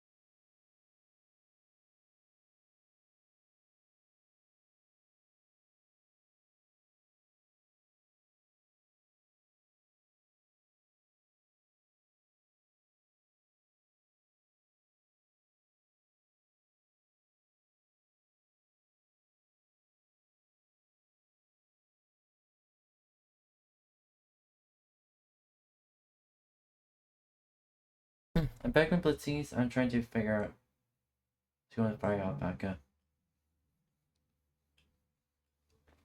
Oh, what the fuck is going on here? That's not right.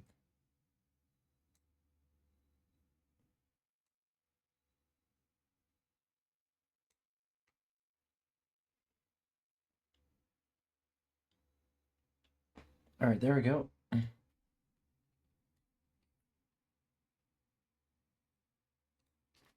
Oh, not crack in half.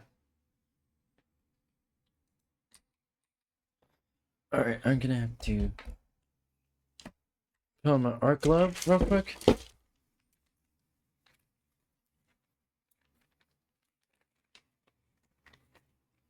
Alright.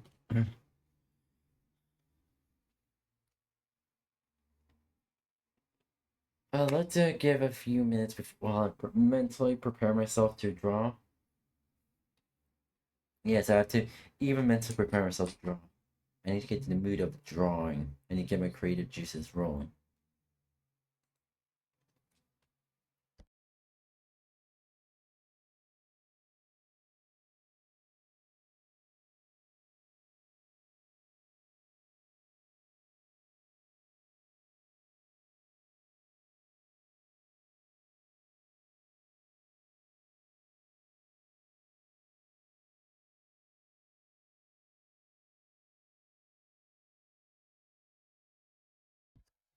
Yeah.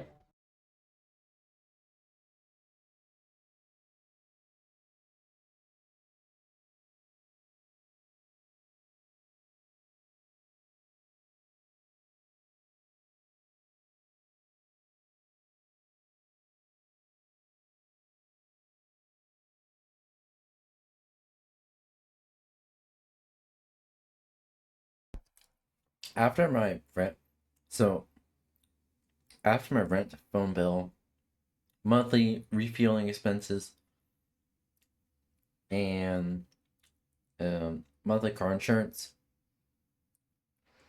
I barely have enough for myself. That's not taking account for any medical visits or any any emergency repairs I have to do for my car. I barely make enough for myself. My bills come first. Myself comes second. Unfortunately, that is the reality of our society. It's the reality of the entire society, the entire world. Bills come first. Your personal well-being comes second. Mm-hmm.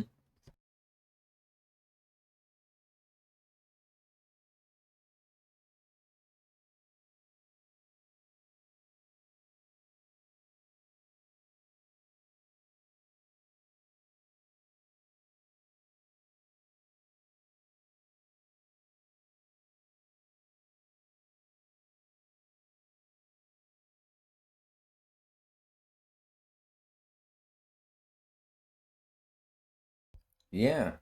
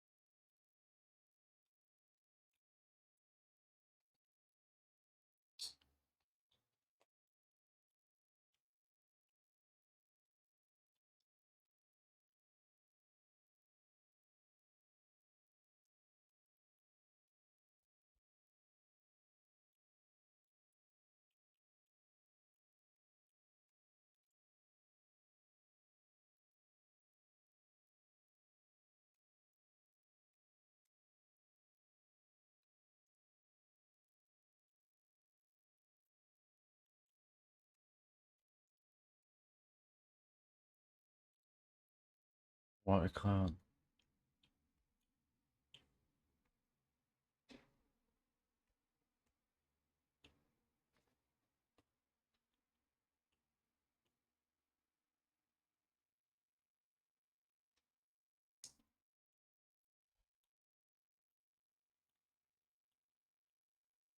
Yeah. I want to see if I can make a shadow tool.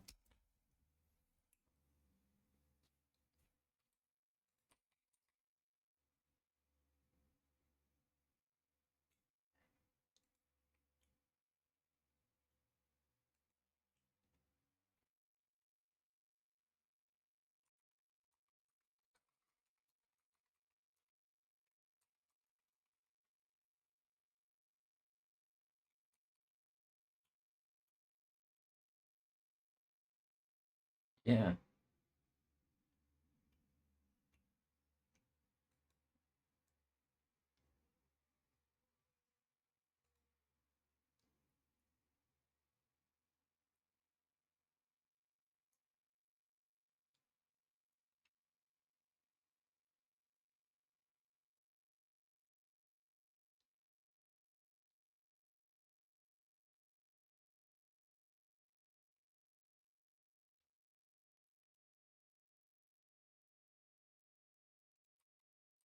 I wonder if I can make a shadow tool actually.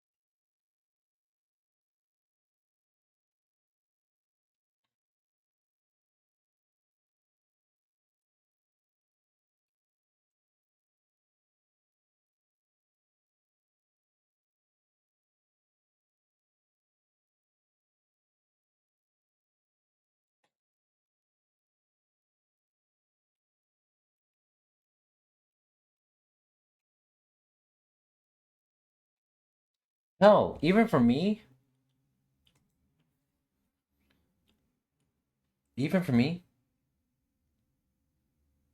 so I set $100 exactly on the side for food.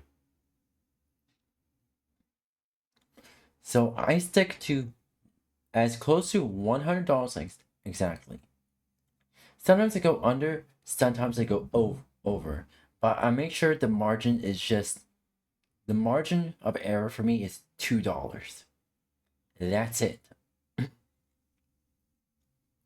I account for both the price of the food and taxes. Taxes that come with the food. So the food I buy is probably gonna last me maybe, depending on how the prices are month to month, it could be ranging from 2 weeks to three, maybe 3.5 weeks of stretching it.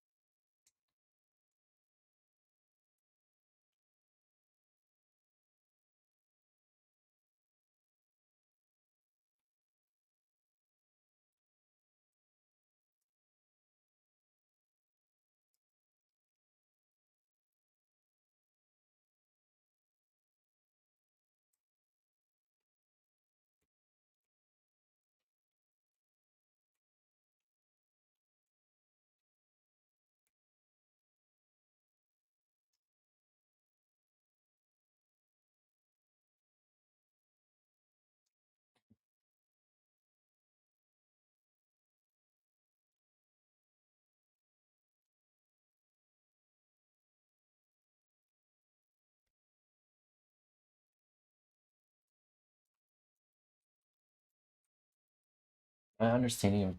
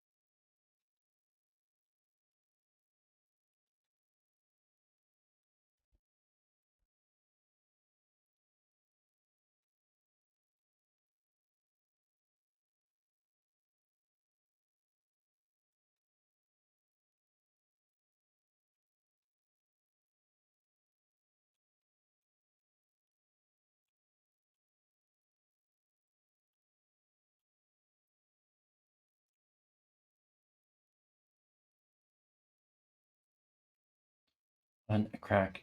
Let's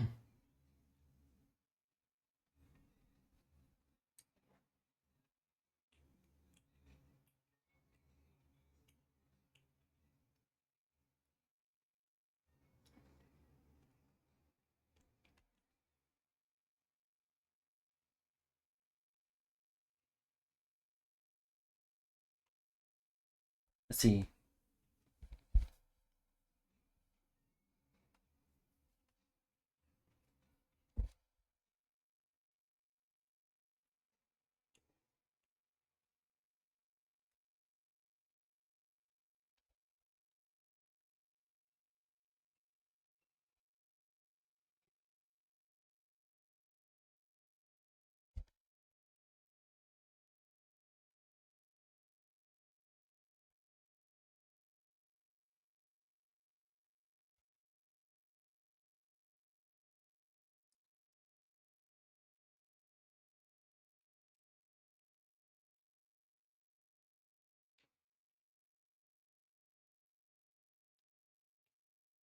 Yep.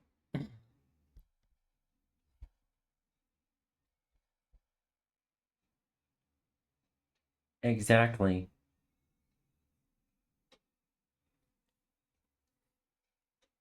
The fuck's going on?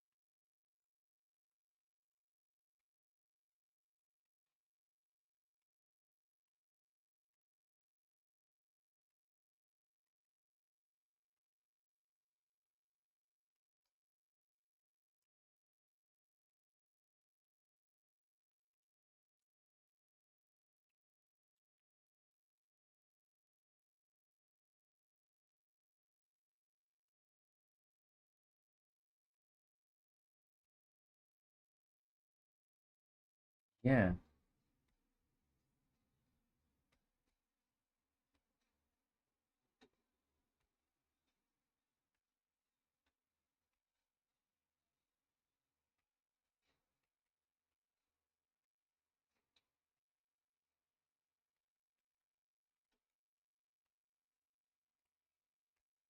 I'll try and make progress down to it, but like, nah.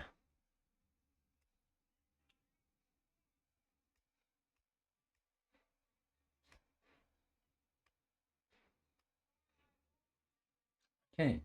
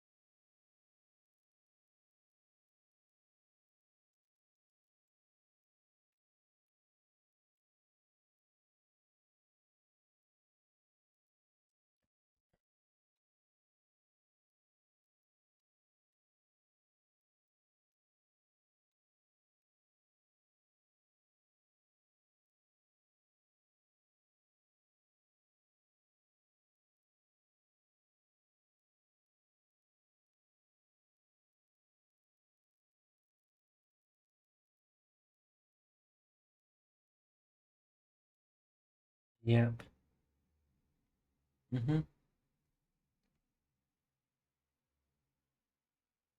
I don't understand.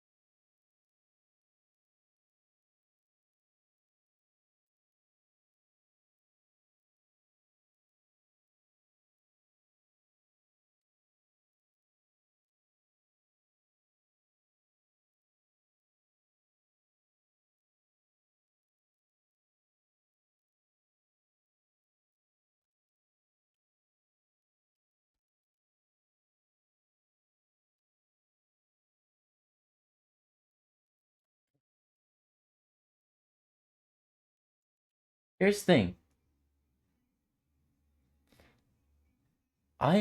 My ass is so fucking lucky to take a personal financing class. That was a fucking elective. Not even mandatory. It was fucking elective. I chose to do personal financing because I am feeling I need to gonna be finance my fucking life away. And yeah. Right now it seems like to be the case.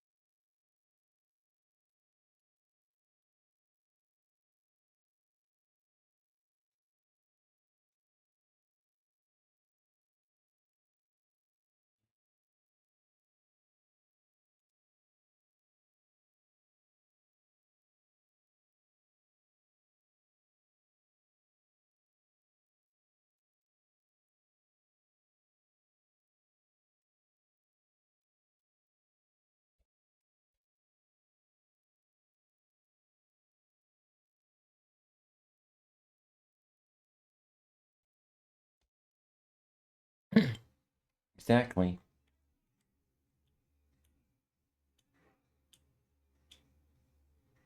Yeah. Let me get another video up.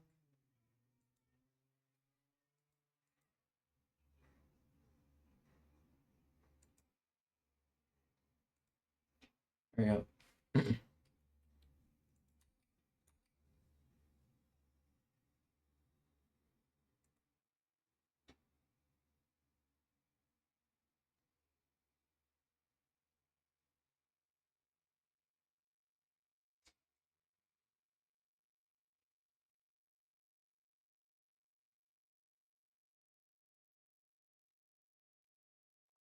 Mm.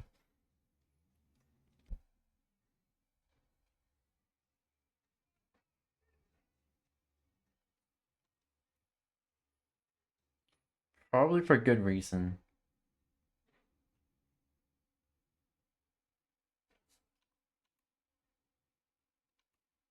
I think I know what to talk about, and we just watched this on the previous stream. Yep.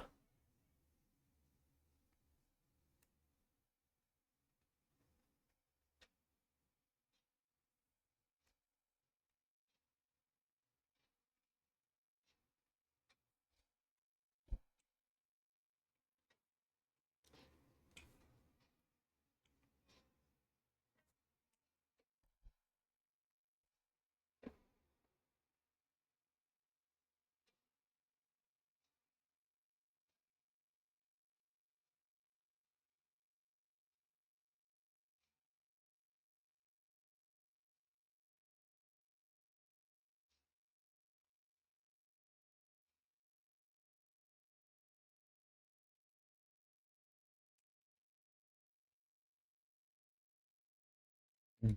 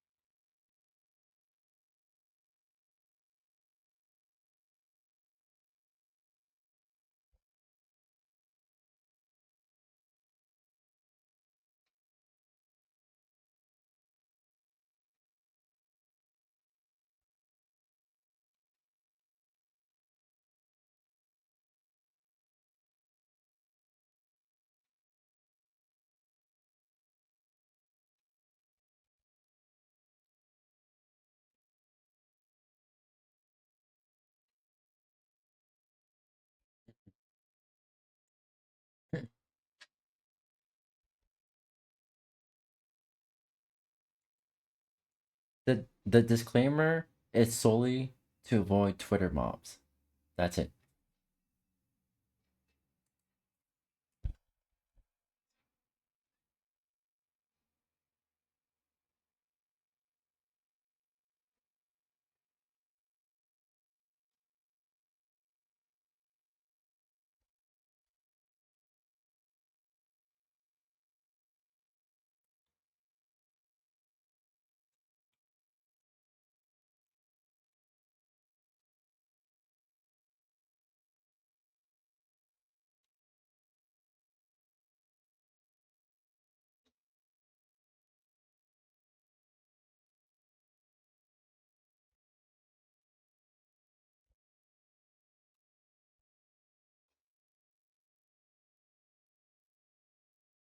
Mm.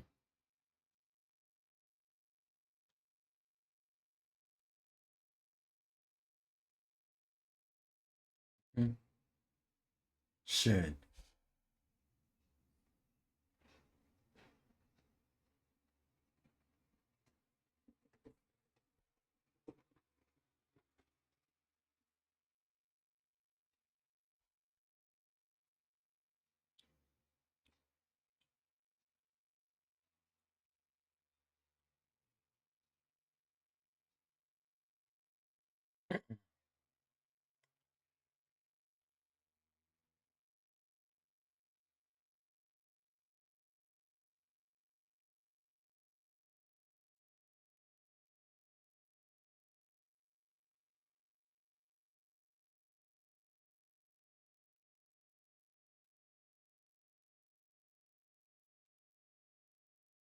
Mm-hmm.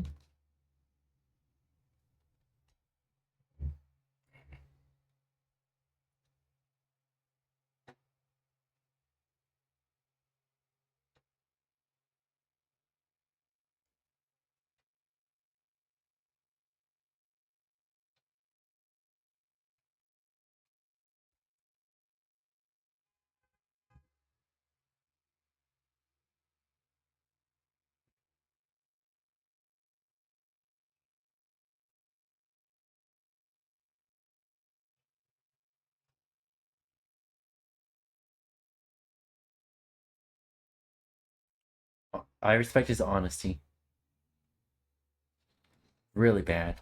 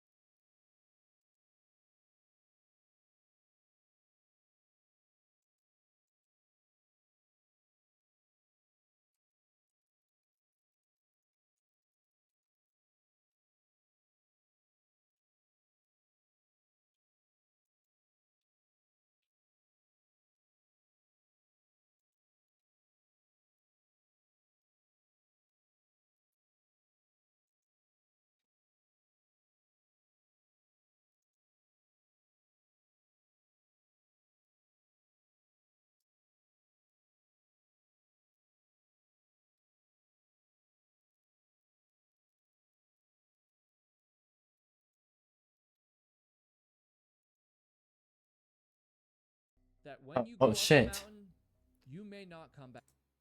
I realized I never unmuted the fucking desktop audio. Shit.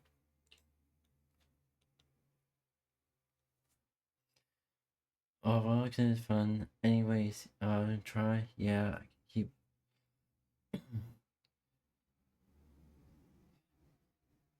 See you later. See you later, Blitzy.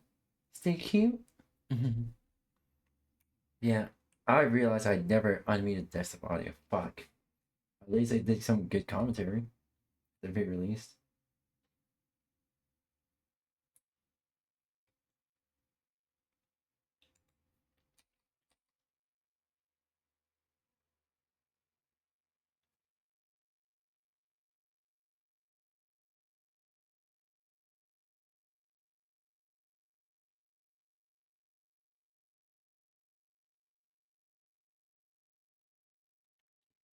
I think I may have some calcium deficiency. So I just suffer effects of it. My first sign is my tongue aggressively scrapes against my teeth, assuming I'm trying to get some calcium. Back down. As of 2025, in the best research that I could find, the number of people that don't come back down is a little bit more than 1%, which might sound small, but you need to know that Everest guides and Sherpas take that percentage very seriously because it does happen from time to time. And the reason I bring this up is because going with someone who loves you more than the world might feel like an added security at first, but that may make what could possibly happen to you up there or your partner so much worse, right? And so flash forward to May 20th, 2016. Maria and Robert had made it all the way up to Camp 4, perched at over 26,000 feet or 8,000 meters. Ahead of them was just the final push to the summit. I mean, they were really close. It was early in the morning, and the conditions weren't ideal, but there was enough of a window for them to make that push, to summit Mount Everest. Darkness surrounded them. Maria's and Robert's headlamps cut through the snow and ice. Folks, at this elevation, I've never been there, but from talking to Tom and just, I mean, everyone knows that every single step hurts. Every single breath feels like it's gonna be your last. It's a straight up battle to move forward, but you also can't like push yourself too hard either. And so you're like in this struggle, and all of that combines while the wind is just whipping in your face. Oh, and in Maria and Robert's case, they haven't even been able to eat any beef jerky. But anyways, Maria was actually starting off unusually strong. She was actually leading Robert and moving faster than the rest of the climbers in their group. And again, I mentioned it earlier, but she had this record, this big record in her mind, this idea of being the very first vegan to ever summit Mount Everest. And I'm gonna make some assumptions here, but while I imagine it would feel really good just for herself to break a record, like we all, you know, winning something or breaking a record feels good, but I think it was probably even more important to her to break this record because it would just be so validating to the lifestyle that her and Robert had committed to. You know, she could prove all the haters of the vegan diet or even a lot of the doctors and experts wrong. You know, that you could do something like this while eating no meat or animal products. And so she's charging up the mountain, and Robert was just a little bit behind her, but with her every step of the way. In fact, he was actually going to let her be the first one to summit because he knew that this record mattered more to her than to him. But as the hours dragged on and the summit became closer and closer, something started to change. Robert was actually the first one to notice, even before the Sherpas and the guides. Maria's pace, which had started out so strong, began to slow down. And at first, Robert didn't say anything, you know, probably because at that altitude, you're just trying to focus on your own breathing and getting up the next step. And so, you know, at first it's whatever, but after a few minutes, Maria's pace became noticeable to the rest of the group. Her breath became shallow and rapid. Her chest rattled with each, you know, inhale, and her body just seemed to start giving out on her, as if she had basically run out of fuel. She whispered, barely audible through her mask, but just enough for her husband to hear, quote, "I don't feel right." And that's probably a line that we've all said before, but you need to remember that at altitude, up in the death zone of Mount Everest, hearing those words is terrifying. That is almost the worst case scenario for a climber in this situation. And it also brings up a lot of hard decisions. And in this moment, Maria and Robert decided to keep pushing on silently as Maria tried to basically mask her suffering. But it wasn't long until her skin started to turn completely pale and her lips became fully blue. Each breath that she took came with this wet, gurgling sound, which was absolutely horrifying. It's hard to even say that, to be honest. The Sherpas were taking note of her condition, but Maria was still trucking on. Her eyes stayed straight ahead of her, but behind her mask. The truth was that they were glassy and unfocused. I mean, it was getting bad. But even still, she could actually see the final pass leading to the summit at this point. She even paused to kind of marvel at it, right? She was so close. And just as she took a confident step towards it, disaster struck, folks. Her knees gave way and she buckled into the snow. And at that moment, Maria's body was suffering severely from several things, as she was lacking blood flow, warmth, and possibly some key nutrients that would have helped her stay upright. But most notably, Maria was lacking oxygen. Again, where she is, the air is so thin. She's at high altitude in the death zone of Mount Everest. She was experiencing the symptoms of something called HAPE, which is high altitude pulmonary edema. This is when fluids fill your lungs, restricting oxygen flow. And when you're that high up in elevation with the air so thin anyways, basically anything else that gets in the way of your breathing puts you in very, very bad shape very, very quickly. And so after she fell, Robert grabbed Maria and he pulled her out of the snow. He supported her weight and tried to keep her upright because the floor of the mountain was freezing, and adding hypothermia to the mix of this already bad situation was obviously not what needed to happen. Things started to get a little chaotic here.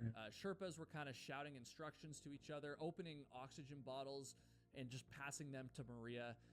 As the concerned caretakers kind of stood there, trying to do anything they could for her, the sun started to pass over them, meaning that it was now afternoon. Their window to climb Everest was closing. Time stretched and distorted all around them. Every second felt like an hour. And again, every breath was agony. They tried to push further altogether, but Maria was basically grasping for air at this point, and so once again, they had to stop. And here's one of the hardest parts of all of this. Right at the spot where Maria was now bent over, grasping for air, she could actually make out a vision. Now, of course, this could have been a hallucination, and at first, maybe Maria thought it was one, but soon, the Sherpas saw it too, and eventually, Robert's attention was brought upwards as well. All of them saw the clouds parted in just the right way, at just the right moment, that the peak of Everest seemed to be right within reach. I mean, this was beautiful, and it was right there. Robert and Maria basically had the same thoughts, but neither of them could speak it in this moment. For Robert, the choices and options became agonizingly clear. He could climb up to the summit, leaving Maria with the Sherpas to survive however she could. He could stay with Maria, potentially risking both of their lives, or they could all turn back now. Now, in hindsight, Maria, the professor, would have known that turning back was the only logical choice and certainly the safest, and maybe if she was thinking more clearly, she would have turned back even earlier in the climb. There's probably some of you that have been thinking this for a while now as I've told this story, but I want you to put yourself in their shoes for a second. This was their ultimate dream.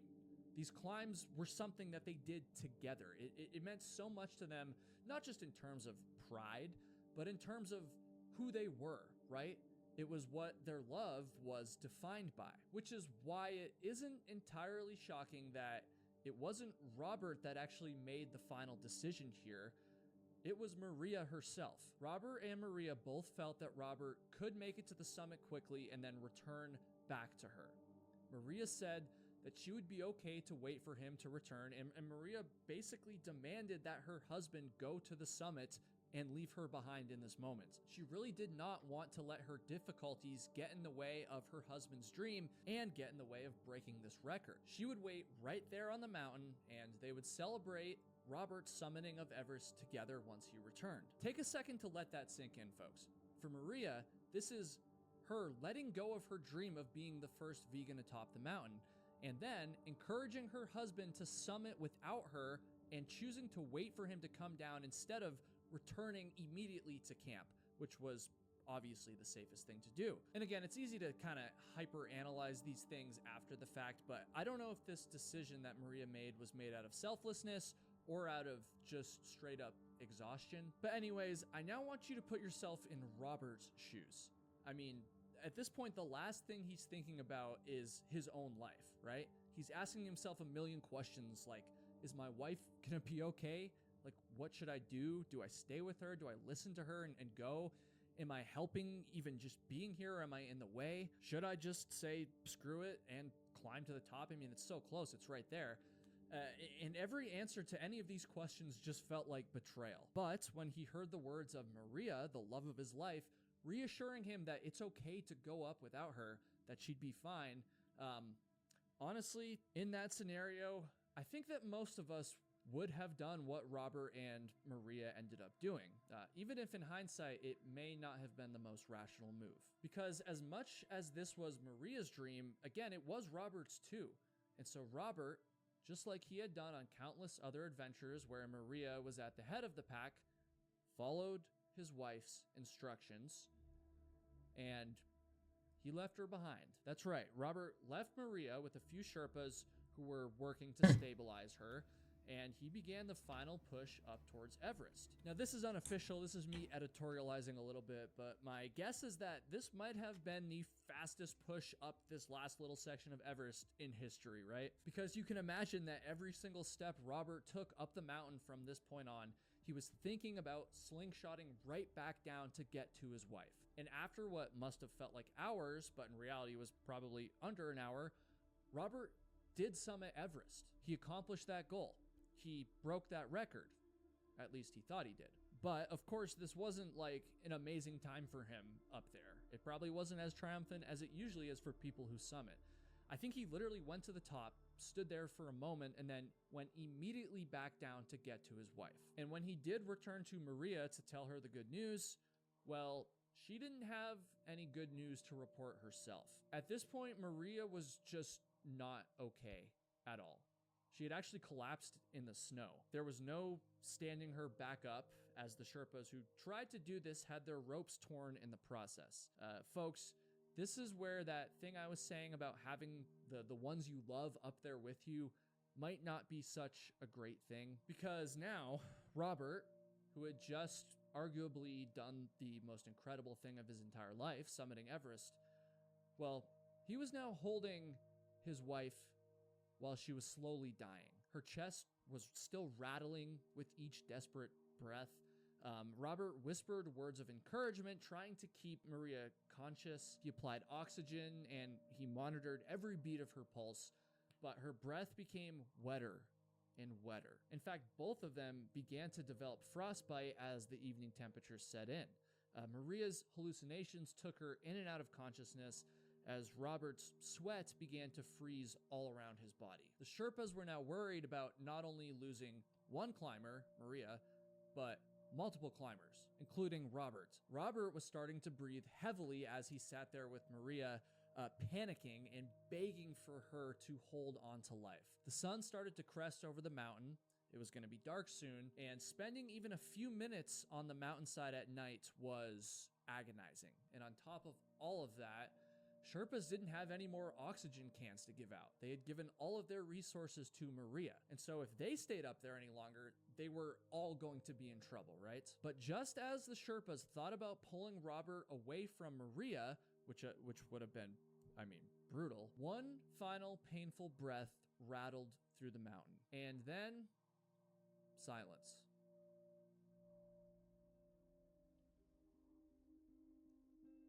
Laying there in her husband's arms, Maria passed away. She was gone. As was her dream of summiting Everest, obviously. Robert took several minutes to be there with Maria's body. Despite the sky getting darker and darker, he was in total shock, kind of just holding on to Maria's body as tightly as he could. Can you imagine this? Like, this is hard to even say, to be honest. Like, I'm thinking of my girlfriend, like, ugh. Instead of the couple celebrating the fact that one of them had made it to the peak of Mount Everest, let alone two of them, an incredible achievement, just 30 minutes after he summited, Robert was now holding the lifeless body of his beloved wife. Immediately, Robert was hit with a wave of regret of these what ifs, right? But of course, none of it mattered now. He had to kind of switch his mindset temporarily away from grieving this horrible thing and think about his own life. Think about how he was going to make it down, because again, he wasn't that far off from death either. The Sherpas had to pull Robert, who was basically catatonic at this moment, away from Maria's body. They slowly guided him down the mountain, and unfortunately, they actually couldn't bring Maria's body down with them because it was just too late in the day. It would have been too much work, too dangerous. It took over a week for Maria's body to be recovered from the mountain. And folks, that's the week that my friend Tom Pollard from the Everest Mystery Channel actually saw several Sherpas working to bring down Maria's body during his own climb to the summit of Mount Everest. In fact, he actually summited Mount Everest just a few days after this tragedy struck. And Tom told me that when he saw the body of Maria and all the Sherpas around it, it wasn't the kind of thing that you would like stop and stare at, right? Tom saw the scene, acknowledged, to himself that it could actually happen to him too, potentially, and then he kept pushing forward, giving himself the best odds to make it up to the summit and back down in one piece. I've never seen a dead body before, and so I don't know how I would react if I was in this position, but I mean, if you're gonna do Everest, there's a pretty good chance you're gonna see one. There's still tons of bodies on Everest to this day that haven't been brought back down, as I'm sure a lot of you know.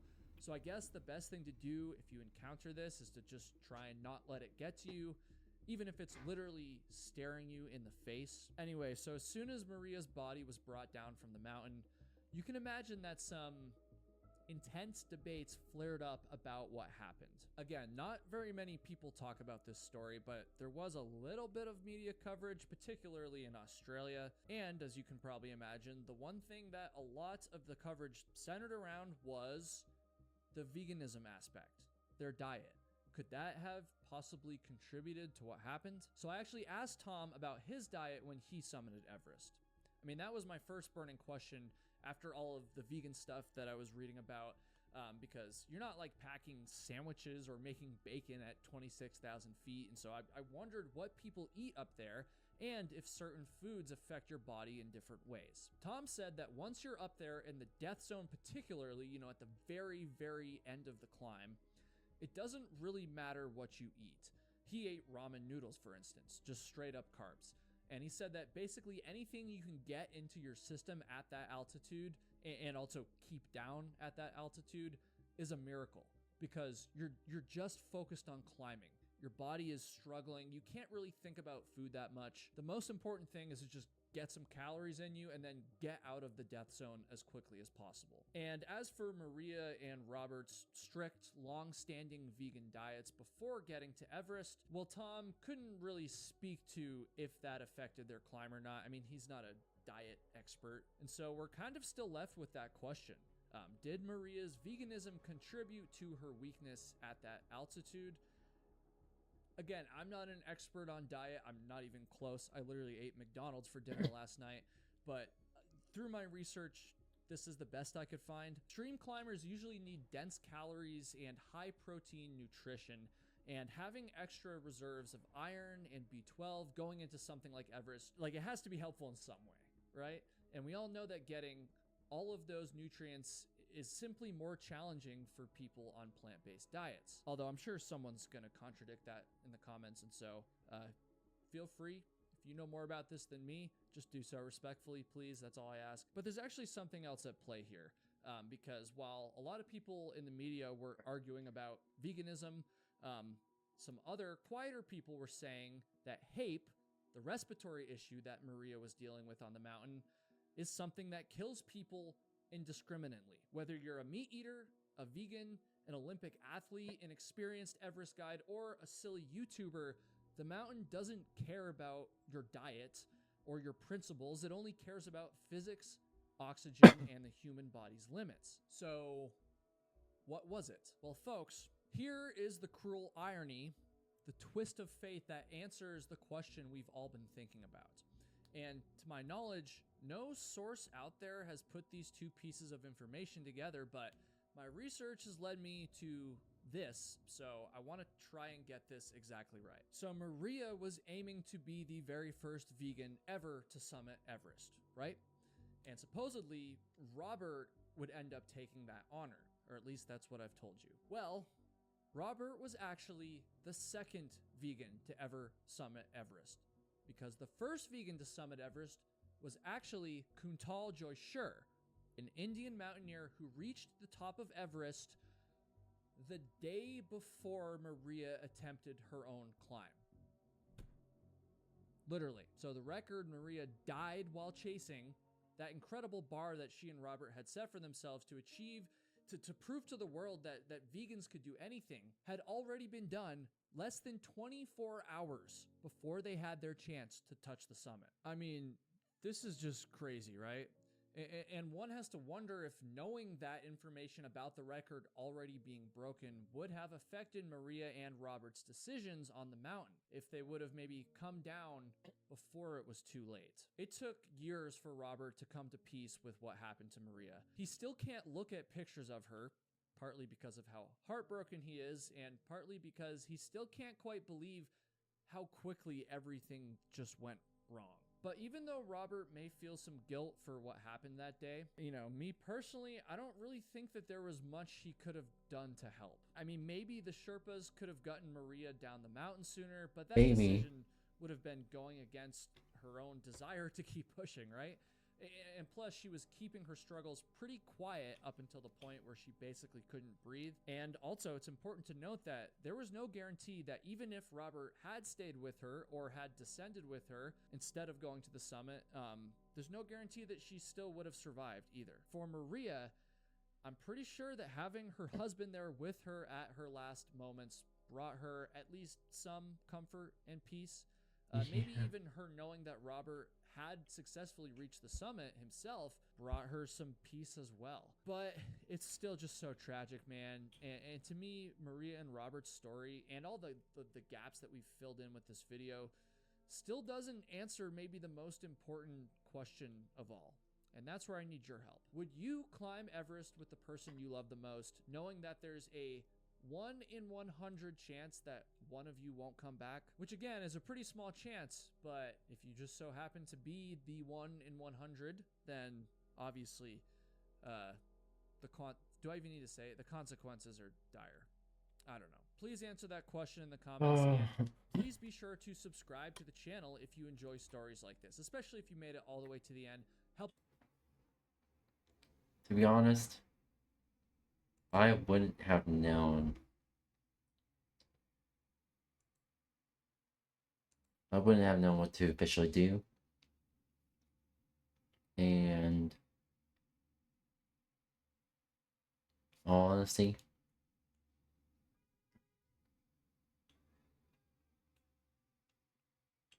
I understand that Robert's still suffering survivor's guilt. I do understand that. And honestly, anyone in that situation would feel guilty regardless if they could have done something or not. Nobody could have done anything to save her at that point.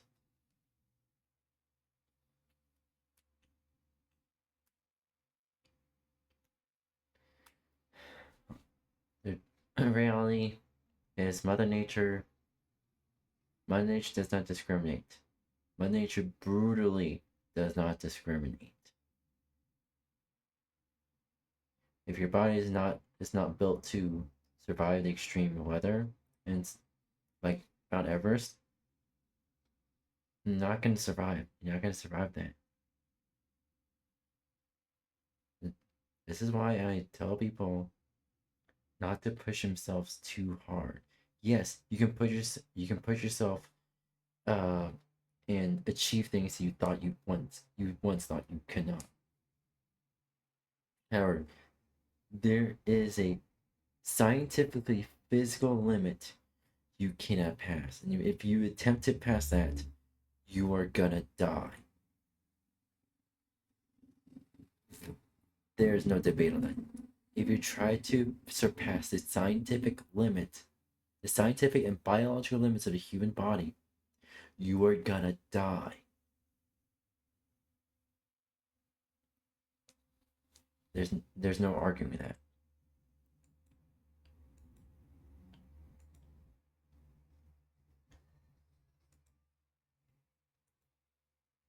Alright, let's talk about some death row executions that failed horribly. The first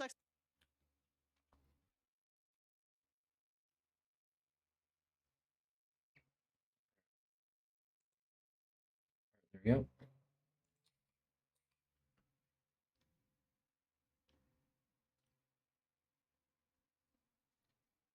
I can't afford to buy a juice this week. execution is one that failed because the executioner was too drunk.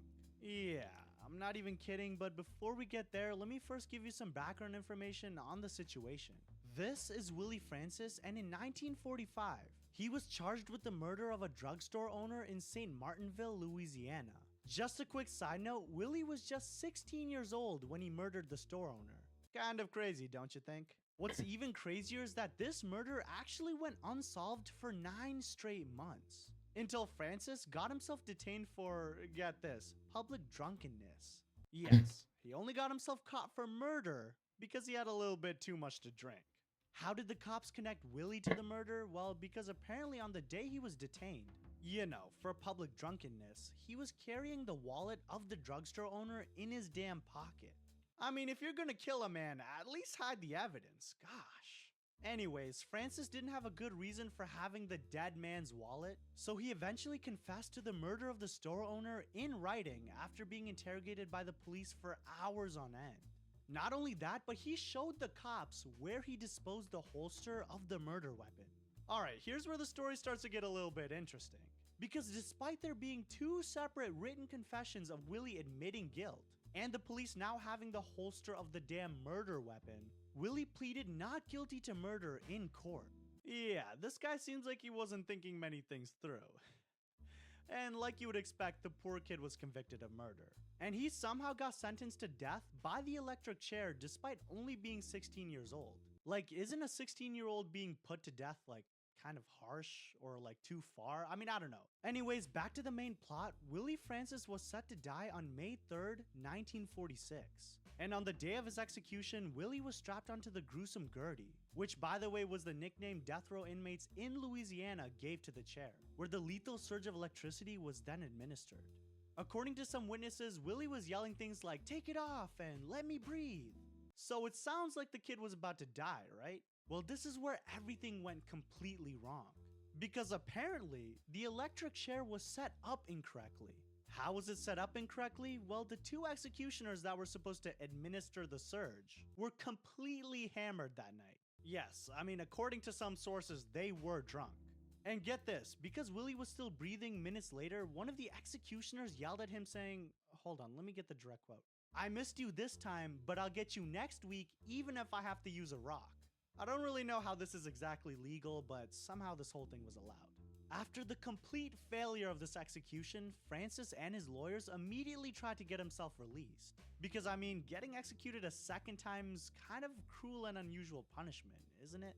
Well, apparently not, because the Supreme Court sent him right back to the slammer, despite the executioner's huge screw up and even being threatened by one of them. And just 1 year later, Willie was put to death by the good old gruesome 𝙬𝙤. Now, how can you mess up a death row execution more than that? Well, let me tell you about the execution of William Kemmler because, dude, it's low-key hilarious. Considering the executioners were guided through the whole process by William himself. Yes, William helped his own executioners kill him. Let me explain. The whole story starts way back in 1890 when William was convicted for the violent murder of his wife with a hatchet, and was then sentenced to death by the electric chair. Want to know a fun fact? William was actually the first person ever to be executed by the electric chair. So in a sick, kind of twisted way, I guess it's kind of an honor, right? What's funny about this whole thing is that the executioners were actually the ones that were nervous about the execution, not William Kemmler. Yeah, and to ease their nervousness, William would assist them in restraining himself. Yes, he helped them tie him up. Not only that, but he then tried to comfort the executioners by telling them, wait, let me get the exact quote. "Take your time, don't be in a hurry, do it well, and make sure everything is alright." Like, imagine that you're about to die and you're encouraging your killers to kill you. Good lord. The warden actually replied to William, letting him know that it wouldn't hurt at all. But let's be so for real for a second, it's 1890. Killing a man painlessly with electricity, it's almost like me going through a video without asking you to subscribe. Psst, this is the part where you hit the subscribe button. Anyways, when everything was set up and ready for the execution, the flip was switched and William's body went stiff, with 1,700 volts shooting right through him. After just 10 seconds, William was declared dead and everybody was ready to pack up. So at this point, how could anything possibly go wrong?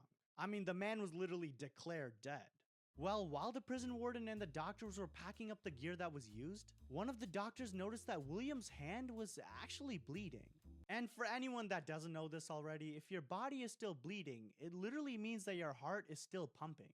Which in this case meant that William was in fact still alive. Which is so funny because these guys were already worried about messing up and they actually did. So the warden obviously started to panic and he quickly yelled at the executioners to administer another electric current to finish the job. Which I don't know if that's exactly legal, but hey, I mean, I guess the man was supposed to be dead already, right? But here's where things get even worse. William actually started to groan and mumble, and it started to become very clear to everyone in the room that he was beginning to regain full consciousness. I mean, what do you think they should have done? Let him live or just killed him? Well, whatever you think should have happened, the extra voltage eventually fried William and he was actually dead this time. Oh, and I forgot to mention that it was also reported that they heard sizzling coming from William's body as if the flesh was literally being cooked alive. It's almost like they wanted William to suffer. But somehow, I still think that this next story is more messed up than getting your skin fried off. So let me tell you about the death row execution of Robert 𝙂𝙗. The reason this story is so fun to me is because Robert actually wanted to die, and the prison wouldn't let him. Yeah, it'll all make sense in about 1 minute. Basically, how the story goes is that during one night in 1983, Elizabeth Stubbs was found dead on her living room floor with a bullet right through the middle of her forehead. Then 𝙂𝙗 was found just a block away with blood in the back of his pickup truck, alongside his bloody gloves and a .22 caliber rifle that was used to murder Miss Stubbs. Anyways, what's kind of interesting is that Robert was actually only set to be executed more than 12 years after the original murder in 1995. Anyways, for anyone that's curious, he was set to die by lethal injection at the Oklahoma State Penitentiary. Here's where things start to get a little bit messy. 7:45 on the day Robert was supposed to be executed, he ingested a large quantity of sedatives that left him unconscious in his cell. How did no one notice, you're probably wondering? Well, the guards thought that he was just taking a nap until at 9 p.m. the same prison guards tried to wake him up so he could take his last ever shower, but he wasn't responding. Yeah, he tried to unalive himself by overdosing on the sedatives. So at this point, it looked like Robert was gonna die by an overdose hours before he was supposed to die by lethal injection. Do you think that the US legal system A, let him die by an overdose, or B, resuscitated him so that he could be killed just a few hours later? Well, if you chose B, you would be correct. Because when he was taken to the hospital, his stomach was pumped, saving his life. And for anyone that's curious, the reason they forced him to stay alive was because there was a ruling by the Supreme Court in 1986 that stated that the condemned must be aware of his or her execution and why they're being executed. But anyways, after 𝙂𝙗 regained full consciousness, he was then returned to the prison, where the execution that was originally set for midnight was then taken place at 1:55 a.m., where he was strapped to a gurney and was administered the lethal injection. Something that you may find interesting here is that Robert's final words were not heard by any of the witnesses, because apparently the sound system was broken, even though it's never been broken in any execution in the past. Yeah, and Robert 𝙂𝙗 was pronounced dead. Again. Next, we have the failed execution of Doyle Lee Ham. What's so awesome about this case is that Doyle almost died from getting stabbed by the needles rather than the lethal injection itself. But hey, let's not get ahead of ourselves here. What did Doyle exactly do to deserve the death penalty? Well, in 1987, he murdered a hotel worker named Patrick Cunningham, who was working as a night clerk at a motel in Cullman, Alabama, was shot in the head during a robbery that Ham carried out himself. And guys, get this. Ham robbed the motel for $410 damn. Yeah, way to go, rich guy. Quick side note, the murder was a part of the robbery, making it a capital offense under Alabama law, which is where he was then sentenced to death by lethal injection. One problem though, Ham had a history of drug use and was also treated for cancer before, which basically meant that his arms would not be able to have needles inserted to deliver the lethal drugs. So what did they decide to do? Use his legs instead. Yippee! Yep, he wasn't getting out of this one. When the time came for Ham to die, the IV team spread both of Ham's legs wide open. Whoa. Hey, yo! Basically, they were looking for a vein that they could stab with the needle, and unfortunately, they couldn't find it. But that didn't stop them, because they continued to just stab Ham in the leg. And when it didn't work, they smashed the needles into his groin. It's the place right above your no-no square for anyone that doesn't know. Okay, and even that wasn't safe because it was believed that he was also stabbed in his bladder from all the blood that was spewing out of him. Yeah, these dudes really took a needle to his little John. Ouch.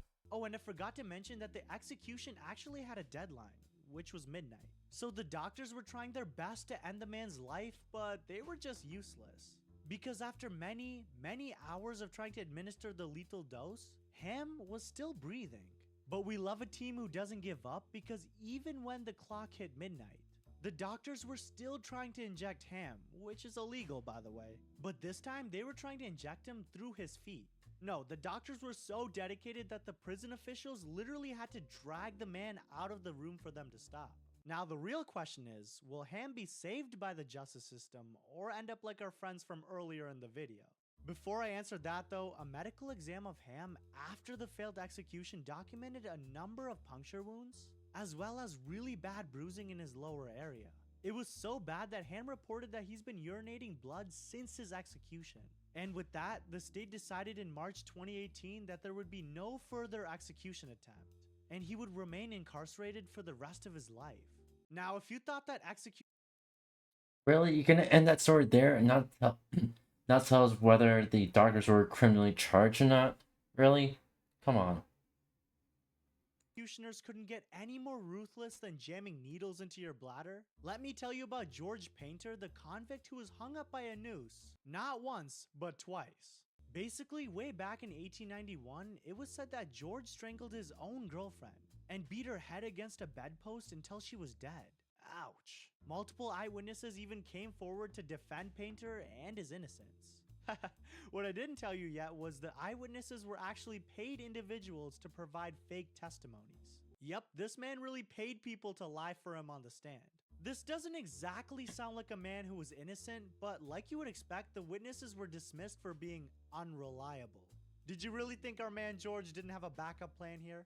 Because before he was caught, George attempted to make the whole crime scene look like a burglary. How did he do that, you're probably wondering? Well, he pulled down his girlfriend's left sock and put money into it. You stupid box head, how does that make it look like a burglary? Well, back in the day, hiding money in your sock was a well-known hiding place for women. Okay, so considering it was still up in the air whether George painted the red room or if he was innocent, what did the court decide to do? Well, obviously sentence him to death. Because after serving 3 years in prison, George was transported. Walked? He was walked to the gallows for his hanging in the year 1894. Also, a quick side note that his final words before his execution was really him declaring his innocence once again and him confessing his want for the real killer to be found. Alright, hold on. Just imagine if this guy was actually innocent for a second.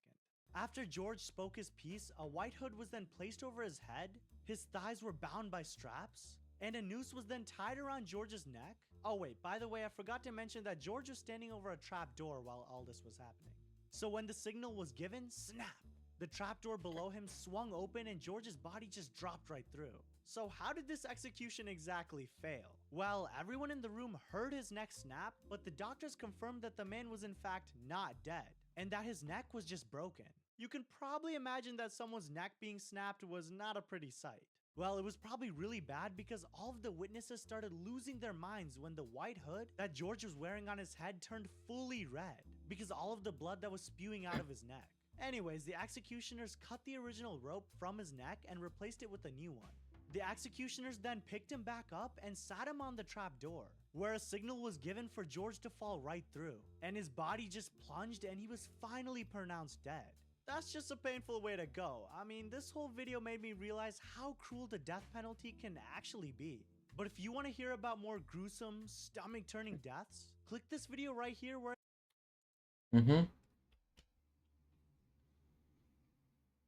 Welcome everyone. Hello. My name is 𝙂𝙚𝙣𝙚𝙧𝙖𝙩. I'm a variety streamer.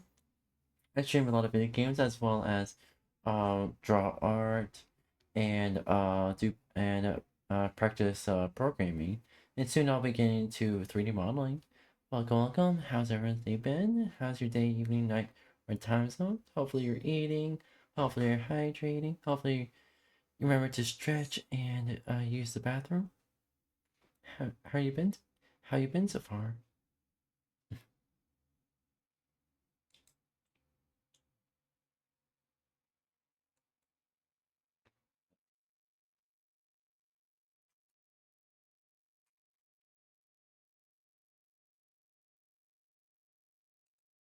Really getting there.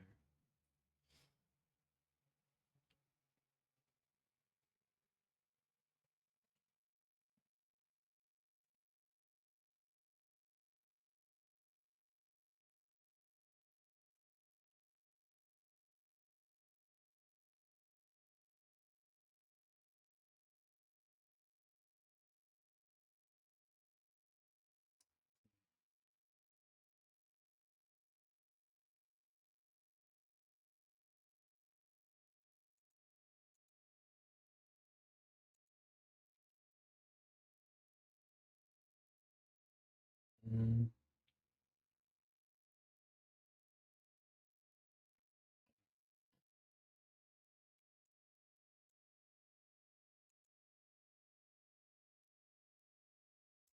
So I'm a used car dealer.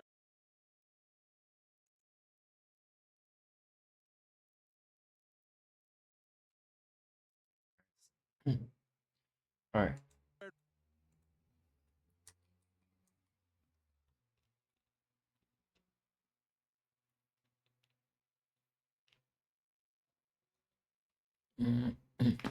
Ah, nutcracker in half.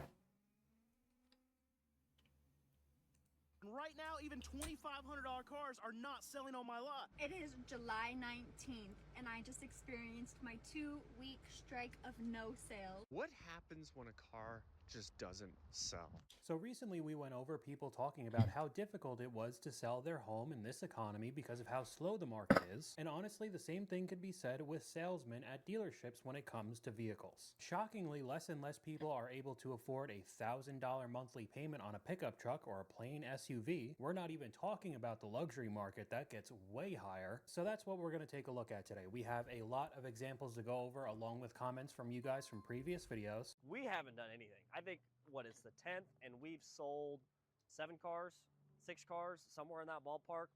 I got one that I can't even give away. I was on vacation for a week, talked to my brother. He said, hey, we sold the Infinity today. I'm like, great, that car needed to go. And I get back, and it's still here. So we didn't sell it.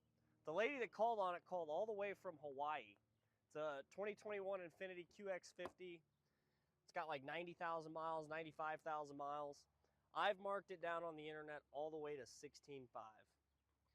It's so cheap, a lady that can't even drive it to where she is living called us on it. Can't even get to her. I'm probably gonna have to mark it down again. It's still here. It's gonna hit 90 days here probably in the next week or so. And it has got to go. Right now it is rough. I mean, we can't give anything away. Unbelievable. So we're just going to go right over to the comment section. Can't give it away, then proceeds to ask for 16.5 for it. I thought that one was pretty funny. It has way too many miles, 95,000 for a rebadged Nissan. Nobody's trying to get into a CVT transmission at 90,000 miles. $16,000 for a car with 90,000 miles isn't that cheap. Drop it down to 8,500 and it just might sell. Overpriced, everybody still thinks it's 2022. But these salesmen can't land a deal to save their lives. They can't give it away. Oh, man. So I'm a used car dealer. Right now, $2,500 cars are not selling on my lot. And for you, that means prices are going to come down. And on a lot of these cars that you see behind me, we've marked them down $500, $1,000, and we still can't get them to move. Some of them we've even got to the point where we're breaking even and they still won't sell. It's been so slow for us lately that I haven't bought a single car in 2 weeks. Yeah, check this out. So all these cars up here are for sale, and down here where we park our cars for recon, ghost town, right? All our cars are ready up there because we've actually had time to get them ready. We haven't been turning and burning.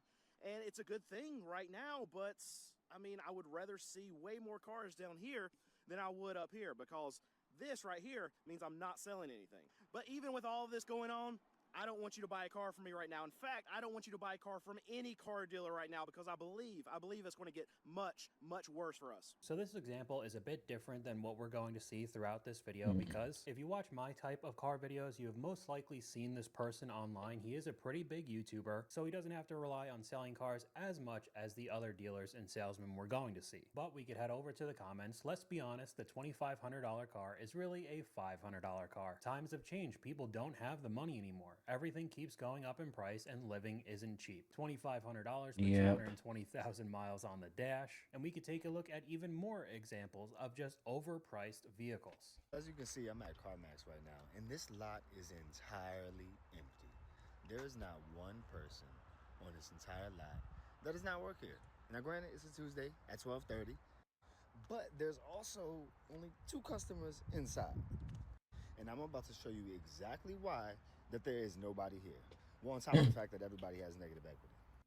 This right here is a 2024 Accord Hybrid. This thing has 58,000 miles and this thing is $28,000. First of all, how do you even get that many miles in 2 years? This thing is damn near brand new.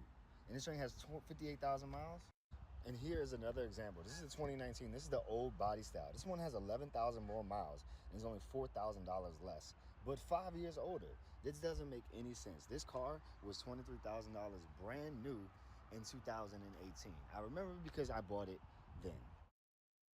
Even with some of the news recently that car prices are starting to go down somewhat, or at least not constantly rising like we've seen for years now, there are countless examples of vehicle models and entire brands that are still wildly overpriced. Like houses, people are starting to realize car ownership is a trap. That's why I'm still driving my 2017 Camry that's paid off, riding this car till the wheels fall off. People were buying cars to put on Turo and do deliveries. When the miles get high, they sell it. And I would say both Turo and Uber Eats DoorDash is not nearly as lucrative as it was a few years ago. So now these car lots basically look like museums because nothing's moving. Chrysler, Dodge, Jeep, and Honestly, to be honest, the smarter thing to do for me right now is just keep my current car. Keep it for as long as possible, even if it reaches 100,000 miles, which is damn near close to it right now. I'm still keeping it, and I'm going to fix it until its the last leg falls off. And then I'm going to rebuild that car and sell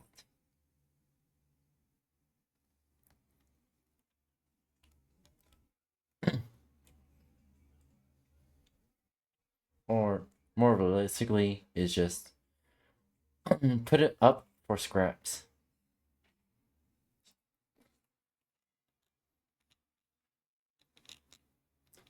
But probably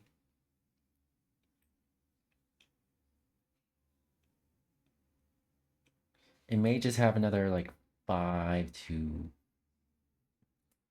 it may have another maybe 7 years, maybe another 10 years. But I make sure I take care of my car. I do. Hell, I do my own car inspection every fucking month. Make sure wheels, tire pressure is good. Making sure that once again.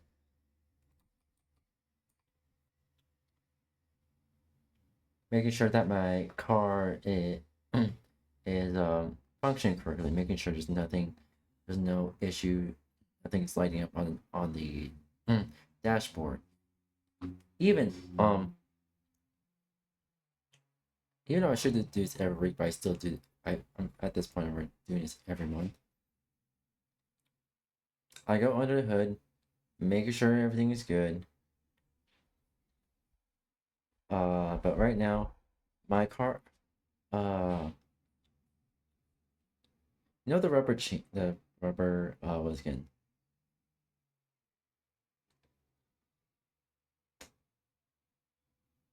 The rubber thing that's around the engine gears.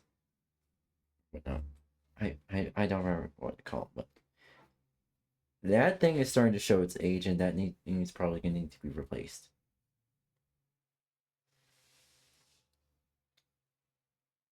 But I can't afford shit right now, and probably not for another 2 months, basically.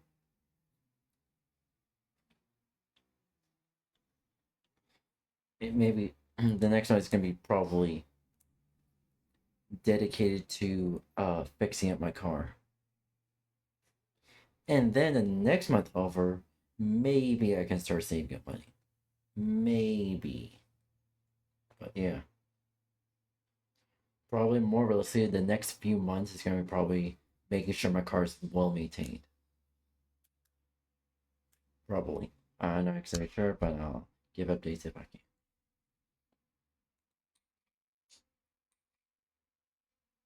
Ram dealers are overflowing with inventory, and things just got even worse. I mean, seriously, overflowing with inventory. To the point where they're having to get overflow lots for all the trucks and cars and SUVs that they can't sell. Jeep, for example, has increased their price 61% over the past 6 years, which is a steep price increase that a lot of customers can't afford. Things have gotten so bad that dealers are even hitting me up asking what they need to do to sell more cars, and I told them I would ask the community. And it's not just Chrysler, Dodge, Jeep, and Ram. Ford, with their F-Series pickup truck, just had a 6% sales decline year over year. And that's while Ford's been advertising 1.9% APR financing for 72 months on the remaining 2023 Ford F-150s.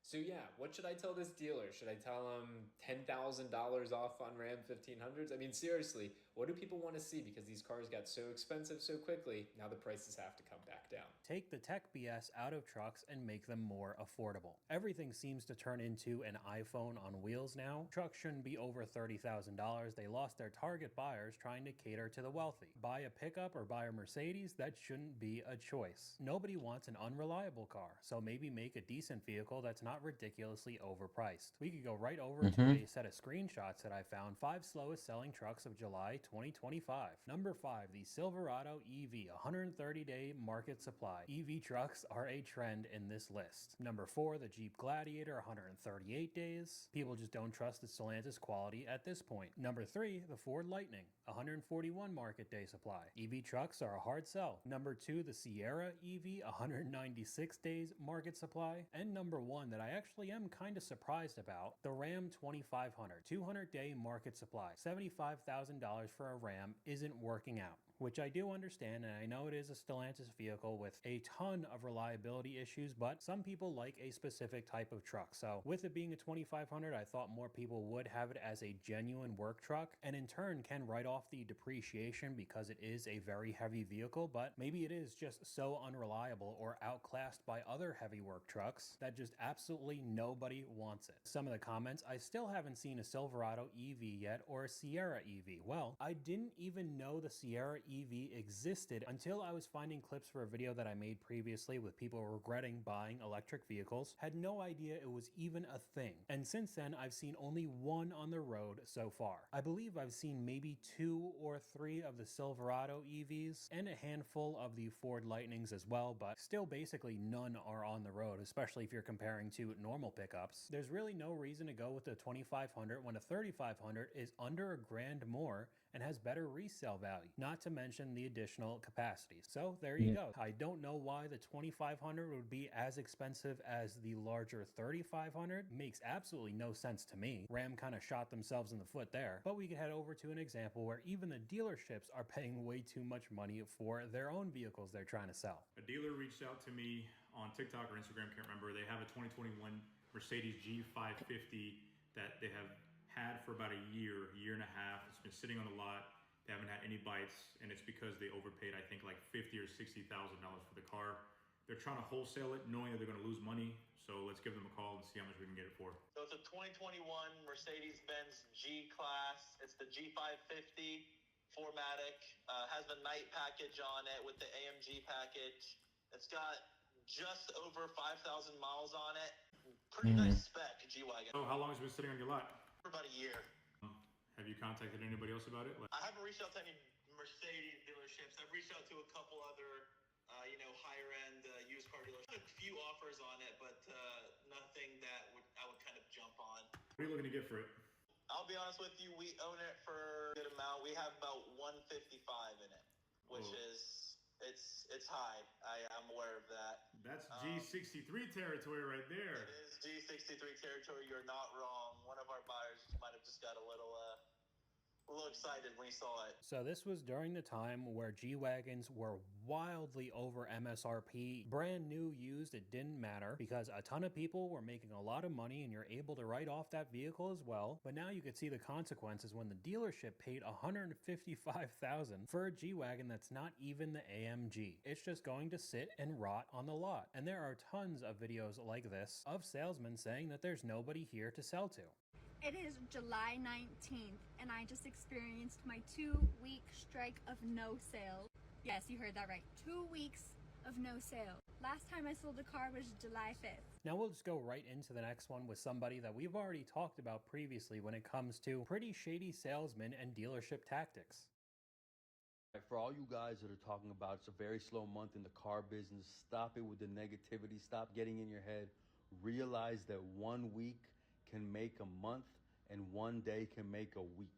Keep doing what you're doing every day. Make your phone calls, send your emails, send your texts. follow up with your repeat customers, to get referrals. Do what other people are not doing. Drop your business cards off at credit unions. Buy them lunch, dinner, breakfast, whatever it is. Tell them that the next time someone's looking for a car, send them your way. Go to your service department, try to pull customers out of service to sell them a car. This guy just keeps going on and on. I mean, just hound and harass everybody. If their car's getting fixed in the dealership, try to get them to buy a brand new one. All the repeat customers that you already put a bunch of negative equity on them, let's see if they'll do it again, just so you get your commission check. Now, previously, we've gone over a couple clips on this channel from this guy. One of them up on screen complaining about the receptionist at his dealership, basically admitting to the customer that was about to buy a car from him, saying that it was a terrible deal. They were going to lose a whole ton of money, so they end up backing out and saving a lot in the long term. And this guy was all mad about it, complaining, getting angry on camera. There's another one of a constant repeat customer. I believe it was like 8 to 10 cars almost every single year. They would come in and buy the newest model, rolling the negative equity over and over and over again until literally no bank would give them a loan, because that's how upside down they were. And he was completely okay doing it because he's getting that check every single time. These people are not your friends. This is a trick 80% of dealers pull with used cars because people fall for it. Atlantic Chevrolet is advertising this Honda Pilot for $32,900, but they are not going to let you buy the car for this price. They're going to charge fees because they know most people are not going to verify online. They're going to come into the dealer looking for that price, and they're going to bump them. Now, when you try to verify online through text or email, they're going to make it very hard. They're going to divert. They won't answer the simple question of what they charge on top of that price. Now, when I called, I spoke to the right person. They told me this price includes a $2,000 down payment, so it's $34,900. It's not $32,900, and you must finance with the dealership. So until y'all learn to shop online like pros, they're going to keep doing this because people keep falling for it. FTC, U.S. Attorney General, Cars.com, Car Gurus, all these marketplaces, y'all need to change the way these dealers are allowed to advertise. That's like looking at a TV, finding on Amazon, you go to buy it for $400, and they say, oh, by the way, you owe us another $400. So not only were there extra fees added on top of it that wasn't in the listed price, you had to finance it. You couldn't walk in with the cash and hand it to them and leave with the vehicle. This is a lot more common than you think. Lexus dealership is going viral for all the wrong reasons after the guys over at CarEdge brokered a deal to negotiate $7,000 off the price of a vehicle on their client's behalf. The CarEdge guys were happy, their client was happy, and the Lexus dealer was about to sell a new vehicle, so, they should have been happy too. But once the deal got into the finance office, the finance manager decided to add on almost $21,000 in extra fees, and that's on top of the $800 doc fee. Talk about swinging for the fences. If we look at the contract here, we can see that the vehicle itself was being sold for $62,000. Then we have a maintenance contract for $4,995, an extended service contract for $8,995, Toyota Motor Insurance Service. Shady as fucking shit. And then this one is awesome. $1,240 for an optional sales commission. Finally, we have another $4,495 for tire and wheel coverage.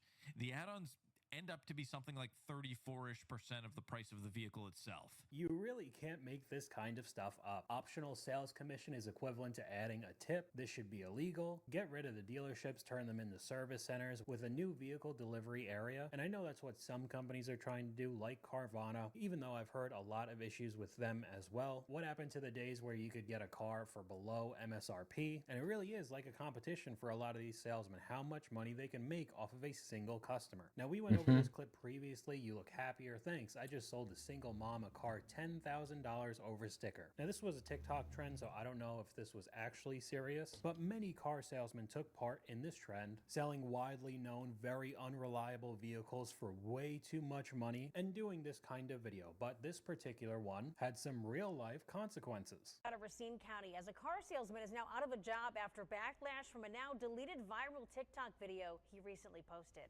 This TikTok, originally posted by @KennySells, the caption says, "You look happier. Thanks, I just sold a single mom a car, $10,000 over sticker." That video sparked some serious outrage and has now been deleted. Additionally, the man, Kenny Rua, has now been fired, but the dealership is still the target of negative reviews. So whether it actually happened or not, most likely I think he just wanted to take part in the trend. He ended up getting canned for it. There's a lot of clips of people getting fired because of TikToks as well. Here's one of a Mercedes-Benz salesman that ended up getting fired because he was live streaming while he was working the sales process, voices of the customers, basically everything. And I don't know why it's so much of a surprise, especially at a place like Mercedes-Benz, supposed to be nice and fancy and luxury cars, right? That their manager did not like it and he ended up getting canned too. But we could switch back over to the main problem of why these dealerships are taking a hit. Because 6 months ago when these first came out, no dealer was doing discounts. They were like, oh, no, it's a new redesign. We're not going to discount or anything. Yeah, turns out, made a big mistake. Made a huge mistake, actually. And now they're just loaded with inventory. Look at all those. Look at all the Toyota Tacomas. I mean, there's like 30 or 40 of them just loaded to the brim. And yeah, and everybody wants the Toyota Corolla Crosses and the Camrys and all that kind of stuff. But unfortunately, the manufacturer, Toyota, and every manufacturer, they would rather sell these to the dealerships and sell them to the public. Because at the end of the day, this is what makes more money. And look at the build quality. We go up to them. This is not built in Japan. Look at this seamless line. I don't know if you can see, it gets a lot tighter right there. Look at the gap. Look at the gap.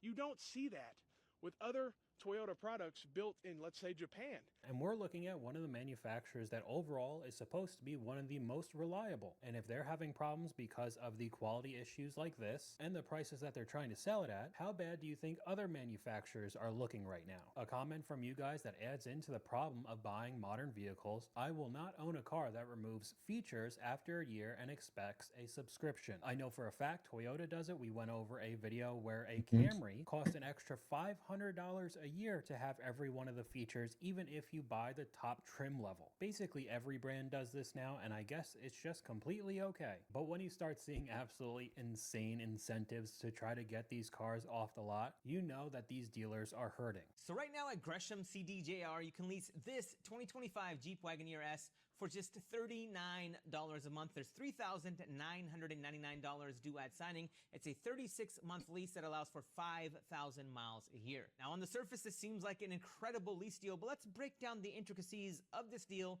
and let me tell you whether or not I think this is a good lease deal in terms of value. So he goes through everything, but the only time it would really be a good deal is if you barely drive in your day-to-day life, because we could take a look at the comments. 5,000 miles a year. Cool, so you could drive it to the grocery store a few times and then that's it. Perfect, I could drive it back to the dealership for repairs. 5,000 miles a year, ha ha ha. That was basically all of the comments. So I mean, maybe if you work from home and you don't really go anywhere in your life, maybe it won't be the worst thing ever, but again, it is a Stellantis vehicle, so you're probably going to be at the repair center quite a bit. Now, I just got advertised this clip recently and I thought it was very interesting, the wording that they used to try to convince you to buy this very expensive SUV. I feel so confident driving this Expedition everywhere. When we go off-road, we can use the terrain management system. The ground clearance is 10.6 inches. Available forward Blue Cruise allows you to drive hands-free.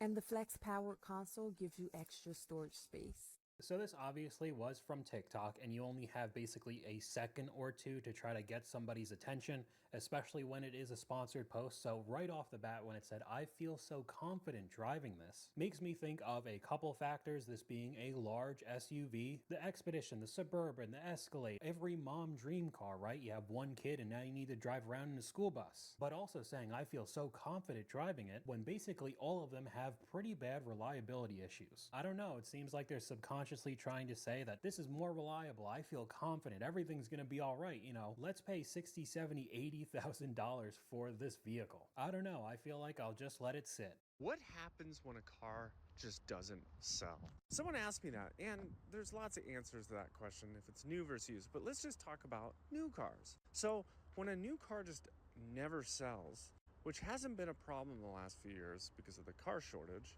but there has been times where it was. And it's most likely a car that is like something we have a ton of, Sentras, Altimas. There's a few things that we could do. One is put them into loaner car service, meaning our service department obviously services about 1,600 people a month, and sometimes people need a car to drive if their car is going to be in the shop for more than a day or so. So like these two cars are good examples. We probably had multiple Altimas in that color. They were probably over 300 days on the lot.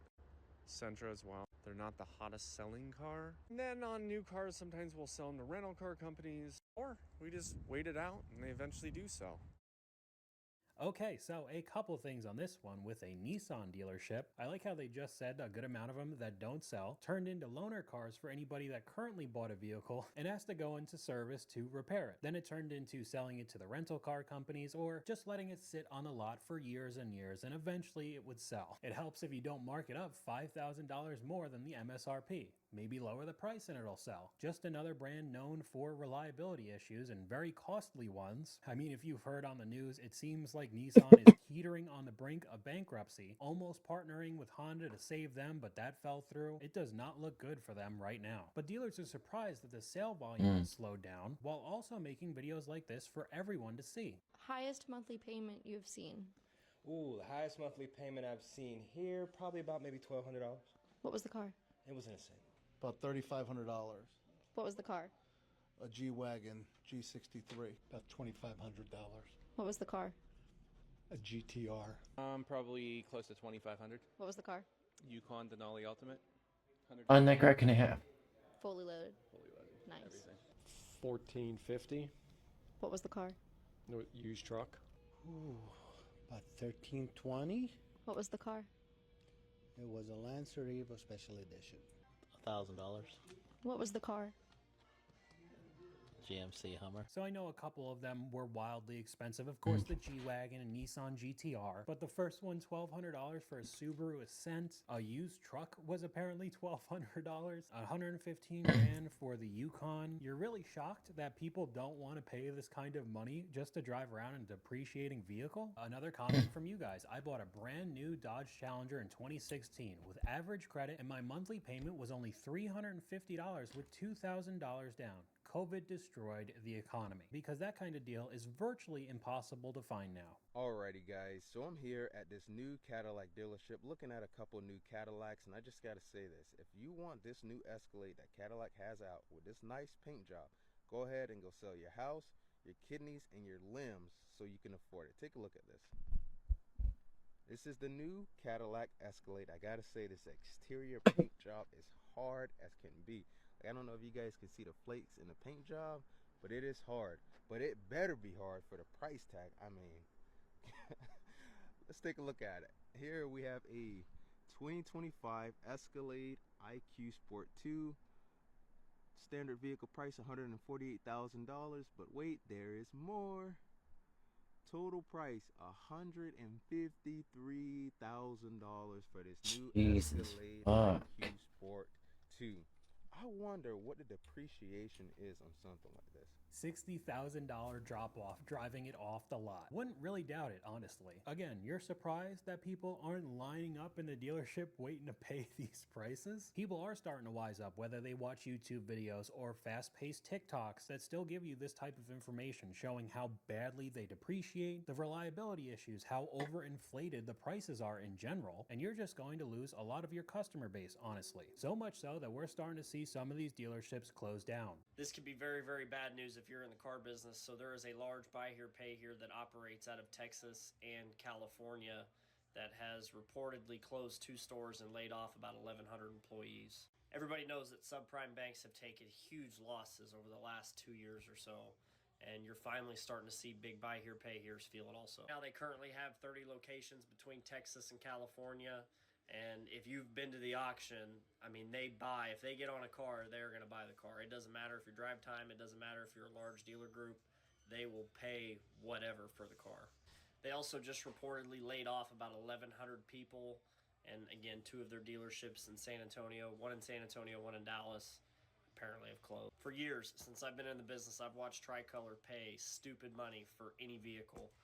And I think it's finally catching up to them. Maybe that worked 4 or 5 years ago, but not today. And I know that this is a buy here, pay here dealership, but we've also seen big manufacturers start laying off a ton of employees. I made an entire dedicated video showing everything on the news recently, and I wouldn't be surprised if there's even more information of plants getting shut down now. As a dealer of 32 years, I'm so sick of this business. Terrible quality, no selection, and today's cars are absolutely trash. and way too expensive to buy. So I'm going to end this video with a clip that I think a lot of people are starting to realize that overall I think is a positive for most people's wallets. When it comes to cars, it is one of the places that, financially speaking, I mean, it's kind of one of the dumbest debts you can get into from a financial perspective, because again, you're borrowing money and paying more on that borrowed money because of interest on an asset that's going down in value, versus like a house, a mortgage, right? You take out a mortgage, you do pay interest on that loan, but the value of that home is going up at the same time. So the car itself is not a wise purchase to make when you don't have cash for it. So that's all I got for you guys today, and I'll talk to you guys later. Unfortunately, that's the reality. That's the reality situation. Booba physics, the jiggle physics are real.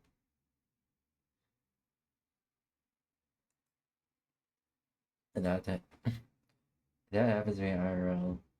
Ooh boy. A big world.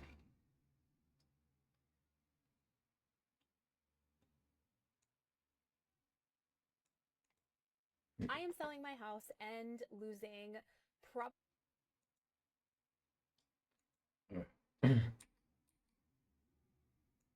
about $20,000. Just got a call from the realtor that the people buying our house might be backing out. If your home's not selling, it's because it's overpriced. Buyers determine the value of your home.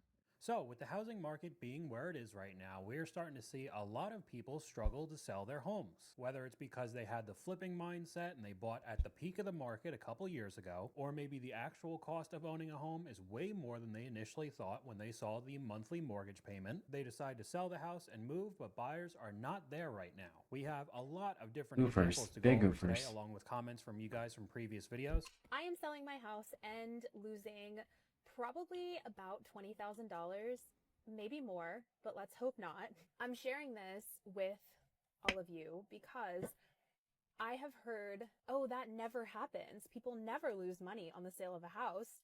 That's not true, especially if you purchased your house in 2022 or 2023 at the height of the market. I think if you're selling your house right now, dependent on what market you're in, you might be facing something similar, and I've seen a lot of people talk about that. But buying a house in 2023 or building a house like we did was what we thought was the best decision. And there's a little bit to add on to that. It is new construction. If you watched any of my previous videos talking about it, there are more and more people, including myself, that are very iffy on buying something that's brand new. The quality just doesn't seem to be there. On top of building it at the peak of the market, it's pretty unlikely that you're going to make money or break even at this time in 2025. Some of the comments, when they say investment, they aren't expecting you to sell in 2 to 3 years. If you sell 1 to 2 years after, unfortunately, any gains that you've had are eaten up by realtor fees. People don't consider those fees when it's time to sell. So it's starting to sound like much more of a flipper mentality. Like any investment, you have to know when to hold and when to sell. I sold my house in Charlotte last month. I bought it for $310,000 in 2023 and sold it for $295,000. Thankfully, I didn't have to pay anything at closing, but sucked for sure. A comment from you guys that goes along with the new construction build. The first thing I do when scrolling through real estate listings is anything in an HOA field. And if there is anything in that box, no matter the merits of the house, I keep scrolling. I do the exact same thing. So that does also cut out a lot of the new construction builds, and you'll have an even smaller pool of clientele who are willing to buy the house today. The story went viral on Reddit about a homeowner in Colorado who listed their house, and it's been 45 days without a single showing. TLDR, they bought the house for just under $540K, and they put almost $30,000 more into it. Now, they started that listing at $540K, and they've already cut it down to $525. They still owe $475,000 on the house, and they know they're going to lose money, but they don't want to lose even more for agent fees. And then she says that they've been also building a new house out of state that they've paid for, and it's going to be done at the end of September, so they need to sell this house. Now, it sounds like they're stretched way too thin, and you just hate to see it. I don't know. I think that might be an understatement. Already building another home while you're actively losing money on the first one? A little bit more context with the comment section. The problem is that the house is in Wellington, Colorado. It's Wellington, duh. It's in Wellington. There's nothing in Wellington. No one wants to live there unless there's no other option. So on top of the high house housing prices, the high interest rates. Location is, of course, a big factor as well, and it sounds like whoever made this post is going to lose a lot of money. Dallas homes appear to be extremely overpriced, but maybe if they drop 40%, they'll start selling. This woman says, I sold my home last year in Dallas. I had to reduce my price several times, but it did sell. She says, I hope to pick up a good deal once people realize they need to reduce their list prices. Dallas housing supply is through the roof. We're talking 60% more inventory than normal. This is great news for DFW home buyers like us because there's the most selection that the market has had since the tail end of the last downturn in 2011-2012. But great news for buyers typically means bad news for sellers. This person says, good, it's about time for a price correction. Prices need to drop 30 to 40%, if not more, because everyone thinks their home is $500,000 to $750,000 in the North Dallas area.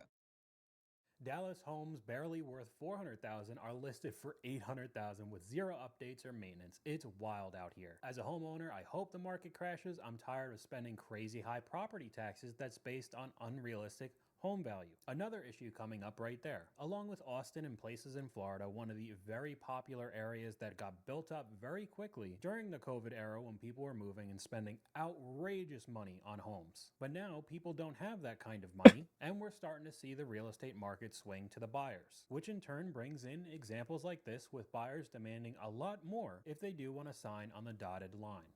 Can I just vet about selling a home? Our house has been on the market for 9-10 months. We're supposed to close tomorrow, and these people, the request of things is like outrageous.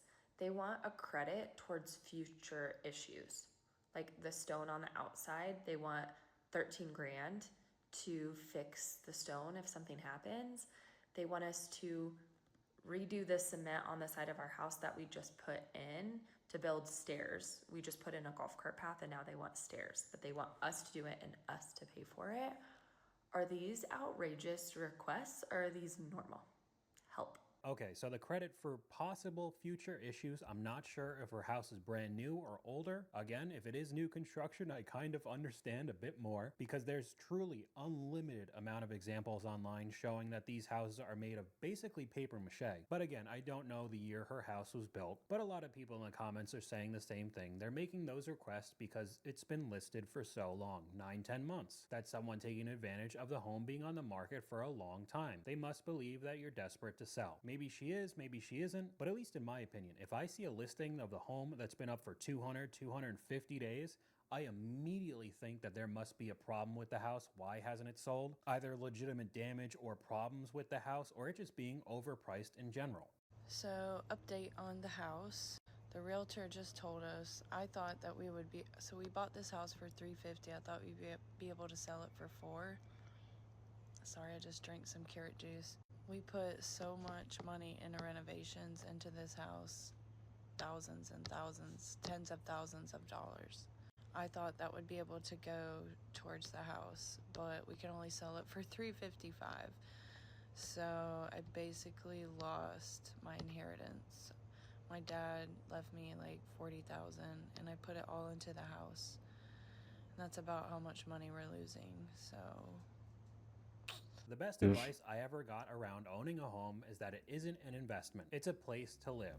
I agree with that more and more now. Your mortgage payment is still like rent. If you get money when you sell, it's a plus. Real estate is a long-term game. You're not losing. You're moving too fast. There's no one in the world who would have told you to buy a house for $350 and sell it for $400 while also putting thousands, apparently tens of thousands of dollars into it. It doesn't make any sense at all. Sounds like it was overpriced when you bought it, possibly again during the peak a few years ago. Too many people making a quick buck in the game and they don't know how the pieces move. So I mean, if you were anywhere in the financial space around COVID time, especially 2020 when a lot of us were stuck in our house, there was so much content of everybody saying you gotta buy property, start your real estate portfolio, you'll just be racking in money so quickly. And it kind of sounds like that got a little bit out of hand with people's cash offers over asking, and now we're seeing somewhat of a correction. I'm not saying that we're back to normal. Houses are wildly unaffordable still, but we're not in the same era where you could buy a house and make a ton of money flipping it in a year. A lot of people who bought homes over the past few years thought they were making a really smart financial decision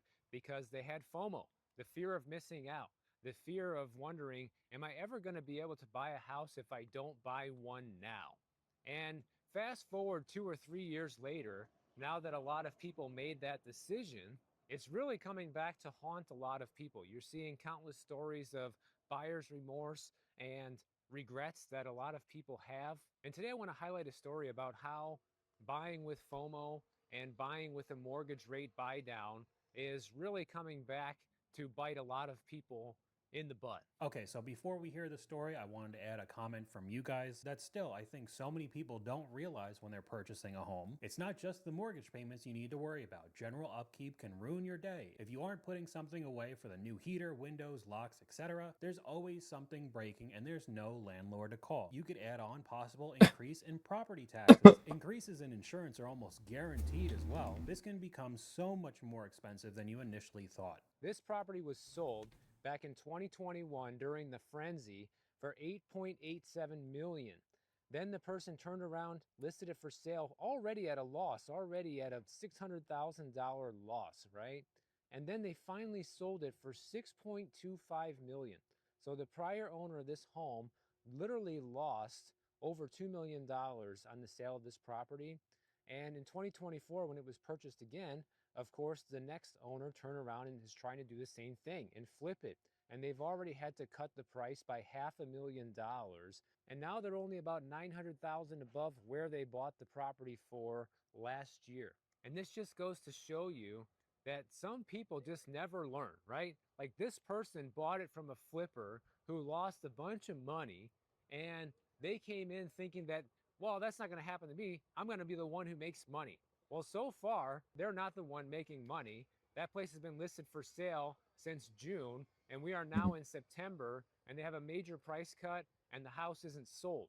If they do get lucky enough to sell it, it's probably going to be at a substantially lower price than what it's listed at right now. Okay, so I know that's a very extreme example. Buying a house for $8 million and in the end losing $2.5 million? That is legitimately endgame retirement money you lost on a home. And then the next person thinks that they're going to be the genius and be able to flip it. It's honestly just hilarious to me. And this isn't the only example. This goes to show you how unrealistic sometimes people are. So look, this property started in the market at $650. Boom, boom, boom, boom, boom. And that was back in 2023, October 2023. Didn't sell, didn't sell, didn't sell, didn't sell. Finally sold for $450. From them wanting $650, so they took $200,000 less than what they originally wanted. This is why you list at a good price instead of having to sit on a property for so long and then eventually coming down to what it's worth. Now I think that clip pairs very well with the next one. Just very straightforward. If your home's not selling, it's because it's overpriced.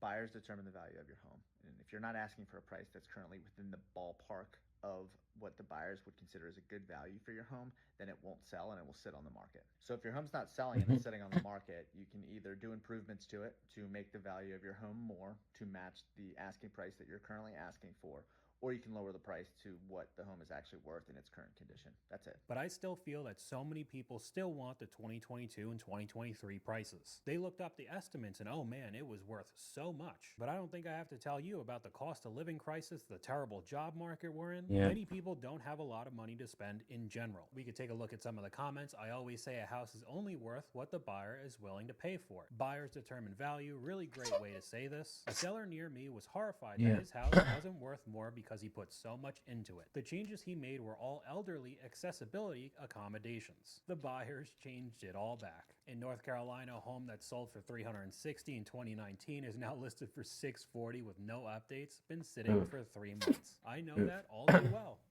The U.S. housing market grinds through a cruel summer. That is bad news for everybody. Let me summarize this article for you.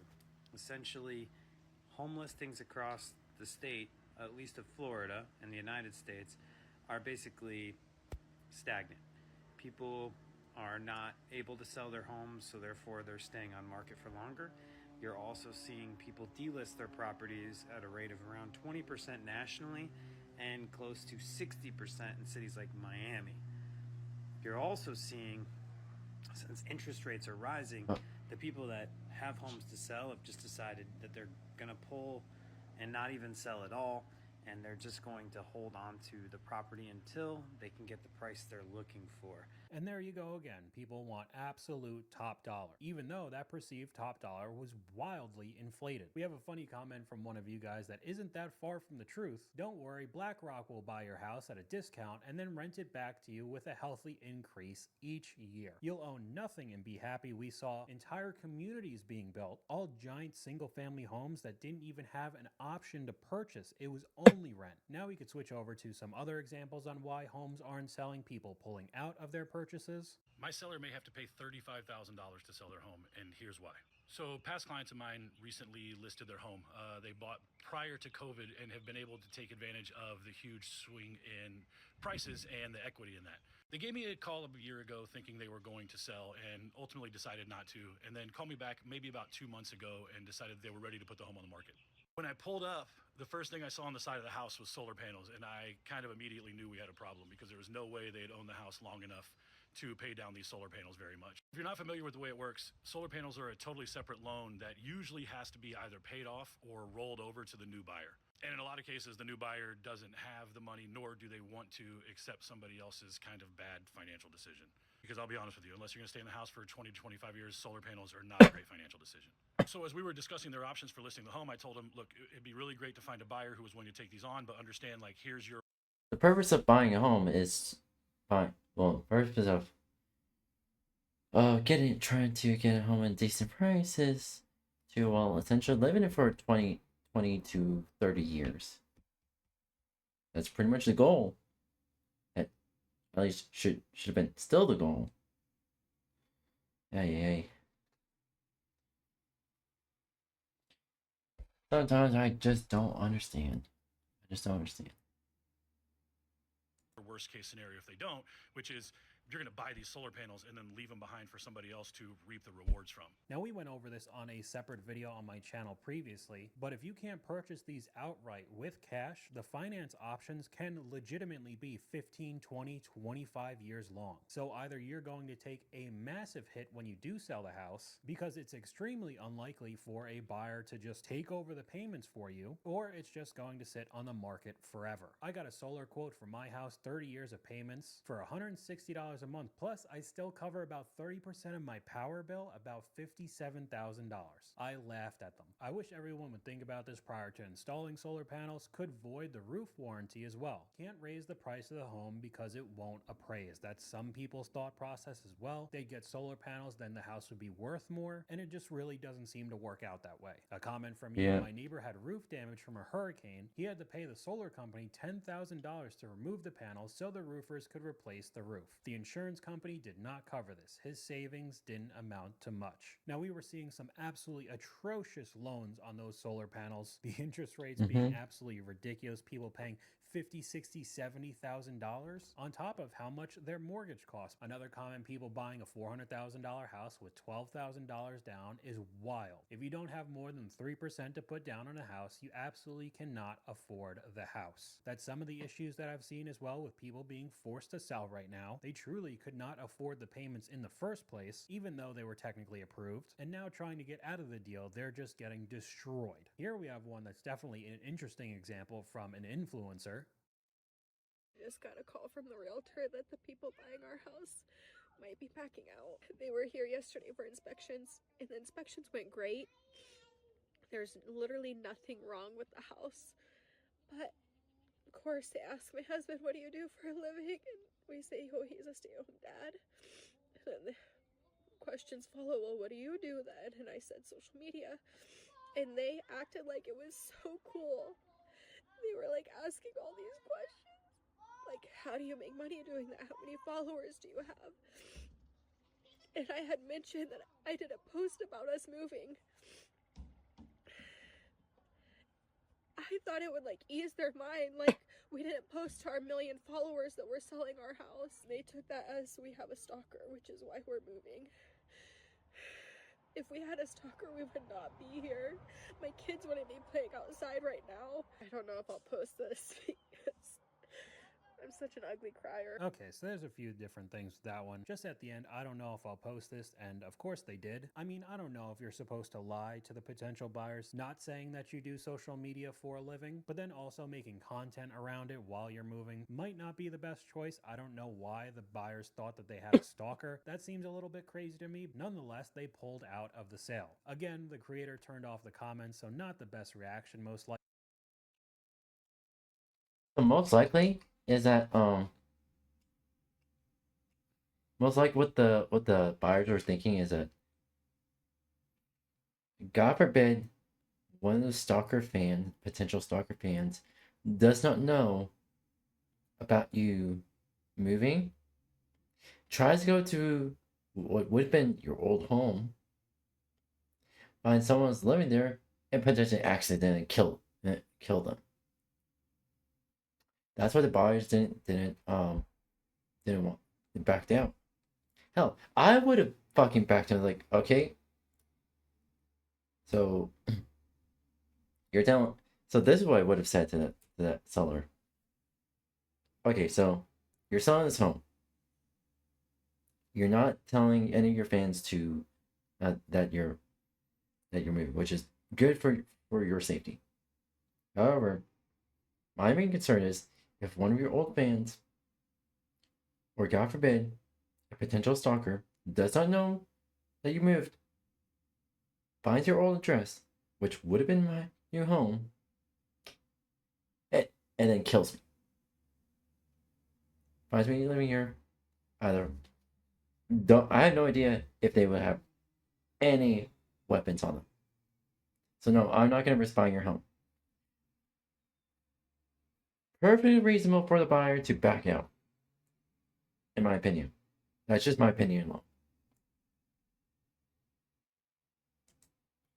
Likely, just something I wanted to put in this video, a pretty crazy example. So I've been trying to sell my condo. Finally got an offer.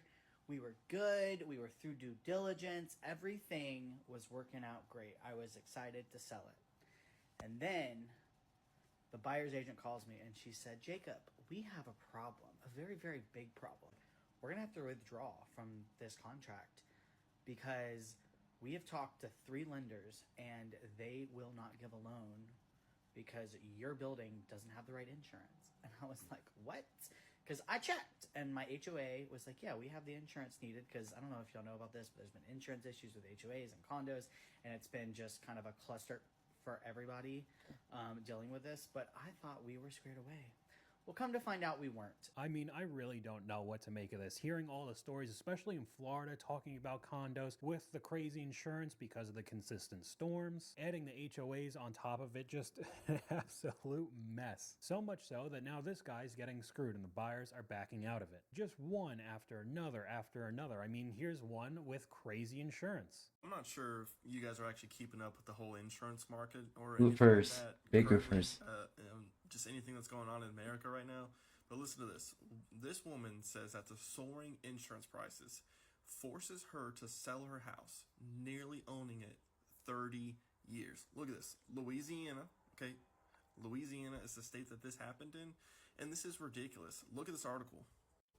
Okay, so according to Assurify, an online insurance marketplace, the cost of homeowners insurance in Louisiana could jump so it's not even done yet, could jump another 23% by the end of the year, the steepest increase in the country. Now, I believe it because, listen, I'm not, so obviously myself, I'm an insurance agent, and this is why I do all this stuff to keep everyone else informed.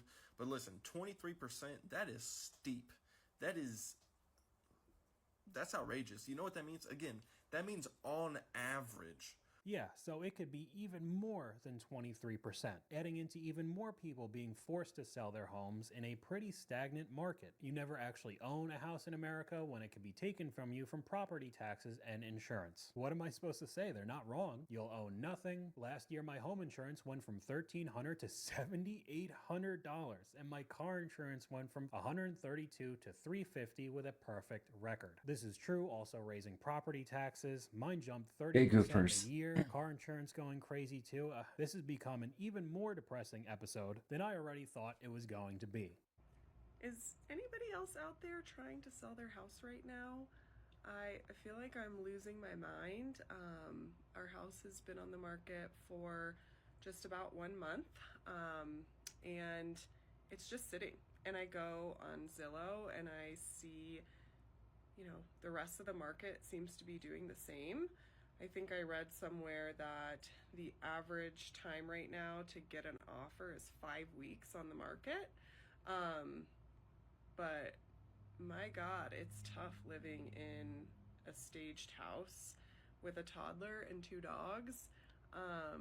So just trying to find my community out there to get any tips and tricks on how to get this sold so that we can move on to our next spot. So we could go right over to the comment section, giving her some advice. Drop the price, plain and simple. Sellers are unwilling to even consider that their houses are overpriced. I made offers. One house has been on the market for 7 months. Our house is pending before it's even listed because we priced it correctly. If you aren't getting any showings, you gotta lower the price, even just a little bit. A lot of these examples don't actually show how much money they're selling their house for, and I do understand why, because the more information they would give, they'd probably dox themselves, but I am willing to bet that many of these homes are probably listed for more than they're actually worth. This is a story time about how we got screwed on the previous buyers on our house. Basically, our house has been on the market, our house sold, we got the due diligence check, we signed contracts, inspection was set up, inspection came, inspection was good, we then set up the appointments for closing, had a closing date, literally all of the above. 8 days before closing, our realtor gets an email, literally with nothing in the subject line, nothing in the email, nothing. It's literally just termination paperwork. No reason, nothing at all. We've never been given a reason. This was 2 weeks ago. So currently we still have almost record high home prices, very high interest rates, and low sales volume. Another statistic that has increased as well is buyers pulling out of the deal. And I get it, having to stage your house going in and out, especially if you have a whole family, would be a huge pain, but it does really sound like the seller's market when it comes to real estate is probably over. Our buyers just pulled out. They just canceled, they dropped and canceled everything. So what happened was, the inspection came back and they said there was $20,000 in damages inside the house. There was not. They said they needed a new roof and they were asking for $10,000 for a new roof.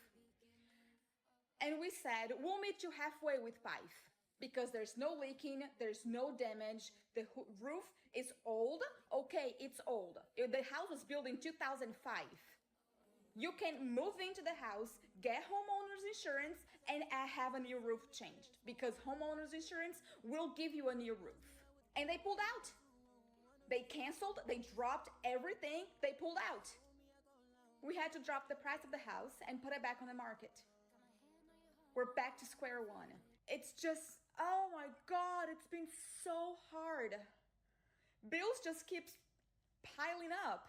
Okay, so this one's an interesting one with the inspector going through about $20,000 in damages, including an old roof, so I kind of understand why they pulled out. We can look at some of the comments. Homeowner's insurance no longer replaces roofs at 100%. Since your roof is old, it might cover about 20. That's what an inspection is for. Buyers didn't like what they found. I would have also backed out. A new roof where I am is $20,000 to $30,000 depending on the size of the home. So even trying to go 50-50 with the $5,000, I feel like it'd probably be more expensive.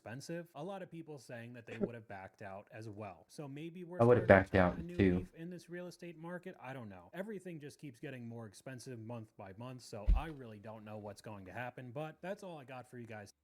Some advice for the sellers who may stumble upon the stream. Make sure you keep up to date with your state's house code. And also avoid building houses in HOA areas. We will not buy a house if you're in an HOA area. Fuck that shit. And also, lastly, but probably most important, based on what you buy, and make sure you go through a state certified housing inspector, not only to verify that your house is good, but also make sure that that that your house and make sure to get a quote from on that house inspector to see what the true price of your house is. And even then, you probably have a 3% margin on either side to either raise or lower. You have 3% margin to raise the price. There's only 3% margin. As for lowering the price, maybe closer to a 10% margin. Because you priced it too low, we're not going to buy it. We're going to suspect something's wrong. If price it too high, we're going to suspect something's really wrong. If you did just right, just under probably like, I say 5% margin below market price, maybe you'll be more likely to get an offer. I'm no expert, but as a buyer, that's why I look. That's why I look for a house. I can't afford a house for shit, so take all of it with a grain of salt. Take all of it with an atomic, atom by atom type of grain of salt.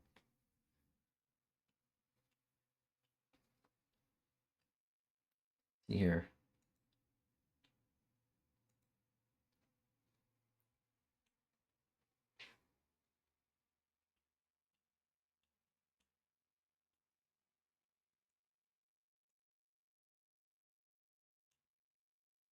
Let's see the progress we did.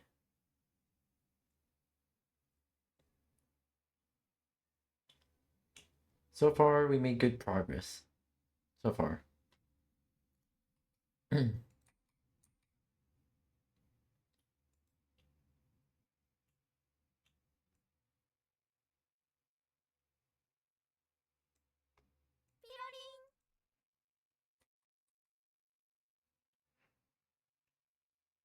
Alright, yeah, but I'm probably gonna end the stream here. Let me move a bunch of stuff real quick. Alright.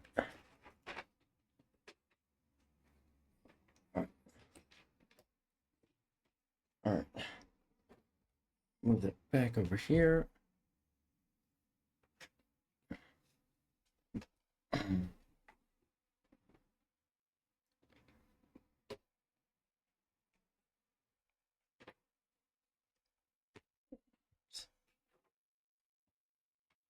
Ay. What's going on? Tugging at it. What's actually tugging at this?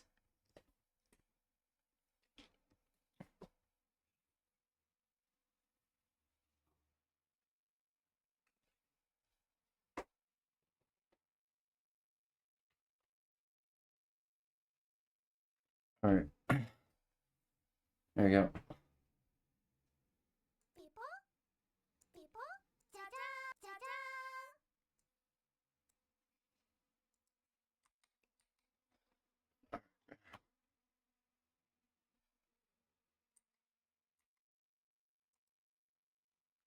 Alright, chat.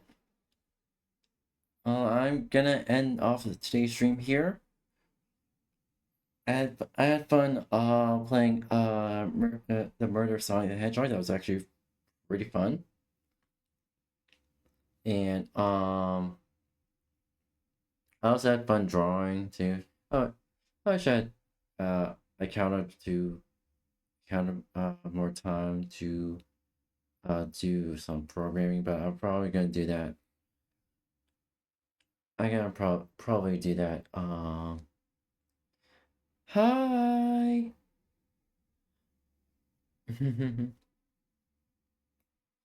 But yeah, I'm probably gonna do that either tonight or by myself tonight, right? Or maybe next stream around. Probably maybe next stream around. Probably tomorrow we'll be doing some programming practice as well as art. Outside of that, yeah, that's pretty much it. And that being said, thank you for joining today's stream. Thank you for everyone for following. Thank you, and thank you those who thank you those who donated. And that being said, my name is 𝙂𝙚𝙣𝙚. I'm a variety streamer. I stream a bunch of video games, chat studios me, as well as stream art, stream programming, and soon I'll be getting into 3D modeling. That being said, y'all's days been hope y'all's days, evening, night time zones have been swell.